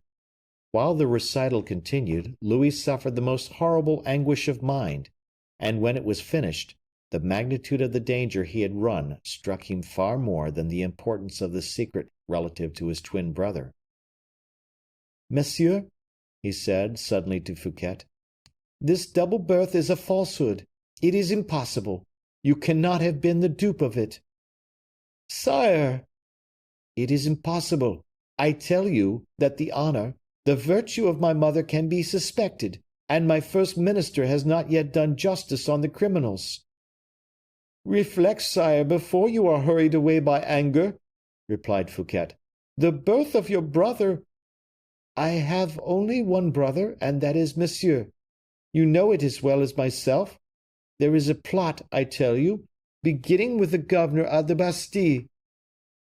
"Be careful, sire. for this man has been deceived as everyone else has by the prince's likeness to yourself. Likeness? Absurd! This Marchiali must be singularly like your majesty, to be able to deceive everyone's eye, Fouquet persisted. Ridiculous! Do not say so, sire. Those who had prepared everything in order to face and deceive your ministers, your mother, your officers of state, the members of your family, must be quite confident of the resemblance between you. But where are these persons, then? Murmured the king. At Vaux. At Vaux? And you suffer them to remain there? My most instant duty appeared to me to be your majesty's release. I have accomplished that duty, and now, whatever your majesty may command, shall be done. I await your orders. Louis reflected for a few moments. Muster all the troops in Paris, he said. All the necessary orders are given for that purpose, replied Fouquet. You have given orders? Exclaimed the king. For that purpose, yes, sire. Your majesty will be at the head of 10,000 men in less than an hour. The only reply the king made was to take hold of Fouquet's hand with such an expression of feeling that it was very easy to perceive how strongly he had, until that remark, maintained his suspicions of the minister, notwithstanding the latter's intervention. And with these troops, he said, we shall go at once and besiege in your house the rebels who by this time will have established and entrenched themselves therein. I should be surprised if that were the case, replied Fouquet. Why? Because their chief, the very soul of the enterprise, having been unmasked by me, the whole plan seems to me to have miscarried. You have unmasked this false prince also? No, I have not seen him. Whom have you seen, then? The leader of the enterprise, not that unhappy young man. The latter is merely an instrument, destined through his whole life to wretchedness, I plainly perceive. Most certainly. It is Monsieur l'Abbé d'Herblay, évêque de Vannes. Your friend? He was my friend, sire, replied Fouquet nobly. An unfortunate circumstance for you, said the king in a less generous tone of voice. Such friendships, sire, had nothing dishonorable in them as so long as I was ignorant of the crime. You should have foreseen it. If I am guilty, I place myself in your majesty's hands. Ah, Monsieur Fouquet, it was not that I meant, returned the king, sorry to have shown the bitterness of his thought in such a manner. Well, I assure you that, notwithstanding the mask with which the villain covered his face, I had something like a vague suspicion that he was the very man. But with this chief of the enterprise there was a man of prodigious strength, the one who menaced me with a force almost Herculean. What is he? It must be his friend the Baron du Vallon, formerly one of the Musketeers. The friend of D'Artagnan? The friend of the Comte de la Fère? Ah! Exclaimed the king as he paused at the name of the latter. We must not forget the connection that existed between the conspirators and Monsieur de Bragelonne. Sire, do not go too far. Monsieur de la Fère is the most honorable man in France. Be satisfied with those whom I deliver up to you. With those whom you deliver up to me, you say? Very good, for you will deliver up those who are guilty to me. What does your majesty understand by that? Inquired Fouquet. I understand, replied the king, that we shall soon arrive at Vaux with a large body of troops, and that we will lay violent hands upon that nest of vipers, and that not a soul shall escape. Your majesty will put these men to death, cried Fouquet. To the very meanest of them. Oh, sire! Let us understand one another, Monsieur Fouquet, said the king haughtily. We no longer live in times when assassination was the only and the last resource kings held in reservation at extremity. No, heaven be praised!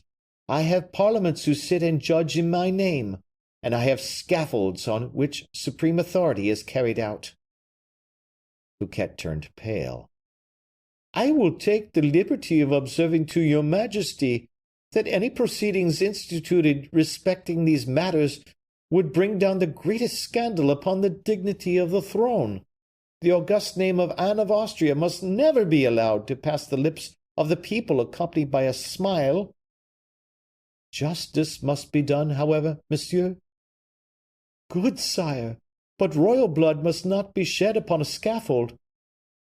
The royal blood? You believe that? Cried the king, with fury in his voice, stamping his foot on the ground. This double birth is an invention, and in that invention particularly do I see Monsieur d'Herblay's crime. It is the crime I wish to punish rather than the violence or the insult. And punish it with death, sire?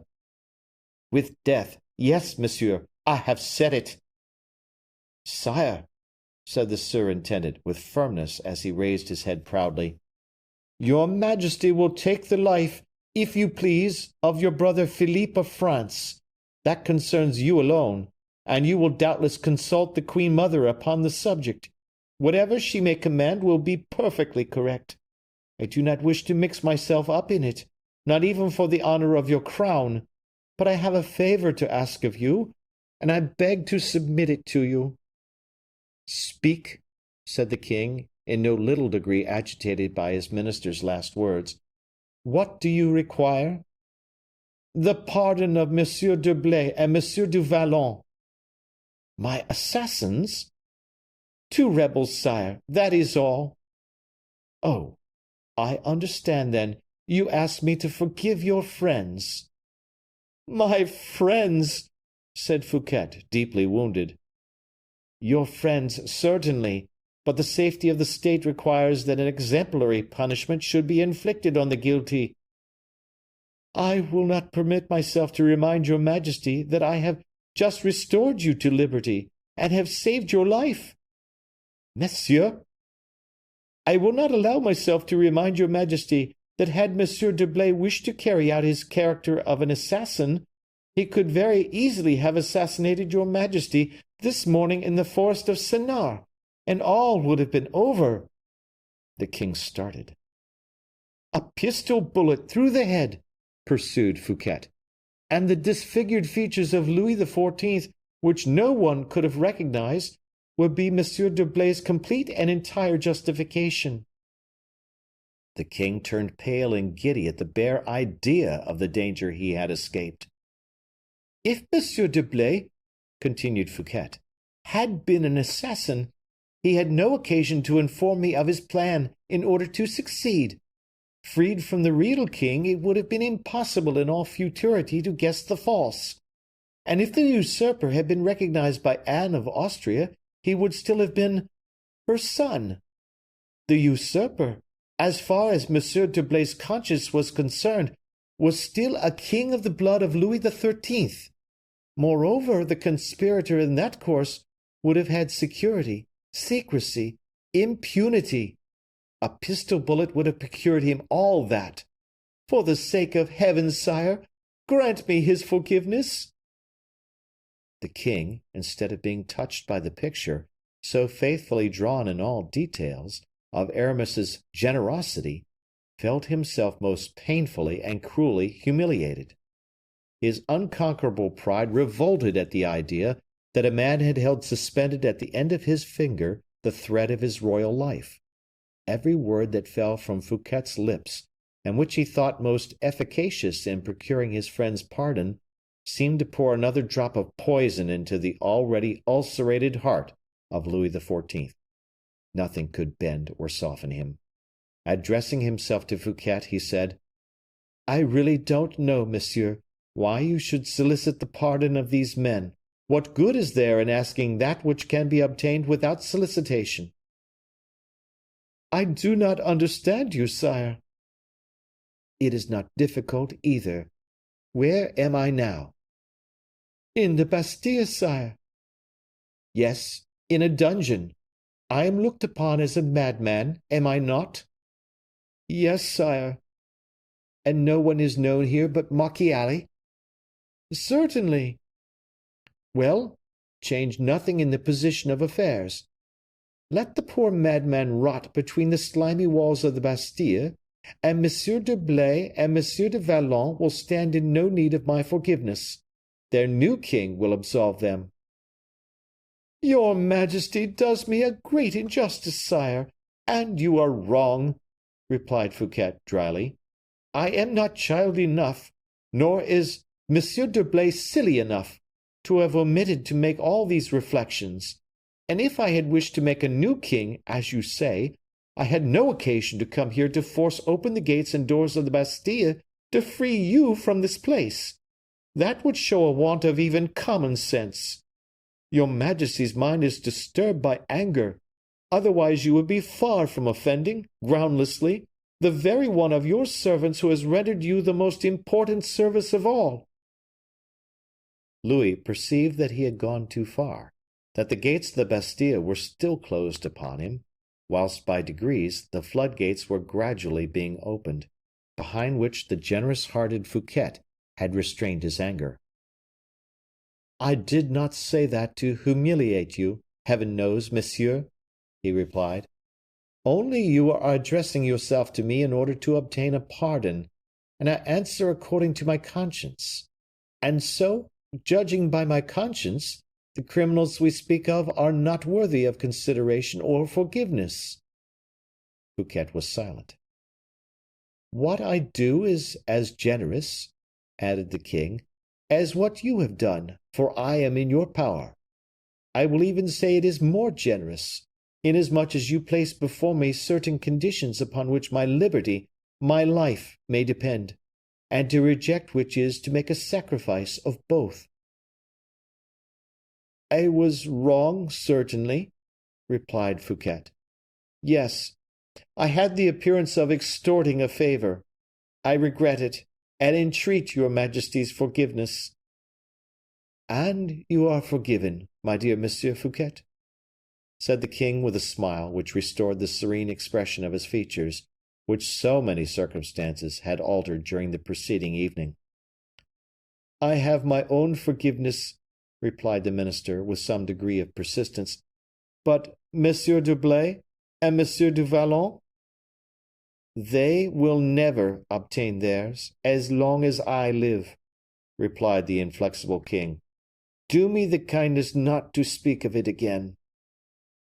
Your Majesty shall be obeyed. And you will bear me no ill will for it? Oh, no, sire, for I anticipated the event. You had anticipated that I should refuse to forgive those gentlemen? Certainly, and all my measures were taken in consequence. What do you mean to say? Cried the king, surprised. Monsieur d'Herblay came, as may be said, to deliver himself into my hands. Monsieur d'Herblay left to me the happiness of saving my king and my country. I could not condemn Monsieur d'Herblay to death, nor could I, on the other hand, expose him to your Majesty's justifiable wrath. It would have been just the same as if I had killed him myself. Well, and what have you done? Sire, I gave Monsieur d'Herblay the best horses in my stables, and 4 hours' start over all those your Majesty might, probably, dispatch after him. Be it so, murmured the king. But still, the world is wide enough and large enough for those whom I may send to overtake your horses, notwithstanding the 4 hours' start which you have given to Monsieur d'Herblay. In giving him these 4 hours, sire, I knew I was giving him his life, and he will save his life. In what way?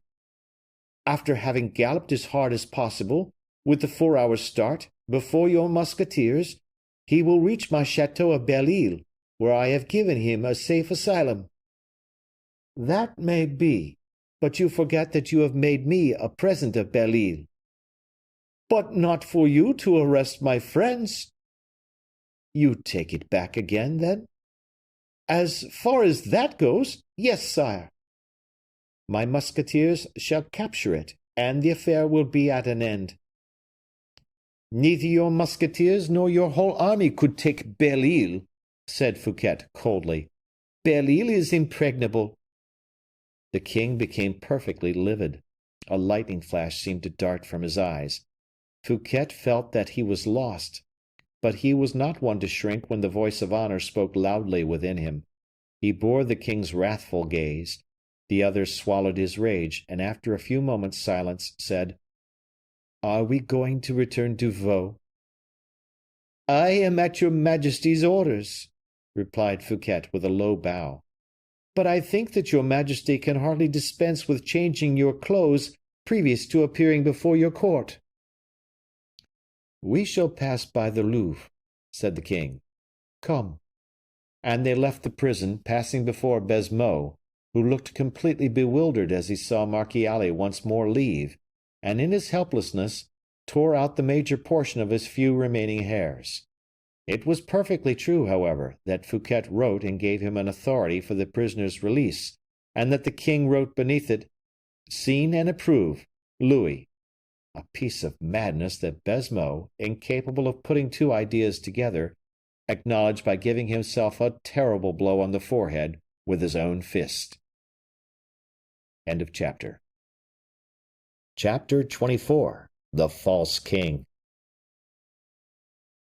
In the meantime, usurped royalty was playing out its part bravely at Vaux. Philippe gave orders that for his petit lever, the grand entrée, already prepared to appear before the king, should be introduced. He determined to give this order notwithstanding the absence of M. d'Herblay, who did not return. Our readers know the reason. But the prince, not believing that absence could be prolonged, wished, as all rash spirits do, to try his valor and his fortune, far from all protection and instruction. Another reason urged him to this. Anne of Austria was about to appear. The guilty mother was about to stand in the presence of her sacrificed son. Philippe was not willing, if he had a weakness, to render the man a witness of it before whom he was bound thenceforth to display so much strength. Philippe opened his folding doors, and several persons entered silently. Philippe did not stir whilst his valet de chambre dressed him. He had watched, the evening before, all the habits of his brother, and played the king in such a manner as to awaken no suspicion. He was thus completely dressed in hunting costume when he received his visitors. His own memory and the notes of Aramis announced everybody to him. First of all, Anne of Austria, to whom Monsieur gave his hand, and then Madame with Monsieur de Saint-Aignan. He smiled at seeing these countenances, but trembled on recognizing his mother. That still so noble and imposing figure, ravaged by pain, pleaded in his heart the cause of the famous queen who had immolated a child to reasons of state. He found his mother still handsome. He knew that Louis XIV loved her, and he promised himself to love her likewise, and not to prove a scourge to her old age. He contemplated his brother with a tenderness easily to be understood. The latter had usurped nothing, had cast no shades athwart his life. A separate tree, he allowed the stem to rise without heeding its elevation or majestic life. Philippe promised himself to be a kind brother to this prince, who required nothing but gold to minister to his pleasures. He bowed with a friendly air to Saint-Aignan, who was all reverences and smiles, and trembling held out his hand to Henrietta, his sister-in-law, whose beauty struck him. But he saw in the eyes of that princess an expression of coldness which would facilitate, as he thought, their future relations. "How much more easy," thought he, "it will be to be the brother of that woman than her gallant, if she evinces toward me a coldness that my brother could not have for her, but which is imposed upon me as a duty." The only visit he dreaded at this moment was that of the queen. His heart, his mind, had just been shaken by so violent a trial, that, in spite of their firm temperament, they would not perhaps support another shock. Happily, the queen did not come. Then commenced, on the part of Anne of Austria, a political dissertation upon the welcome M. Fouquet had given to the house of France. She mixed up hostilities with compliments addressed to the king, and questions as to his health, with little maternal flatteries and diplomatic artifices. "Well, my son," said she, "are you convinced with regard to Monsieur Fouquet?" "Saint Aignan," said Philippe, "have the goodness to go and inquire after the queen." At these words the first Philippe had pronounced aloud, the slight difference that there was between his voice and that of the king was sensible to maternal ears, and Anne of Austria looked earnestly at her son. Saint Aignan left the room, and Philippe continued, "Madame, I do not like to hear Monsieur Fouquet ill spoken of. You know I do not, and you have even spoken well of him yourself." "That is true. Therefore I only question you on the state of your sentiments with respect to him." "Sire," said Henrietta, "I, on my part, have always liked Monsieur Fouquet. He is a man of good taste, a superior man." "A superintendent who is never sordid or niggardly," added Monsieur, "and who pays in gold all the orders I have on him." "Every one in this thinks too much of himself, and nobody for the state," said the old queen. "Monsieur Fouquet, it is a fact. Monsieur Fouquet is ruining the state." "Well, mother," replied Philippe in rather a lower key, "do you likewise constitute yourself the buckler of Monsieur Colbert?" "How is that?" replied the old queen, rather surprised. "Why, in truth," replied Philippe, "you speak that just as your old friend Madame de Chevreuse would speak." "Why do you mention Madame de Chevreuse to me?" said she. "And what sort of humor are you in to-day towards me?"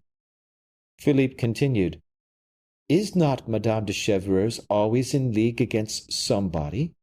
Has not Madame de Chevreuse been to pay you a visit, mother?" "Monsieur, you speak to me now in such a manner that I can almost fancy I am listening to your father." "My father did not like Madame de Chevreuse, and had good reason for not liking her," said the prince. "For my part, I like her no better than he did. And if she thinks proper to come here as she formerly did, to sow divisions and hatreds under the pretext of begging money, why—" "Well, what?" said Anne of Austria, proudly, herself provoking the storm. "Well," replied the young man firmly, "I will drive Madame de Chevreuse out of my kingdom, and with her all who meddle with its secrets and mysteries." He had not calculated the effect of this terrible speech, or perhaps he wished to judge the effect of it, like those who, suffering from a chronic pain, and seeking to break the monotony of that suffering, touch their wound to procure a sharper pang. Anne of Austria was nearly fainting. Her eyes, open but meaningless, ceased to see for several seconds. She stretched out her arms towards her other son, who supported and embraced her without fear of irritating the king. "Sire," murmured she, "you are treating your mother very cruelly." "In what respect, madame?" replied he. "I am only speaking of Madame de Chevreuse. Does my mother prefer Madame de Chevreuse to the security of the state and of my person? Well then, madame, I tell you Madame de Chevreuse has returned to France to borrow money, and that she has addressed herself to Monsieur Fouquet to sell him a certain secret." "A certain secret?" cried Anne of Austria. "Concerning pretended robberies that Monsieur le Surintendant had committed, which is false," added Philippe. "Monsieur Fouquet rejected her offers with indignation, preferring the esteem of the king to complicity with such intriguers. Then Madame de Chevreuse sold the secret to Monsieur Colbert, and as she is insatiable, and was not satisfied with having extorted 100,000 crowns from a servant of the state, she has taken a still bolder flight in search of surer sources of supply. Is that true, madame?" "You know all, sire," said the queen, more uneasy than irritated. "Now," continued Philippe, I have good reasons to dislike this fury, who comes to my court to plan the shame of some and the ruin of others. If heaven has suffered certain crimes to be committed, and has concealed them in the shadow of its clemency, I will not permit Madame de Chevreuse to counteract the just designs of fate." The latter part of this speech had so agitated the queen mother that her son had pity on her. He took her hand and kissed it tenderly. He did not feel that in that kiss, given in spite of repulsion and bitterness of the heart, there was a pardon for 8 years of suffering. Philippe allowed the silence of a moment to swallow the emotions that had just developed themselves. Then, with a cheerful smile, "We will not go today," said he. "I have a plan." And turning towards the door, he hoped to see Aramis, whose absence began to alarm him. The queen mother wished to leave the room. "Remain where you are, mother," said he. "I wish you to make your peace with Monsieur Fouquet." "I bear Monsieur Fouquet no ill will. I only dreaded his prodigalities." "We will put that to rights, and will take nothing of the superintendent but his good qualities." "What is your majesty looking for?" said Henrietta, seeing the eyes constantly turned towards the door, and wishing to let fly a little poisoned arrow at his heart, supposing he was so anxiously expecting either La Valliere or a letter from her. "My sister," said the young man, who had divined her thought, thanks to that marvelous perspicuity of which fortune was from that time about to allow him the exercise, "my sister, I am expecting a most distinguished man, a most able counselor, whom I wish to present to you all, recommending him to your good graces." "Ah! Come in, then, D'Artagnan." "What does your majesty wish?" said D'Artagnan, appearing. "Where is Monsieur the Bishop of Vannes, your friend?" "Why, sire—" "I am waiting for him, and he does not come. Let him be sought for." D'Artagnan remained for an instant stupefied, but soon, reflecting that Aramis had left Vaux privately on a mission from the king, he concluded that the king wished to preserve the secret. "Sire," replied he, "does your majesty absolutely require Monsieur d'Herblay to be brought to you?" "Absolutely is not the word," said Philippe. "I do not want him so particularly as that. But if he can be found—" "I thought so," said D'Artagnan to himself. "Is this Monsieur d'Herblay the Bishop of Vannes?" "Yes, madame." "A friend of Monsieur Fouquet?" "Yes, madame, an old musketeer." Anne of Austria blushed. "One of the 4 braves who formerly performed such prodigies." The old queen repented of having wished to bite. She broke off the conversation in order to preserve the rest of her teeth. "Whatever may be your choice, sire," said she, "I have no doubt it will be excellent." All bowed in support of that sentiment. "You will find in him," continued Philippe, "the depth and penetration of Monsieur de Richelieu, without the avarice of Monsieur de Mazarin." "A prime minister, sire!" said Monsieur in a fright. "I will tell you all about that, brother, but it is strange that Monsieur d'Herblay is not here." He called out, "Let Monsieur Fouquet be informed that I wish to speak to him. Oh, before you, do not retire." Monsieur de Saint Aignan returned, bringing satisfactory news of the queen, who only kept her bed from precaution, and to have strength to carry out the king's wishes. Whilst everybody was seeking Monsieur Fouquet and Aramis, the new king quietly continued his experiments, and everybody, family, officers, servants, had not the least suspicion of his identity. His air, his voice, and manners were so like the king's. On his side, Philippe, applying to all countenances the accurate descriptions and keynotes of character supplied by his accomplice Aramis, conducted himself so as not to give birth to a doubt in the minds of those who surrounded him. Nothing from that time could disturb the usurper. With what strange facility had Providence just reversed the loftiest fortune of the world to substitute the lowliest in its stead! Philippe admired the goodness of God with regard to himself, and seconded it with all the resources of his admirable nature.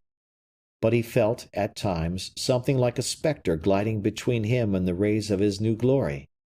Aramis did not appear. The conversation had languished in the royal family. Philippe, preoccupied, forgot to dismiss his brother and Madame Henrietta. The latter was astonished, and began by degrees to lose all patience. Anne of Austria stooped toward her son's ear, and addressed some words to him in Spanish. Philippe was completely ignorant of that language, and grew pale at this unexpected obstacle.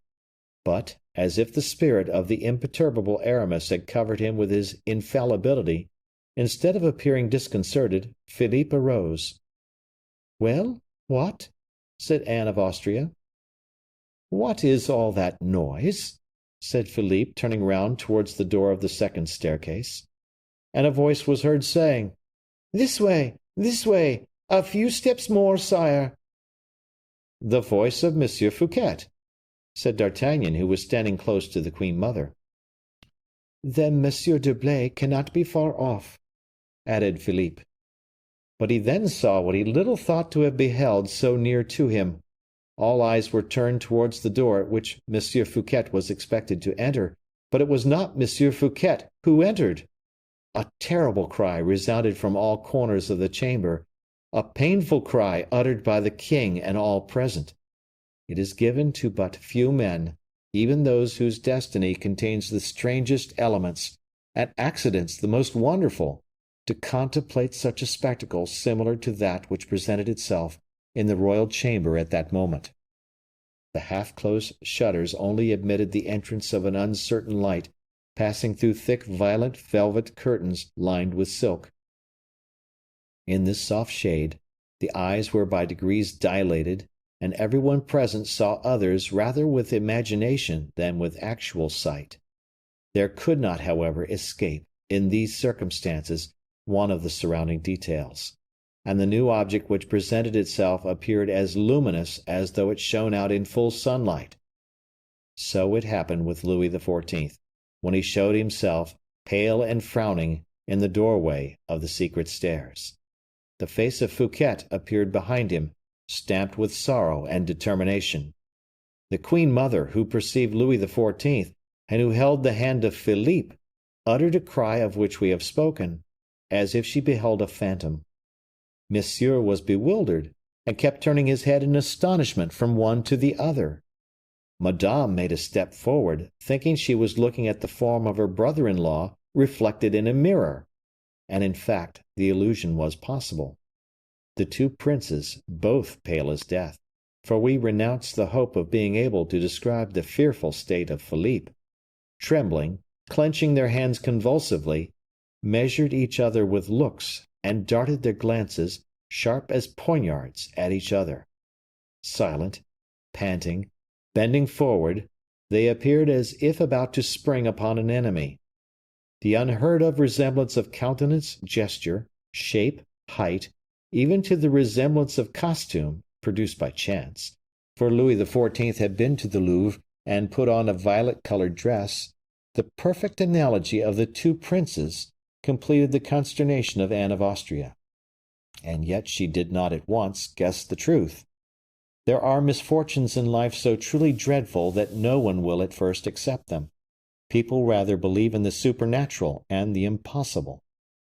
Louis had not reckoned on these obstacles. He expected that he had only to appear to be acknowledged. A living son, he could not endure the suspicion of equality with anyone.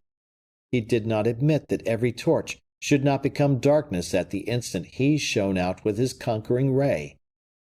At the aspect of Philippe, then, he was perhaps more terrified than anyone round him, and his silence, his immobility were this time a concentration and a calm which precede the violent explosions of concentrated passion.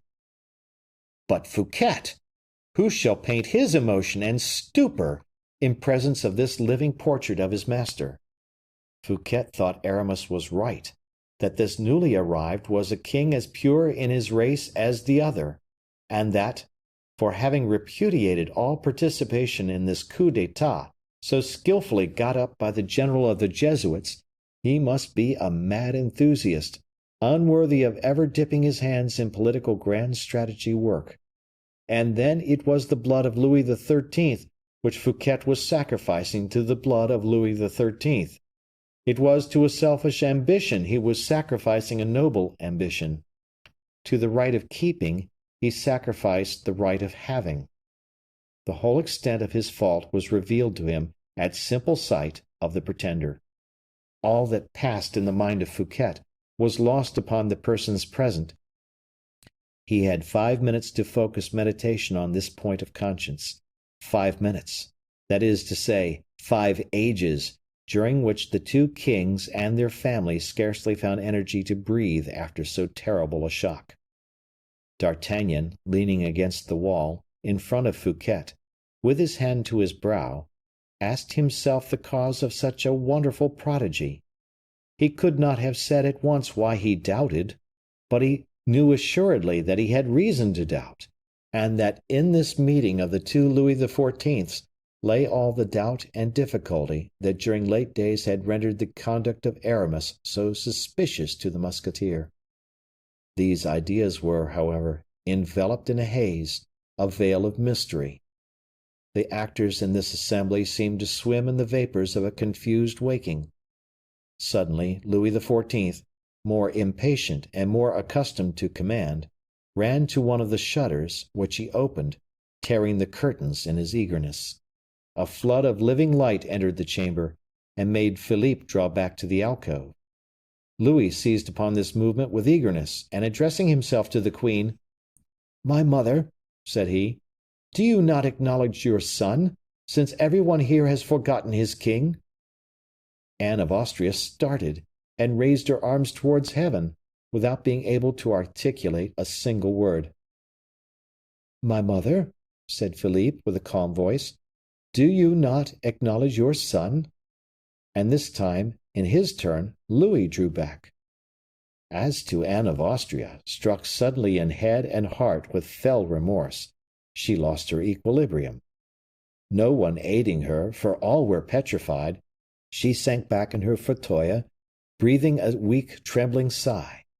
Louis could not endure the spectacle and the affront.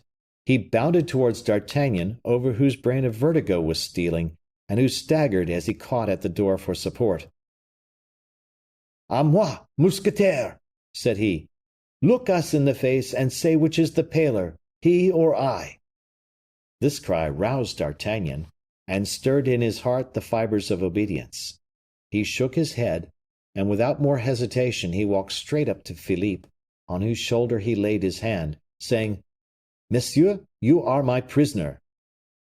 Philippe did not raise his eyes toward heaven, nor stir from the spot, where he seemed nailed to the floor, his eye intently fixed upon the king his brother.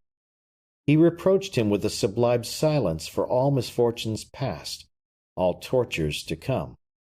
Against this language of the soul the king felt he had no power. He cast down his eyes, dragging away precipitately his brother and sister, forgetting his mother, sitting motionless within 3 paces of the son whom she left a second time to be condemned to death. Philippe approached Anne of Austria and said to her, in a soft and nobly agitated voice, "If I were not your son, I should curse you, my mother, for having rendered me so unhappy." D'Artagnan felt a shudder pass through the marrow of his bones.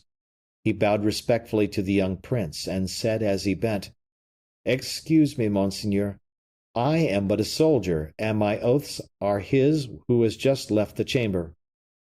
"Thank you, Monsieur d'Artagnan.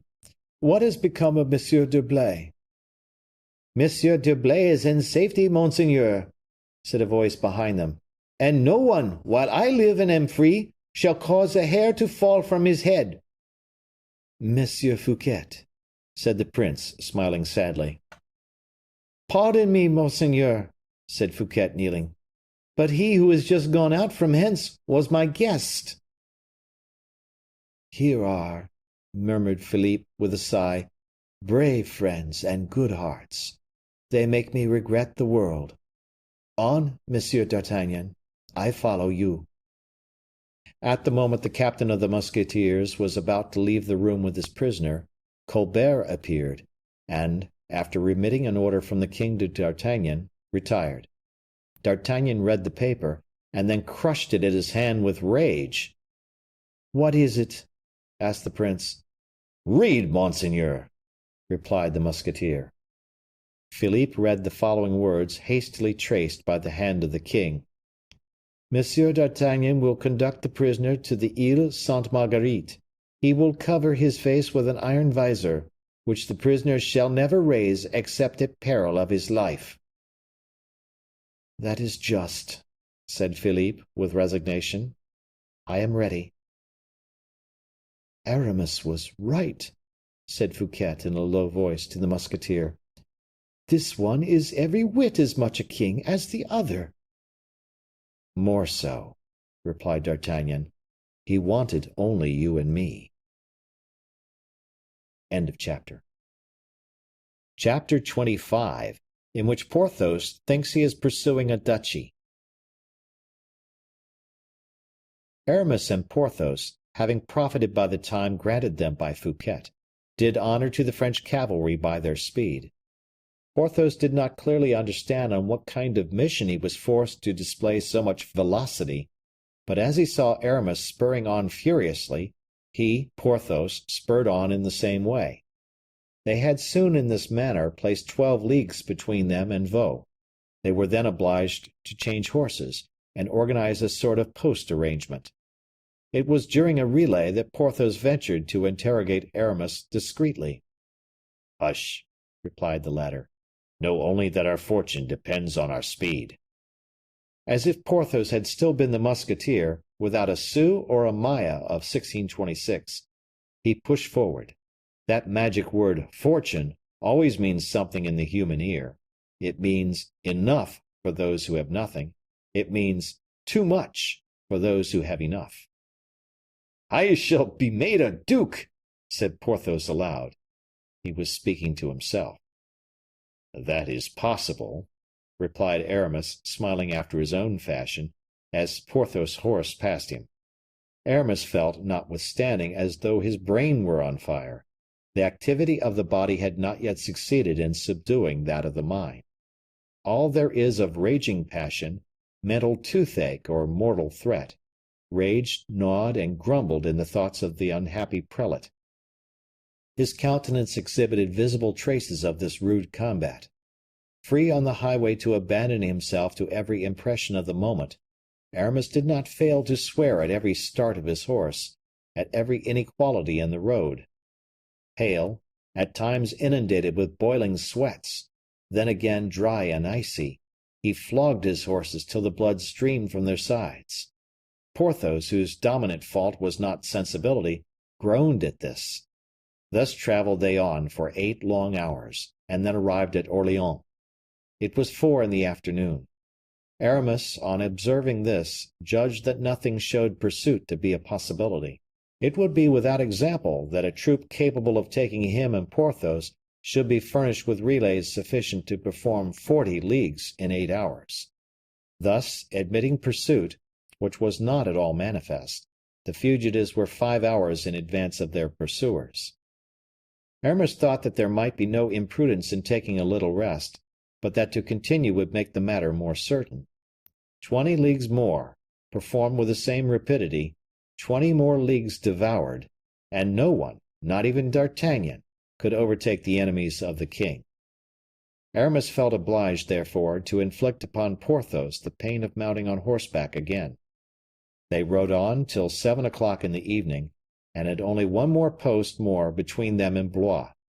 But here a diabolical accident alarmed Aramis greatly. There were no horses at the post. The prelate asked himself by what infernal machinations his enemies had succeeded in depriving him of the means of going further. He who never recognized chance as a deity, who found a cause for every accident, preferred believing that the refusal of the postmaster at such an hour, in such a country, was the consequence of an order emanating from above, an order given with a view of stopping short the kingmaker in the midst of his flight. But at the moment he was about to fly into a passion, so as to procure either a horse or an explanation, he was struck with the recollection that the Comte de la Fère lived in the neighborhood. "I am not traveling," said he. "I do not want horses for a whole stage. Find me 2 horses to go and pay a visit to a nobleman of my acquaintance who resides near this place." "What nobleman?" asked the postmaster. "Monsieur le Comte de la Fère." "Oh," replied the postmaster, uncovering with respect, "a very worthy nobleman. But whatever may be my desire to make myself agreeable to him, I cannot furnish you with horses, for all mine are engaged by Monsieur le Duc de Beaufort." "Indeed," said Aramis, much disappointed. "Only," continued the postmaster, "if you will put up with a little carriage I have, I will harness an old blind horse who has still his legs left, and peradventure will draw you to the house of Monsieur le Comte de la Fère." "It is worth a louis," said Aramis. "No, monsieur, such a ride is worth no more than a crown. That is what Monsieur Grimaud, the comte's intendant, always pays me when he makes use of that carriage, and I should not wish the Comte de la Fère to have to reproach me with having imposed on one of his friends." "As you please," said Aramis, "particularly as regards disobliging the Comte de la Fère. Only I think I have a right to give you a louis for your idea." "Oh, doubtless," replied the postmaster with delight, and he himself harnessed the ancient horse to the creaking carriage. In the meantime, Porthos was curious to behold. He imagined he had discovered a clue to the secret, and he felt pleased, because a visit to Athos, in the first place, promised him much satisfaction, and, in the next, gave him the hope of finding at the same time a good bed and good supper. The master, having got the carriage ready, ordered one of his men to drive the strangers to La Fère. Porthos took his seat by the side of Aramis, whispering in his ear, "I understand." "Aha!" said Aramis. "And what do you understand, my friend?" "We are going, on the part of the king, to make some great proposal to Athos." "Pooh!" said Aramis. "You need tell me nothing about it," added the worthy Porthos, endeavoring to reseat himself so as to avoid the jolting. "You need tell me nothing. I shall guess." "Well, do, my friend. Guess away." They arrived at Athos's dwelling about 9 o'clock in the evening, favored by a splendid moon. This cheerful light rejoiced Porthos beyond expression, but Aramis appeared annoyed by it to an equal degree. He could not help showing something of this to Porthos, who replied, I guess how it is. The mission is a secret one." Those were his last words in the carriage. The driver interrupted him by saying, "Gentlemen, we have arrived." Porthos and his companion alighted before the gate of the little chateau, where we are about to meet again our old acquaintances Athos and Bragelonne, the latter of whom had disappeared since the discovery of the infidelity of La Valliere. If there be one saying truer than another, it is this: great griefs contain within themselves the germ of consolation. This painful wound, inflicted upon Raoul, had drawn him nearer to his father again, and God knows how sweet were the consolations which flowed from the eloquent mouth and generous heart of Athos. The wound was not cicatrized, but Athos, by dint of conversing with his son and mixing a little more of his life with that of the young man, had brought him to understand that this pang of a first infidelity is necessary to every human existence, and that no one has loved without encountering it. Raoul listened again and again, but never understood. Nothing replaces in the deeply afflicted heart the remembrance and thought of the beloved object. Raoul then replied to the reasoning of his father, "Monsieur, all that you tell me is true. I believe that no one has suffered in the affections of the heart so much as you have. But you are a man too great by reason of intelligence, and too severely tried by adverse fortune, not to allow for the weakness of the soldier who suffers for the first time. I am paying a tribute that will not be paid a second time.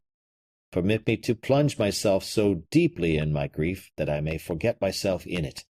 that I may drown even my reason in it. Raoul, Raoul. Listen, monsieur. Never shall I accustom myself to the idea that Louise, the chastest and most innocent of women, has been able to so basely deceive a man so honest and so true a lover as myself. Never can I persuade myself that I see that sweet and noble mask change into a hypocritical, lascivious face. Louise lost! Louise infamous! Ah, monseigneur, that idea is much more cruel to me than Raoul abandoned, Raoul unhappy. Athos then employed the heroic remedy. He defended Louise against Raoul, and justified her perfidy by her love. A woman who would have yielded to a king because he is a king, said he, would desire to be styled infamous. But Louise loves Louis. Young, both, they have forgotten, he his rank, she her vows. Love absolves everything, Raoul. The two young people love each other with sincerity. And when he had dealt this severe poniard thrust, Athos, with a sigh, saw Raoul bound away beneath the rankling wound, and fly to the thickest recesses of the wood, or the solitude of his chamber, whence, an hour after, he would return, pale, trembling, but subdued. Then, coming up to Athos with a smile, he would kiss his hand, like the dog who, having been beaten, caresses a respected master to redeem his fault. Raoul redeemed nothing but his weakness, and only confessed his grief. Thus passed away the days that followed that scene in which Athos had so violently shaken the indomitable pride of the king. Never, when conversing with his son, did he make any allusion to that scene. Never did he give him the details of that vigorous lecture, which might perhaps have consoled the young man, by showing him his rival humbled. Athos did not wish that the offended lover should forget the respect due to his king. And when Bragelonne, ardent, angry, and melancholy, spoke with contempt of royal words, of the equivocal faith which certain madmen drew from promises that emanate from thrones, when, passing over 2 centuries, with that rapidity of a bird that traverses a narrow strait to go from one continent to the other, Raoul ventured to predict the time in which kings would be esteemed as less than other men, Athos said to him, in his serene, persuasive voice, "You are right, Raoul. All that you say will happen. Kings will lose their privileges, as stars which have survived their eons lose their splendor. But when that moment comes, Raoul, we shall be dead. And remember well what I say to you. In this world, all men, women, and kings must live for the present. We can only live for the future, for God." This was the manner in which Athos and Raoul were, as usual, conversing, and walking backwards and forwards in the long alley of limes in the park, when the bell which served to announce to the comte either the hour of dinner or the arrival of a visitor was rung. And without attaching any importance to it, he turned towards the house with his son, and at the end of the alley they found themselves in the presence of Aramis and Porthos. End of chapter. Chapter 26. The Last Adieu. Raoul uttered a cry and affectionately embraced Porthos. Aramis and Athos embraced like old men, and this embrace itself being a question for Aramis, he immediately said, "My friend, we have not long to remain with you." "Ah," said the comte. "Only time to tell you of my good fortune," interrupted Porthos. "Ah," said Raoul. Athos looked silently at Aramis, whose sombre air had already appeared to him very little in harmony with the good news Porthos hinted. "What is the good fortune that has happened to you? Let us hear it," said Raoul with a smile. "The king has made me a duke," said the worthy Porthos, with an air of mystery, in the ear of the young man. "A duke by brevet." But the asides of Porthos were always loud enough to be heard by everybody. His murmurs were in the diapason of ordinary roaring. Athos heard him, and uttered an exclamation which made Aramis start. The latter took Aramis by the arm, and after having asked Porthos's permission to say a word to his friend in private, "My dear Athos," he began, "you see me overwhelmed with grief and trouble." "What grief and trouble, my dear friend?" cried the comte. "Oh, what?" "In 2 words, I have conspired against the king. That conspiracy has failed, and at this moment I am doubtless pursued." "You are pursued? A conspiracy? Hey, my friend, what do you tell me?" "The saddest truth. I am entirely ruined." "Well, but Porthos, this title of Duke, what does all that mean?" "That is the subject of my severest pain. That is the deepest of my wounds. I have, believing in infallible success, drawn Porthos into my conspiracy. He threw himself into it, as you know he would do, with all his strength, without knowing what he was about, and now he is as much compromised as myself, as completely ruined as I am." "Good God!" And Athos turned toward Porthos, who was smiling complacently. "I must make you acquainted with the whole. Listen to me," continued Aramis, and he related the history as we know it. Athos, during the recital, several times felt the sweat break from his forehead. "It was a great idea," said he, "but a great error." "For which I am punished, Athos. Therefore I will not tell you my entire thought. Tell it, nevertheless. It is a crime. A capital crime, I know it is. Lèse majesté. Porthos, poor Porthos!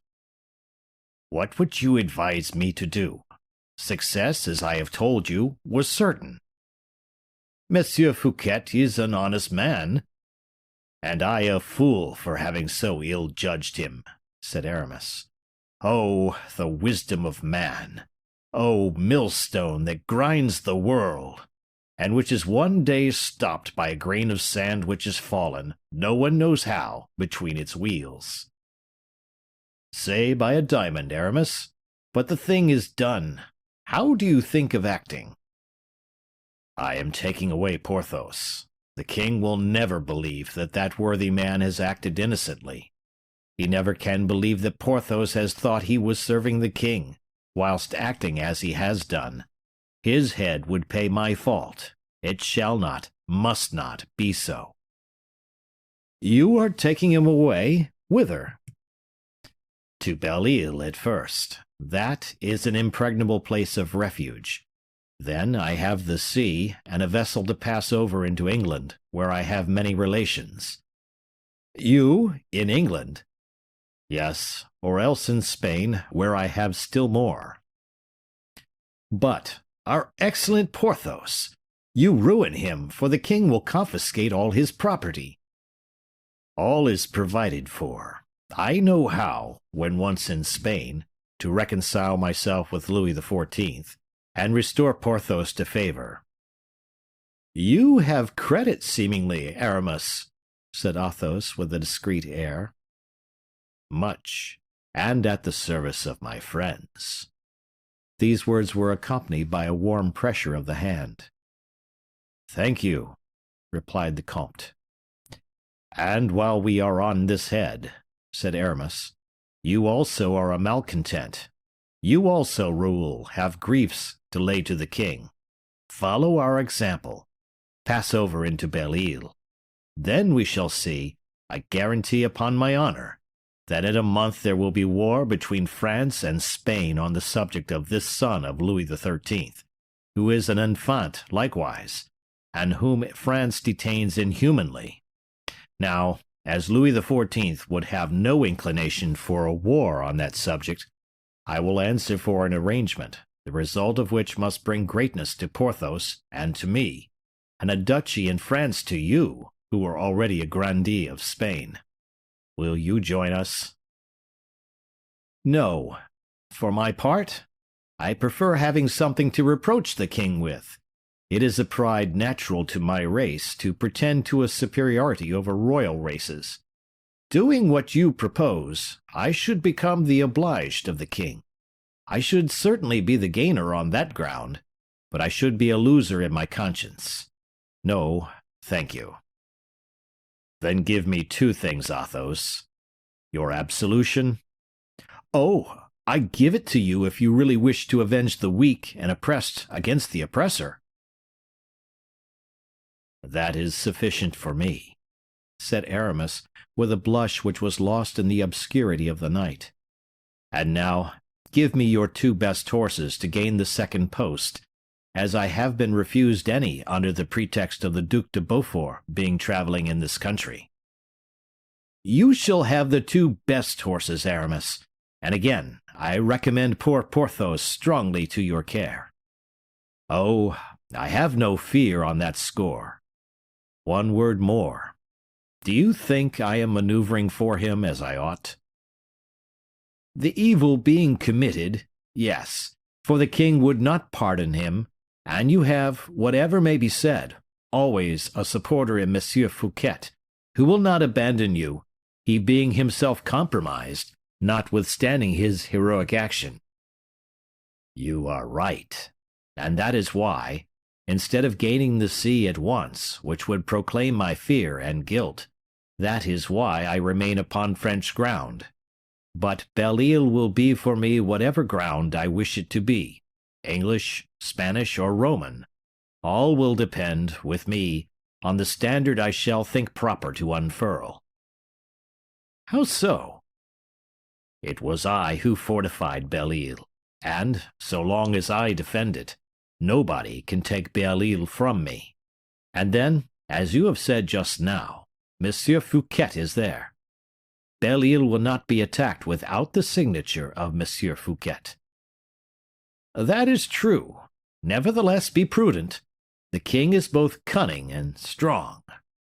Aramis smiled. I again recommend Porthos to you, repeated the count, with a sort of cold persistence. Whatever becomes of me, Count, replied Aramis in the same tone, our brother Porthos will fare as I do, or better. Athos bowed whilst pressing the hand of Aramis, and turned to embrace Porthos with emotion. I was born lucky, was I not? Murmured the latter, transported with happiness as he folded his cloak round him. Come, my dear friend, said Aramis. Raoul had gone out to give orders for the saddling of the horses. The group was already divided. Athos saw his two friends on the point of departure, and something like a mist passed before his eyes and weighed upon his heart. It is strange, thought he, whence comes the inclination I feel to embrace Porthos once more? At that moment Porthos turned round, and he came towards his old friend with open arms. This last endearment was tender as in youth, as in times when hearts were warm, life-happy. And then Porthos mounted his horse. Aramis came back once more to throw his arms round the neck of Athos. The latter watched them along the high road, elongated by the shade, in their white cloaks. Like phantoms they seemed to enlarge on their departure from the earth, and it was not in the mist, but in the declivity of the ground that they disappeared. At the end of the perspective, both seemed to have given a spring with their feet, which made them vanish as if evaporated into cloudland. Then Athos, with a very heavy heart, returned towards the house, saying to Bragelonne, Raoul, I don't know what it is that has just told me that I have seen those two for the last time. It does not astonish me, monsieur, that you should have such a thought, replied the young man, for I have at this moment the same, and think also that I shall never see Messieurs du Vallon and d'Herblay again. Oh, you, replied the count. You speak like a man rendered sad by a different cause. You see everything in black. You are young, and if you chance never to see those old friends again, it will be because they no longer exist in the world in which you have yet so many years to pass. But I. Raoul shook his head sadly and leaned upon the shoulder of the count, without either of them finding another word in their hearts, which were ready to overflow.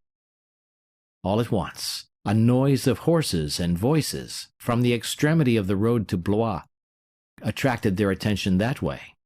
Flambeau bearers shook their torches merrily among the trees of their route and turned round from time to time to avoid distancing the horsemen who followed them.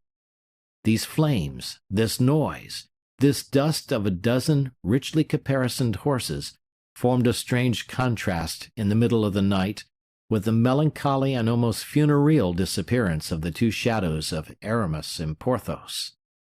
Athos went towards the house, but he had hardly reached the parterre when the entrance gate appeared in a blaze.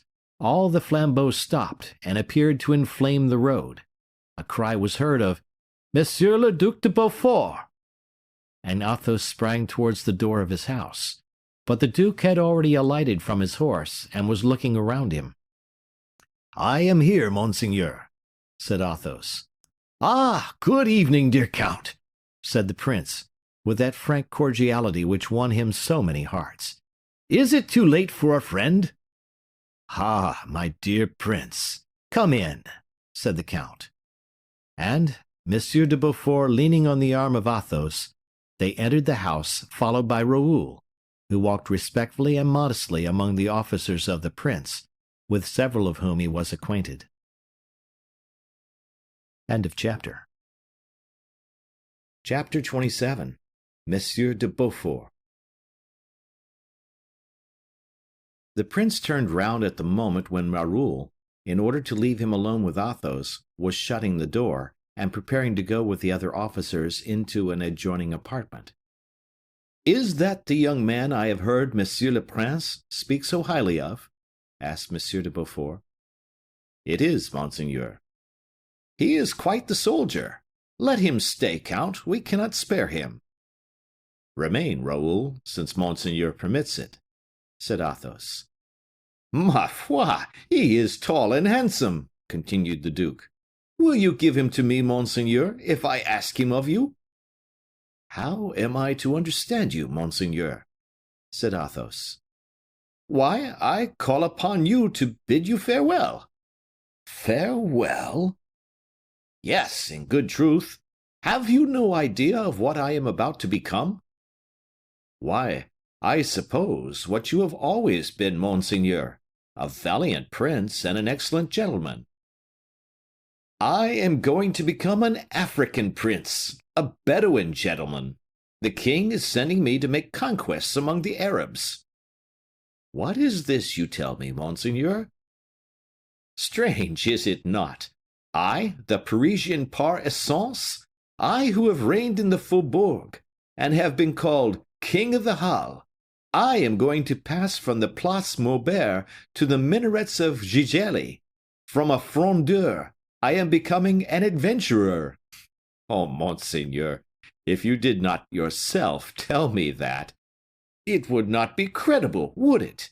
Believe me, nevertheless, and we have but to bid each other farewell. This is what comes of getting into favor again." "Into favor?" "Yes. You smile. Ah, my dear count, do you know why I have accepted this enterprise? Can you guess?" "Because your highness loves glory above everything." "Oh, no, there is no glory in firing muskets at savages. I see no glory in that, for my part, and it is more probable that I shall there meet with something else.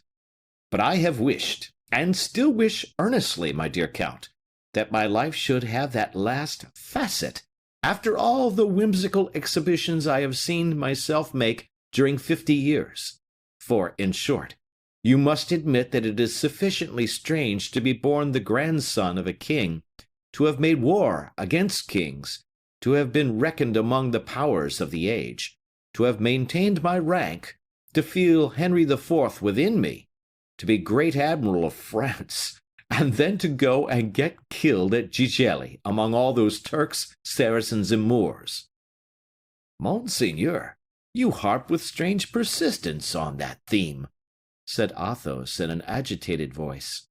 How can you suppose that so brilliant a destiny will be extinguished in that remote and miserable scene? And can you believe, upright and simple as you are, that if I go into Africa for this ridiculous motive, I will not endeavor to come out of it without ridicule? Shall I not give the world cause to speak of me, and to be spoken of nowadays, when there are Monsieur le Prince, Monsieur de Turenne, and many others, my contemporaries? I, Admiral of France, grandson of Henry IV, King of Paris, have I anything left but to get myself killed? Cordieu! I will be talked of, I tell you.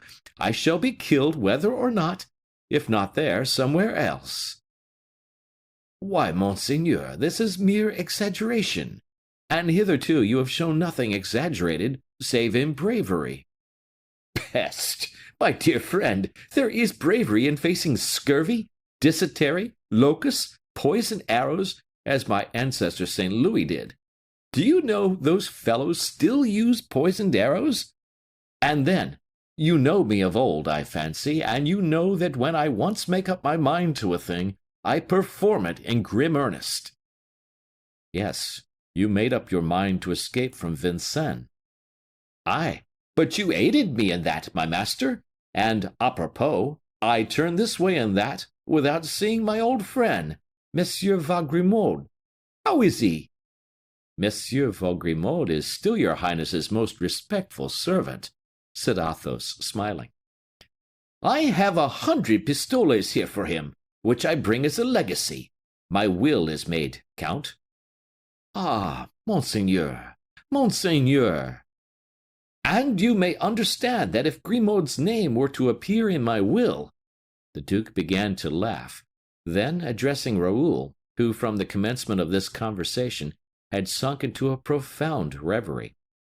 Young man, said he, I know there is to be found here a certain de Vouvray wine, and I believe— Raoul left the room precipitately to order the wine.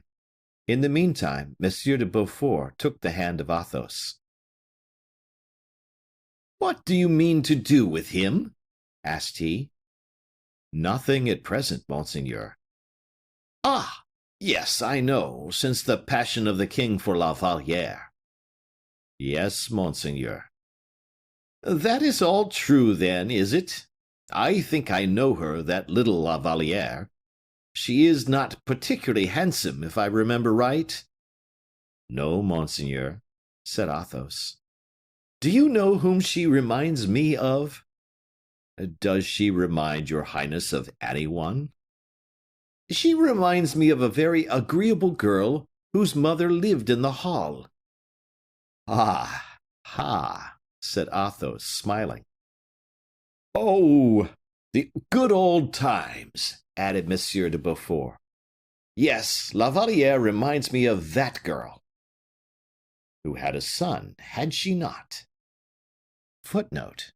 It is possible that the preceding conversation is an obscure allegorical allusion to the Fronde, or perhaps an intimation that the Duke was the father of Mordaunt from 20 years after, but a definite interpretation still eludes modern scholars.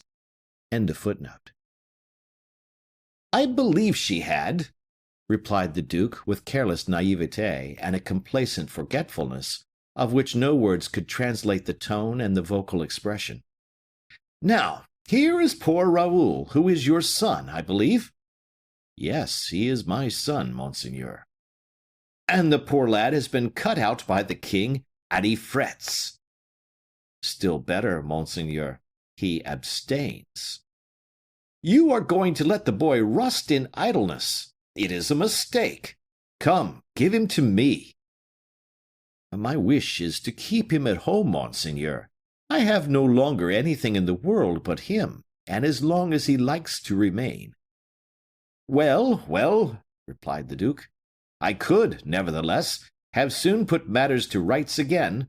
I assure you, I think he has in him the stuff of which maréchals of France are made. I have seen more than one produced from less likely rough material. That is very possible, monseigneur, but it is the king who makes maréchals of France, and Raoul will never accept anything of the king."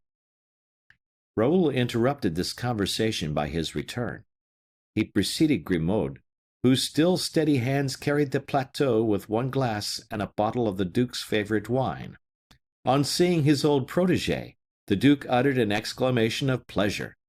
"Grimaud! Good evening, Grimaud!" said he. "How goes it?" The servant bowed profoundly, as much gratified as his noble interlocutor. "Two old friends!" said the duke, shaking honest Grimaud's shoulder after a vigorous fashion, which was followed by another still more profound and delighted bow from Grimaud. "But what is this, Count? Only one glass?" "I should not think of drinking with your highness unless your highness permitted me," replied Athos with noble humility. "Cordieu! You were right to bring only one glass. We will both drink out of it, like two brothers in arms. Begin, Count." "Do me the honor," said Athos, gently putting back the glass. "You are a charming friend," replied the Duc de Beaufort, who drank, and passed the goblet to his companion. "But that is not all," continued he. "I am still thirsty, and I wish to do honor to this handsome young man who stands here. I carry good luck with me, Vicomte," said he to Raoul. "Wish for something while drinking out of my glass, and may the black plague grab me if what you wish does not come to pass." He held the goblet to Raoul, who hastily moistened his lips, and replied with the same promptitude, "I have wished for something, monseigneur." His eyes sparkled with a gloomy fire, and the blood mounted to his cheeks. He terrified Athos, if only with his smile. "And what have you wished for?"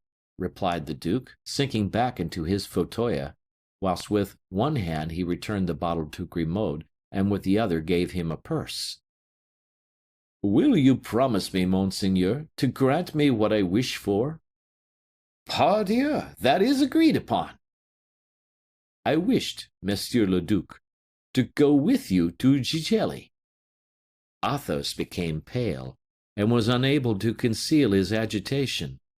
The duke looked at his friend as if desirous to assist him to parry this unexpected blow.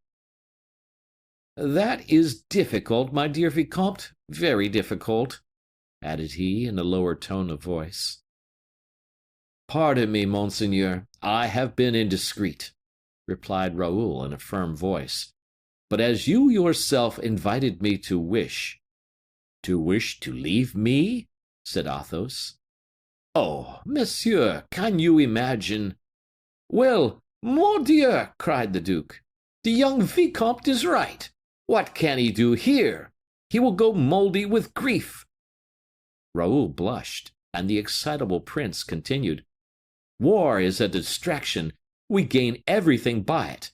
We can only lose one thing by it, life. Then, so much the worse."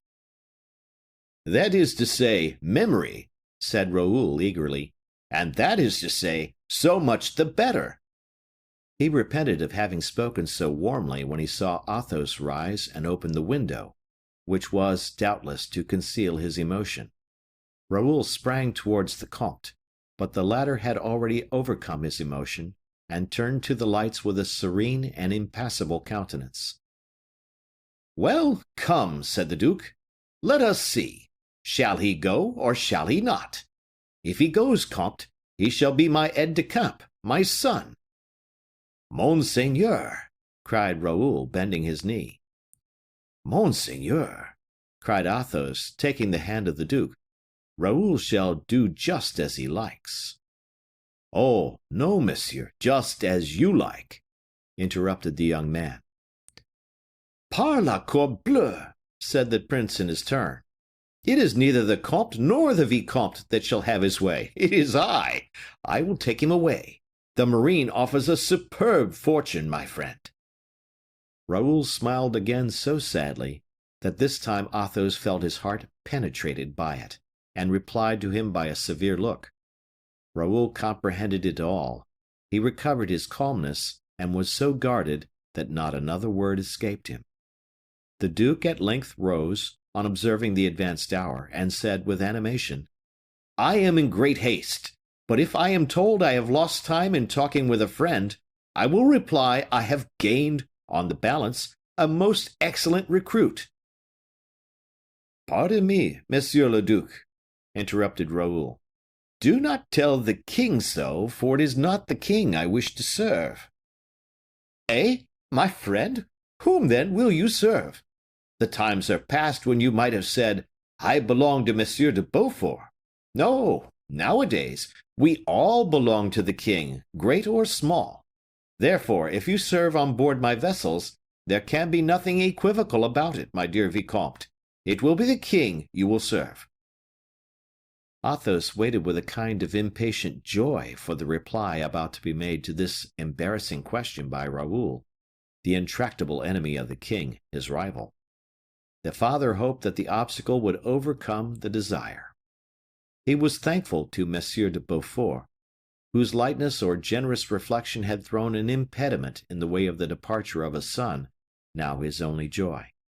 But Raoul, still firm and tranquil, replied, "Monsieur le Duc, the objection you make I have already considered in my mind. I will serve on board your vessels because you do me the honor to take me with you. But I shall there serve a more powerful master than the king. I shall serve God." "God? How so?" said the duke and Athos together. "My intention is to make profession and become a knight of Malta," added Bragelonne, letting fall, one by one, words more icy than the drops which fall from the bare trees after the tempests of winter.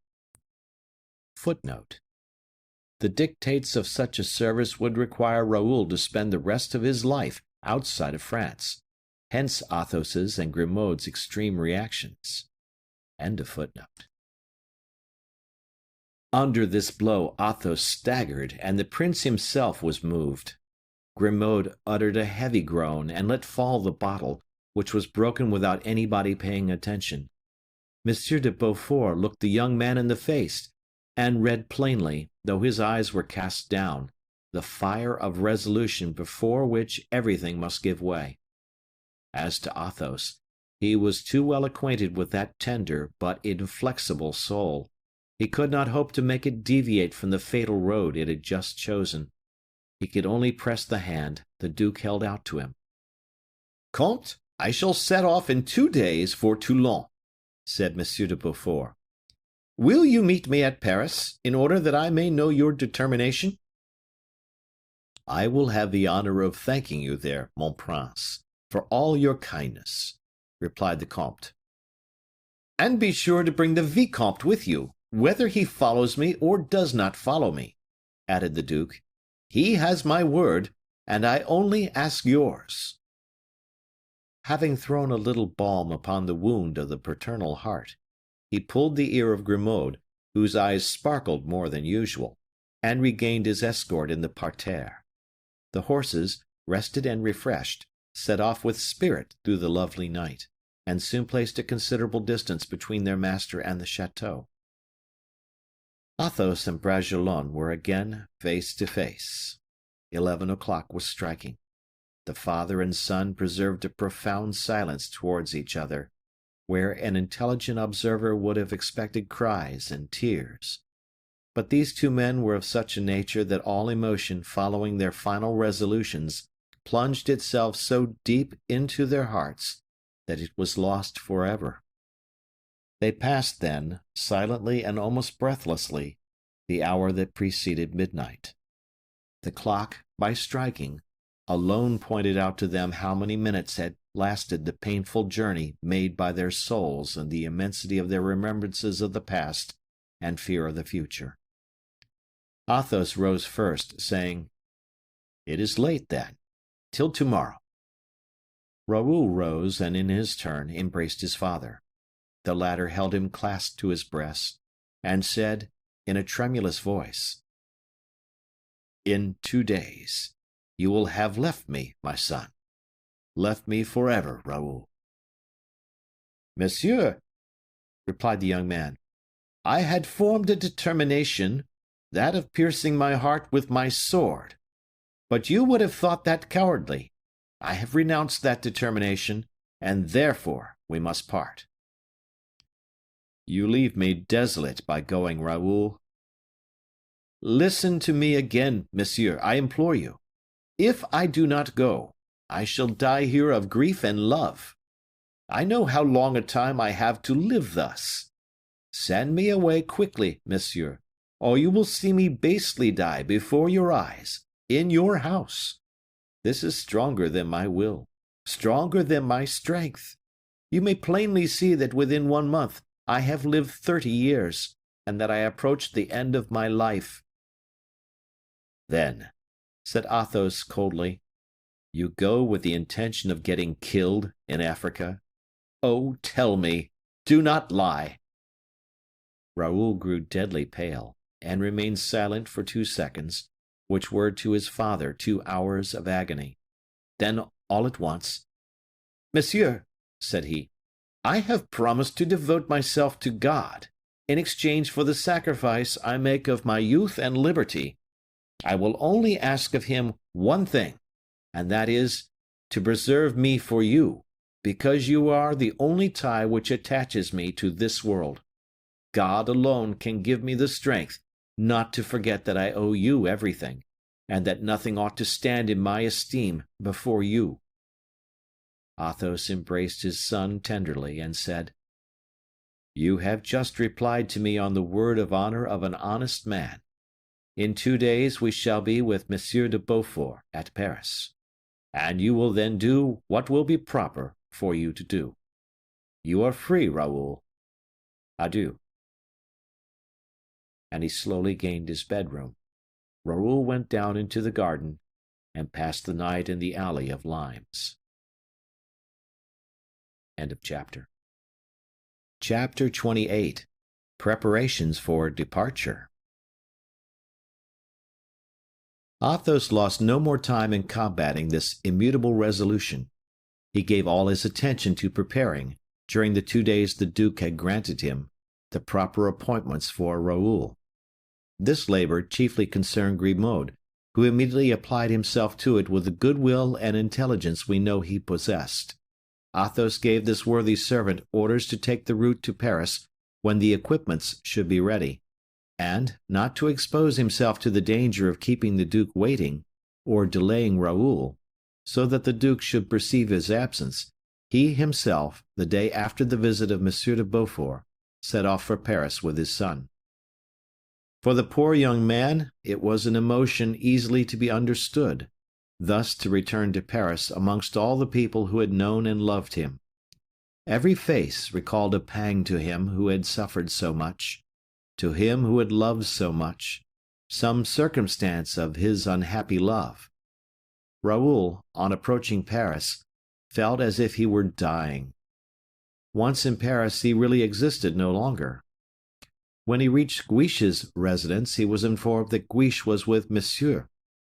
Raoul took the road to the Luxembourg, and when arrived, without suspecting that he was going to the place where La Valliere had lived, he heard so much music and respired so many perfumes, he heard so much joyous laughter, and saw so many dancing shadows, that if it had not been for a charitable woman who perceived him so dejected and pale beneath the doorway, he would have remained there a few minutes, and then would have gone away, never to return. But, as we have said, in the first antechamber he had stopped, solely for the sake of not mixing himself with all those happy beings he felt were moving around him in the adjacent salons. And as one of Monsieur's servants, recognizing him, had asked him if he wished to see Monsieur or Madame, Raoul had scarcely answered him, but had sunk down upon a bench near the velvet doorway, looking at a clock, which had stopped for nearly an hour. The servant had passed on, and another, better acquainted with him, had come up and interrogated Raoul whether he should inform Monsieur de Guiche of his being there. This name did not even arouse the recollections of Raoul. The persistent servant went on to relate that de Guiche had just invented a new game of lottery and was teaching it to the ladies. Raoul, opening his large eyes, like the absent man in Theophrastus, made no answer, but his sadness increased 2 shades. with his head hanging down, his limbs relaxed, his mouth half open for the escape of his sighs. Raoul remained thus forgotten in the antechamber, when all at once a lady's robe passed, rubbing against the doors of a side salon, which opened on the gallery. A lady, young, pretty, and gay, scolding an officer of the household, entered by that way, and expressed herself with much vivacity. The officer replied in calm but firm sentences. It was rather a little love-pet than a quarrel of courtiers, and was terminated by a kiss on the fingers of the lady. Suddenly, on perceiving Raoul, the lady became silent, and, pushing away the officer, "Make your escape, Malicorne," said she. "I did not think there was anyone here. I shall curse you if they have either heard or seen us." Malicorne hastened away. The young lady advanced behind Raoul, and stretching her joyous face over him as he lay, "Monsieur is a gallant man," said she, "and no doubt—" She here interrupted herself by uttering a cry. "Raoul!" said she, blushing. "Mademoiselle de Montalais!" said Raoul, paler than death.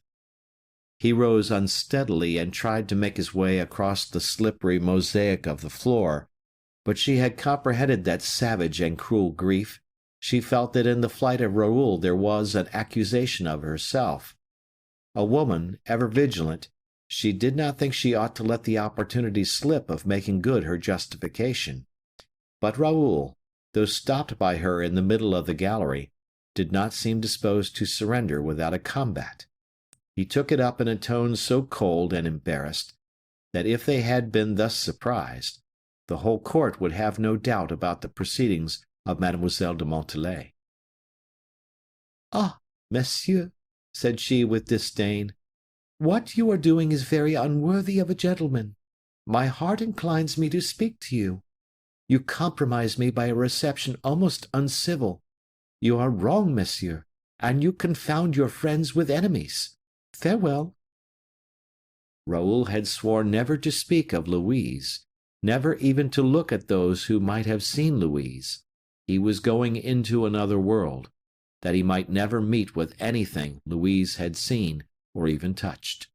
But after the first shock of his pride, after having had a glimpse of Montalais, the companion of Louise, Montalais, who reminded him of the turret of Blois and the joys of youth, all his reason faded away.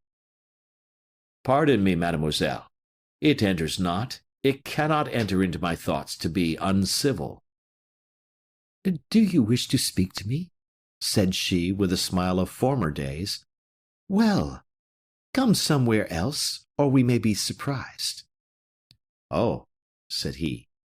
She looked at the clock, doubtingly, then having reflected, "In my apartment," said she, "we shall have an hour to ourselves." And taking her course, lighter than a fairy, she ran up to her chamber, followed by Raoul. Shutting the door, and placing in the hands of her camariste the mantle she held upon her arm. "You were seeking Monsieur de Guiche, were you not?" said she to Raoul. "Yes, mademoiselle." "I will go and ask him to come up here, presently, after I have spoken to you." "Do so, mademoiselle." "Are you angry with me?" Raoul looked at her for a moment, then, casting down his eyes, "Yes," said he. "You think I was concerned in the plot which brought about the rupture, do you not?" "Rupture!"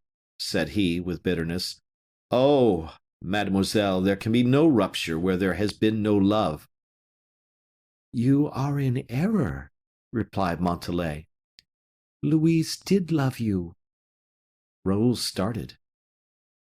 "Not with love, I know, but she liked you, and you ought to have married her before you set out for London."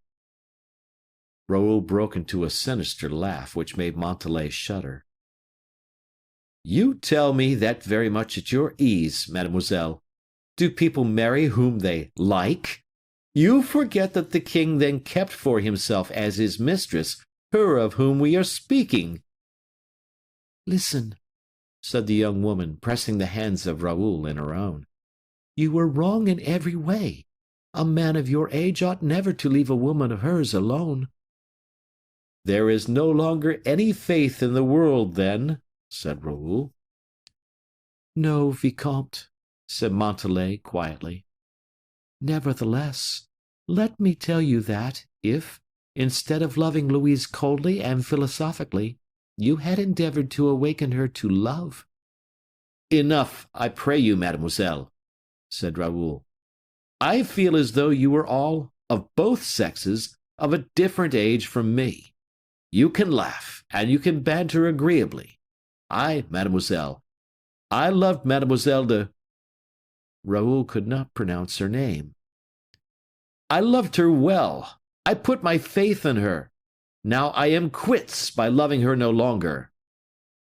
Oh, Vicomte, said Montalais, pointing to his reflection in a looking-glass. I know what you mean, mademoiselle. I am much altered, am I not? Well, do you know why? Because my face is the mirror of my heart.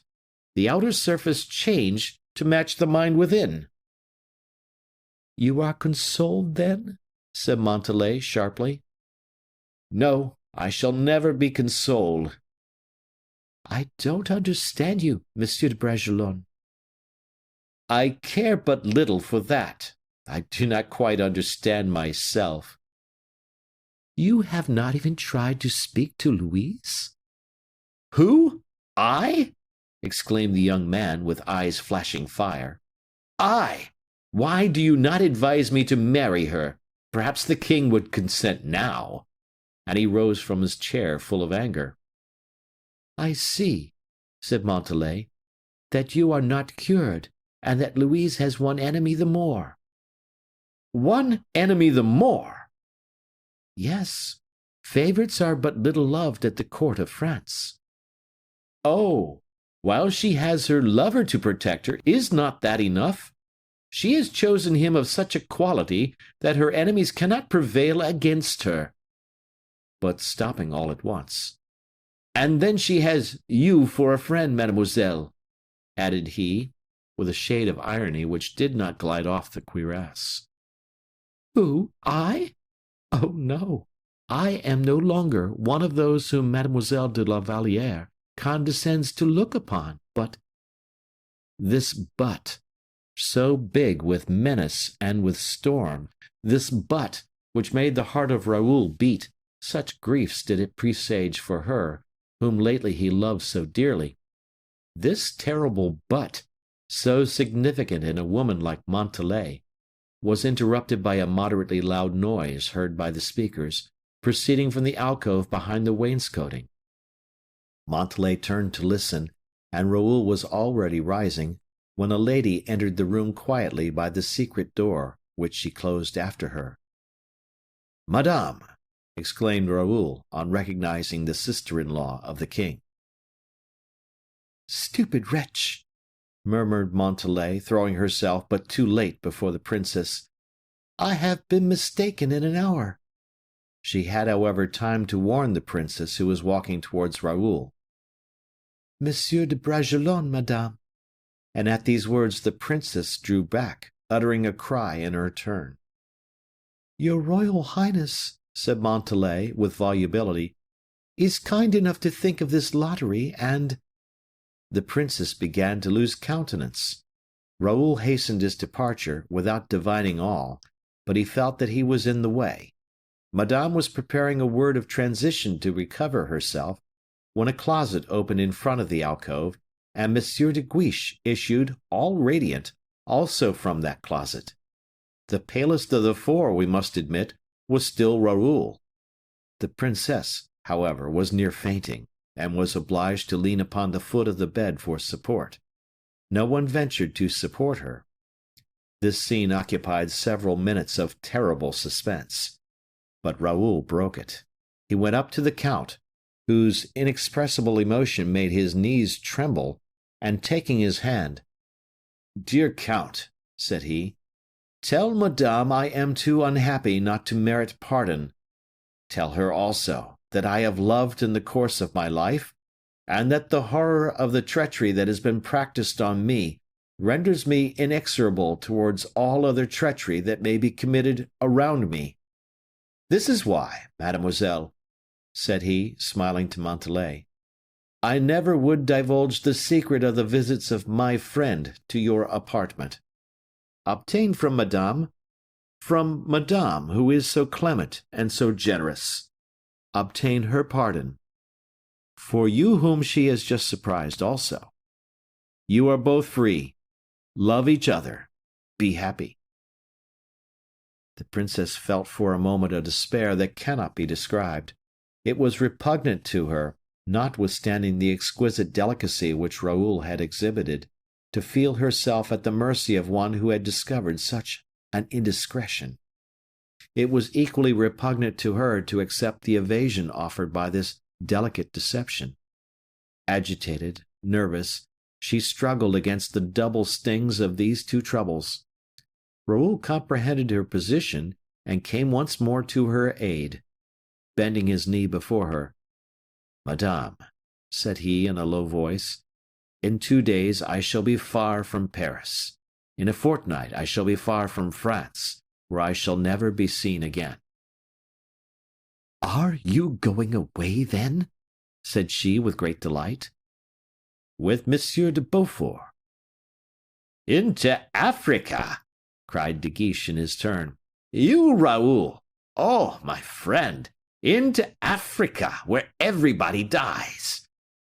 And forgetting everything, forgetting that forgetfulness itself compromised the princess more eloquently than his presence. Ingrate, said he, and you have not even consulted me. And he embraced him, during which time Montalais had led away Madame, and disappeared herself. Raoul passed his hand over his brow, and said with a smile, I have been dreaming. Then warmly to Guiche, who by degrees absorbed him, My friend, said he, I conceal nothing from you, who are the elected of my heart. I am going to seek death in yonder country. Your secret will not remain in my breast more than a year. Ah, Raoul, a man! Do you know what is my thought, Count? This is it. I shall live more vividly, being buried beneath the earth, than I have lived for this month past. We are Christians, my friend, and if such sufferings were to continue, I would not be answerable for the safety of my soul. De Guiche was anxious to raise objections. Not one word more on my account, said Raoul. But advice to you, dear friend. What I am going to say to you is of much greater importance. What is that? Without doubt, you risk much more than I do, because you love. Oh, it is a joy so sweet to me to be able to speak to you thus. Well then, De Guiche, beware of Montalais. What? Of that kind friend? She was the friend of her you know of. She ruined her by pride. You are mistaken. And now, when she has ruined her, she would ravish from her the only thing that renders that woman excusable in my eyes. What is that? Her love. What do you mean by that? I mean that there is a plot formed against her who is the mistress of the king, a plot formed in the very house of Madame. Can you think so? I am certain of it. By Montalais? Take her as the least dangerous of the enemies I dread for. The other. Explain yourself clearly, my friend, and if I can understand you. In 2 words, Madame has been long jealous of the king. I know she has. Oh, fear nothing. You are beloved. You are beloved, Count. Do you feel the value of these 3 words? They signify that you can raise your head, that you can sleep tranquilly, that you can thank God every minute of your life. You are beloved. That signifies that you may hear everything, even the counsel of a friend who wishes to preserve your happiness. You are beloved, De Guiche. You are beloved. You do not endure these atrocious nights, those nights without end, which, with arid eye and fainting heart, others pass through who are destined to die. You will live long, if you act like the miser who, bit by bit, crumb by crumb, collects and heaps up diamonds and gold. You are beloved. Allow me to tell you what you must do that you may be beloved forever. De Guiche contemplated for some time this unfortunate young man, half mad with despair, till there passed through his heart something like remorse at his own happiness. Raoul suppressed his feverish excitement to assume the voice and countenance of an impassible man. They will make her, whose name I should wish still to be able to pronounce.